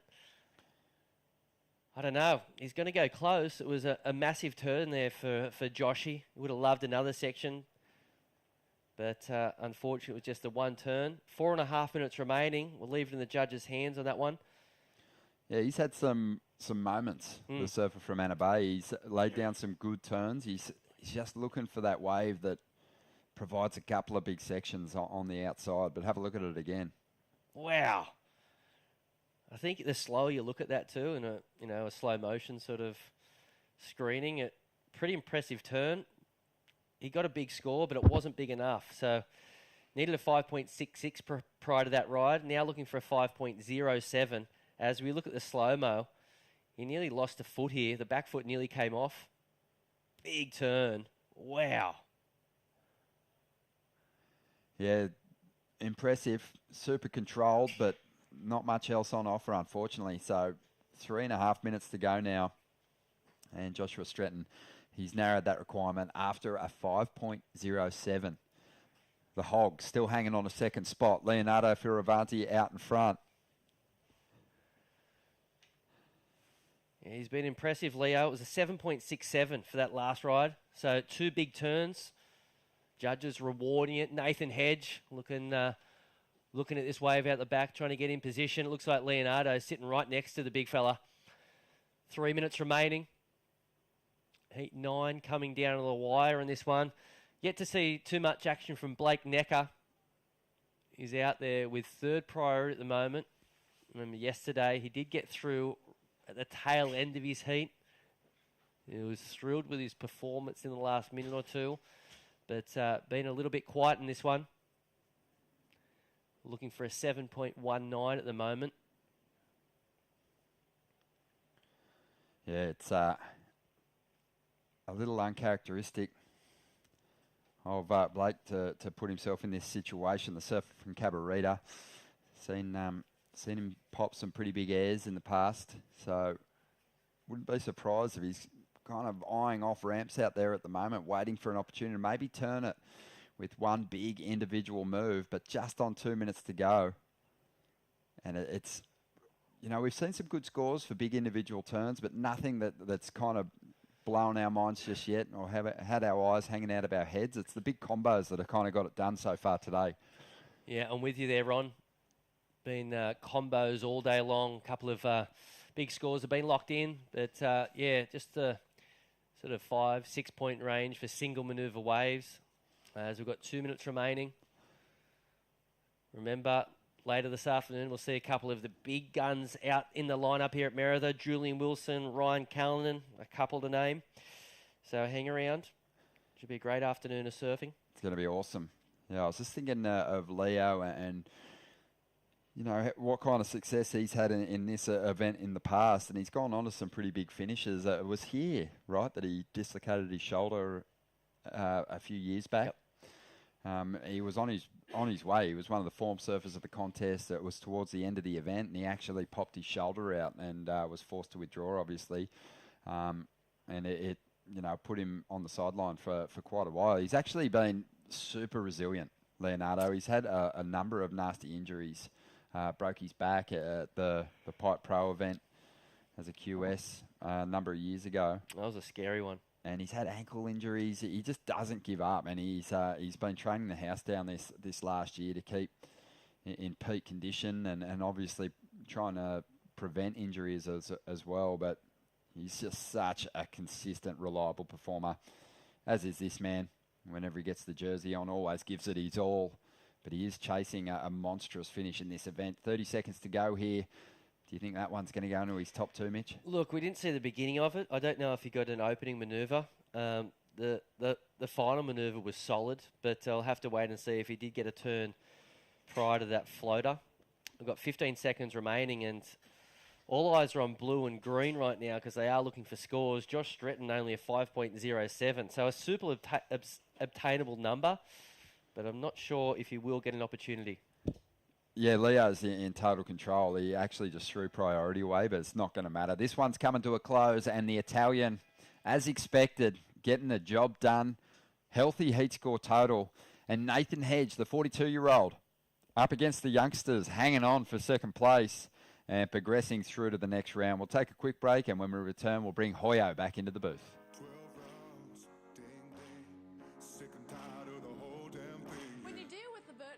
You're dealing with local people who support the Newcastle, Hunter and Port Stephens region. Thanks to Burton Automotive for being our youth development partner. Giving back to the community through events, sports and charities.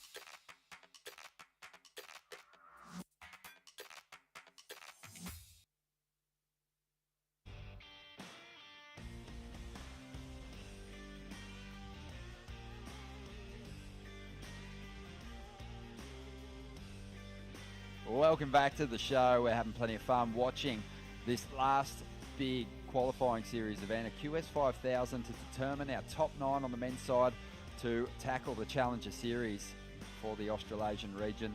Ronnie Blakey with Matt Hoy, and Hoyo, as much as we're enjoying sitting back and watching it all unfold, it's got to be stressful for these guys. We've seen some big names tumble out of the mix. Stu Kennedy, Mikey Madonna, their opportunity to crack that top 9 is gone. Well, Mikey's there. Mikey's actually at the very top in third position, but now he's got to sit back and wonder, did I do enough in those QS events to maintain a place?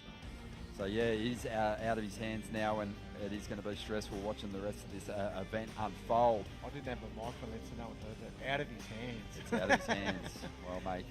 But that's the worst, I reckon. I'd rather leave it up to myself than have rely on other people's results. Did you have that a couple of times when you got down to the Pipe Masters, which used to be the final event of the season, where you'd had a reasonable year, but you thought you were safe, and then you fell out of the mix early, and then people were trying to chase you down? No. You're always at the top. I did it one year and went to Brazil and did the QS and qualified through the QS and thought I was going to drop out, and then did well at Pipe and re-qualified. Okay, but so you were there when other people were going through it. It's heavy. It's the heaviest thing ever, I think. And you sit, you can't do anything about it. Remember Jackson Baker had it when he surfed in the he final had it last year. The final event at Sunset. he was in a great position, got knocked early, and he did have to wait, and he was dropping down dangerously close to not qualifying. He ended up in the last we spot. thought he didn't qualify. And Yes. then whoever, I think it was the semi-finals, right? Someone made it, and then someone lost, and someone made it, and someone got beaten. And then he was back in, just went boom, and we thought it's all over. And look how good he's going. He's back. He's powering. Yeah, he's not wasting that opportunity. He dodged the bullet there. But here we go. Action out the back. Here's the replay of what went down on the first ride for the surfer in white. Oh, good start. Quinn Bruce. Quinn Brucing, all right. That was a couple of big turns. I think his score's already in, is it? Yep. Wow, and he gave him a 4.83. That was 2 big blasts. Oh, here goes Jarvis Earl, the surfer from Cronulla. A very accomplished young man. Spent a bit of time up here, Jarvis. Yeah, you're a fan of his surfing? Yep. Good kid too. Hard not to be a fan of just about everyone in this draw. It's true. The level is so high across the board. Here goes in the red, Cooper Chapman. He's a guy that's been grinding away in the qualifying series and has come so close to making the grade for a number of years from North Narrabeen. What a combination, but just doesn't get the finish at the end of that ride. Had to make that. That was going to be a huge score. Yeah, 27 years of age, Cooper. 18th currently on the qualifying series ranking. So he's one of those guys that can make a late charge here. Good. It looks like he's doing grab rail bottom turns there, and then banging out the lip. Comes to this last one, had to make it. Just throws the tail a bit hard and doesn't ride out. That's a bummer because that was going to be a huge score. He wanted to really stick it on the end section. He wanted to really give it some. He did. He'd done quite a few pretty solid turns on the ride. Yeah. And he wanted to finish that way as well and put that big number up early. In retrospect, he might have pushed a little hard for what that section was doing. It sort of collapsed on him a little bit, and he found himself stuck in the lip. Been out to sea a little bit, and he's still got a 5.67. Makes that wave, maybe gets a 7. Yeah, or mid-range 6. Yeah. But here we go. Let's see what Jarvis can do now. It's connected with a nice section there. This guy, a little wobble there before getting to the end section, but he keeps his rails really clean. Good technique. Knows when to push hard on that rail. Yep. And knows when to back off and just kind of ride over those lumps and bumps. But great rattle rail surfer. Yeah, he was doing a bit of work with Luke Egan. That's what I know, right? Yeah, well, Luke's worked with some incredible regular footers. Julian Wilson is probably the biggest name, but I know he's loved his opportunities to work with goofies. Yeah. They get him. As he would. They get him, and he gets them. Yeah. Yeah, it's just... as he would. Yeah, he's just got that classic approach. Luke surfing is really built around reading the wave and surfing each section for what it's worth. And that's something that Jarvis is doing really well at the moment. Yeah. He doesn't overforce it. He's patient with what the wave presents. Yeah, well, it's the best way to surf. It makes it look better too. If you're not pushing and turning where you shouldn't be turning. Adds to the style flow. Yeah, it's working with each wave. Yeah. And, Luke was the master at kind of giving you those unpredictable moments, even though he was kind of moving at that just beautiful, smooth pace. He could set the fins free and just bust into a big old tail slide and ride it fakie for a bit. Super progressive for an absolute big human. Big, hard carving animal. And his small wave repertoire was amazing, mate. He reckons he was only 80 kilos. He would have been 95. Oh, yeah. Maybe 90. I think there was quite a bit of fudging going on in the old bios back in the day. Did he tell you he was only 85? Well, just on 18 minutes to go, as we see now, this is Cooper Davies. And he's from Noosa, another Sunshine Coast. They have just such an army of talented youngsters on the men's side and the women's side, just powering through. I mean, they've always had great representatives attacking the QS and major Pro Junior events as well. But there's Back in my day, seriously when I a started, massive fleet of them at the moment. Yeah, they had a huge presence too when I was a kid. Who were some of the big names back then? The guys Darren McGee. I mean, Kong. Yeah. Well, he was the one that made them want to be who they were. Yep. They were all mad too. Fletch, there was just a couple of mad bunch of blokes up there. Sasha Stocker. Sasha Stocker was a bit younger than those boys, but then on the women's side, you had the likes of Serena Brooke. What? Oh my goodness! Okay, we've just seen the move of the contest. Unbelievable! Almost inverted on the alley oop there, Jarvis Earl. That's good. Yeah, and that was huge. We've been waiting for that these first 2 days because the wind's been perfect for it, but the sections have been hard to come by. But he just exploded out of the pocket there. The wind has actually gone more south today than what it has been the last couple of days too, so it's blowing into the face a bit more. That was huge. He was floating. That was monster. I'm looking for the kite hanging off him.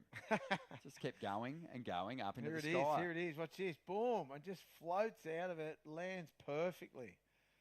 Straight to the top end of the highlight reel. And we've seen some solid individual turns, but the judges have been reluctant to throw monster numbers at them just yet because the combos have still been scoring well. And everyone's eating it up. Everyone wanted to see the replay of that move. But yeah, Jarvis stuck it beautifully. I mean, he kind of landed on flat water, but I don't think it's going to matter when you put that score down. He still got to a completely tweaked position on that occasion. And it was high too, eh? One more time for us. For everyone. I think everyone's going to want to see it. But there's a point that you could almost freeze frame, and I'm sure there'll be photos of this manoeuvre from Jarvis where he's got that tail so much higher than the lip of the wave. It's going to be really interesting to see what they score that. Because it's been the biggest manoeuvre of the event so far. Whoa, what? Yeah, I had a feeling it was going to go high, but this is a very deserving number. And the reason I was just a little curious as to where they go with it is because the wave had flattened out so much. But you still... you're still throwing everything at the pocket of the wave, and here it is. It's a 9.1 for Jarvis Earl, one of the biggest numbers that we've seen in the comp, or the biggest. By far. Here he goes again. What's he got for us? He knows what to do, that's for sure. Well, when you can see him riding the top half of the wave, and he's loading up for another big air here, but this wave just flattens out on him, doesn't provide that launch pad. But, yeah, unbelievable stuff from Jarvis. Big 9.1. Really solid stuff from him, and a 4 as well. So well out in front, and I'm sure he's loving the show. Leo looks excited. Oh, Leo's jumping out of his skin. A solid performance from you, Leo. Great to see this next generation of young Aussies pushing hard to try and get themselves on that Challenger Series, mate. For sure. That was insane. I was just watching this biggest ramp, and I didn't think the kid would go for it. And he went for it and literally stuck it on the flats. That was really cool to see a young kid doing that. Yeah, awesome stuff from Jarvis. Mate, tell us about your reason for being here and how you felt in that heat.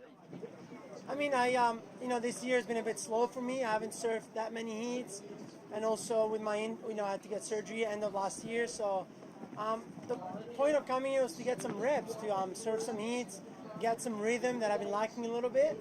And then, I think sometimes coming back to these events, it brings you back to, to the roots, I guess, where you started, and makes you realize that the new generation, as we just saw, is pretty strong, and you got to keep up your level. We're so thankful that you made the call to come and compete here, and I know, Hoya, that all the local Groms are just buzzing to have someone like Leo in the draw. Yeah, exactly. Like you just said, get back to the roots and watch the new generation coming up. It's epic to see. Good on you, mate. Yeah, and also, Newcastle is an amazing place. I love spending time here. The food is amazing. The people are cool. The surf culture here is amazing. It's a full surf town. Everybody loves it, and it's always good to be back. And you've got unfinished business here. Wind the clock back for us a couple of years back. You were on a tear. You were getting some of the biggest scores of the event, and what happened? You hurt yourself pretty bad.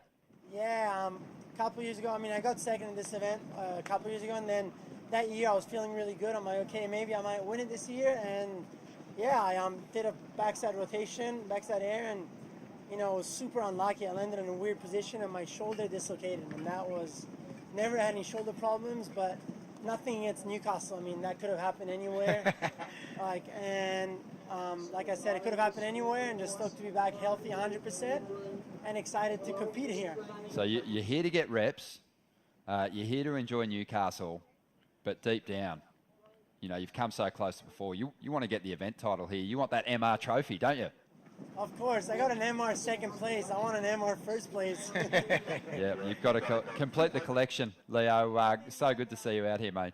I don't think anybody ever does an event not to win. So, of course, it's just a warm-up event, but we're here to win. Myself, Ryan, everybody else. So it's going to be exciting. Is there a big contest happening with we've been calling dogs that'll stable the kennel? Are the dogs at each other this week? It's going to be exciting for sure. I hope that finals day is pretty stacked up with the boys and we have some fun. Is there some smack talk going down already? Not yet, not yet. Oh, bring it on. You can start throwing it at the gentleman now because Freddie didn't actually win his heat. He got beaten by the Grom, the local boy. Oh, the dog's Yeah, speaking of the the top dog. Dog gave me some tips that he didn't give Fred. So Fred. Oh yeah. He gave me some tips that were a bit better than Fred. Awesome, Leo. Hey, congrats on the heat win, mate. So fantastic to have you out here, and best of luck on your run through the rest of the event. Thanks, boys. So, well, you could see, he's loving being back here, but you saw his reaction and him just lighting up, seeing young Jarvis Earl. Yeah. And for Jarvis, he won't know about that reaction just yet, but he'll go back and he'll watch the replay probably of that heat, and he'll be like, "Whoa, Leo giving me props." Yeah. And little, I think, comments like that from Give you surfers confidence. with plenty of stature, they go a long way. Oh, for sure. Gives you a lot of confidence that someone actually enjoys what you do, and just it was a mad manoeuvre. Mad manoeuvre. The manoeuvre of the event so far. Well, obviously you got a 9.1. The Cooper Chapman and this looks like Cooper Davies. These guys. What was Davey thinking? Davey's going, what the hell just happened? Oh yeah. I mean, from out the back, that would have looked absolutely wild. It was a big alley-oop, but there was just that one moment where he got so tweaked out, it almost appeared inverted at one point. It would have looked wild from out the back. Oh, I wonder if they even were watching. Oh yeah, you don't miss moves like that. There it is again. Yeah, we'll get our eyes on it again for you, but just an amazing manoeuvre and a very worthy big score. I think he knew too. It was good. He actually rode the rest of the wave too, which is good. He just didn't flick out. But he's in a great position now, Jarvis Earl, and he's one of those guys who had to fight his way through that round of 96. So he's looking good. He's got a bit of a roll going. Here it is again for you. Yeah, really solid stuff. I think it got us too because we weren't. There it is again and again and again. Huge. Just rode out perfectly too. They've been hard to come by, the big section. So for airs, you get an onshore wind and you assume that you're just going to see... We've hardly seen any. A bunch of them. But he shifted up the approach. He changed the strategy for actually going to the air. Instead of looking for an end section to launch off, he did the old... Rye Crakey and just exploded out of the pocket. Straight into it. I always think of Rye when I see people do those big front side, goofy footers especially, do those big front side finners exploding out of the bowl. He used to do it better than anyone. Yeah, still does it better than anyone. Exactly. Probably. Yeah, he's just swinging a bit more meat out of the pocket these days. Yeah. But Jarvis just did so well to kind of manufacture that move out of the pocket. Straight into it, too. They'd be blown away, the rest of these guys out there just going, what has just happened? There hasn't been over a 7, I don't think. The interesting story now is this battle for second spot, because there is nothing separating the other competitors in this heat. Cooper Davies has second at the moment, but Cooper Chapman, he's got a couple of pretty comparable scores. He only needs a 5.16. Quinn Bruce is after a 6-point ride to jump up into second. He's got priority. And with 7.5 minutes to go, he's probably starting to get a little sweaty out there at the moment. Stressful times for these guys. First wave was a bit underscored too, actually. Yeah, come out of the box. It was the first wave of the heat too, so that luckily, that they sort of keep the scores a bit lower to have a look what else is going on in the heat. But yeah, I thought it was a good wave, his first wave. So he would be right in the mix as well. He still is, but he'd be right up there. I thought he might have got a 5-5 for that first one, but anyway, doesn't matter. Yeah, you can see that despite the fact this has become more of a regional qualifying series event, the prestige isn't lost on international visitors like Leonardo. Sure. Still chasing that event title hard. It is one of the more sought-after trophies outside of championship tour competition. That MR Trophy is a classic. As we see White up again, Quinn Bruce just trying to get himself out of that 4th position. But, the reason that this event's maintained its prestige over the years is in thanks to major sponsors like the City of Newcastle, who've been back in the contest since it started in its first year. They're the naming rights sponsors, Burton Automotive right behind it. Destination New South Wales getting behind it. New South Wales government through tourism and major events are welcoming competitors and spectators to this area. And I mean, the weather's not fantastic today, but when it is a nice sunny day, there's plenty to do and plenty of beaches to visit in this zone. Plenty of good food, plenty of good pubs, plenty of good beer. I kind of had my first proper adventure down into Glenrock Reserve. Oh, yeah. Last year while I was here. Reece Smith, who's the son of Wazza, Hollywood. Yeah. He has a bike store here, Drift Bikes, and he gave us a couple of hirees and we went for a ride. E-bikes? E-bikes, yeah. Come on, mate. I was going to say. I needed an e-bike. I had a broken leg at the time. No pedaling. One wheeling. But, we went down there and checked it out. And crazy, so pretty. Yeah. So beautiful. It was really cool to check out some of those beaches. And, we're not going to give any spots away, but if you're adventurous, if you've got the spirit, you can find a wave to yourself pretty easily in these parts, and there's always kind of cool little banks to check out in the zone. It's really uncrowded down there, and the bike tracks are amazing. Yeah, put a lot of work into building them up, and you did renowned. I didn't. No. I've been on the shovel down there. Yeah. Mate, it's a full. Yeah, an amazing community, the mountain biking community, because they do actually volunteer heaps. It's well, I don't know if it's world renowned, but it's definitely Australia renowned down there. Yeah. Some of the best bike tracks around. Well, yeah, Reece told me if you stick to one track, you end up at a pub that's about 15 minutes away. So yeah, that was Dudley Pub. Yes, straight on. So you ride your bike down there, and you get your mum to come and pick you up later. Yeah, no, you got to ride home. That's the worst thing. Here we go. Cooper Chapman in 3rd spot, needs a score. 4 minutes to go. He's after a 5.16. This wave's just broken into bits, and there really isn't much to attack on that inside. Cooper's another one of those guys that we've been kind of looking at for years, going, all he's got to do is get onto the CT, and then, he can do some damage. He could do some pretty good stuff. Oh, he's got a good style too. Does some huge manoeuvres. That first wave just showed it. Just fell at the end. That would have been a good score as well. But, here you go again. Everyone, they're attacking out here. Here's Quinn Bruce. Needing a 6. He did a couple of big turns there. He's just got a couple of falls as well, though. I thought like I said, his first wave was better than what they gave him, but I'm not a judge, so can't say anything about that. Yeah, you're not. You can keep talking about it, but it's not going to change the score now. I've been doing pretty well, though, the last couple of days. You have. Yesterday and today. Yep. Your radar's a bit off today.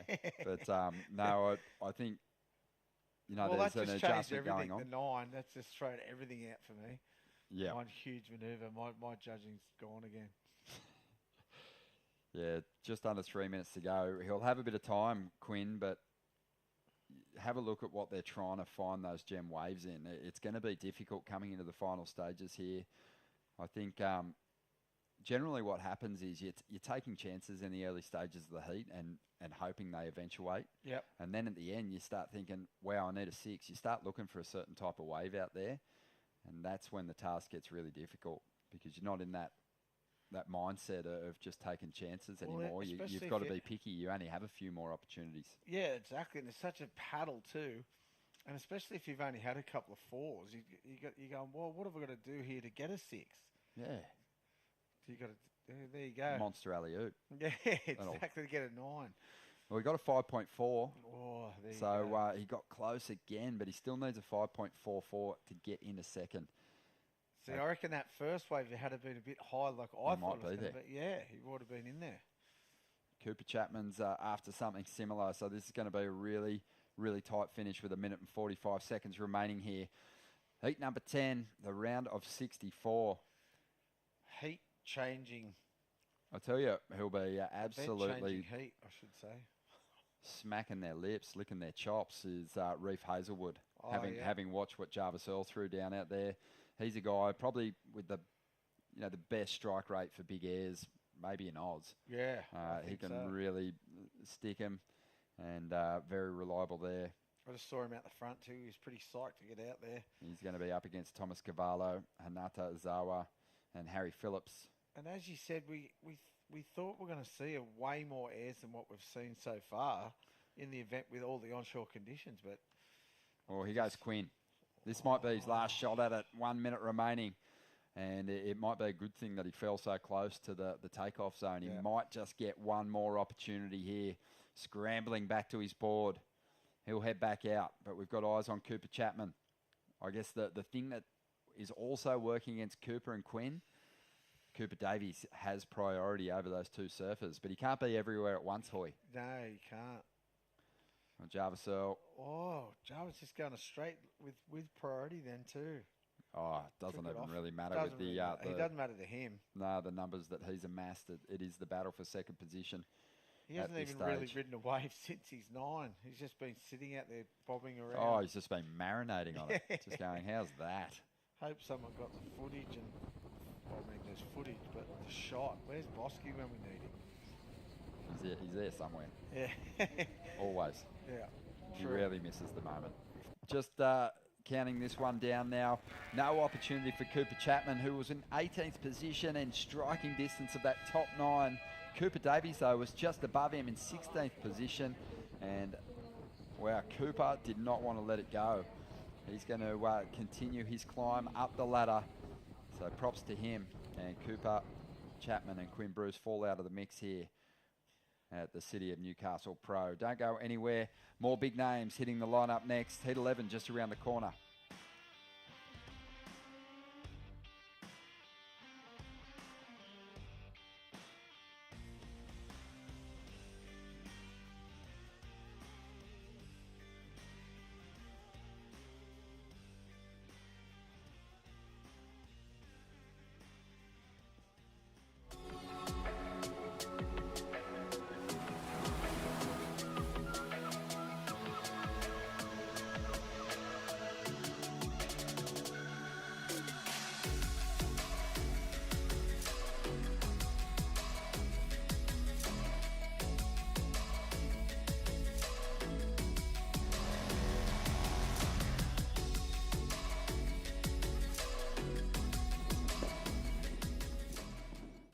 When you deal with the Burton family, You're dealing with local people who support the Newcastle, Hunter and Port Stephens regions. Thanks to Burton Automotive for being our youth development partner. Thanks to Burton Automotive, helping keep kids active in Merriweather Surfboard Club.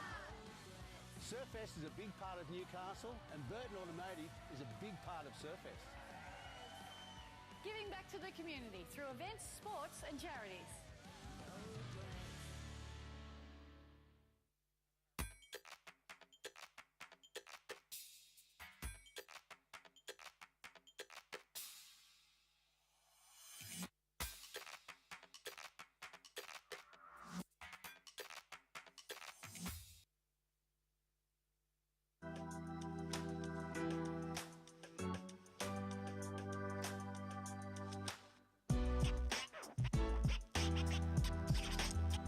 Welcome back to the City of Newcastle Pro.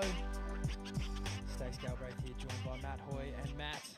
Well, I'm still buzzing after that last performance of Jarvis Earl. Yeah, didn't you miss it? Just asking for the replay, mate. I want to see another replay. Yeah, we I will. think I caught half of the air mid-air. I was on the boardwalk and I was watching, and I just Just heard saw the this crowd go I wild. just saw this tiny little dot with just blonde hair and white teeth just sort of sailing through the air. Here it is, look. And, oh, my God. Yeah, I caught the back. I caught it about there.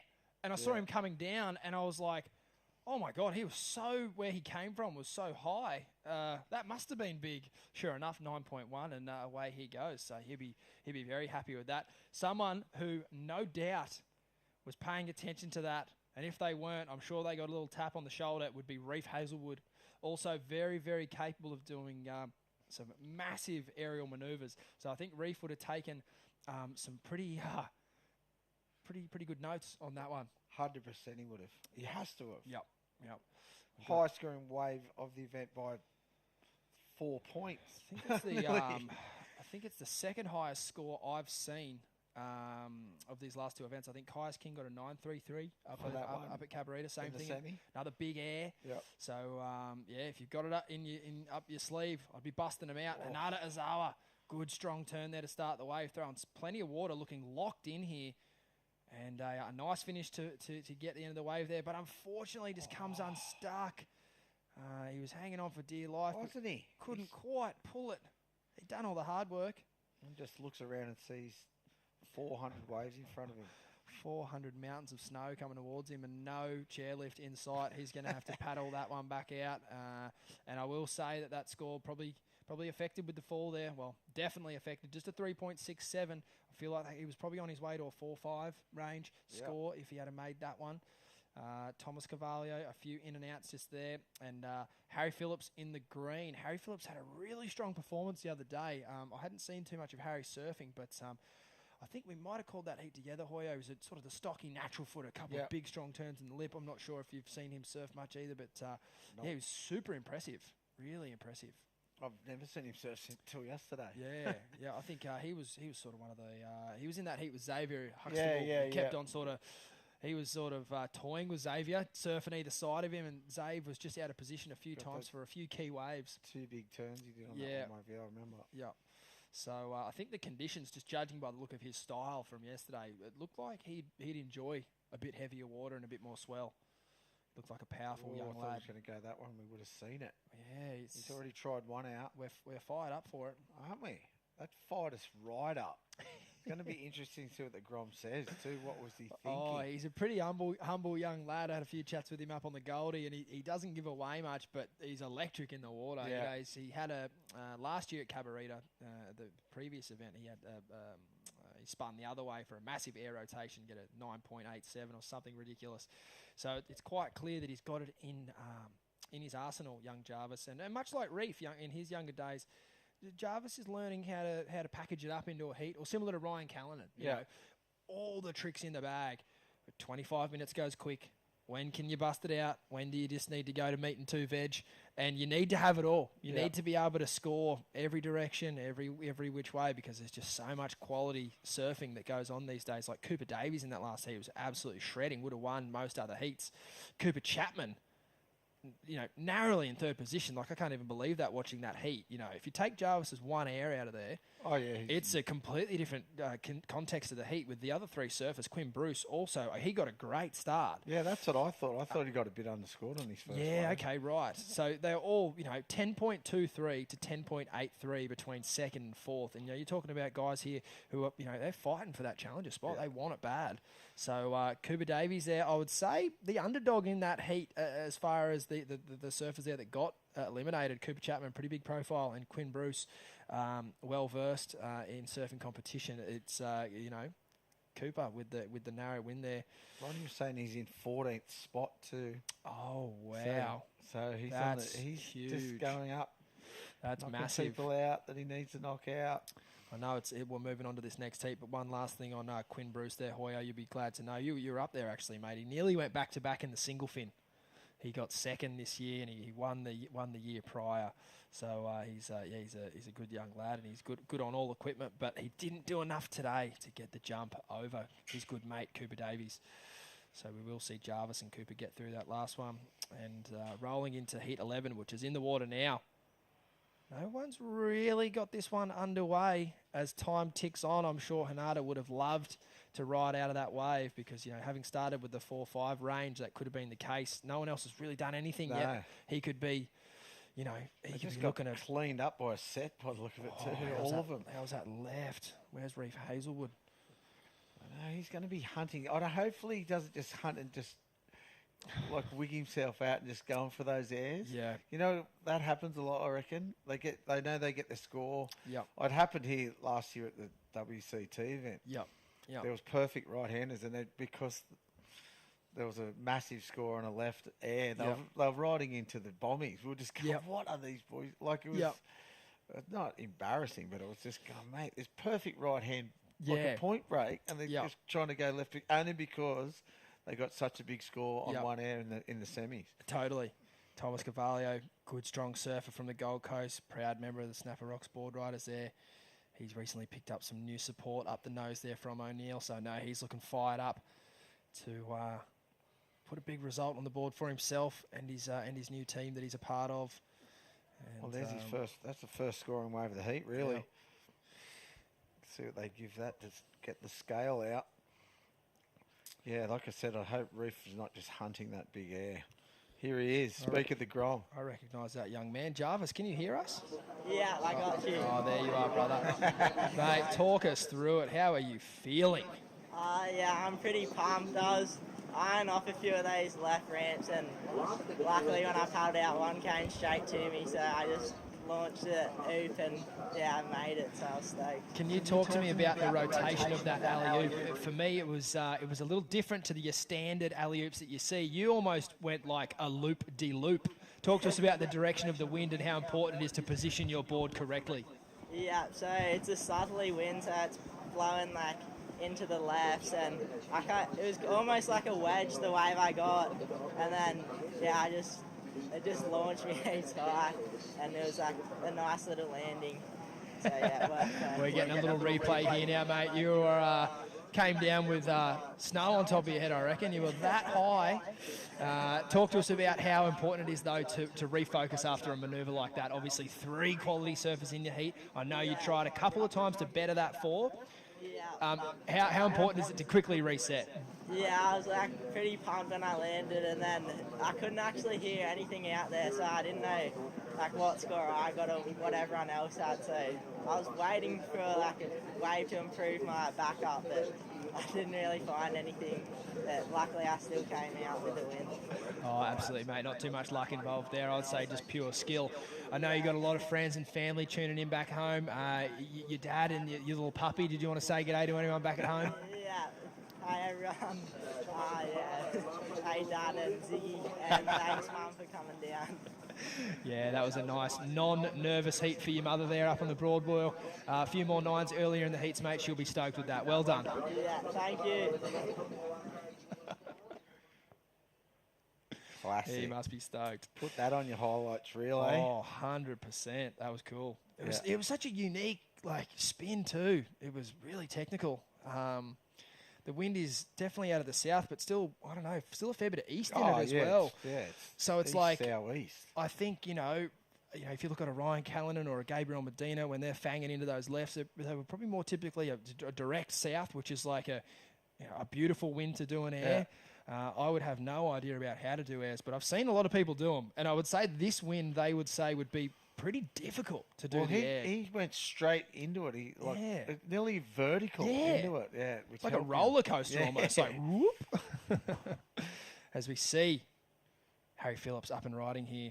Wow, he throws some spray, doesn't he? Good wind up. That's good. He fit a lot of manoeuvres in there, eh? That's it's certainly going to be up and around Thomas Carvalho's first number. Thomas, a 4.83. Look at this. Gets a clean face. Nice little foam floater there, sort of hits lit. Then just this section here, he fits 3 moves in such a short space. You know what that wave reminded me of, Hoyo, was the way you described it just perfectly. Sort of surfed towards us rather than like along like this wave here. So hard, that right there. Oh, if Reef Hazelwood's fallen off. Yeah. That's so hard to do. A big foam ball coming at you with no speed, trying to hit it like he did. It's nearly impossible. Living on a hope and a prayer, aren't you? It's just, best of luck to anyone trying to pull that off today. Yeah. We saw Hanada fall on his first wave, Reef fall on one of his opening rides. You've got to be strong. I like what you said though, getting back to earlier about Reef's, psyche going into this heat and kind of what strategy he's going to play out. He could do, like you said, get all wound up on seeing what Jarvis did in that last heat, or he could just go back to what he knows. He's fantastic left and right on the rail, and he could just look to chip away that way. But I think if anyone is in two minds at the moment, unfortunately, to say it probably is Reef. He hasn't, and I say that with all due respect, he hasn't had the best run of luck. And, I'm sure Hoy, as you get on those rolls of bad luck, they just seem to compound one another. Yeah. What board should I use? Where am I sitting? Always these things. questioning yourself. Yep, just second guessing. And look, I hope Reef can find himself a bit of clarity in this heat. He's a fantastic surfer, and recently just putting out a new edit online, Testify, which is just like 2 minutes of just like an absolute highlight reel. Like, it's unbelievable. Heaps of crazy airs, and, we know he's got it in him. It's just a matter of, like we spoke about. Ryan Callanan was a surfer very similar to Reef and Jarvis at a young age. All the tricks in the bag, but you've got to learn to, manage it properly and play the percentages and, learn when to pull out what weapons. Put it into 25 minutes, right? Exactly. And 25 minutes goes quick after a few falls. Quick. Yeah, that's the crazy thing about the world tour, man. Those guys and women, they just don't fall off. And they're ripping at a very high level. They're not safety surfing. They're going for it. And they're just, their completion rates are next level. We saw Oscar Berry there waxing up his, what looked to be a fresh new Dalberg. Pikachu on there, hopefully giving him a bit of extra energy. As we see Harry Phillips here, Hi-oh. That was a good first turn. We didn't see that in the... And another one. 2 big turns there. That's a good-looking score right there. He's got a 4.27 on his first one. For those sort of... No real major manoeuvres on that last one, but those 2 turns there were huge. Through a lot of spray with speed. I reckon he's going to get a good score there. Yeah, plenty of spray flying off the rails. I Wasn't got a bit of intel from Harry about Harry the other day. Actually, he's a Sparky from Brule League, and he's apparently a bit of a lord down the south coast. He's actually sponsored by the local pub. I think you could get right behind that, boy. Righto. Get some Steel City in there. The Monarch, the local, apparently. Classic. Well, he just got a 5.67 for those 2 big turns. He's a good score. Yeah. Look, what is it? It's a Wednesday.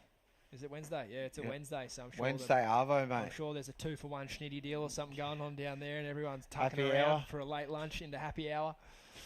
And he's certainly quality on the surfboard. So we'll see how much more damage he can do in this heat. He's kind of... Is that the name of the pub? The Monarch. The Monarch. Wow. Yeah, it's a pretty classic Where? name. Oh, I can't really have a crack at that. Maroya. Oh, yeah, that's... I know where that is, actually. Down near Nowra. Oh, right. Yeah, cool. Yeah, I haven't spent too much time down that way. We've spent a bit of time Kiama, Gerringong kind of zone. I've only been down there a few times. But every time I've gone down there, I've scored pumping waves. Yeah, no waves down that way. Sorry. No, I haven't. Terrible. Never every very time good. I've been there, it was awful. No tubes. Yeah, no tubes. Like no beautiful countryside. No. There is a beautiful shot there, right, in the ad that we're getting of that the highway that goes around. That's down that zone, isn't it? The land of milk and honey. Oh, it's gorgeous. But yeah, no tubes. No tubes. Yeah. Maroya, okay. Yeah, it's a beautiful part of the world. I'm sure that's in from... Well, it's the next one over from... I'm going to find... Let's get a Google map it. I'll just That'll bust be it out easier. right now. Let's just have a little look. Don't even know where I'm talking about.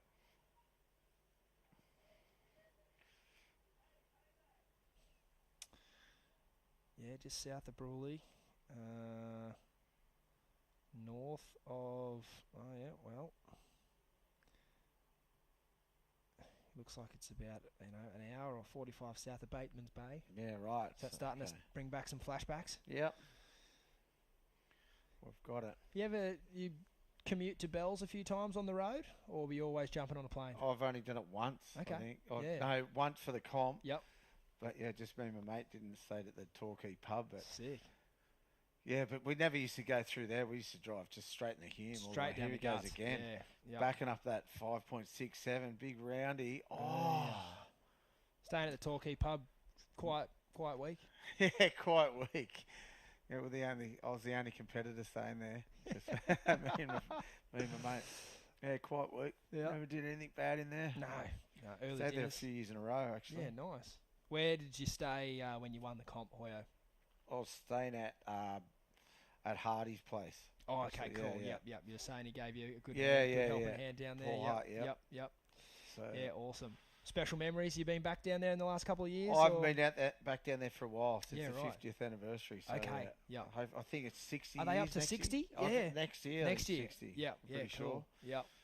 Yeah, So I was down hopefully there. they'd get us all back down there. I'd love That'd to be go cool. back down For Belgium. sure. Yeah, we'll have to start. We'll start petitioning now. Not that we should really have to petition, but I mean, it'd be classic to see a few of you, the lads out there getting swinging the axe, and they love a heritage heat or two now these days. Let's get one going. They haven't done, Speaking of heritage, good grab rail backside bottom turn and more. Oh, here we Hanada go. Zawa unwinding. Finish it. Bang! Oh, that was my fault. Sorry. Nah, that was an artist's done fault. two- I see it happen a bit on the Goldie. He absolutely doesn't like, similar to Mitch Parker. He only has one gear. Let's go for it. Yeah, he's right. all go, young Hanada. Well, But his first wave was the same, right? Yeah, It's just, that was just a better version. That first bottom turn was sick. He needs a score. I'm going to go right out on a limb and say he's going to get it pretty easily. It's two really nice turns before he fell, Hoyo. Here it is. First bottom turn. Look, grab rail. Well, looked like a bit of a check turn this turn. Wow. Bang. Threw some spray and then just, you know what? He let his foot off. And I kind of think he tried to just finish. Yeah. Rather than belt it. He went to belt it, went, no, I've got to be safe here and make this. Oh, And that's then frustrating. If he had powered through it, he might have made it. 100%. Wow. Yeah. He's got a better at 2.83, that's for sure. Yeah, his board looking nice there. I know a lot of sort of kids out there umming and ahhing. Do I ride a round tail? Do I just stick on my normal shorty? What's going on? Because there's a lot of ocean moving around out there, but I think when the wave actually comes to you, it's still pretty normal shortboard material. Oh, for sure. But if you can just learn to navigate the lineup on your normal equipment rather than getting a bit thicker board or a bit longer board, then you're going to be fine. It's just a matter of sort of learning how to duck and weave. But these guys are all super fit. They don't need any extra length to navigate the lineup. Well, I think, he just sort of took his weight off his back foot, didn't he? He might have had to power through that. Yeah, a bit of a zah carved down to finish. He would've- Yeah, it was still a strong ride, though. We are waiting for a score there for That Hanada. first bottom turn looked sick. Yeah. I loved how much over his back foot he was, like fully just Yeah. leveraging. I think we saw young Josh Levy earlier in the heat, earlier in the round, do a similar bottom turn. It was brings a tear There to you go, your got eye. a 4.9. There you go. Makes that. Take that. Yeah, I mean, unfortunately, it could have been a lot higher. Both his scores. He's probably missing out on a point here. He could be in the lead. 2 points, one Yeah. at 1 point each, probably. Yep. Yeah. So it's not what he wants to hear. But I guess the story of this heat so far, our man in red just out of rhythm there. He's chasing a 5.47. And the surfer in blue in third, Thomas Carvalho in needing a 3.75, excuse me. But we've just got there our Reef's got to get going here, Hoyo. So Boy, only I think 5 that minutes is- less than 5 minutes, 4.5. We're having too much fun. These heats are just flying by. He's really got to get going. He's going to be he's in strife actually. He needs 2 waves. I mean, he needs one big one. Of course, he can get through with a 5.47 he needs, but one wave is all he needs. But yeah, I mean, you have to think he'd be thinking either do it in one and get like a 6.5 plus to put a bit of pressure back on Hanada and Thomas if he was to make the jump. I mean, a 6.5 plus it'd actually take him just shy of the lead. If he can get up around the 7 zone, he'll get there. But yeah, with the other surfers, Thomas Carvalho, he's looking to jump into second, obviously, and his low score's quite low, so he would make a big improvement on his total if he did jump into second. And then Hanada likewise, he's only going to replace a 3.67, so it's and they're lucky that he didn't complete those 2 waves. Exactly. Yeah. He's blue paddling for a wave here. He's got priority. Doesn't use it. Did he paddle too deep? The wave did look like it shouldered out. It was all right. Yeah, it was right. It was definitely Like worth a he look. did paddle too deep. He kind of looked like he paddled into the peak where it was almost like And then it impossible went to the take other off. way. Yeah. Yeah. Hard to tell from here. Oh, though, for isn't it? sure. It's so tight on what's going on. But yeah, certainly from our angle, very, very shifty looking peaks out there, and I'm sure the surfers would say the same. It's a little easier to see now that those rain squalls have passed, but earlier in the day when it was just all these different shades of different sort of gloomy grey, you kind of, you'd wave would pop up, you wouldn't even be able to see it, you'd be wearing it on the head. Here we go, Harry Phillips on the inside, crazy first bottom turn, beautiful. He's picking the right waves. Mate, the Monarch, the doors have just been blown off the door. No. They just dropped their schooners. Thomas Carvalho now, he's got a good, strong backhand. I'd love to see a replay there. He'd be stoked to get 2 turns off. Then they just dropped it both, all of them. The Monarch just did what we did. Here Look we at these go, turns. that bottom turn. Hack. This next turn, too, through a lot of spray again. And then the schooners got dropped right there. Front foot slipped off. Wowee. Bringing 3 schooners back and one just fell out of the front. And then the first, idiot to call, taxi. Is this one yours? Yeah. 2 schooners he was fine with. Then the nothing third worse schooner. when you do that and people look at you like you never dropped a skewy before, mate. Exactly. It can happen to the best of us. Yeah, but no doubt that did just happen at the Monarch. So carry on. If the bar staff are legendary, which I'm sure they are down there, they'll sort you out with another one. Yeah, exactly. Yeah. It happens. But yeah, 90 seconds to go. Now these gentlemen, they're going to need to get going. Thomas Carvalho was looking for a score of 3.75, and I believe we are still waiting for a number there. It did look like he got off 2 nice backside turns. So he's definitely given the judges something to think about. The person out there who'll be thinking a lot right now is Hanada Azabo, who'll be thinking a lot about those falls that he had, because but in theory, Thomas should need a lot more. Yep. But Hanada was unable to execute. Thomas has been able to execute both of his rides to the end of the ride. So we will see how the scores fall. I think Thomas's score is going to be close. I don't think it's a sure bet. Here it is. Here it is. Oh yeah, just a flat setup carve there. Did his best, but 3.75. Oh, it's right on it, isn't it, really? I'm not brave enough to put a call out there. I'm good friends with both of these young men. I'd love to see them both do 3-8. well. But Harry Phillips has run away with this one. I can't see these 2 lads overtaking him at this point unless, a bomb wave was to come to Hanada. Here he is up and riding. Hanada might need a score here. So he's going to try and work this one through to the inside. He's got good speed through this dead section. Nice little fin blast. This wave is pretty small. He'll need a big finish. He gets the finish that time, but I don't know it'll be a massive score. And we did see a late change there from Thomas. He'll be stoked. A 3.9 narrowly puts him in to second. Hanada, though, does have a wave to come in. I don't know how big of a score it will be. It was a smaller ride. It was well surfed. But, the judges have been critical of those smaller waves this whole event. So we'll have to wait and see. We are going to take a quick break here. Don't go anywhere. More action coming right up at the City of Newcastle Pro, presented by Burton Automotive.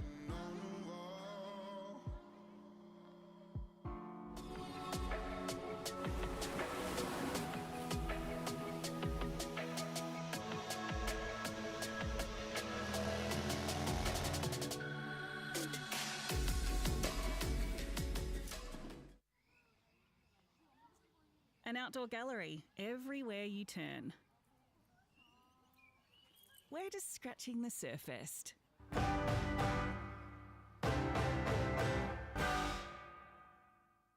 When you deal with the Burton family, You're dealing with local people who support the Newcastle, Hunter and Port Stephens regions. Thanks to Burton Automotive for being our youth development partner. Thanks to Burton Automotive, helping keep kids active in Merriweather Surfboard Club. Surfest is a big part of Newcastle, and Burton Automotive is a big part of Surfest. giving back to the community through events, sports and charities.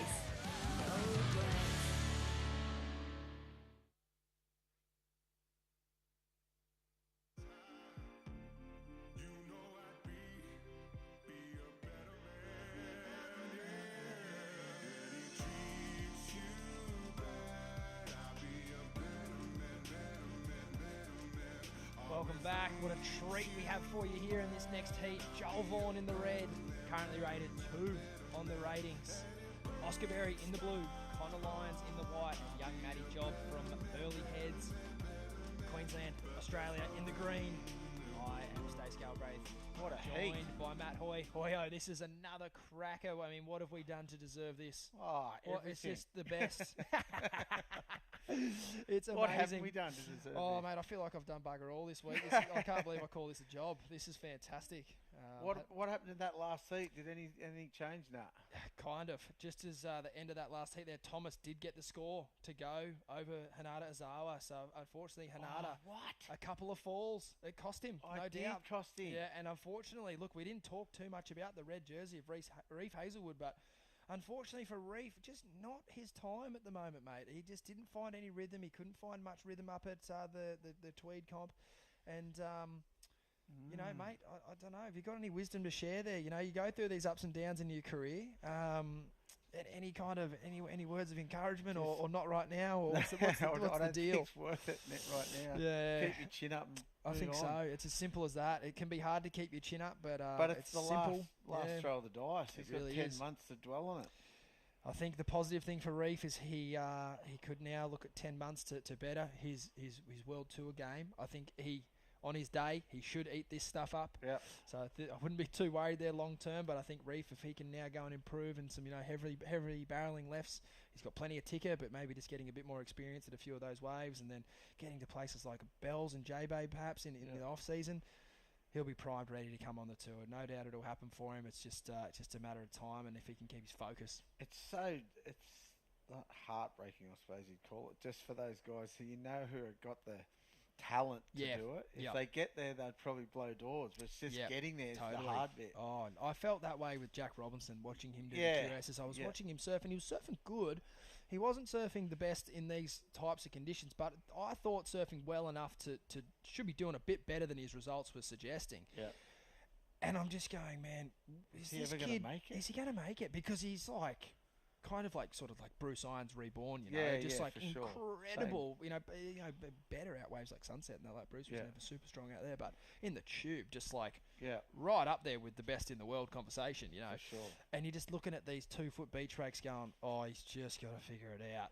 And to his credit, he did. He got enough points in those smaller regions so that when he did win a big event like Sunset, it wasn't just 10,000 points and nothing. Yeah. He'd have, 10,000 points and a few mid-ranges, and that found him on the tour. Yeah. So And look at him now. I know, absolutely killing it to win an event in your first season. He'd be absolutely stoked. Probably similar feeling to what this young bloke's feeling right here. Harry, have you got us there, mate? Hey, how are you? I'm doing well, mate. Tell us a little bit about yourself. We've got some interesting stats on you up here. Are you sponsored by the local pub? Yeah, I am, yeah. Deal of the century. Yeah. What's it include, mate? Free palmies every night? I can't hear. What's the deal include, mate? Couple palmies every night? Nah, they don't really do food, but... Even better. Free schooners. Yeah, it's pretty much... Steak and eggs every beer. Yeah, that's good. Mate, you pack plenty of punch when you can find some clean green face, but tell us how hard it is to find that out there. Oh, it's so tricky, and you can't even hear either. I didn't even think I was making that heat. Can't hear anything, but nah, stoked to get a couple. Mate, you had a pretty convincing win yesterday and a pretty convincing win today. You must be feeling pretty chuffed. Say that again? You smashed them yesterday, you smashed it again today. You must be stoked. Oh yeah, pretty happy. Make a heat. Hopefully I can make a couple more. Yeah, what board you riding, mate? Super, the blackout. Good on your feet when you've got those clean faces. It's Yeah. a big hack from a lot of spray. Yeah, cheers. The local would have been frothing down there, mate. I said you dropped a schooner on that last one, but that was all right. Cheers. What's the plan for the rest of the afternoon, mate? Oh, nothing. Probably just cruise. Maybe go for a surf later.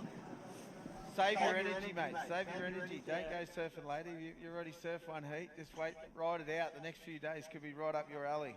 Yeah, hopefully. What kind of quiver you bring with you? You got plenty of bigger boards up your sleeve? Yeah, I got one bigger one. Haven't really ridden a butt, so should be interesting if it gets massive. Are you the kind of surfer that likes to put a few heel dents in a board, or are you happy just to jump straight on it? Yeah, I don't mind just jumping straight on it. I know it feels good before. Yeah. Would you rather be getting tubed in the harbour or a couple of big open face hacks out the back here at Merriweather? Probably open faces, I guess.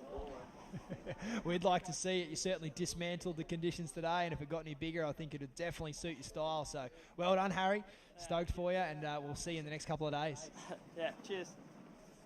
Classic South Coast lad. Yeah, just humble. Humble, didn't give away too much. Yeah, humble, quiet. Yep. He gets, I'm sure he gets enough barrels at home. Oh, I'm but sure. no barrels down that way.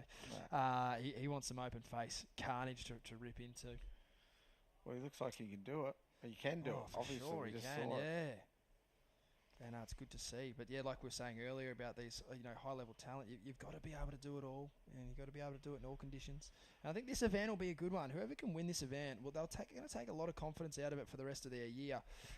Whether it's someone who comes from absolutely nowhere to take it out, or one of the favourites, like to potentially have started this event, either on your epoxy or a short or normal board, to then be hopefully, wielding the axe later in the week. For sure. And It's most like- of the guys who got through can wield the axe. Yes. Because there's been no real, like we said before, Yep. with Ronnie, there's been no real airs thrown. No, Only no. a couple. Yeah. Even on the smaller days, Yeah. there wasn't, was it? No, yesterday there was hardly any. I mean, and today we've I obviously mean, seen it's one hard. really strong one, but that's almost in a league of its own. Yeah. We haven't seen any, just standard straighties or small nothing. rotations. Like we've seen one mega oop, but other than that, it's been pretty quiet. Yeah, So real quiet. yeah, a lot of power-based surfers making it through their heats. That's an Aussie trait, though, isn't it? Oh, for sure. Yeah. Yeah, and I feel like you're starting to see that again on the World Tour. Callum Robson, Jacko Baker. Man, those boys know how to stand on the tail pad. Yeah. Really, really it's strong. good to see, I reckon. I know, and it's good to see, and I think that is our identity. And I think like aerial surfing is an important part of surfing, but if it's not your gig, it's not your gig. That's right. You know? And I'm glad they still score like traditional surfing as well. Definitely, for sure. And like you said, the tour, the way it's structured up, like. Mate, the waves, it's changed. I reckon it's going to change a lot. You can see it already. Yep. The results in the first few contests. Yeah. They've changed. It's changed. Definitely. And where they're going, it's. I know, straight into bells. I know. Yeah. Then Margaret's. There's no airs in either of those comps, really. I reckon like there was a few days there where I could see a few of the lads eyeing off a ramp, but it just didn't quite happen in the heat. But more often than not, it is especially in the morning. Yeah. I think maybe when the sun gets on it, it gets a bit hot. I think there was one year there. I think Kersey snatched a victory from Taj. He was doing like 7 airs a wave. But yeah, not more often than not. You're right. It is big open face surfing. So yeah, we could see a bit of a shift up in the dynamic going into that back half of the year, and then they're into G-Land. Yeah, which is airs and barrels and turns, with big fast carving manoeuvres, and then hopefully just get barrels piped really. the whole time. So no airs at G-Land. Nah.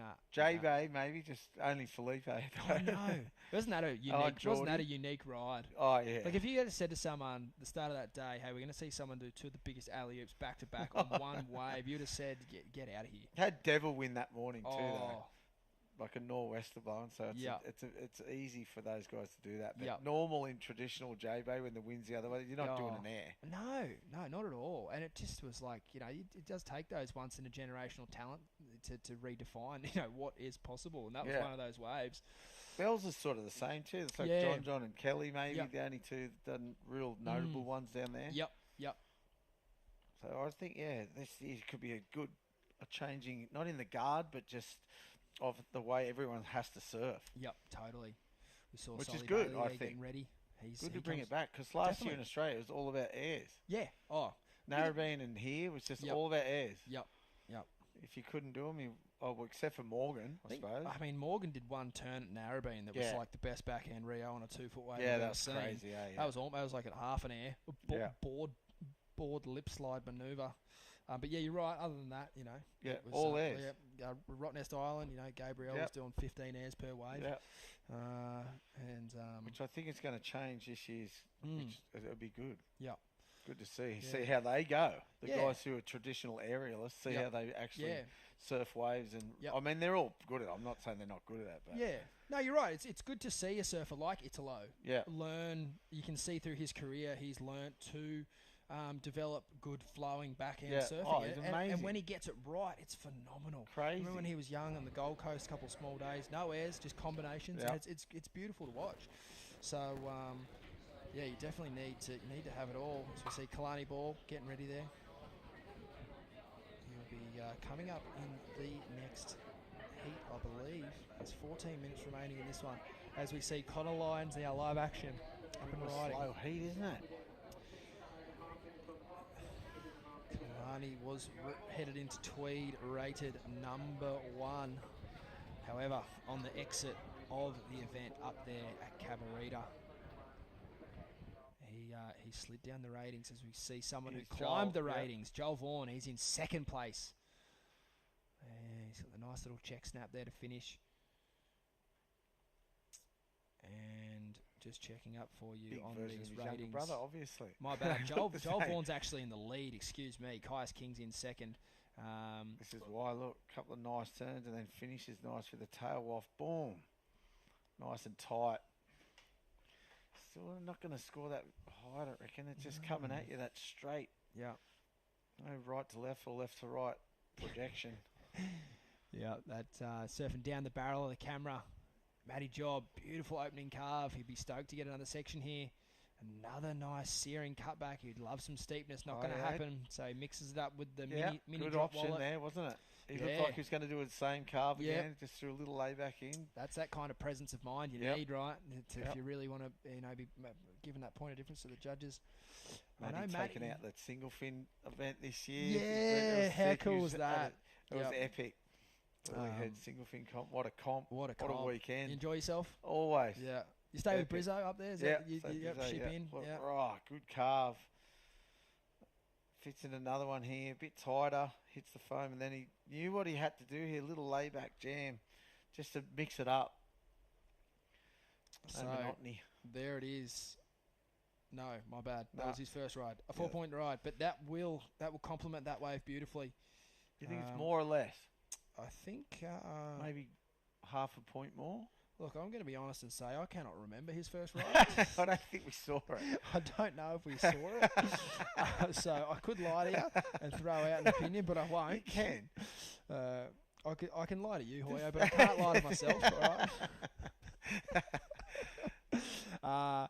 But a score that I am interested to see, just in the context of this heat, will be Joel Vaughan's second wave, because with Matty and Joel both now locking in what look to be high fours or potentially low fives on the average, they're going to set a nice little buffer now between Connor Lyons and Oscar Berry. So the pressure for these lads is now mounting, and it looked like Connor Lyons in and out there, not a ride he was looking for. There you go. So Matty Job a 4.83, Joel Vaughan narrowly improving on Matty's score, a 4.93. So that would see Joel in the lead, Matty in second, Connor Lyons chasing the Devil's number, a 6.66. Yeah, love it. Oscar Berry, I should have let you read that one out. I bloody blew it. Oscar Berry chasing an 8.23. And, solid scores for today. We've seen a couple of heats now where if you were to get a 6 or a number around that, you'd be over the moon. So I think Connor, he obviously he'll be looking to start his heat fresh, and Oscar would be too. He's only stood up once, and he's for some reason only got second priority, which is just not that it really matters, but for only having stood up once, he must be in a pretty terrible rotation. Yeah, what happened there? Matty got the last wave. That's weird. Yeah, he must have stood up in between that, or Matty might have beat him out. Oscar could have taken a while to get his first wave. Or paddled for one, maybe. That could have happened as well. So yeah, whatever the case there, if you've waited this long and the boys have got to start, it's not the end of the world if you got first priority. But look, and then Matty got straight back out there and got priority though. So that's on Matty. He has been training the house down with, I believe, I could be wrong, and you don't want to get this wrong in the clubby world, but I actually don't really care. I think he trains at Surfers Paradise, Surf Life Saving Club, and he's been doing a lot of board paddling, a lot of running, a lot of swimming, and look, I'm a big fan of it because I think when you think about surfing and what you need, you need to be able to go as hard as you can for half an hour. Yep. And running, paddling, and swimming, it gasses you out pretty quick if you're doing it with 100%. clubbies. Like those guys and women are the fittest in the world. Yeah. They're nuts. So Matty's been jumping in with them. Good idea. And I think it's a great idea. Yeah. And you're in the ocean too. Yeah, and you're in the ocean, Yeah. exactly. So I think that out of all the training in the world that's out there, there's obviously some amazing specialised help, especially here in Newcastle too. But hey, a good old-fashioned run, swim, paddle. 100%. The I best think thing it's about way it is better than it's trying free. to lift 300 kilos. Might have to get you and Adam Tripest down here going at it. But I think a good old-fashioned run, swim, paddle. It can't be beaten. Oh, you hear agree. Paddo talking about just hitting the sand dunes back in the day, you know. Yeah. Work for him. I reckon that's 100%. Yeah. I think we had a little bit of a loop. You don't want to one gain year. weight as a surfer. Yeah, I mean, I think you need to be solid on your board, but there's a few different ways you can do Yeah. that, you know. Surfing a lot helps. Surfing a lot. Yep. And then I think, managing injuries is a big one for the young kids. You know, if you look at someone like Jarvis Earl or Reef Hazelwood, the surfing they're doing is extremely high risk. So I think they definitely would need to be paying some attention to their bodies over the years to make sure they can get the most longevity out of it. I think you kind of see that now in skateboarding.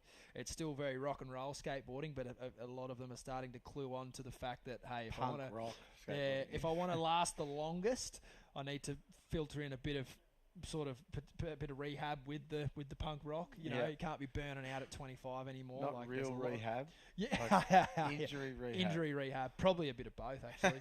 But I think for the surfers it's important too. Like they're really throwing everything at it, throwing themselves out into the flat water with their airs, and it's crazy. I don't know if the human body was designed to do that. Injuries. Yeah, it is. It is mind blowing. As we see up and riding here, we've got two surfers up. Matty Job incomplete, and on the inside peak there, Connor Lyons, he was kind of too busy mucking around with his hair to crack that into the wave.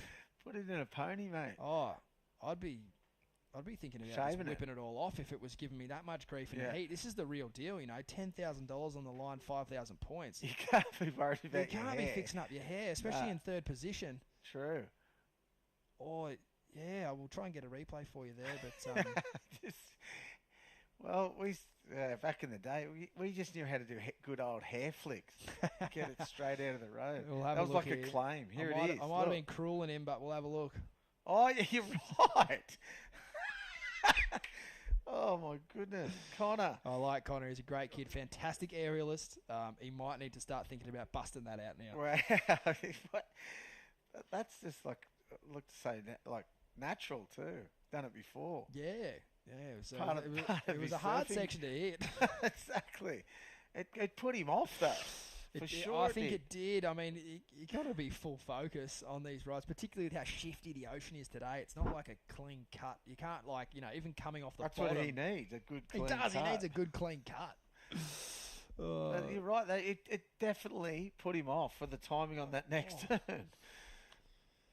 Yep. You couldn't see, move your hair, yeah. Plenty of good trendy hairdressers up on the sunny coast. I'd try and get that sorted, Connor. Just do it now. You don't want it affecting your performance. If we get through this heat... If we get through this heat, it's Hoy's hairdressers. We'll just in the car park, we'll get the clippers out. Just get your scissors out, cut the fringe. Yep. Joel Vaughan having Give yourself a window. A window.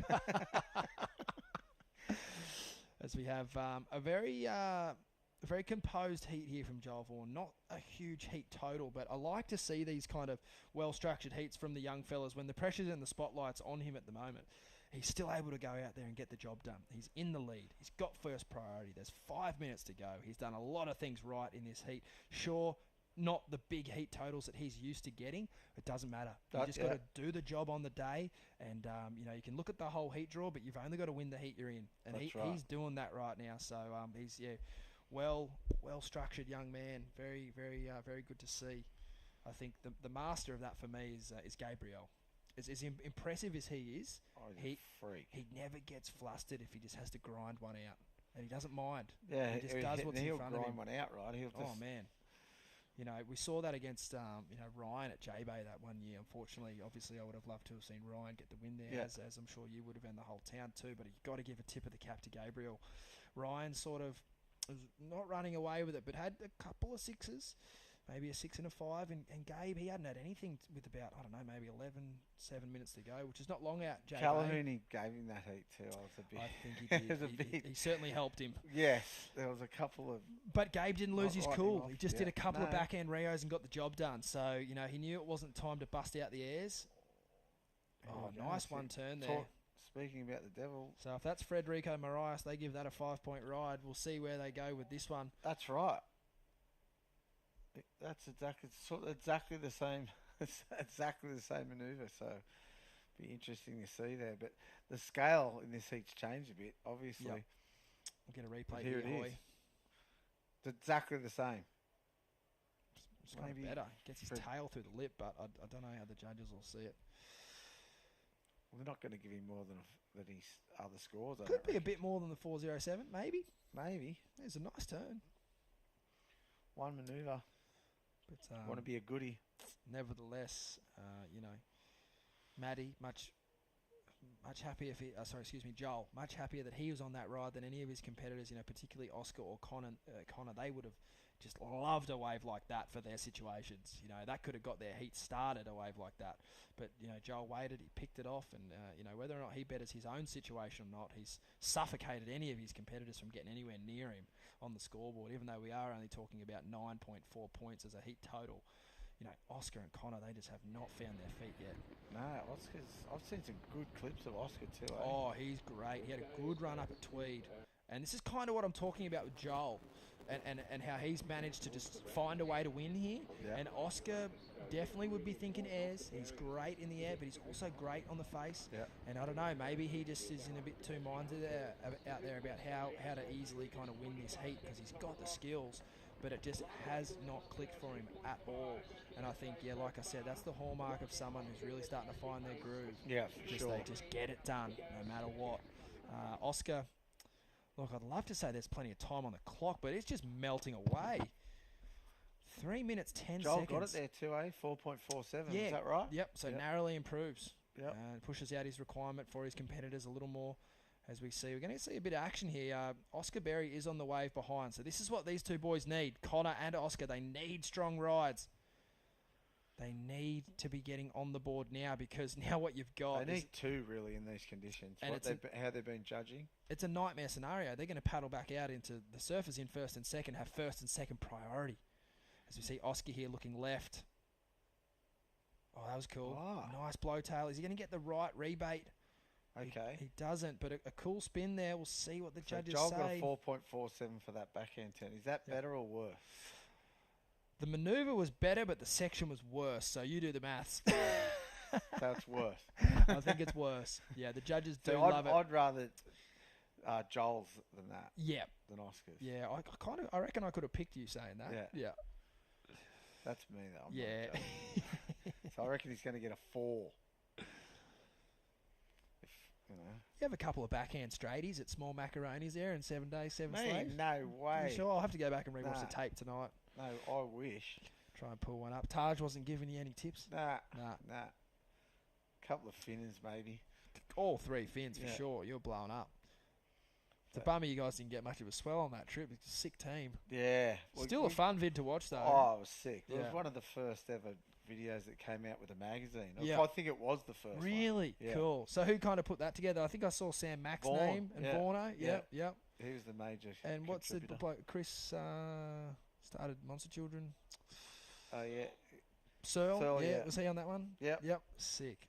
It was a good trip. It was There we loose. go. There's the score. Sorry to interrupt you there, Hoy. Oscar Berry, a 4.43. So I guess we were both right. It's right around that number. Joel got a 4.47. Yeah.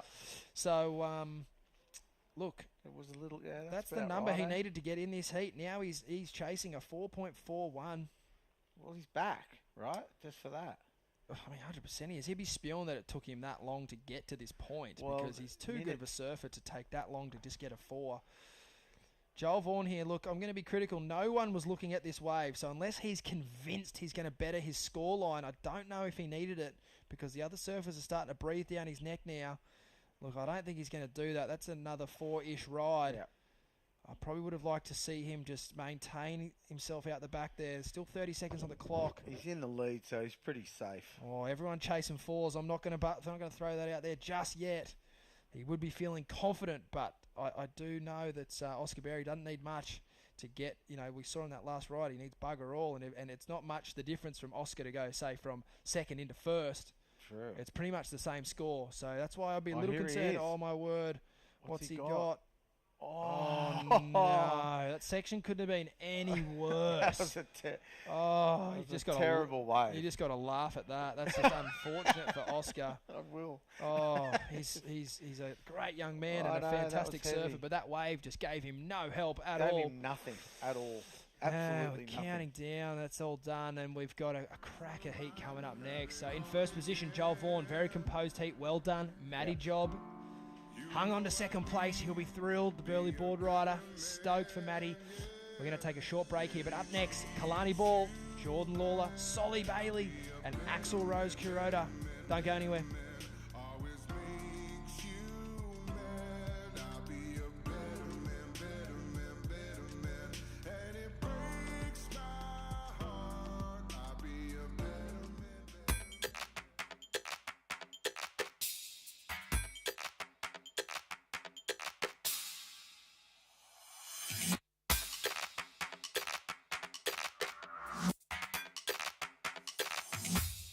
Thanks to Burton Automotive for being our youth development partner. Thanks to Burton Automotive, helping keep kids active in Merriweather Surfboard Club.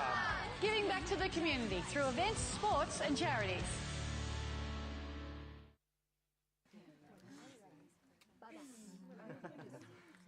Hatted Chef Restaurant. We're just scratching the surface.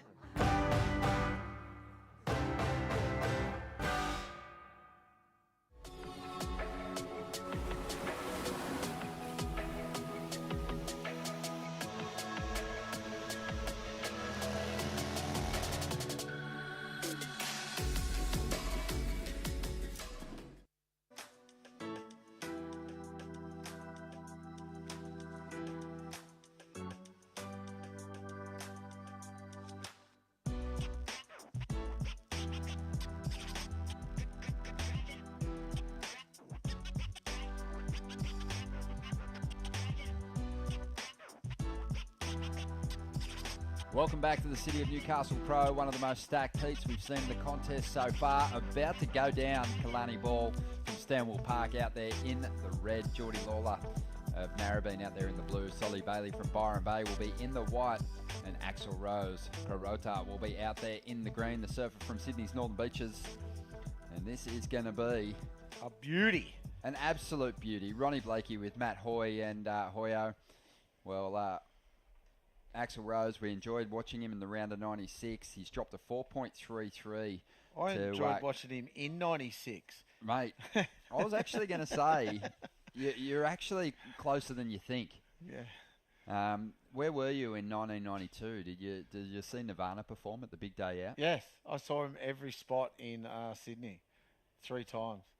Then you probably saw Axel Rose's dad perform on the main stage there. With who? Mass Appeal. Yeah. He was the guitarist in Mass Appeal. No way. So What a classic, it's not an accident that he's got this name, Yeah, Axl Rose. yeah, He's got mad rock heritage. But yeah, his dad performed alongside Nirvana there. Wow. Brett is his name. Yeah, classic And, Mass Appeal. Yeah, I know him. What a Adam classic. Hennessy towed me into that little tidbit. But yeah, just a huge show. Oh, That's it's a huge. memorable show to play. Everyone still talks about it. Oh, Nirvana's it was- performance at the big day out. Mate, I saw them 3 times at Salinas and then out in Western Sydney and then at the big day out, Nirvana. What about Mass Appeal? Did you Mass see them a Appeal, few times? Yeah. Not that I can remember much about the big day out. Any of them. Big day out. Yeah, he was also in another band, Bedspreads, as well. So he has a mad punk rock heritage. Yeah, right. Hardcore Classic. punk. Yeah, that's hardcore. Old school punk. And here's his boy, trying to put on a show of his own. Yeah. Axel Rose Sick. powered through the first round. That's a replay of his opening ride, 4.33. Good start. And yeah, he's going to have to perform here because, as we said, heavily stacked, and it's stacked against him because Solly Bailey, former CTer, coming off the back of a victory on the weekend as well. We'll talk more about that in a moment. But Kalani Ball, he made the Challenger Series last year. How's the size of that turn? Finished that one and he would have got a 6, or that was a big turn. monster. Show that again. That's worthy of a big score, I reckon. Yeah, Kalani was clutch in the final event at the Tweed Coast, which unfolded at the end of the QS season here last year, and did get himself in the Challenger Series. And he'd been unsponsored for a period of time, and then got some backing from O'Neill to go and attack that Challenger Series, which was great to see. That's hard work when you got no sponsorship. But he's had a bit of a resurgence. He actually performed pretty well. He had a quarter-final finish at Halle Ever as well. Big section, hacks it. Nice, rides out clean. He just had to get over that hump there and finish it. Would have got a good score, but I reckon he's going to get another. Oh, he did. Look at that, mate. One turn, 6.83. That is huge. You're up out of your chair. Yeah, so, that was sick. I know you have a deep appreciation for that kind of power and just connecting with a big section. Yeah, he did. A hard section to hit too.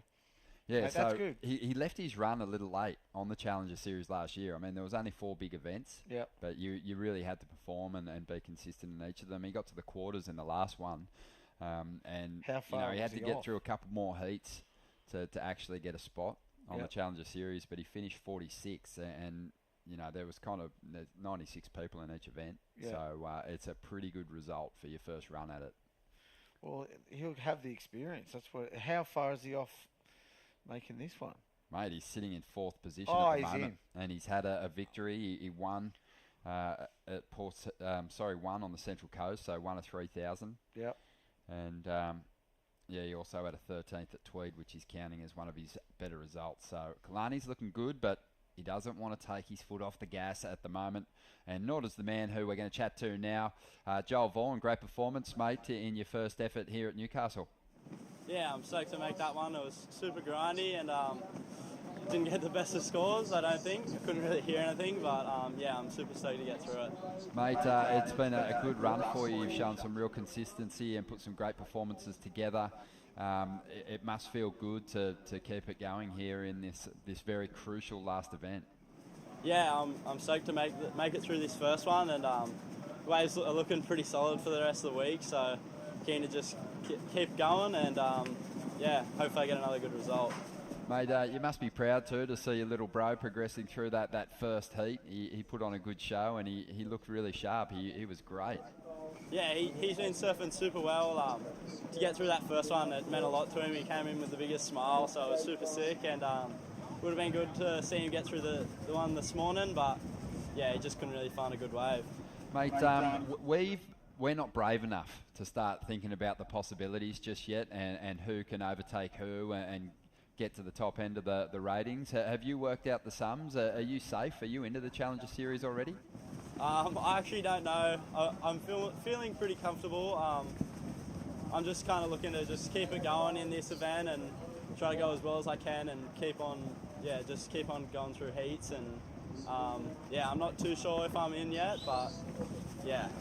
Joel, do you feel the pressure at all? Not really. Like I just want to surf well and pick good waves and just enjoy it mainly. Yeah, right. Well, mate, had a combined heat score total. Didn't quite hit double digits, but you got a bit of room for growth there. Yeah, for sure. I just kind of stoked to get through. Wasn't feeling the best, but those ones are always fun to get through. Doesn't matter how you do it, mate, as long as you get through, right? Yeah, that's it. Especially in heats like that, in waves like this, it doesn't matter. Mate, Joe, we've been talking to some of the competitors, mate, about the importance of this event. Obviously, you're from just down the road on the Central Coast. Did you always make the trip up to watch Surfest when you were a Grom? Yeah, most of the final days when I wasn't at school, I made the trip up and got to watch it. So it's really cool to be able to today, and hopefully we get some better waves. Hopefully some cleaner ones, but Mate, who are some of the inspirations for you? I mean, it's a really big talent pool down there on the Central Coast, but there's been some great surfers from that region over the years. Who are some people that you've looked up to? I've looked up to kind of my brothers mainly, and then Molly Pickham's doing super well on the CT, and I'm stoked to see she's going well. And I surf with Shane Holmes and Russ Maloney a lot, and they inspire me. They're such great people, and really good surfers too. Awesome, mate. That's unreal. Some good names there to give a big shout out to. And congratulations on the heat win. And we know you got plenty more to give, so all the best. Yeah, thanks, heaps. Thank you. Yeah, Joel, cool kid. And he mentioned some really core surfers there. Russ Maloney, I'm sure he was up here competing over the weekend, because we did have the Wandiyali Indigenous Surf Classic, which was won by Solly Bailey, who's out there at the moment.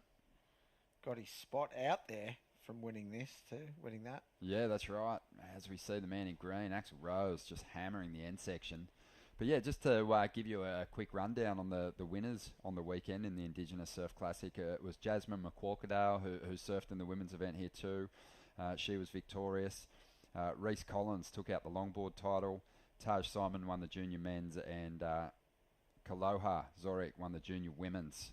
And it's always a great event. There's an awesome energy around the Indigenous Classic each year, and Solly was super proud to win that, and he wants to take that opportunity all the way through to the final and claim a victory, because he has had big wins on the QS before. Yeah, and he was stayed. He wasn't even going to stay down here.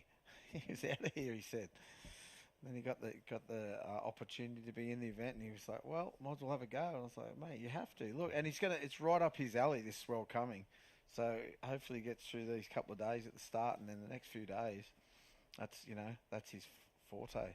Yeah, Solly's. There's so many people capable of getting big results on the CT, but he's a guy that you kind of think of, obviously, when you think of pipe, because he did win that Vulcan Pipe Pro against, the likes of Jamie O'Brien, John Florence, Kelly Slater, like the most unbelievable field.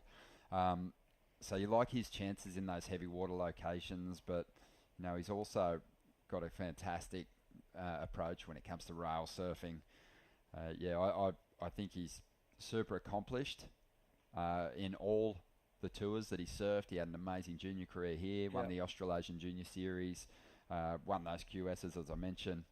Really, the only place where he's got to get, some big results is on the CT, so bring it on. Bring it on. All right. Here we go. Surfer in red, Kalani Ball, open with a 6.83. Basically, the major meat in that score came from one big turn. That was all it was. One big layback hack. Sick. I loved it.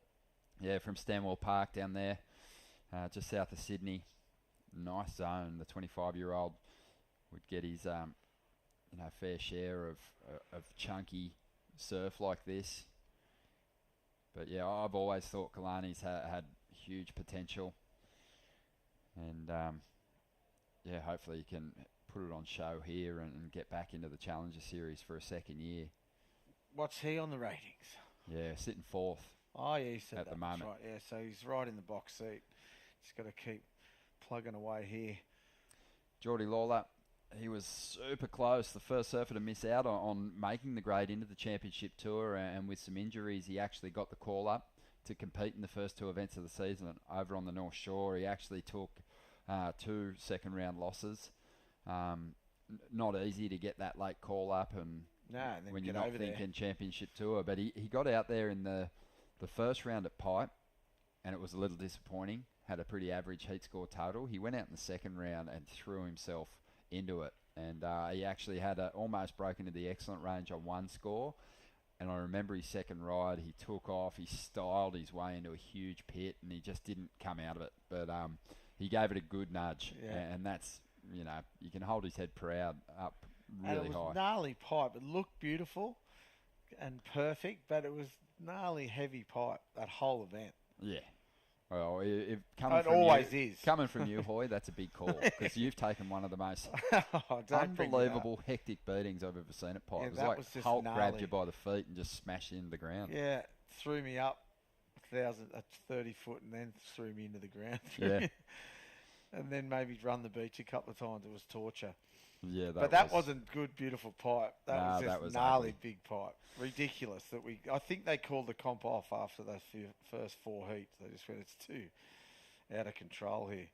Well, here goes Kalani, just really ironing things out on that first turn.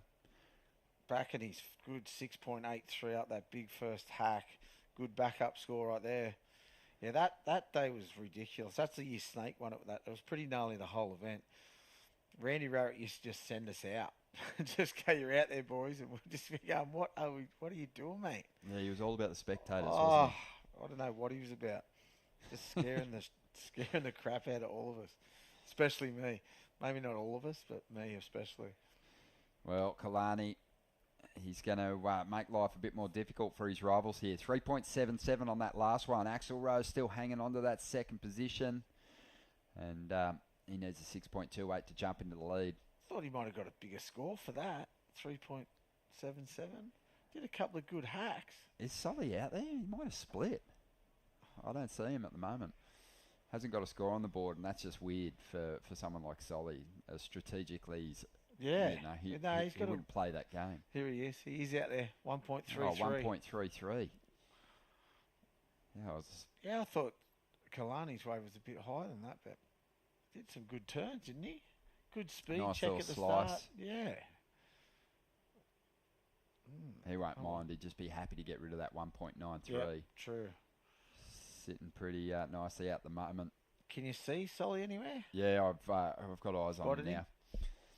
But yeah, one wave for Solly, 1.33. Still got a lot of work to do. You want to really start. It's got to go now. In these conditions with under 10 minutes. Start chopping away at that requirement, 6.93. He wants to cut that in half, at least. Just over 9 minutes remaining here. 36 years of Surfest. I know. Makes me feel real old. Ah. Yeah, you were here for the first one. Yeah, I went in the first one. Yeah. I told you about that yesterday. What were you, 1 year old? Yeah, just turned. I wish. But mate, that's that's a lot of history, and I kind of think it's cool. You're lucky that you're able to compete in that very first one. Yeah. Let's wind the clock back. Let's test the memory. Did you lose out then and start partying? Do not test my memory, mate. It's awful. Who won the comp that year? Jesus. Tom Curran, I'm pretty sure. Yeah, well, I'm going to you haven't even I'm going to pull out the notes. It's somewhere in here. I'm pretty sure it's Tom Curran. Yeah, we've got the honour roll here. Yeah. The past champs. What was that?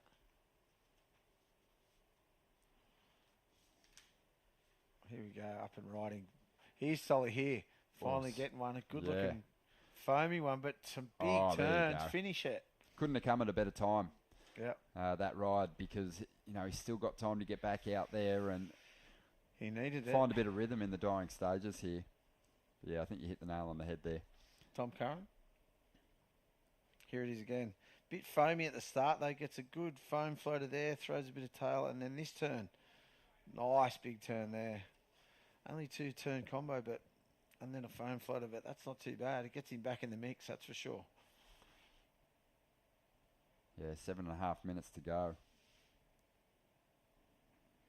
And that is definitely going to, knock that requirement down. I don't think he'll be chasing a whole lot to get himself up into second place. What are they going to give him for that? That was the first turn was just like a little lip foam climb. But the second turn was sicker than a fast foam floater at the end. 4-5, I would say. And judging on what's going on in the heat, maybe a bit higher. We'll see how I go here.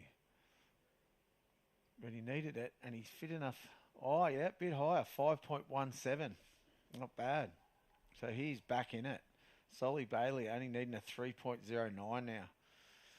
Straight back in it. Kalani Ball's gone to the lead. Axel's back in second.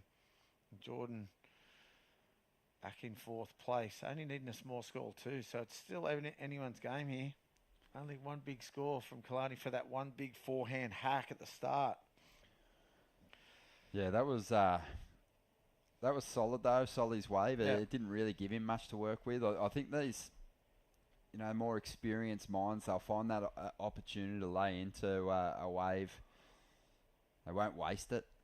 He didn't waste it then, did he? No, but he still needs more. 3.09, but, with 6 minutes to go, he's really taking the foot off his own neck and giving himself a shot here, because he was getting choked out for a bit there. As we see Geordie up into this one. Got that clean, smooth style. Solly up again. So both these guys really... This is a clutch wave right here, yeah. You got to get back out there. I thought that he didn't do that good a turn in the first turn. This is Axel's opportunity. And he falls. He bogs down. Everyone just had a... I think Geordie's wave then was good, though.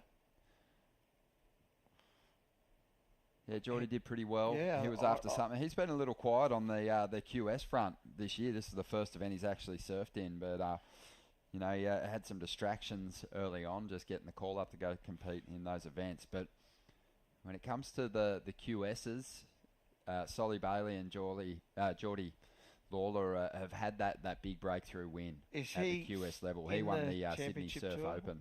No, not the championship. The Challenger Series Challenger events. Series.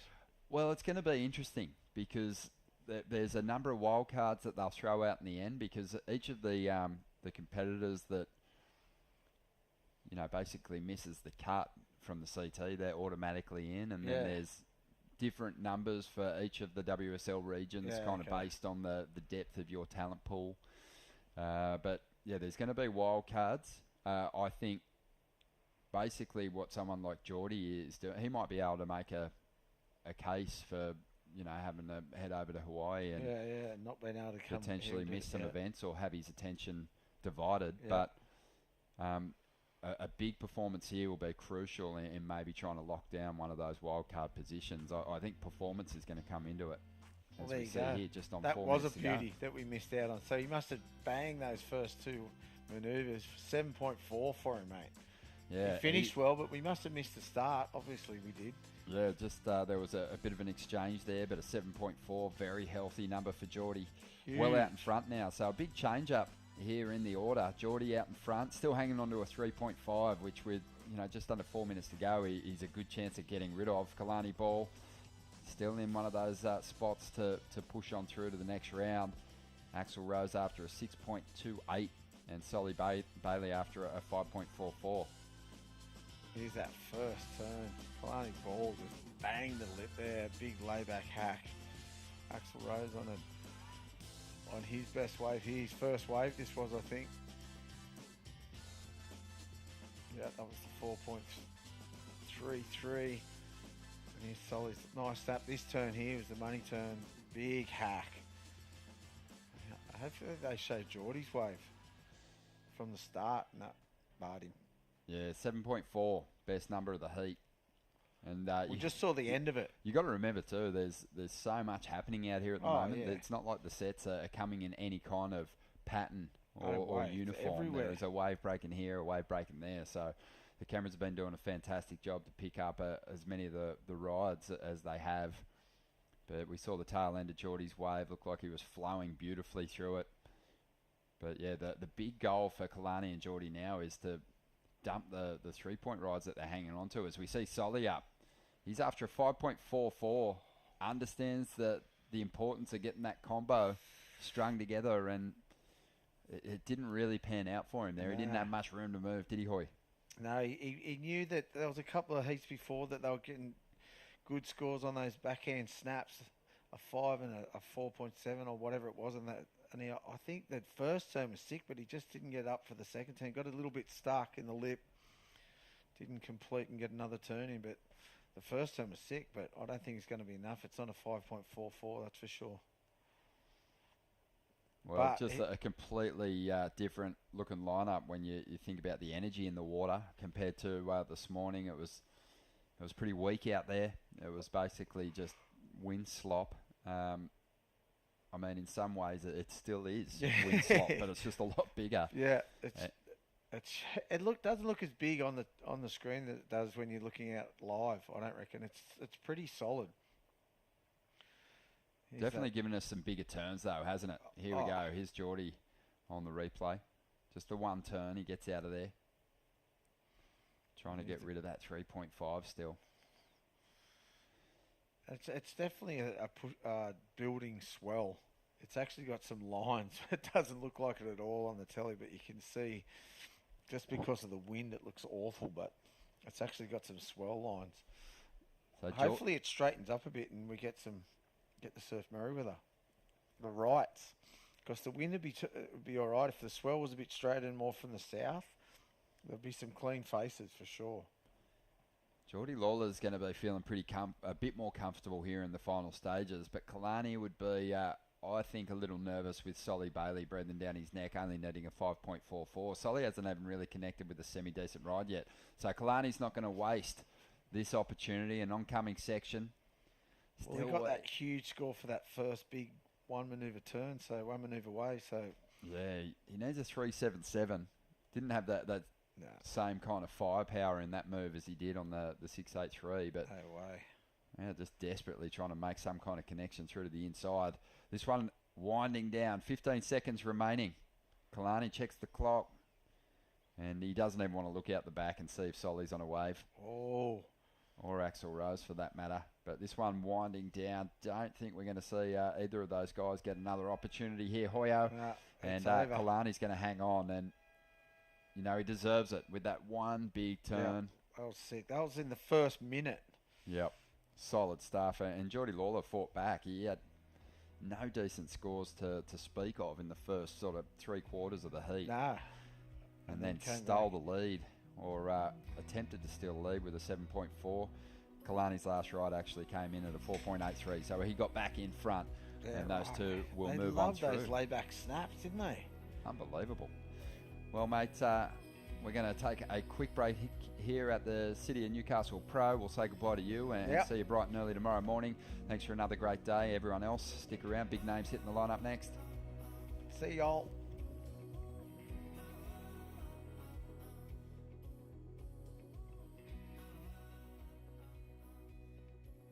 When you deal with the Burton family, you're dealing with local people who support the Newcastle, Hunter and Port Stephens region. Surfest is a big part of Newcastle, and Burton Automotive is a big part of Surfest. giving back to the community through events, sports and charities.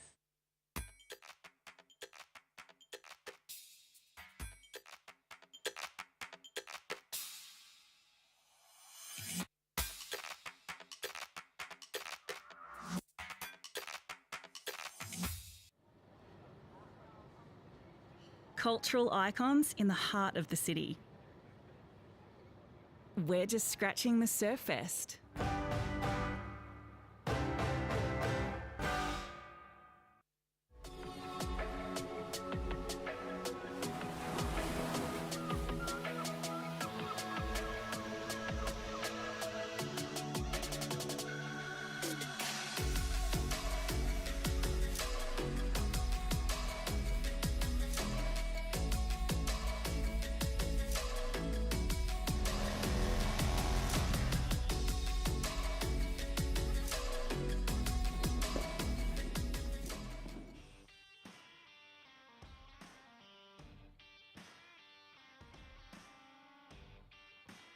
Not before we get some more big names out there in this lineup. Heat 14 is going to feature the Kiwi, Kiwi Butler. Lennox Chell will be out there in the blue. In the white will be Archer Curtis. And Fraser Martin will be surfing in the green. But it's going to be the man in white, Archer Curtis, getting things started early here. But this will be a fun one. Kiwi Butler sitting in 5th place. And he's made a big charge in these past two events. He had a 5th place finish on the Central Coast and then a semi-final finish on the Tweed Coast to make a big climb up the ladder. The 22-year-old with big dreams of cracking the Challenger Series. He just missed out last year up there at Cabarita on the Tweed Coast in that final event. But here's the replay of White's first ride. Archer Curtis. Stace Galbraith joining me here in the booth, and Stace just talking about Kihu then, and just the fact that he fell out of the mix. He was right there on the cusp of making the Challenger Series last year. He doesn't want to suffer that same fate. He's put himself in a good position. Ronnie, it's good to see you, mate. I haven't seen you since the morning. Oh. And you only get one chance with Ronnie Blakey, ladies and gentlemen. And Mitchell Ross is absolutely blowing it, so I've jumped in his hot seat, and it's great to call a heat with you, Ron. Hoyo's off to do the afternoon milk run. And, I'm stoked to call the last 3 heats of the day down here. But you're right, Kehoe gutted. He's a committed young man. He's got plenty of good support from a couple of different brands that are backing him, a couple of notable ones. I know he was feeling the pressure, and I know he'd like to turn it around this year and absolutely smash this one out of the park. He's a classic Grom from over there, Mount Maunganui, and he reps New Zealand hard, and he's proud of his heritage as well, which he's happy to teach us about. But look how inspired he is on this opening ride, or second wave, I should say. Really dynamic hit, maintained a lot of speed. Always love that when someone lays into a move but just comes flying out of it. It is.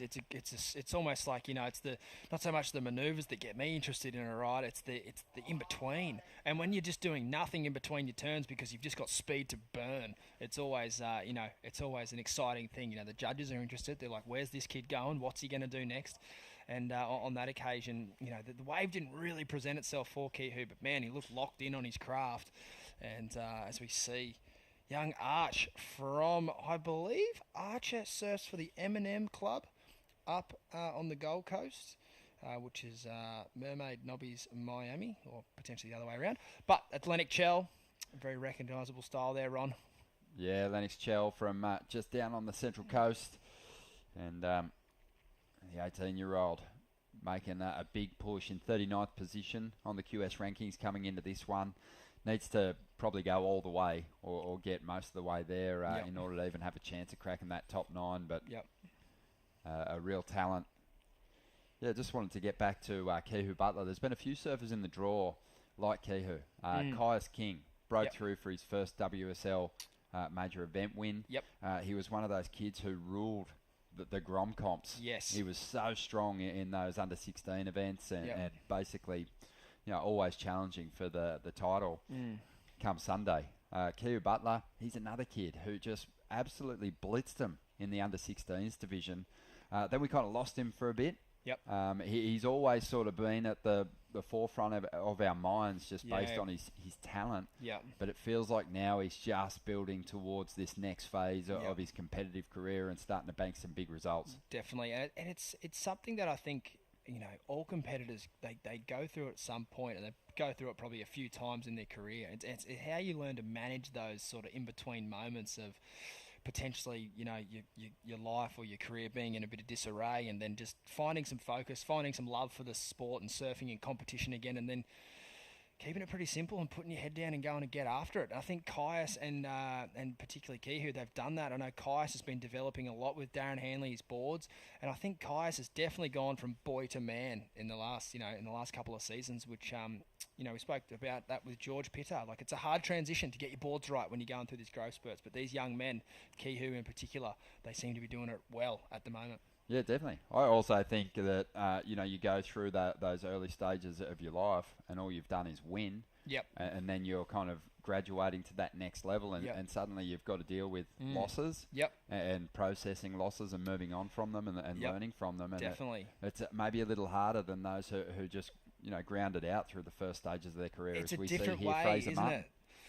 Fraser Martin, there we go. Nice completed ride. But you're right, it's a different way to go about a career, isn't it? Just grinding it out from start to finish or having those highs and lows. I'd imagine they're two completely different feelings about your thoughts about sort of surfing and stuff like that. I could imagine those kids that just all they do is win. When they start losing, they must just absolutely just hate things. Oh, yeah. They just must infuriate them. Well, someone like Kalohe Andino, he went through pretty much before he graduated to the CT, he didn't lose anything. No. He won everything. Yep. He just won. There He we just go. won. And then, he's had to deal with learning to lose over the last few years. One guy that's getting used to winning at the moment is Kalani Ball. Kalani, another solid performance, mate. Yeah, that one huge turnout there. How good was it to actually connect with a section that was steep enough to really lay into? Yeah, I was really stoked to get that big section and do that good turn just to kick off the heat. I never heard what the score was, so I just kind of I figured it'd be a pretty decent score, and I just tried to work on backing it up from there. Most definitely, man. I mean, when you're seated in that second round and you've got Geordie Lawler and you're thinking, wow, well, you know, it's going to be tough to overcome Geordie. And then you see who progresses through the first round, and you're going to come up against in Solly Bailey. And then young Axel Rose has been surfing really well. It must be pretty daunting when you're heading out there for that first battle. Yeah, that was such a gnarly heat. I kind of had a look at the draw before it kicked off, and I saw Solly was in like a pretty good chance to win that heat, and I was like, oh wow, this is going to be a hectic heat. And then yeah, Axel got through as well, and he's been ripping in all these events, putting up some really good performances. So yeah, just stoked to get through that one, and yeah, to get the win's awesome too. Mate, you're in 4th position on the rankings coming into this final contest. Last year you did a little differently.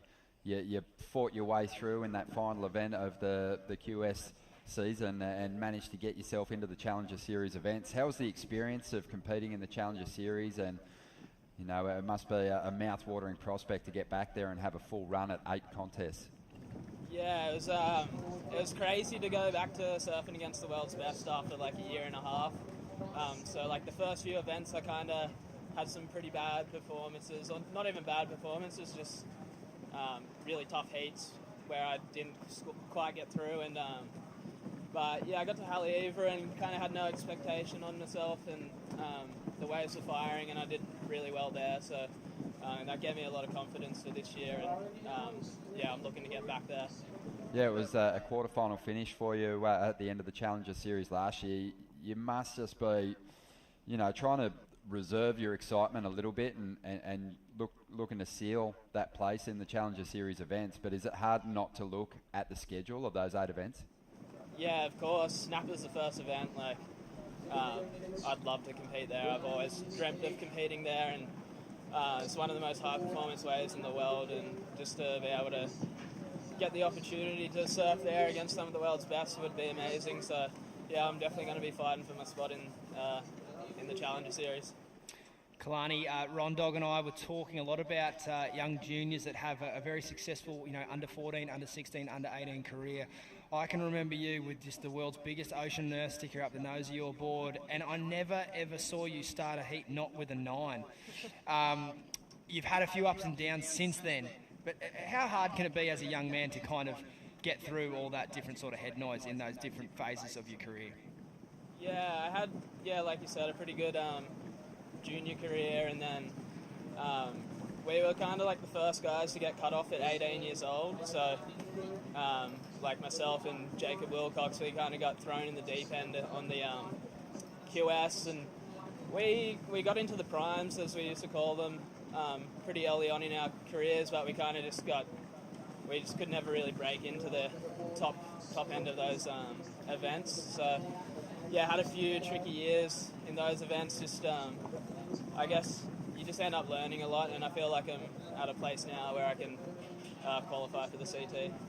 Oh, let's leave it at that. What a beautiful closing sentence. Kalani, we love you, mate. We love seeing you do well, and best of luck for the rest of the event. As Ronnie said, you're looking really good, but I know you'd like to just hit the nail on the head here. So, yeah, all the best, mate, and we'll be keeping an eye on you. Cool. Thanks, lads. Yeah, it's you know, it's a high-pressure situation for those surfers at the top end of the QS rankings at the moment. I think we saw it take its toll on Mikey Madonna early on. He might have done enough already to secure a place, but you just never know, as we see the Kiwi Butler. They've got a couple of good chances at getting into the top 9. They do. Kiwi Butler, Billy Stearman, well-placed at the moment. But you don't want to rest on the work that you've done yet. No, it's too many good serves in the draw, too many points on offer. As we see Leno Chell here, just calligraphy, just slashing and weaving.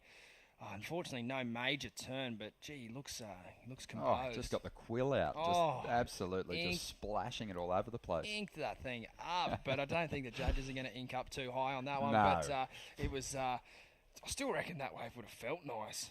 Yeah, he's still a Grom. Leno. I wonder if he's even got his pen license yet. I never got it. I just got into high pencil. school and was like, yeah, well, we don't use pencils here, mate. Here's a pen. Yeah. I'm like, oh, but my Mrs. Smith and Stoney Primary never gave me my pen license, so what do I do? Yeah, 12 minutes remaining here. Lennox Chell, you know, he's well-rounded, isn't he? He is, He's got some pretty decent airs, but he charges, Yep. has a dig. and always pretty reliable. He's one of those guys who's doesn't ever seem sort of phased to me as a competitor. He's a seems very so cool-headed. lackadaisical character. Just floats around. He's always super happy, very polite young man. He's always very respectful, and he's a great kid. So I think we'd like to see him do well. But look, Ron, if I'm honest, that word, which I'd agree with, reliable.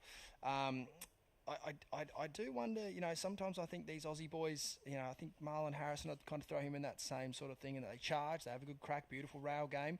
But I think it is time for them, and I think they're in a good stage in their careers to start throwing a little more caution to the wind in their heats, because once they do graduate, which no doubt these kids will with all this talent, but they need to start doing it in the heats, because when they get onto the Challenger Series, that's when you're just going to roll straight into God knows who from wherever, Michael Rodriguez or someone like that, and they're going hammer and tong from their first wave.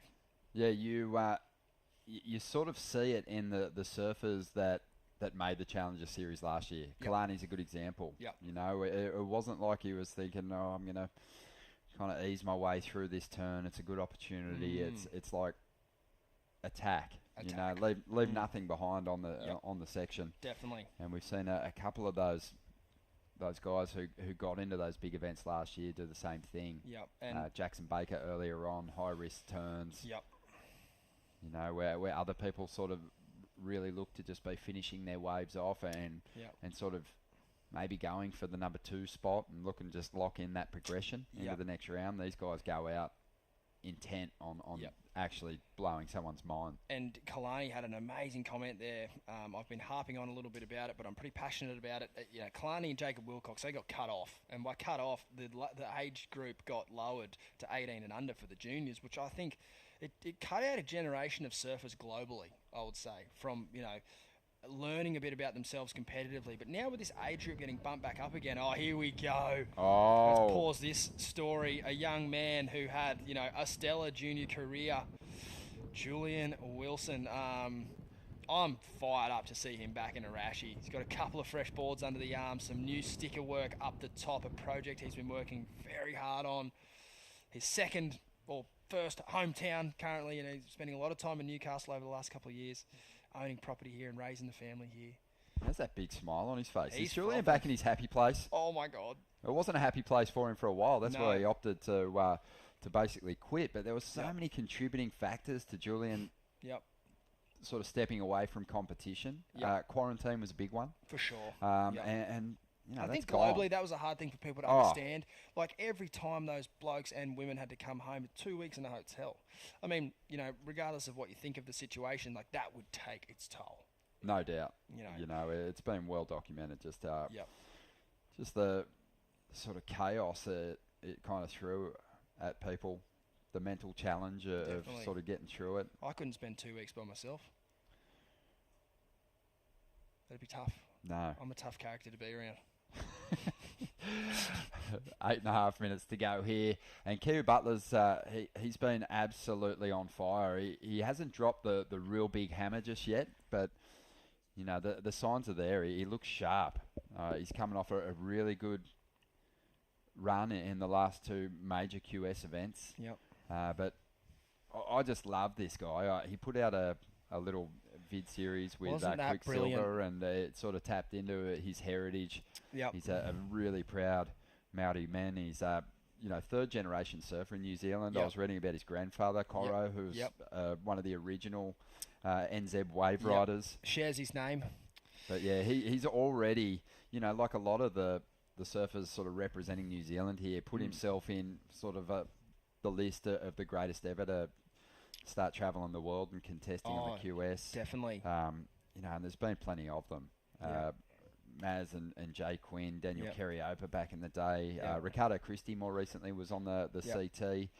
Paige Harrah, she waved the flag for the Kiwis on the CT. With Sarah Mason was one of my favourites. To get back there. Sarah Mason, Ella Williams, World Junior Champ.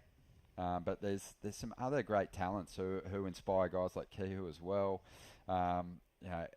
Elliot Parada Reid is another guy who's kind of entering that realm. He's starting to get some good clips and chase some big results. Luke Sederman, bit of a comedian, but he's an unbelievable classic. He is. Surfer. He's a world-class surfer, Unbelievable surfer. And, then they got big wave riders like Leroy Rust. But, winding back the clock on Kiwi surfing. Bobby Hansen, pretty special surfer. Bobby Hansen, he actually stayed with me when he came out to compete in the Pro Junior at Narrabeen way back in the day. And his sister came too. They were good company. Great surfer, won a freaking handful of national titles over there. 75, I think. Yeah. Billy's got 400. Yep. But I love the culture over there. I was lucky enough to go over with Joel Parkinson on a little jaunt to the North Island, and man, they just eat up their surfing over there. They just can't get enough of it. They just devour it, and they'd be all tuned in watching Kihu surf here. And absolutely, he's putting on a good show at the moment. No waves up there either. Up the north of the north. No way. Terrible spot. Oh, make that. You love to see it. Oh, that was sick. Yep, high impact surfing, super powerful, but with that element of progression in there, and that's going to score well. We saw Kalani Ball in the last heat go into the sixes with a big individual turn. And I think this might be Kihu's best. That was a fantastic even turn. Though it was just the one move. An absolute cracker. But yeah, you're right. The Kiwis, they get right behind their national teams. Cricket is doing well in the last couple of years. The All Blacks haven't lost a game since rugby union was started back in the 1400s, and obviously now their surfers doing an incredible job. I think Ricardo Christie was an awesome one to observe on the World Tour. Not the most amount of fans on the beach per event, but definitely the most passionate. As we see a replay here of Kihu. Winds up beautifully. Oh, that's as good a backhand Rio you'll see today. Yeah, loved it. That was like the Ron Dog out at New Brighton. Oh, mate. I did a turn like that at New Brighton. I'd have a bronze statue in the park. At the farmer's market. Next to the Newey shop. There we go. 6.43 for Kihu Butler. You could see it coming from a mile away. It was always going to go pretty high on the scale. They're going to stuff themselves if he does two of those on a wave. It's going to be a 13-pointer. No, I'm going to have to say I don't think we'll see that today. We hand out the 11. But what it's done, it's put a squeeze on the top end of this heat. The young fella, Archer Curtis, I would say, definitely the grommet out of the rest of the pack there. He's having a pretty good heat. His last two waves have been good scoring rides, a 5.57 and a 4.27. The lead isn't out of reach for the other competitors, No. but you got to look at the evidence that's been laid out in front of you. Yes. And Kihu's just looked on another level compared to his rivals out there. Even in the waves that he only turned in sort of mid-range 5-point rides, he's just looked a bit more electric than the other competitors. They've got to turn the lights on here at some point, but it's going to be a battle for second spot, it feels like. And, we spoke about it earlier in the day. It's amazing how the psyche can flip from looking to go for the lead to, okay, what do I need for second? And they just start thinking about second. As Leno Chell up and riding here, he would love to get into an advancing position.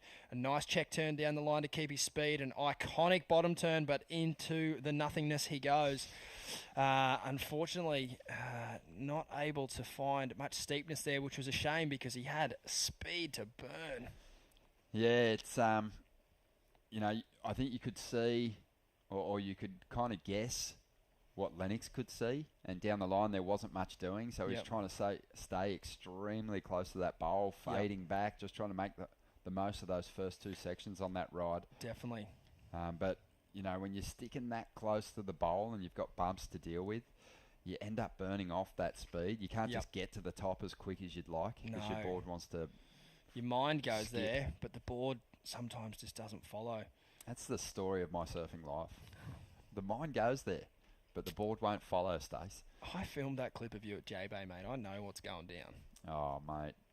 Clip of my life. That was a good clip, that one. 2.5 minutes to go here, and Fraser Martin's been a little quiet.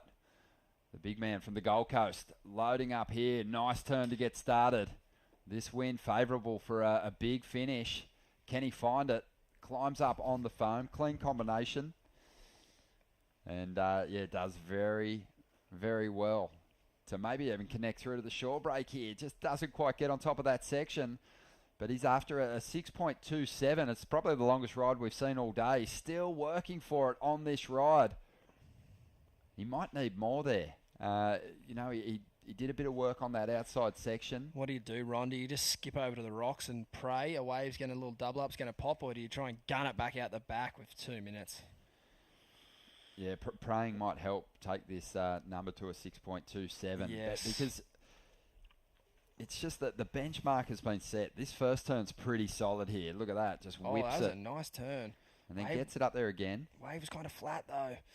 This is nice. Oh, he's done 3 turns out the back. That's, wow, man, that's got to feel good. I will say the combos, have scored pretty well, and that was reasonably decent. That was a decent combo, yeah. Got a bit weird in between here. He lost a bit of that flow with that kind of mistimed foam climb. I don't know if that was the turn. Like, it's just the way you leave the score in the judge's hands like that, where you kind of want to finish as strong as possible. And he just got, I know it was the least important turn of the whole wave, but when we're talking about a number like this, you kind of need to be sharp from start to finish. It did fall short, a 5.27, but the good news is he narrows his requirement. He narrows the requirement.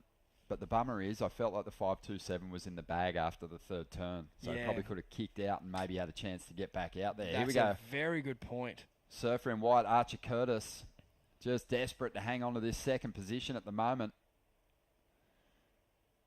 These guys they are really grovelling hard. They're milking everything they can out of it.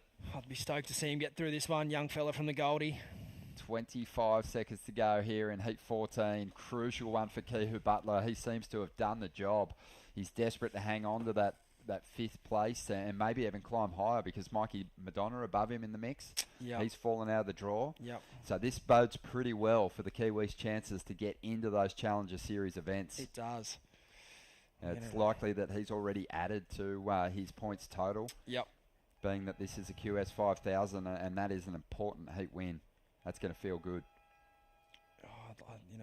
I know this kid will have his day. It just wasn't today. He's a fantastic young surfer. He's a good grom, so I wish him all the best for the next events he's got coming up.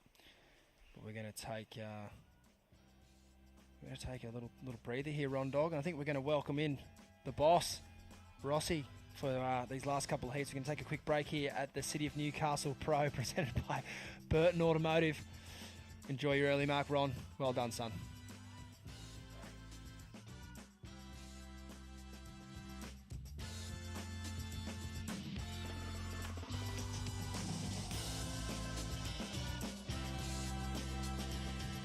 When you deal with the Burton family, You're dealing with local people. Who support the Newcastle, Hunter and Port Stephens region. Thanks to Burton Automotive, helping keep kids active in Merriweather Surfboard Club. giving back to the community through events, sports and charities.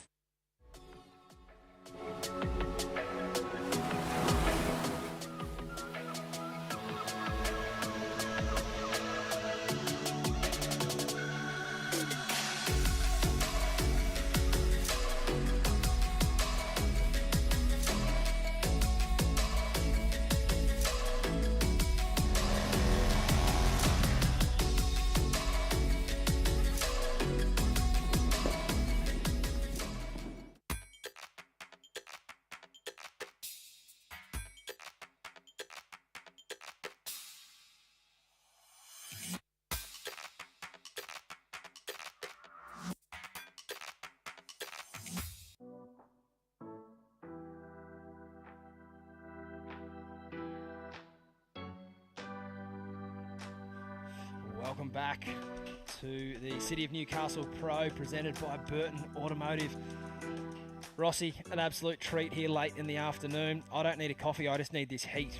Julian Wilson in the water. Absolutely. It's a rip snorter, this one, as we see Mikey Clayton Brown, arguably in the biggest heat of his life, just go bonkers. Those 2 big turns. How'd that last one? That's how you want to start a heat against former world number 2, Julian Wilson. That was big. That was big. That was like big, you big. said about Mikey Clayton Brown. He just doesn't ever slip up. No. Super solid and a bit of risk on that last turn too. That wasn't a safety turn by any stretch. He belted that. And I hate being the guy that always says it reminds me of this location or that location, but God, it reeks of Berube. Yep. It's so much like Berube. Yep. And he must be licking his chops. Chris Zaffis here. Sinks the boot into that one, that wave kind of petering out.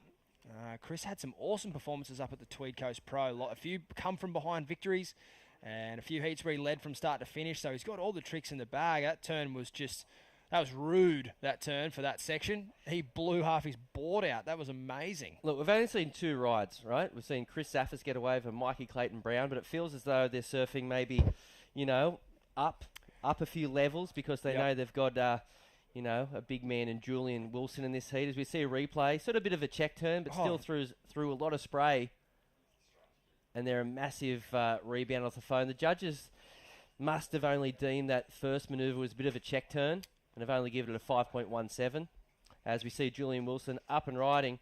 Bit of open green face here for Wilson. Not going to be a big score, but I bet you would have liked just to get the feet in the wax. Oh, absolutely. I think we're going to have a quick chat here with the young fella, Kihu Butler. Kihu, you got us there, mate?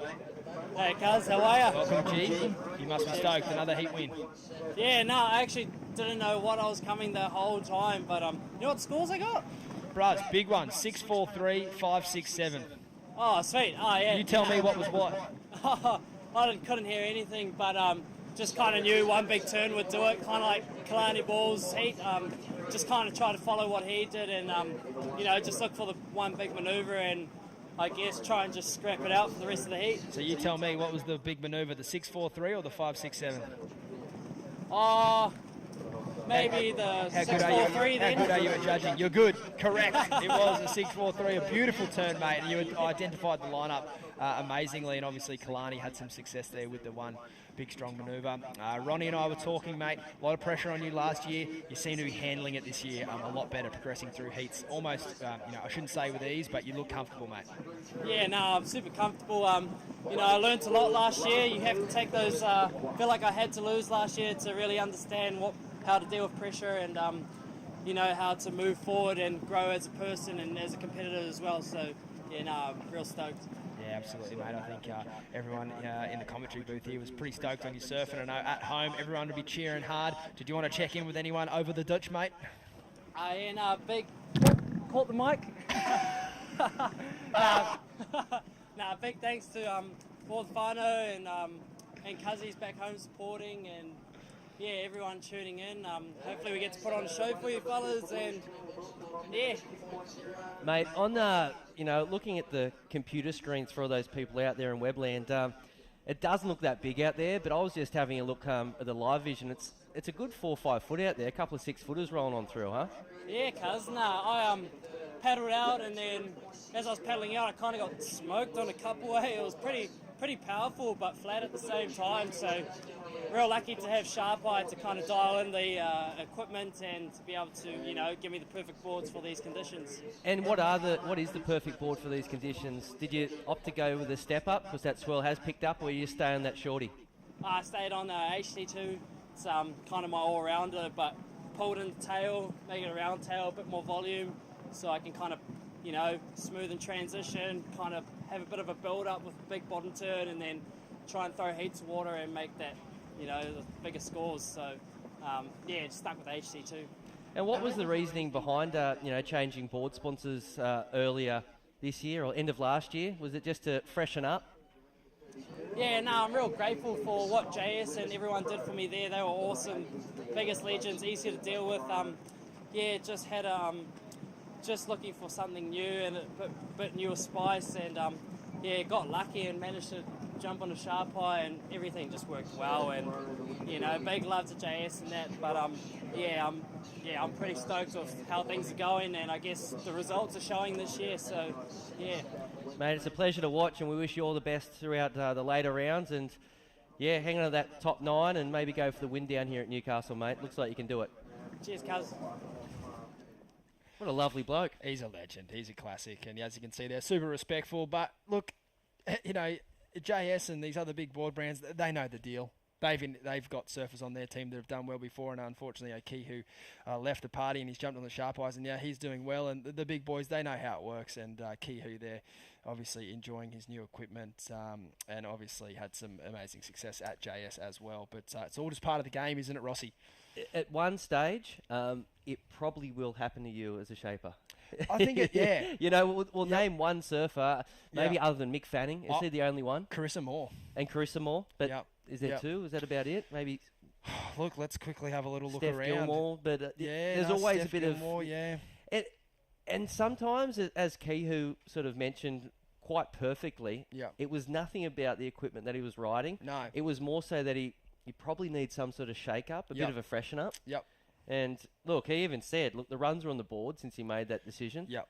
And, he's ripping. Yep, definitely. As we look at a bit of a replay here, Stace, this was Marlon Harrison from the Gold Coast. Not a great wave, but just like I said with Julian, I think it was about time to get a score on the board. Yep.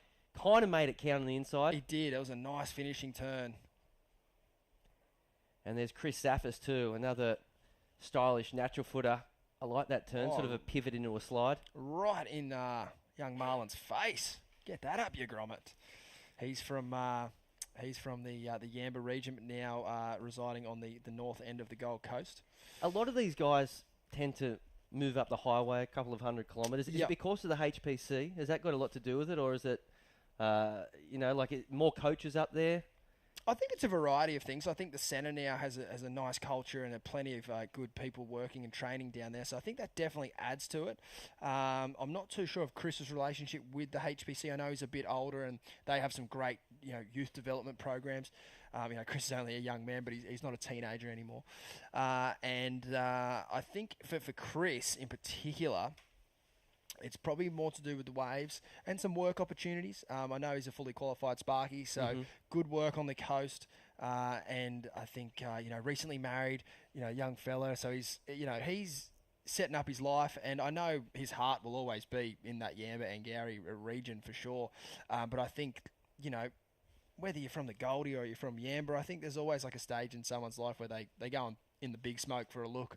And I think, if you're coming from Yamba, the Goldie kind of is the big smoke. So, a lot of people from Goldie, they move down to Sydney or whatever. So I think it's just sort of like, he's finding his feet, and he's definitely finding his feet up the coast. He's joined the North End Board Riders and just fits right in. That's a big moment. It's one thing to move to a location. Yeah. It's another to join a local board riders. 100%. It must be kind of daunting. He must hate Angari.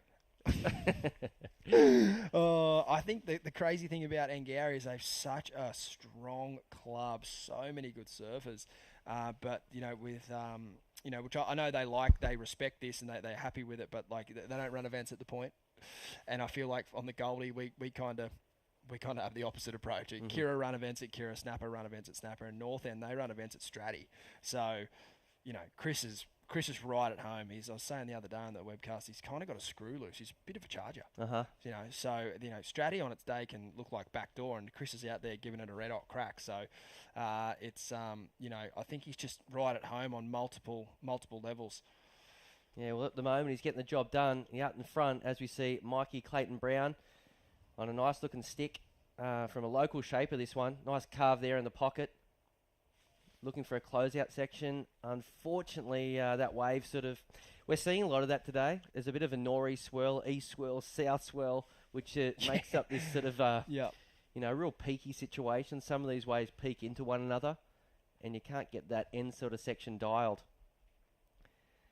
So Mikey is currently in third spot. I think he will jump up in a second. Only looking for a 2.4 on that last ride. But right now it is Julian Wilson in fourth. Mate, awesome to have Julian Wilson compete in this event. Yep. I know it's been about a year since he sort of announced that he's having a bit of a break from competitive surfing. Yep. And I know a podcast has just dropped that he did with Dave Proden. I haven't listened to it yet. I did see that ad, yeah. I'm sure it'll be really interesting. Yep. Just to hear, what he's up to, what his plans are. There's Ryan Callanan on screen, a good friend of Julian Wilson. What a way to finish the day, huh? Oh, I was saying to Hoyo, what a treat. What did we do to deserve this? This is a good day on the tools. Calling some great action, some youngsters stepping up. Then we've got they're not. Ryan Callanan is certainly not a veteran, but he's an experienced surfer. And talking about experience, here's Julian Wilson. Nice turn out of the top there. He's carrying some speed down the line, and he's weaving his way through the inside. Certainly looks locked in on his equipment, as he's done well to ride out of that turn there. Certainly a timely score for Julian. He did need to start putting some foundations together for this heat, and I think that'll do it, Rossi. Yeah, it was nice surfing. Not a great wave, but as you mentioned, he needed to probably get moving, and the first turn was solid. And he finished it quite well too. Nice big old smack on the inside.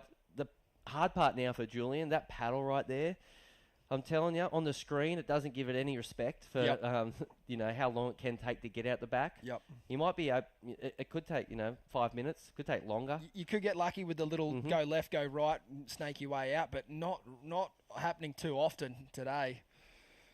As Julian's got probably 4 or 5 more solid duck dives to get through before he's anywhere near clear water.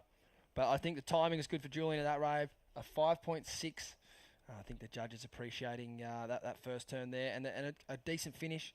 Put the turns together on the wave, and that is the single highest score of the heat. So great time for Julian. I know with all his experience and things like that, he wouldn't be too worried about the clock. But I do like to think that Julian's a surfer who likes to ride waves rather than wait.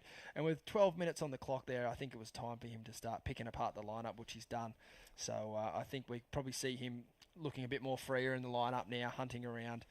He could even pick up a little double up on the way back out here. Yeah, the former event winner, Julian Wilson. Great to see him lock in a 5.6. Tell you what, he's done pretty much everything in the sport of surfing, minus the world title and maybe minus the gold medal. Yep. But other than that, plenty of career victories at all sorts of locations. Yeah, he's had some big wins, hasn't he? It's sort of hard to believe, though, that I think it might be 5 tour wins for Julian. I might be missing a couple. Like, he really come on strong. He won 2 in that one year. He came runner-up to Gabriel. That was a fantastic run. He won France and obviously Snapper. He's a pipe master. He's had. It just goes to show, Tahiti. It just goes to show how tough the tour really is at that top level.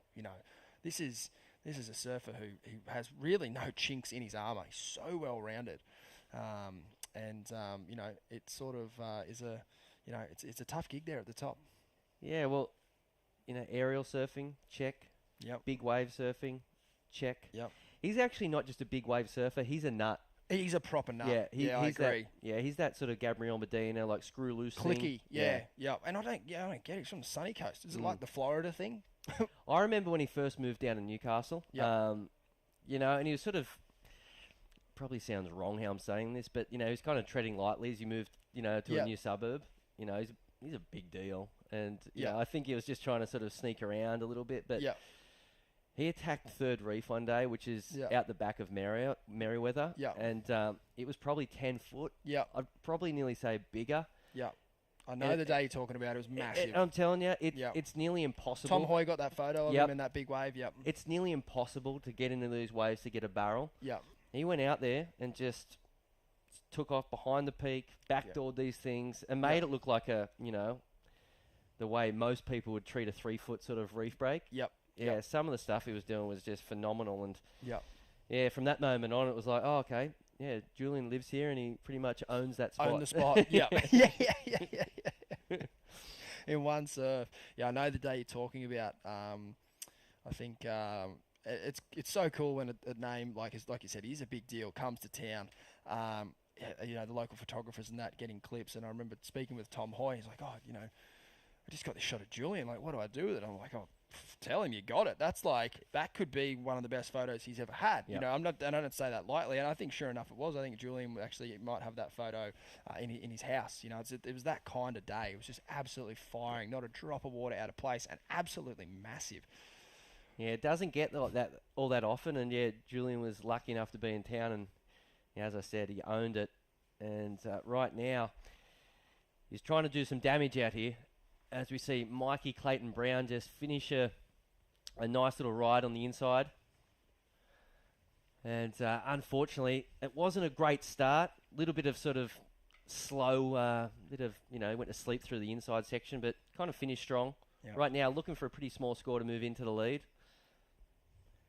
At 8 minutes remaining, this one stays. Hey, look, everyone's got, a score here. Even Marlon Harrison, we'll call that a 4. Everyone else is holding a 5 or a low 5, mid 5. This is one of the most tightly contested heats of the day. I think Julian's going to try to. He won't do it on that one. He's going to try. He's got to try to put it out of reach of these grommets because, like you said, Rossi, and it doesn't just happen to Julian, but whether it's Carissa or John or whoever they're up against, they step up. They know. And you can never count like someone like a Mikey Clayton Brown out. He could go out of body on his next wave, and like a Josh Levy earlier today. Just kind of he blitzed Federico Mariah. So I don't think anyone saw that coming. An out of body experience, mate. Pretty interesting wave selection here from Mikey. I was probably a little bit nicer once I was calling it before, but in watching the replay, probably shouldn't have settled for that wave. Look, he's in second spot, but when you got someone like Julian Wilson behind him and Marlon Harrison, a backup of a 3.77, probably not going to do it. It's simple in theory, sitting in the booth, but when it's 4 to 6 foot, what we're watching, really should just throw an anchor in and just look for a damn closeout at worst. Get a closeout, do one big turn, you're probably getting a 5 or a 6. Like Kehoe said, exactly, like Kalani did, and I know we win every heat from the booth. That's a given. So don't even try to beat us here. We win absolutely every heat. But it is kind of one of those things where you don't want to play someone else's game, but at some point you do have to look at the heat draw and go, that's Julian Wilson. Yeah. I can't leave him needing a 3.34. Should that happen, and that's how this heat plays out, I think that would be the 1 in 1,000 chance opportunity. You've got to be pushing that scoreline out harder. You've got to be pushing it out as far as you can, because a surfer of Julian Wilson's experience and quality, he's going to mow you down. Yeah, no doubt. We've got 6 minutes remaining, so you'd say plenty of time, but at the same time, you could nearly say that's one wave. Yep. As we look at a bit of a recap, I think this was pretty underdone. I got to say it. I thought that was a bit better than a 5.17. The second term was nice. Yeah, it was huge. That was good. This wave's just a little flat, but this turn he does in the inside is just, talk about out-of-body experience. This is one of the best foam blasts I've ever seen. Oof. So was that a 5 or a 4? Was that the 5.47 or the judges have deemed this the best wave of the heat thus far. First turn was good. Little setup turn there. Bit of meat on the finish. As we see, I think this is the 5.47. Gosh, he can carve, this kid. That reminded me of someone. That it was like a stally pivot slide. Is that a manoeuvre? Yeah, definitely. Yeah. Talk about that kind of turn all the time. Now, Chris has done well to develop his surfing over the last couple of years. As a grommet, he had lots of energy, and he's kind of all over the wave, but without really punctuating a turn. And as he's gotten a bit older and a bit stronger, he started, like you said, man, he can carve. He's sitting in his turns a lot longer. He's sitting on the tail a lot longer and really pushing through. So, it's good to see, and he's fantastic in the air. So, he had a heat up at Tweed. We only stood up twice, needed a 6 with like 2 minutes to go. Pump down the line, big air, goes to the lead. So he's got that in him. If he needs to try to put a bit of pressure here on the rest of this heat. I like his positioning here against the big dog Julian. If a good quality wave comes through, an obvious one, he's not just going to let Julian have a free look at it. He knows, obviously, he's in first position. He's in a pretty good spot. But I think you can't give anyone too much space these days, particularly someone like Julian Wilson. He could easily go from third to first on this next ride. As much as, Chris would probably hate the idea of sitting on Julian, I'm sure everyone in his camp is saying, look, if you're on the lead at any point in this heat, just go and, tuck her up next to Jules. Oh, 100%. Say good day. Yep. And I don't think Chris would mind, actually. Is he one of those guys? I think he got would, a bit of mongrel in him. Yeah, I think he would probably get a bit of a kick out of it. But he's got to do it for the right reasons, and that's to better his score, which it looks like he will aim to do on this ride. There it is, that one big turn we're talking about. Will he get another one? He is up into the foam, but he's just fallen off. So that is not the execution you're looking for at this top level, Mitchell. Need to be finishing your rides. He has going to spend a lot of time duck diving now as we see a few bigger sets rolling in. There are 3 minutes on the clock. As we look at the replay, first turn was, that was good enough. If he got a second sort of open green section, he could have done something big, but that wave just bombed around him. And I'm claiming he betters the 4.33 if he... Yeah. He did anyway. There you go. I think he could have bettered it by a lot making that second turn. So is that worth it for 0.03 or 0.04, sorry? No, but for the fact that absolutely Blue wasn't on the wave, look, I mean, it's one of those things that, as you know, mate, that the guys at the top level, they do it all. They block and they improve in one swing, and it's almost rude how good they are strategically. Look, we've got 2 minutes remaining, and we're looking at Marlon Harrison right now. He's looking for a score, a 5-point ride, thereabouts, to get up in a second. Hasn't really shown us what he's made of just yet. A couple of small scores, a 3.97 and a 3.6. But, Stace, it's easy to say that he only needs a small score, Julian Wilson, but he needs a score. He does it. He still needs some scoring opportunity, and is under 2 minutes here. Look, no doubt in our minds, if he finds that scoring opportunity, he looked pretty solid on the 5-6, and I'm sure he would like to get a bit more business done in this heat, just even to ride waves. He's had a bit of time off. He's really only had sort of 2 or 3 rides where he's looked to kind of open up, and obviously his best score being a 5.6. And the other score of 2.77. So I think more than anything, Julian would just want to ride some waves. But with a minute 20 on the clock, he's really only going to ride one more wave, I believe, if at all. So we see Chris Saffers here up and riding on a rare left. Sort of going into the channel that wave, so went for a back-end air reverse, and it looks like, look, you can nearly sort of sense if anything's coming, looking at a competitor, and it doesn't look like Jules is... he's looking a little bit frantic right now, looking at shore and seeing if he's getting any instructions from friends or whatever. But look, 50 seconds remaining. Needs a 3.34. It's pretty much stand up, do a turn. That's got any sort of, dynamic approach to it, and he'll probably get it. But 40 seconds, hasn't got priority. I don't know where Marlon Harrison is, but he's got no intent, he's got no reason to sit on him. Well, does he have no reason to sit on him? Because if it's only a one-wave set, or if there's 2 bits of it, that's an interesting point. I know it'd be... Oh, here he is, up and riding. We'll leave that one. A nice big finish there. Wow. That was big. That was a big turn. That was nearly incomplete, but I think they'll say complete. Here we go. Julian Wilson. 17 seconds on the clock. Julian Wilson takes the drop. Nice opening carve. Wow. And he bobbles, and he will not get the finish. I'm going to leave that one in the judge's hands, but my gut is saying the first turn, I don't believe it was strong enough to garner the 3.34. The interesting score in this heat will be Marlon Harrison. I'd like to see what he did before that manoeuvre, because the last manoeuvre was big. Just went through the lip, sort of a lip line re-entry. And look, he wasn't looking for a huge score. A 4.98 was the requirement. Julian Wilson was looking for a 3.34. Gosh, going to have to wait and see, Stace, but it's definitely come down to the wire, that one. I think we're going to leave that one in the judges' hands. We're going to take a short break here at the City of Newcastle Pro, presented by Burton Automotive. Don't go anywhere. Another cracker coming up. Local boy Ryan Callanan up next. When you deal with the Burton family, You're dealing with local people. Who support the Newcastle, Hunter and Port Stephens region. Thanks to Burton Automotive for being our youth development partner. giving back to the community through events, sports and charities.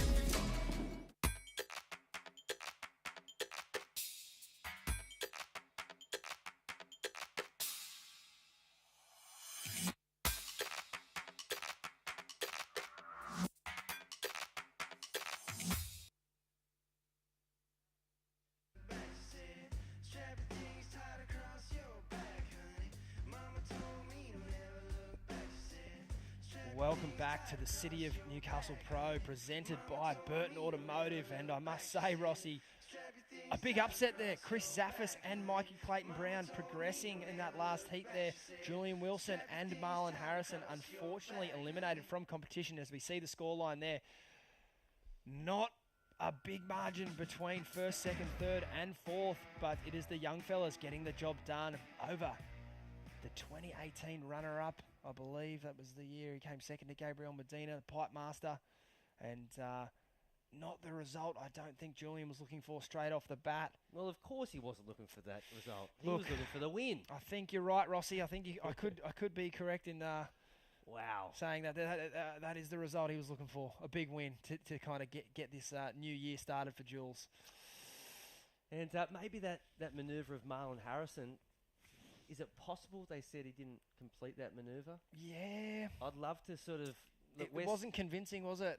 No. It would have been a much bigger score, or even if you had made it cleanly, the judges could have thrown that a little more to potentially get him through into second. But, hey, the dust is settled. It's done. Chris Saffis, Mikey Clayton-Brown.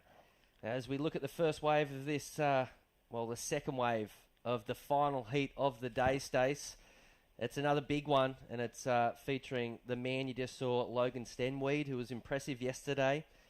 He's joining Ty Richardson, Elliot Peretta-Reed, and, of course, Ryan Callanan. So, look, 4 new surfers, 4 exceptionally talented surfers. We've got 22 and a half minutes remaining on the final heat of the day. And there he is. Had a pretty tough last few months. Bit of an injury to the wrist. Yeah, more than a bit of an injury. That was like some sort of skateboarding kind of stack, wasn't it? That was a heavy one. Aerial surfing. It can be dangerous sometimes, Stace. Oh, it can be. Lucky I don't go anywhere near it. Yeah, so he did. He did break the wrist and had to get a huge, big old plate in the thing. Yep. Yeah, a real bummer. It was just the rehab on that looked horrible. The massaging and the manipulation there of the scar tissue. Oh my god. Yeah. 3 weeks out, I believe it was, from the first event over at Pipeline. Yep. That would have been a hard event to sit on the sidelines as a goofy footer. See, what happened? You know what happened? We were here in Newcastle.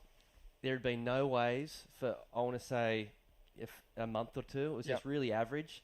Then this swell came, and, Ryan was chatting to Craig Anderson, and they sort of spotted a bit of swell and, headed north for a few hours. And I sort of jumped in. We went up there, had a few surfs, and, it's actually the first surf, and the boys just looked so over-amped. Frothed. Ryan, I said that from the get-go. He just looked so excited to be surfing. It was like a 4-foot left wedge too. Yep. So you know those type of guys when they see those sort of waves. Yep. And yeah, he was just going like hell for leather, and that air, you saw it on Instagram and stuff. Just went so big, lost control, and put his hand on the rail as he came down and just snapped. Yeah, it was a bummer. I actually thought he'd be out for a lot longer than that. Yeah, okay. So that was a bit of a silver lining, but yeah, horrible start of the year. What's the process from the location you were at to get to a hospital? A couple of hours? Yeah, we were up around. We went to Taree Hospital. Yep. There's Chris Savis, big smile on his face. Went to Taree Hospital. Then sort of on the drive there, I think Ryan sort of got on the blower to a couple of sort of friends in the doctor world, and they sort of said, you know what, you're probably better off coming back home and getting a couple of trusted surgeons onto it. Yep. So in the end, yeah, I think he had some heavy pain, sort of relief. Yeah, and then got home and got in surgery the day after. Wow. And that was a real blessing, because sometimes you know how long it can take to. Yeah.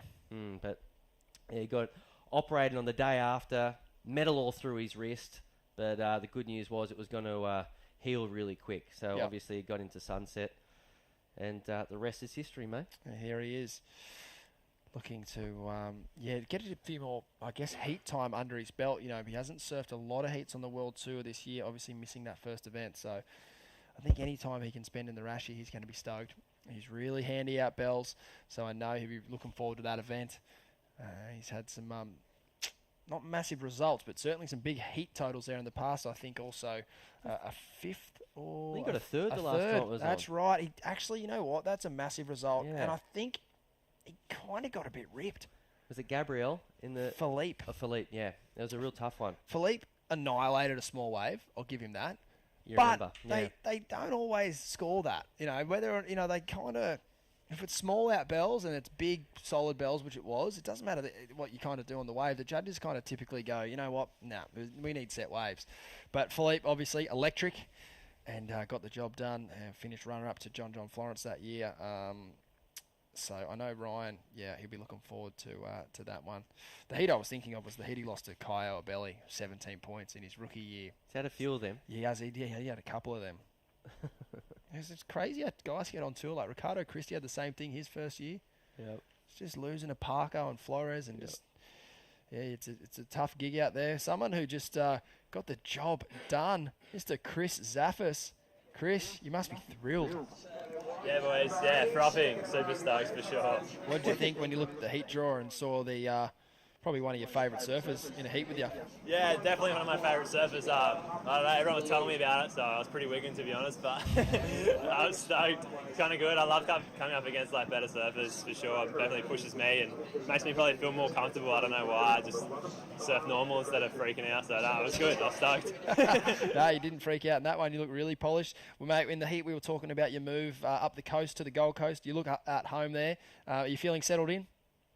I love it up there. It's so sick. It's a good bunch of boys, a North End crew, board riders I've joined, and I love living with my wife and everyone up there. It's a sick place to be, and I'm stoked to be up at Goldie. And what do you do for work up there? Are you a Sparky, mate?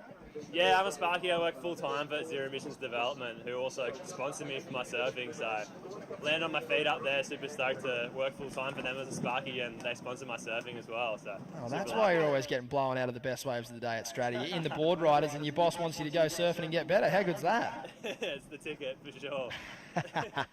Certainly are on the ticket, mate. Did you want to say g'day to any of those boys that might be tuning out at home, and, of course, your wife? Yeah, for sure. Shout out to my wife, Charlotte, and my mum and dad watching, and all North End crew. Thanks heaps. Yeah, Zaf, man. Well done, brother. Huge win. Thank you. Cheers, boys. Yeah, brilliant stuff there from Chris Zaffis. Dream job. Yeah. How good's that? Hey, sorry, it's firing. I'm out there. Yep, sure. We sponsor you to do that. How many people do you think have that ticket being a Sparky? Oh, not many. No. We had young Harry Phillips winning some heats earlier. He's sponsored by the local pub down there, down the south coast. So I think that's the next best thing. Wow, that's brilliant, that little setup for Chris Zaffis. Oh, man. You know what? He deserves it. He's a good bloke, and he surfs really good. Yep. I think his dad's a Sparky too, I want to say. His dad, I don't know exactly what his dad does, but his dad's a super chilled character. I used to see him at all the juniors and that, following Chris around, supporting him, and now Chris is obviously a young man on his own journey, and yeah, he's tearing. I mean, that's a huge result. Not only taking the win over Julian Wilson, but, more importantly, moving into that round of 32. That's a big result there, and it's sort of brewing to be, something potentially even bigger. I know he has a crack when the waves get good too. As we see a replay here of Ryan Rossi. Yeah, found a good little wedge here. Just smashed that first section and got lucky to sort of pick up another end section at the end. Great manoeuvre there from Ryan Cullen, and read that wave really well. At the beginning, he nearly had to get go into that second wave that was sort of coming at him. And Ryan just let it all go, and it looks like he will be rewarded with the best wave of the heat, a 5.17. So, yeah, a good spot to start there for Ryan. Yep. A 5.17, you can sort of build a heat on that. For sure. Look, something we kind of didn't really touch on was the fact that Chris Zaffis is in 10th position. And obviously we're taking the top 9. And we've seen about 4 people in front of him bow out. Correct. So he's on 4,000 points. Oscar Berry eliminated on 4,500 points. Stewie Kennedy, I believe, eliminated on 4,550 points. Mikey Madonna eliminated 5,500. So Chris Zaffis on as of the last event ratings, this isn't live, he came into this event with 4,000 points. So everything from here on out is an absolute massive haul to his total. I believe you are looking around about, I have to get it, I actually don't want to say it in case I get it wrong, but I think you're looking around about maybe 1,000 points, even for third in that next round. Okay. So he's adding a good amount here to his total, regardless of the result here, but I'm sure he'd like to go a lot deeper. Yeah, but if what you're saying is true, he's moved up into a qualifying position. Yep, that's true. Yep. And So- I mean, he had his work cut out for him when he looked at the heat draw. Yep. When he saw he had Julian Wilson. Yep. That look, he overcame the superstar to book a spot in the next round, as we see a real sort of aggro. I feel sorry for that wave. Just got decimated. I must admit, I I gave Oscar Berry a pat on the back as he lost his heat when he walked past me, but I didn't realise he was in 7th and was eliminated. I knew he had a good result up at Tweed there, but I just didn't realise, he's right in the mix. And, he could hang on by a thread. He could fall out of the mix. I think, either way, it's a great year that Oscar had, but it will be a hard one for him to watch this event unfold. Yeah, but if you really want to if he wants to go through his his diary or the notes that he sort of jotted down at the beginning of the year, I really think he was sort of striving to maybe win a few Pro Juniors or something. I don't really think his goal was to qualify for the Challenger Series. He came so close. He's still sort of hanging in there, but yeah, I think he should walk away from the last few months and hold his head pretty high. He's done an exceptional job, Oscar Berry. Got 13 minutes remaining, and just looking at the ocean out there, it's tricky. East-northeast swell, I want to say. We're anticipating a south swell, but right now it's so straight and a little bit of a north angle at times. The wind's dead east, so this is nearly as bad a condition as you can get. But we are witnessing, some great surfing from the world's best. As we see Ryan Callanan, massive turn there. Looking for something to get a little sort of rebound off. Talk to us about that wind, and did you catch a look at Jarvis Earl's air? Oh, gosh. What's doing there? It's not really an air wind, is it? It's like a lot of east in it. Wow. That was incredible. That was incredible how he went up rather than length. Yeah. That was nuts. 9.17. It was just brilliant. Surfing from Jarvis Earl earlier. Now watching the current heat leader. Couple of nice turns. He throws some water, the young Kiwi, doesn't he? Enjoy your paddle out, mate. It's so frustrating, that little bit there. Oh, straight into some duck dives. No break. He might get a little look around the corner here of this peak, so any ground he can make up here will go a long way to getting him back out the back without too many duck dives. As we see a little check turn down the line. That board looking pretty white under his feet. It looks like pretty fresh equipment there. That Pizel knifing through that carve. It's that's a pretty good wave. Yeah, I mean it looked to build on his 283, which at this point in the heat you'd be pretty happy with that. Yeah, the pull back version of it, or the pull back vision of it didn't do it much justice. But once you saw the replay, it was nice surfing there from the current heat leader. Looking to ditch a 2.83. I think no doubt he will do that. Also just picked up on a wave there from Ryan Callanan, who finished with a nice sort of layback snap as we await scores. A 3.73 for that backhand vertical hit there from Ryan Callanan. But I have a feeling that last left could be a little bit better again. Yeah. 4.27 for Elliott. That was all right. As you said. You'll take it, bettering the situation. And I think what we saw there from Ryan, it was almost very similar timing to kind of Julian and when he had the single best score of the heat, but he kind of hadn't got that other wave to just throw in his tally yet. Ryan's done that now. So now he can obviously look to build on there because, it doesn't matter, who you are today. It seems to be, we've seen a couple of red jerseys go down, and I know Julian Wilson obviously wasn't in a red jersey, but he's got red jersey experience. So it's one of those things. It's good to see these surfers keeping on, chipping away and putting some scores on the board because the ocean, it's been particularly unkind today to the surfers that have sort of sat and waited. Yeah, it has definitely been something that I picked up on. I think the surfers that have got busier and sort of, put up their socks and just looked over every inch of the playing field. And look, it's a big lump of peaks out there.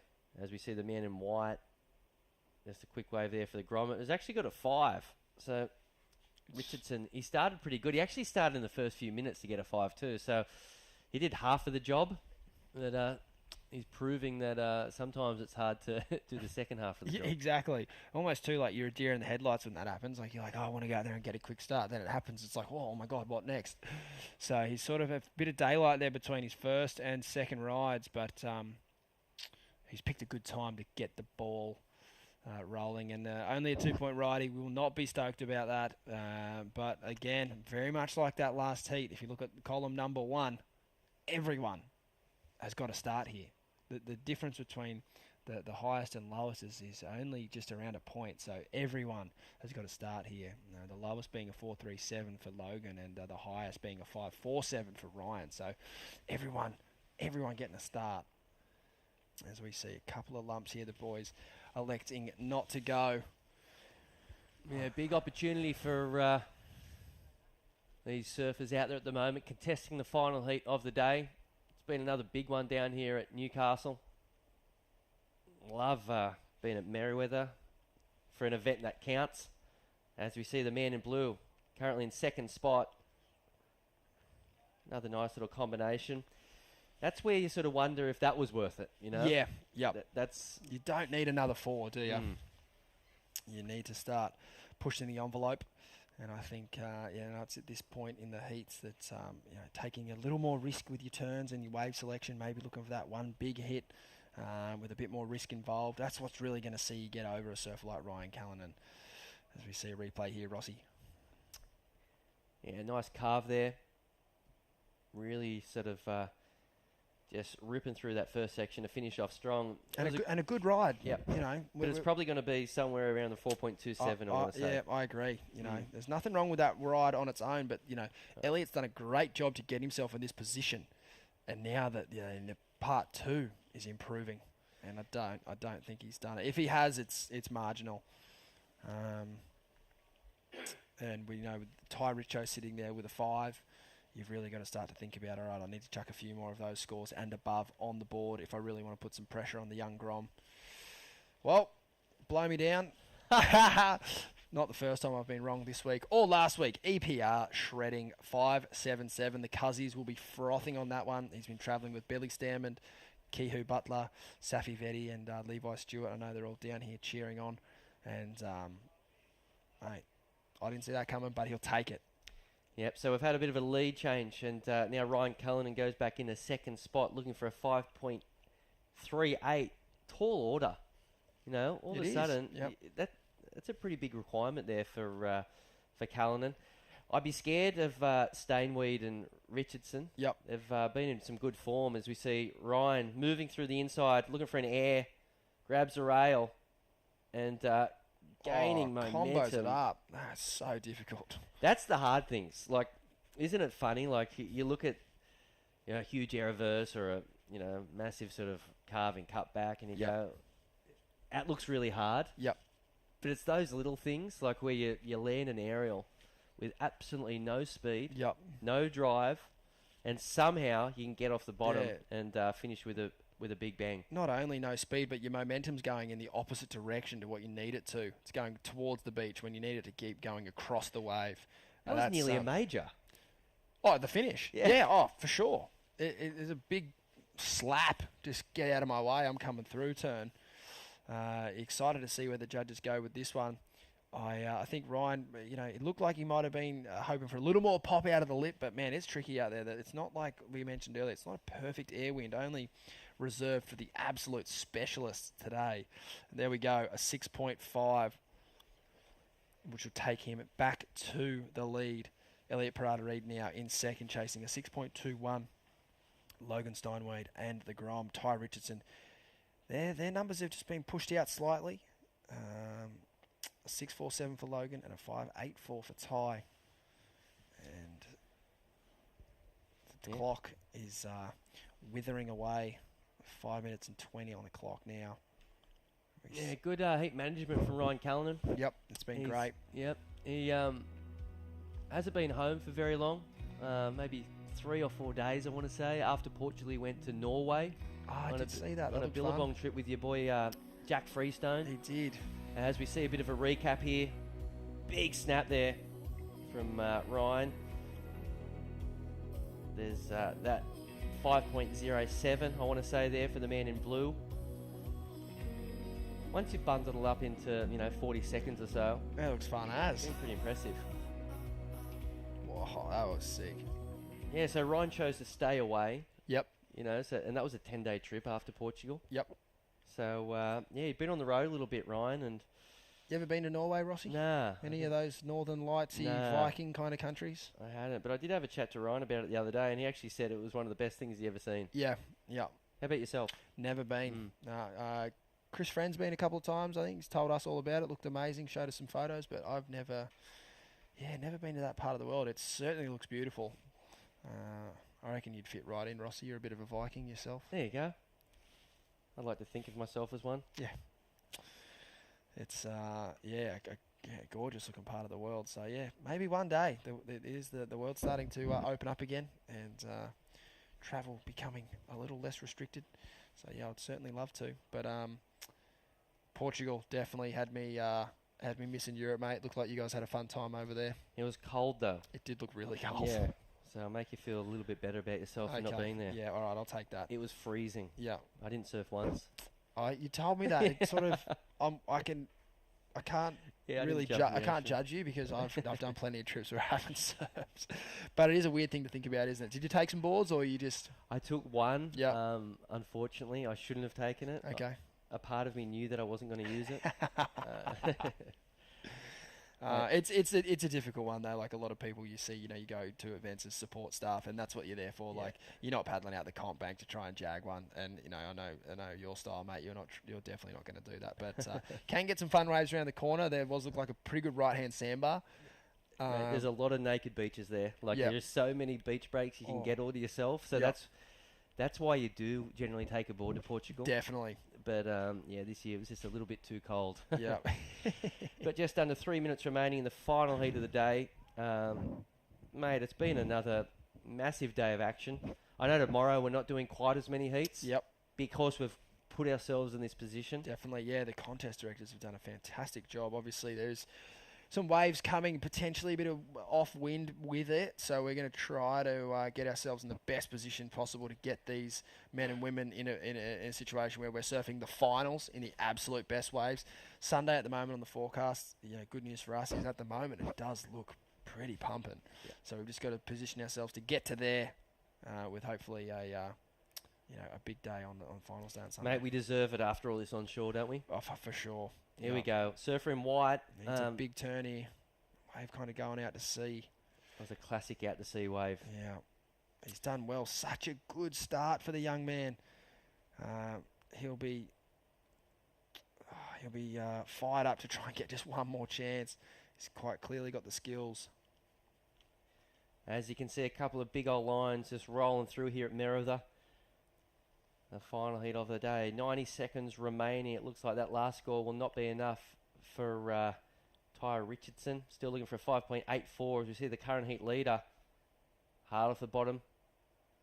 Wow. Just get obliterated by that lip there. How nice. That was kind of like that Lennox Chell wave. We didn't get much of a score, but just like how they're just cutting through the water and like beautiful essing. Unfortunately, didn't get the opportunity to push the tail through the lip there, but nevertheless, gorgeous to watch. I mean, if you can make conditions, if you can make your surfboard do that in conditions like this, you must be doing something right. Always got good boards under his feet. Ryan Callanan riding Jason Stevenson boards, of course. Talking about surfers that don't really jump around, I haven't seen Ryan jump around too much. He rode for Paul Parks, a local shaper before JS, and then since that move, yeah, he hasn't looked back. I don't think he's ever sort of, flirted with any other boards.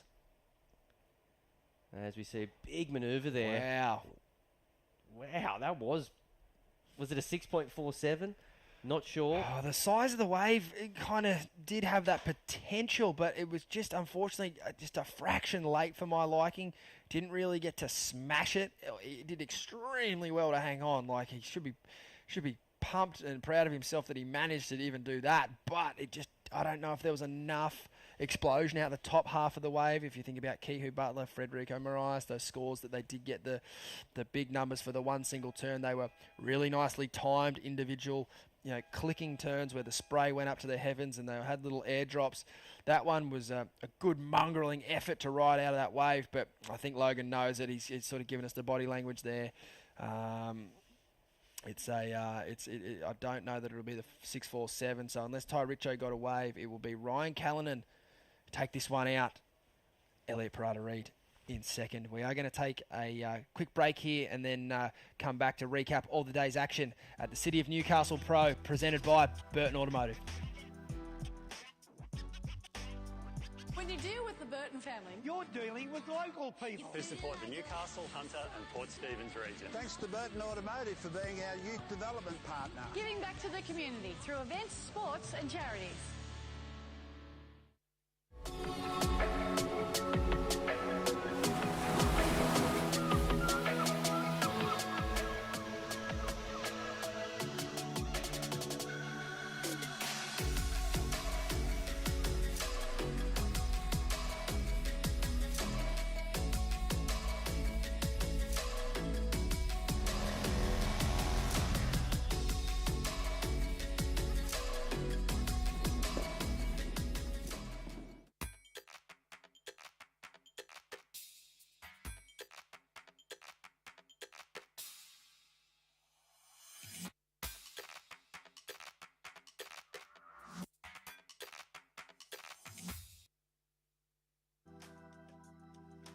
Not the first time I've done that.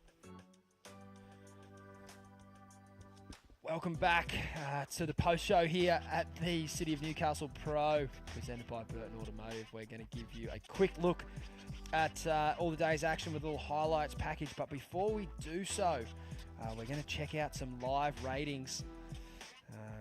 But just quickly, we'll leave that. We'll go to the live ratings. In the green, you'll notice they are still live. In the red, they are eliminated. So, like we mentioned, Rossi, Oscar Berry hanging on by an absolute thread. However, he's got the Zaff man breathing down his neck, who's still live in this draw. Billy Stamman still live. Stewie Kennedy, I thought he was eliminated, but he must have got through. He's out. No, he's out, so we're going to override that one there and say Stu Ball out. Jacob out. Mikey Madonna out. Jacob out? I don't think Jacob's out. We might have to just have a double check on this graphic here, but look, we'll go up the top end. Joel Vaughan, definitely in. Caius King, definitely still in. Kalani Ball, we spoke with him earlier, along with Kihu Butler. So that top four would just be absolutely wrapped. There's a bit of a buffer there between, if you could say, fourth, and if we go down to say, Chris Saffis there, 4,700 points. So there is starting to be that little breakaway pack there, Rossi. Yeah, absolutely. I'd like to look on the second page if possible, because that's where it's going to get really interesting. You've got these sort of movers, and obviously Chris Saffis is one of them at the moment. You really got to be nervous for an Oscar Berry. That's sitting on that bubble there. As I said, that next page that we might, work on for you guys tomorrow, that's going to be really scary for guys like, Stewie Kennedy through to Oscar Berry and the crew. Yeah, I agree. It's going to be an exciting day of action, though. Like you said, we are predicting a rise in the swell, and certainly even more so into the weekend. It's been a really, really exciting day as we wrap up another massive day of competition, Rossi. I think the contest directors have done a fantastic job to get us into this position. Going to position us beautifully to finish the event in the best waves, which is what these young men and women deserve. Absolutely. They've been battling through the onshore days, like you said. Yeah, fingers crossed that we will finish the event some offshore conditions on Sunday. Maybe even cleaning up a little bit on Saturday. So, yeah, fingers crossed that we can see the world's best just destroy Merriweather in all its glory. In the meantime, mate, I can't wait to watch you destroy Merriweather in all its glory in our Commentators' Cup this afternoon. We're going to leave you with a highlights package. Rossi, it's been a fantastic day. Lovely to spend it in the booth with you, my man. You are absolutely golden. A wealth of knowledge and a great man to have a chat with. So looking forward to the next couple of days with you, mates. We're going to check out a highlights package here, and we'll be back with you tomorrow. Check in bright and early on the WSL app and KO Sports. I believe we'll be looking to get underway at around 7:30 local time. We'll see you then.